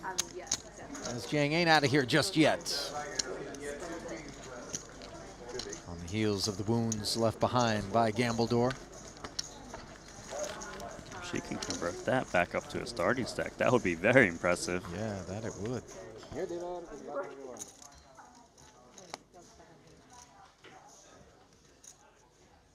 So back at the feature, we've moved on from the hand that we actually left behind. And this is where the Triton Poker Plus app, of course, comes in handy. It was Tan Xuan who had the opportunity to try to get value out of SK on the river. Ultimately, he would fire 30,000. SK would bin the 2 10s. Nice laydown from him. Avoiding further losses. Ace Queen here, top pair, top kicker. Problems for Waikin Yong as SK announces himself. Drago was the opener with the King Jack to 12K. 50,000, Randy. Full pot. He's just let out from the small blind, and Waikin sitting there with top pair, 10 kicker. I don't remember the last time someone's full top pair for one bet. You know what's crazy? I think it's within Waikin to do so. Whether or not he does, I really genuinely feel like he is considering whether or not this Queen 10 is in a real way. He does, however, make the call. 5 is dry.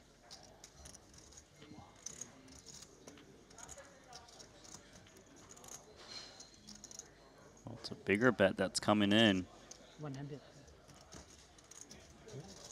Oh, just 100. However, in relation to the size of the pot, it is actually smaller in ratio. 100 into 148, 2/3 in territory. Yeah, he did verbally announce 100. That's right. Good habit to have, by the way, if you're out there in the live tournament streets, just in case somehow you reach for a denomination you didn't intend to. Can Waikin fold now? This is very scary. He cannot. SK is on pace to win another massive pot. Jack on the end. 200. Oh, look at this. SK really ratcheting things up here now. 200 into 348.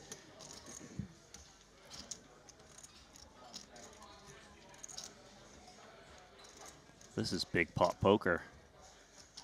And this is the moment whether or not we learn if Waikin thinks bluffs are within the opposition, because you're just bluff catching in the face of this action with Queen 10, aren't you? Of course. You don't beat normal value. And the only data points he has on SK is this play here today. He's never played with him elsewhere.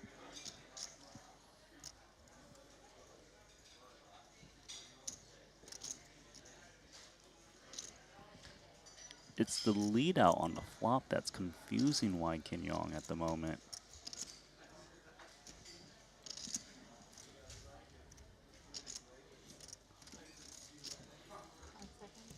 It's 200 to 348 that was bet.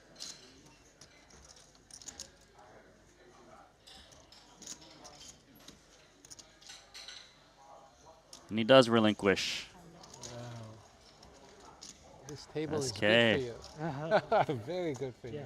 He made it costly. I like Randy, 150,000 post-flop shaved off of Waikin's stack by the chip leader, who continues to ascend and leave everyone a bit startled here at this feature.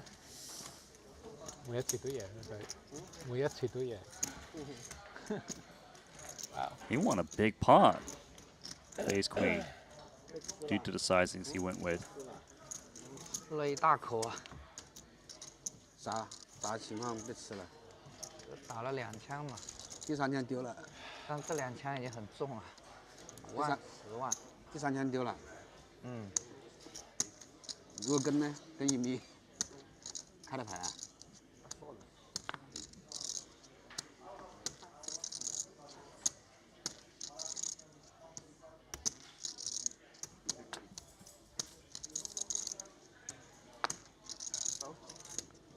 Deja vu, Queen 10. Wykin found it costly moments ago. Granted, he didn't pay off on the river correctly, but no trauma on display. Gets after it from the cutoff. Tan, 10-5. You can make every straight with that hand. Hold on. Sorry. Tan, you grabbed the white chip. It's too big of a denominator. Sorry. 3 bets to 46,000. I applaud that you would even feign surprise here, but you've seen more of Tan Xuan than just about anybody, Randy, and that's just within him. That's you know what, man? You're out of line.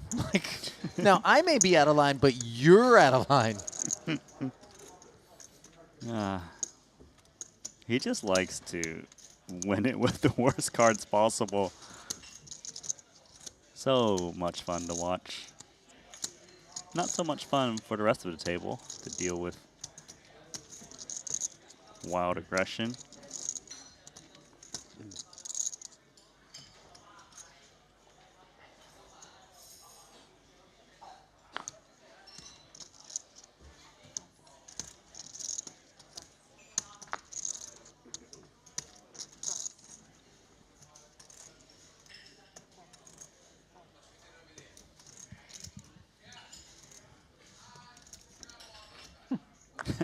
Bob gesturing that Tan should just give Bob a walk.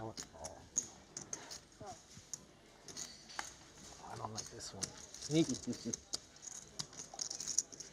Well, good luck with that. Tan Xuan doesn't like surrendering chips. We know that much about him. 10-9 turns into an open-ender. Bob interacting with the ace of spades, 18,000 in the middle. Yeah, I'll take this pot. 10. Oh, my. That's a float. 8K bet and called. And that's a flush draw acquired, but Tan makes a 9. Check back, blind versus blind pre. Maybe we range Bob away from the ace-X. I agree. I would range Bob away from the ace-X off of 20 bigs to start this hand pre. 9 obviously is great for 10 now that he's made new second pair. 20K. I have my best card too. Now I have a backdoor draw. Gonna fold now. Interesting. And Bob copying to the fact that he hit his best card in terms of the backdoor draw, but that 20K price point. Deemed too rich. Good for me, spade. But you're too, you bet again. You bet again. 9-10. 9-10? I had deuce 4 spades. 9-10, big hand. Honest post-mortem. Open end. I mean, when someone tells you he has deuce 4 and ace 8-7, it doesn't really seem that honest, but it is. Oh, you know, in spades, you could see it. Tan understands the effect that he can have on people as well. You know, at this point, cat's out of the bag. He doesn't have to have it. Zhang Yu, 10-9 of hearts. His turn to open it up. Over to Wang Ye.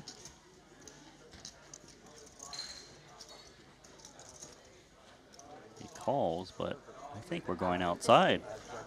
And why are we doing so? It's because Santa, who actually played the role of Grinch for Socia, whose stack he decimated not long ago, is looking potentially to finish what he started. However, Jiang has way the best of it. 70-24, the equity disparity, and she finds top pair, top kicker against Korzinen. Unbothered, of course, is Vladimir. Socia's trying to spin it up to 94,000. 15,000 of Hajiev's chips are also in here as he opened, and then Jiang jammed. Oh, you were bought. He would have called you. Oh, I was like, wait, is it straight? How is it straight? No, but he saved I know, you. it was like a thank you sentence. Oh, yeah. You really saved you. Also, the jam from the ace-9, sending Hajiev into the bin with a hand that would have beat her. Level 1, like hand 3 or whatever it was. Well, comeback underway for Sosia. Yeah, starting to be real. 14.5, turning to 94K now. Ramen was not folding. She just went with it. Gamble. Yeah, fucking 600,000. What is it? 100 bigs. Jack It really is incredible the influence that Gambledore has in all pots. It looks like good fun on that table. Oh, come on. Where would you rather be? It's dangerous, of course. Yeah. Observer is quite nice for that table. Was Elton at that table? He was. Yeah. Infectious laugh. Yeah. I see. Back at the feature now. Most of the fun has been had by Thailand's Suparat Kitpai He saw one of his cards when he marked it. SK, as we've come to call him. Red card. Yeah. Red. Red. Not involved in this one as Vulgaris activates on the button.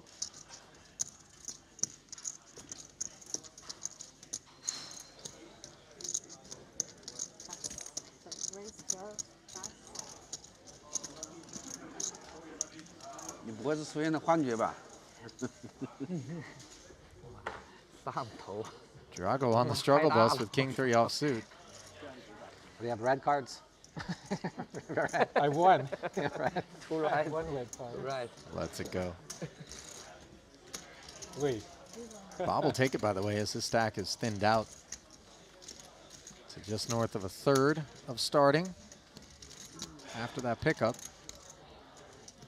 Kind of where he was to start the frame.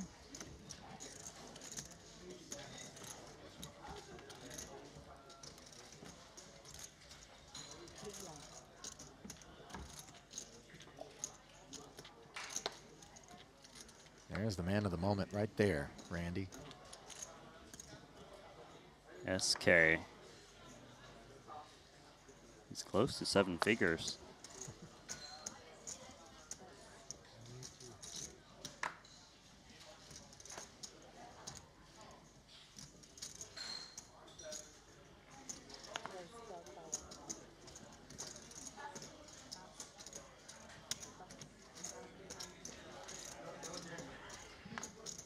Jack 4 suited.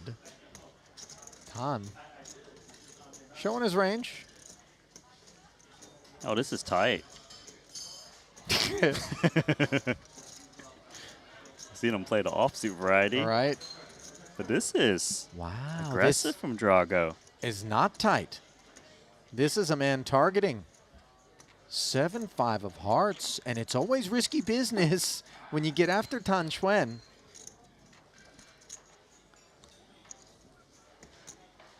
Tan Xuan with the call. It's Jack 4 hearts versus 7-5 hearts, but it's a 3-bet pot.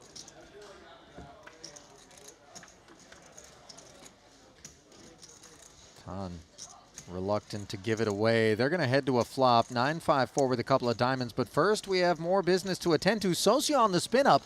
Pocket queens here, but Joseph with 8s and 5s in the big. She had made it 12,000 to go, picked up 3 callers, including Joseph, of course. 3 checks on the flop. Elton would bet 16,000. Joseph would make it 75, and then Jang would jam for an extra 7. Joseph would make the call. Now a 7 for a chop for Sosia. A 9 would work. Of course, the queen does the trick. 237 in the middle. Can she keep the dream alive with this bullet? No. And that was rough. Just when you start to think your sails have filled with wind, and you can once again You win? You win? navigate No? your way into a playable stack depth. Sit open, table 2. Sosia vanquished. If she could just hold those 2 queens. That's crazy because it was the worst of the hands that she put to use to try to double, and yet it's the one that sees her out of here. Let's get back to our featured table, where we do see Drago raking in that pot.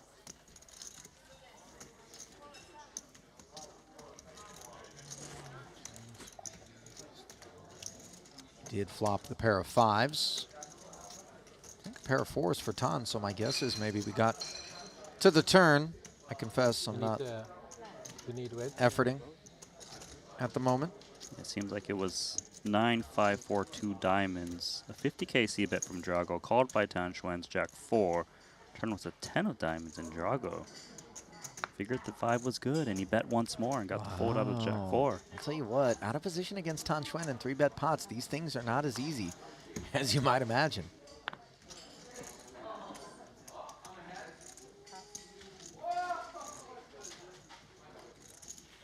Two ducklings, looking for the third.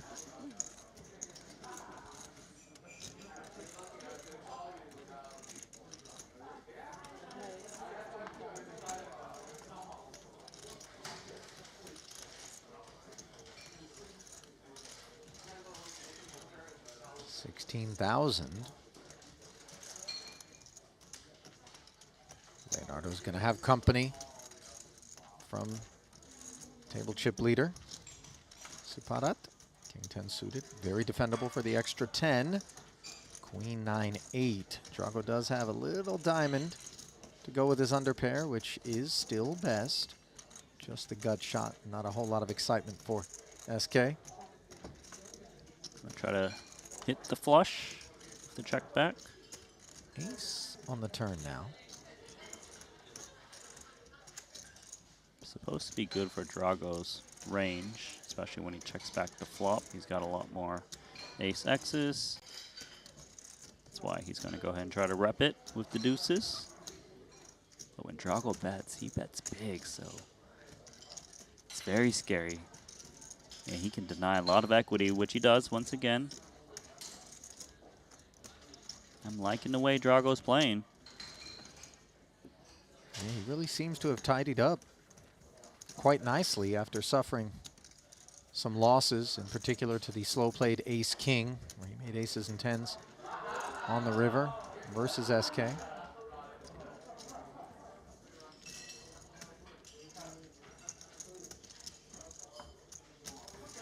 The deeper into the day we go, and for that matter, perhaps more so the deeper into day 2 any of these players go who perhaps don't have as much experience, the more opportunity they're going to have to observe procedures around them.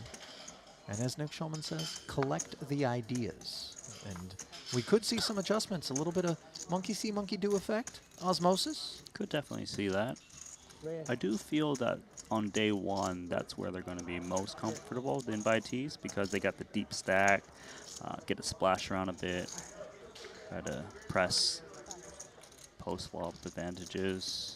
Super hot, 2 7s, raise and take, BBB.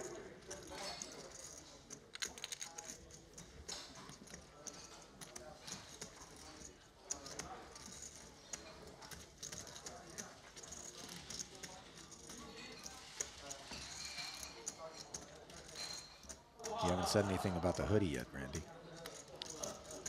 Dior, I see it. You got that one in the closet?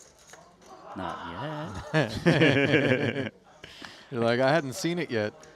Yes, It's honestly like we don't even need to go to the catalog and look at each collection. The new season's always on display. Yeah, I get to see it every few months.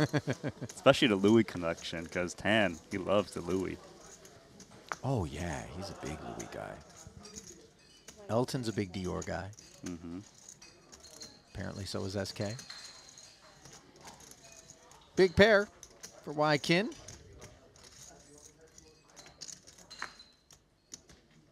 More ready to wear than Haute Couture, but he'll try it on nevertheless. Queen Jack defending and threatening, of course, in the form of the 2 overcards. 33,000 in the middle. And a set of 10s versus an open ender. Not to mention a hardworking queen of diamonds here for Tan, as things do rate to get somewhat interesting.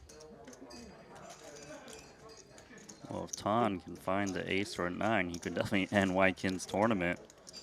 Or at least take most of his chips, because the set of 10s, pure value against Tan's range. Let's see.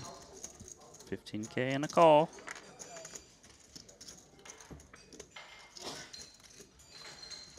Tan Xuan, you did it.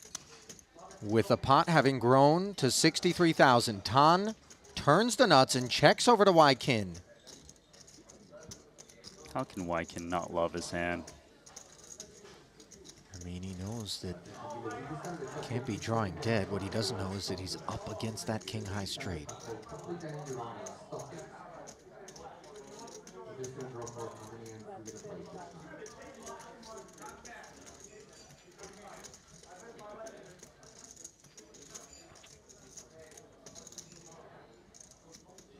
Attempting to raise now.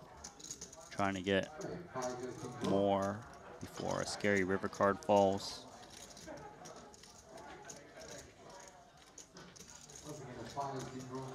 The main multi-barrels are like ace, queen, ace, jack, especially if there's a diamond in hand. He's blocking that a bit, so maybe he's up against a made hand a bit more. Hence the check raise from Tan Xuan. 30 becoming 100. And if you're Wykin, 141 back for Tan. How do you want to pursue it with perceptions that you're still good? At this point, I probably would just jam if there's 141K back. If your opponent has some other kind of value hand, you want to get it all in before a bad card drops. Plus, you want to charge the diamond draw.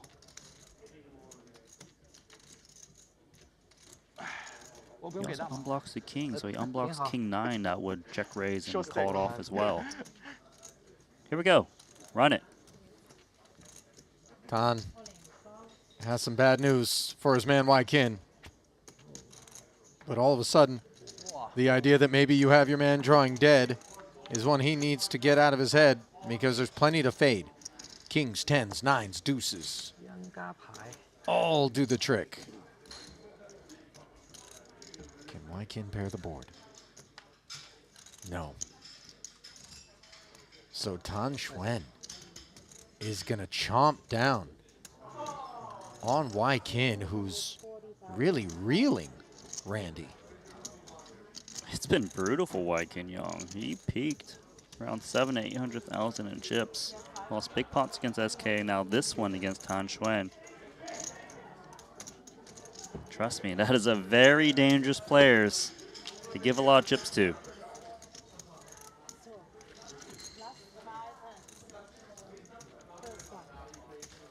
Oh, that jean jacket's Louis as well.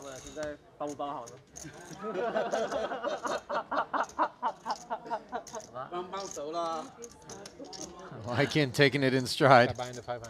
Okay. Your 500. Is the t-shirt? T-shirt looked a bit Versace to me. But you see the monogram on the jacket, right? I do see the fleur-de-lis. 5,000. 5,000. Yeah. 我拿了冠军给你包1个月的房费，你试一口。包什么？包你试一口1个月的房费，对吧？1个月100-200万呢。哪里啊？你试一口，25。 Wykin's left with just 22 bigs here, late day Oh, one.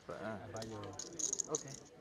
It's been a far different day for that man, the newcomer, in his first ever Triton event, SK. He's made some head spin. Yeah, he has. I like this pre-flop raise and the cutoff, Jack 8 offsuit. Dan using those Wykin bucks, flat small, base 5 off. Ooh, in a really nice spot for Haralabos. Ace King.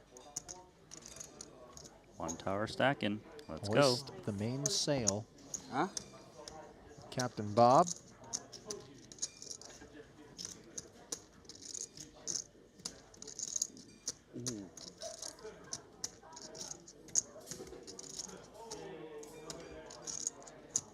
SK contemplating a little gamble here of Jack 8 of clubs.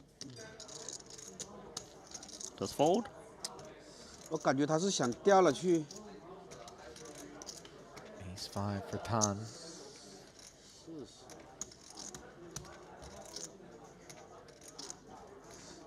他是想掉吧，想掉了再掰阴吧。哼。 Schwen giving it a chew here, and he's going to give Bob a really nice spot. 你人没事吗？你不是想 rebuy 吗？ You want to rebuy, so 你不是想 rebuy 吗 I mean, yeah, I do. To be honest, 真的是 I was not. 搞这么高质量。 I wasn't waiting for that hand, that's for sure. 想错了是吧？想错了，想错了。 Good read. 真有牌啊，一般般。没事，我没有拿。 Well, there wasn't a whole lot of English involved in the exchange between Yeah. Bob and Oh. Tan. Hang on. 番茄有啊。现在不 I 止 think 了 Schwen was suggesting he wanted to give Bob an opportunity to rebuy, and maybe the flop is delivering. Okay. I'm just kidding. Safe turn. Bulgaris Give him taking it in stride. And look at Tan pressuring the dealer to give him a straight. 5 would have done the trick the dirty way instead. Bob 大少已 cleaning 经 up nicely. 刚刚送给你，你马上就送给 Prize 你 pool remains the same. 真的是 You think Wang Ye is just needling Tan for calling there with ace 5? 我看他想 Of course he 像 is. rebuy 一样的。确实很像。他妈， He's right though. Oh, but you're right. I want to rebuy. I'm like for real. 你拿这么大的牌 rebuy， If I have like Jack Queen, I'll do the same thing. 你妈的，他 I did 7-8 last time. Four hands? Yeah, I think. yeah. I will always. I don't need much. So much. Yeah. 正常我肯定不 call 的 It 嘛。 doesn't beat anything though. Yeah. It doesn't. 最后几手他 It 可 doesn't beat 能 anything. 有很多 I 都是 think 差不多的 it's 牌 okay. 哦，没掉了。多少比个1万、10万嘛。 You're too good to play flips, my friend. 不止不止。 You're too good to play. 10嘛 Too good to play flips. Yeah. Good friend. He's praying I have 7-8. 7. He's flipping. He's not that big of a dog. Big of a favorite. 但是他顶的那一架推还是有点。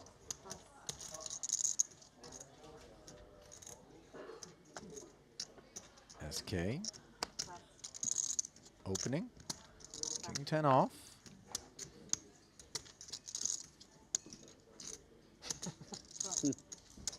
Wang Ye. I have like Jack King, off. Queen, I do the same thing. Blind defense. 10 Jack, Jack Queen. Going up against the 7-8 ball stack out of position. 2-2. And finding top pair against second pair. Advantage Ye. Sit around with like 10 big, 15 big ones. Curious to see how much pride SK takes in this particular holding, Randy, because with the top pair, we've seen him go big, full pot, and then keep the pressure on when the board develops in a non-menacing fashion. Here, he's come with 20 into 33, so not quite that full pot, and you wonder whether or not players are taking note of the sizing deviations. Sure, but still he feels very confident for him to bet the flop with mid-pair. Once he gets called, gotta see what story he wants to tell. 9 on the turn. Wang now picks up the open-ender to go with the best hand. Still in check mode. Gutter acquired for SK.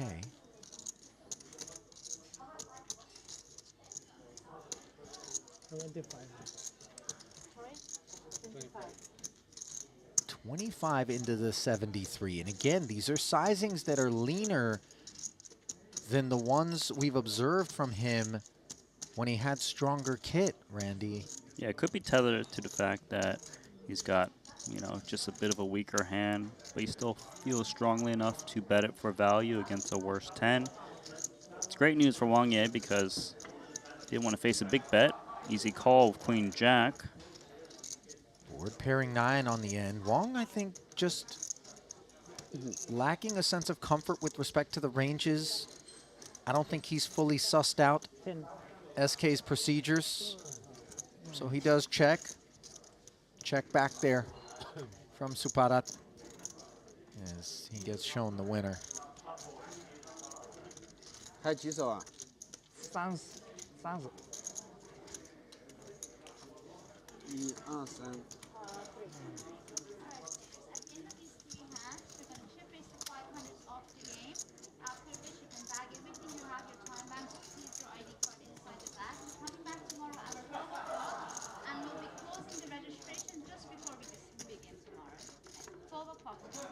Thanks. Sonny coming down to advise players of the schedule for tomorrow's day 2 and how we're going to wind things down here tonight as we do approach the end of our coverage of this 200K Invitational. But word has come down, perhaps, Producer James, that bonus cash game coverage yet again is coming your way.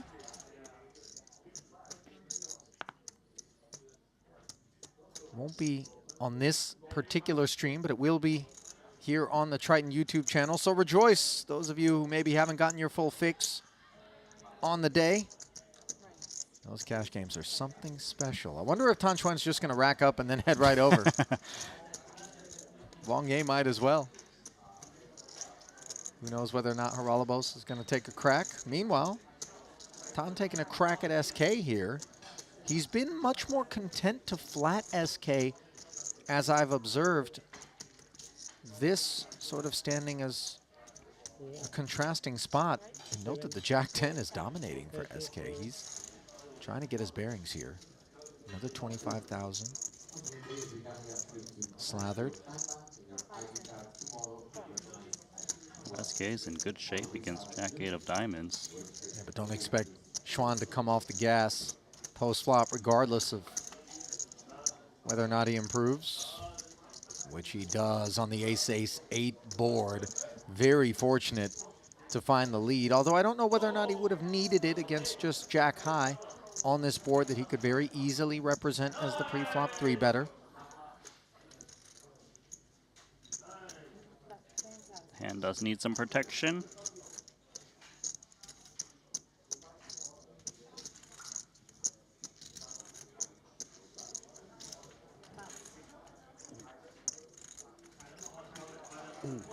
Simple release in the face of the 20K from Tan.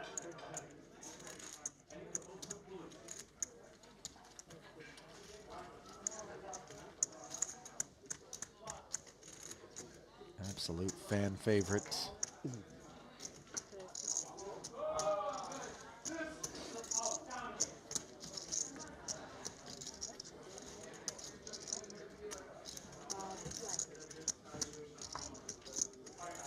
$500,000 in front of him.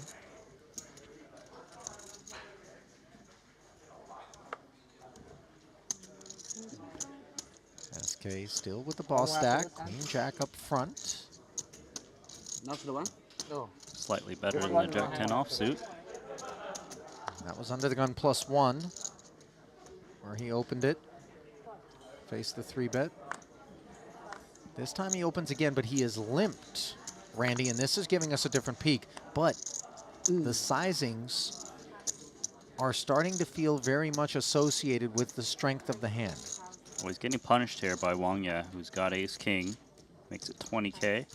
Yeah, punishment, of course, motivated far more by the actual holding than any perception that the limp is weak. And you see SK hanging in.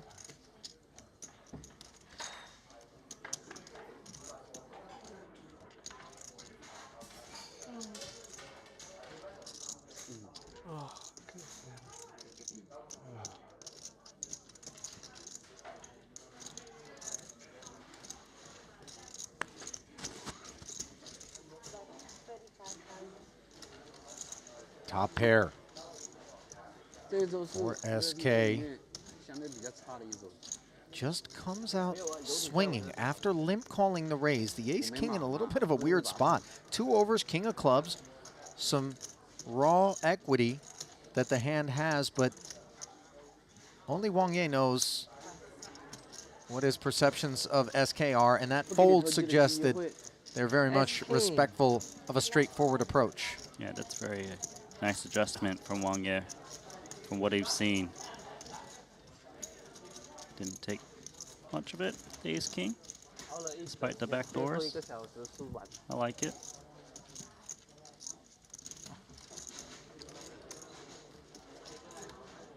You know, if tutelage is going to be available overnight to SK Randy from the likes of perhaps Punat Punsri, his fellow countrymen, adjustments that would allow him to exploit what I think have become some very clear perceptions of his procedures by the others in the field and anybody that might be looking to do a little bit of homework, I think could prove very fruitful. Of course, yes. I would like to see him starting to trap a bit more when he makes his hands, you know, as the defender. Try to collect extra C-bets. But you never know. Sometimes you just have a good night's sleep and have that aha moment, and they're not going to be ready for him tomorrow.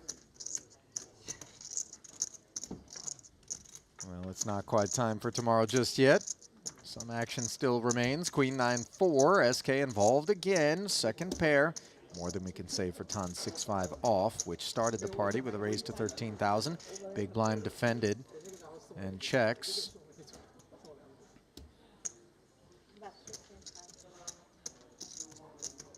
$15K gets called by mid-pair.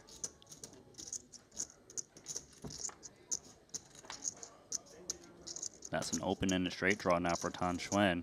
Seemed unlikely he was going to be able to find a way to win this pot. Yeah, I tend to agree. Thought maybe he'd just take his first whack at it and then call it quits, but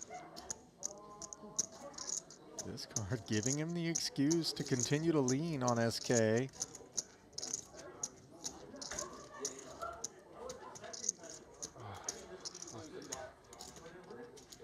This is a great double barrel that's incoming. He's seen SK lead big on flops with top pair. The fact that SK is check calling should mean a bit weaker. What an adjustment. Yeah, he is able to muscle his way through. 60. Hey, hello. Getting the job done. Yep, it was 20. There's only 2 left again there.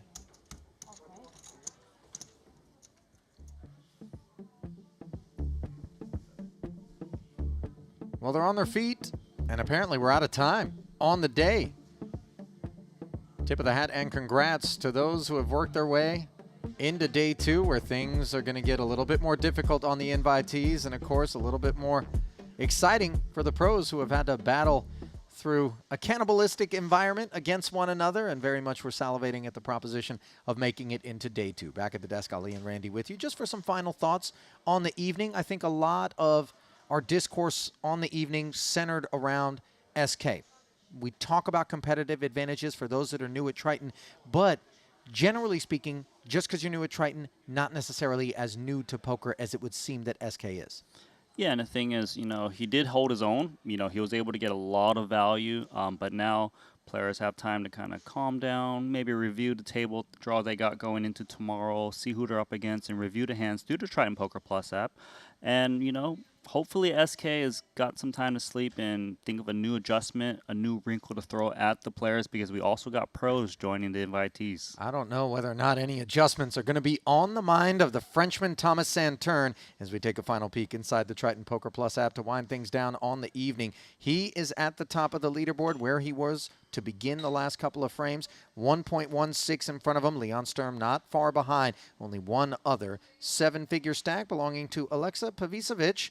So those three are poised to do some additional damage tomorrow. But, of course, with a blended field, anything can happen. That's the time that we got for tonight. Certainly appreciate you guys joining us here in Montenegro. Set your watches for tomorrow's coverage of the Invitational. But before then, get yourself onto our other stream here on the Triton YouTube channel. Not long from now, we're going to bring you coverage of presumably some 2K, 4K no-limit negotiations happening just behind us right now. We'll see what they cook up, but we're going to bring it to you. So stay close. But for now, good night from the Invitational.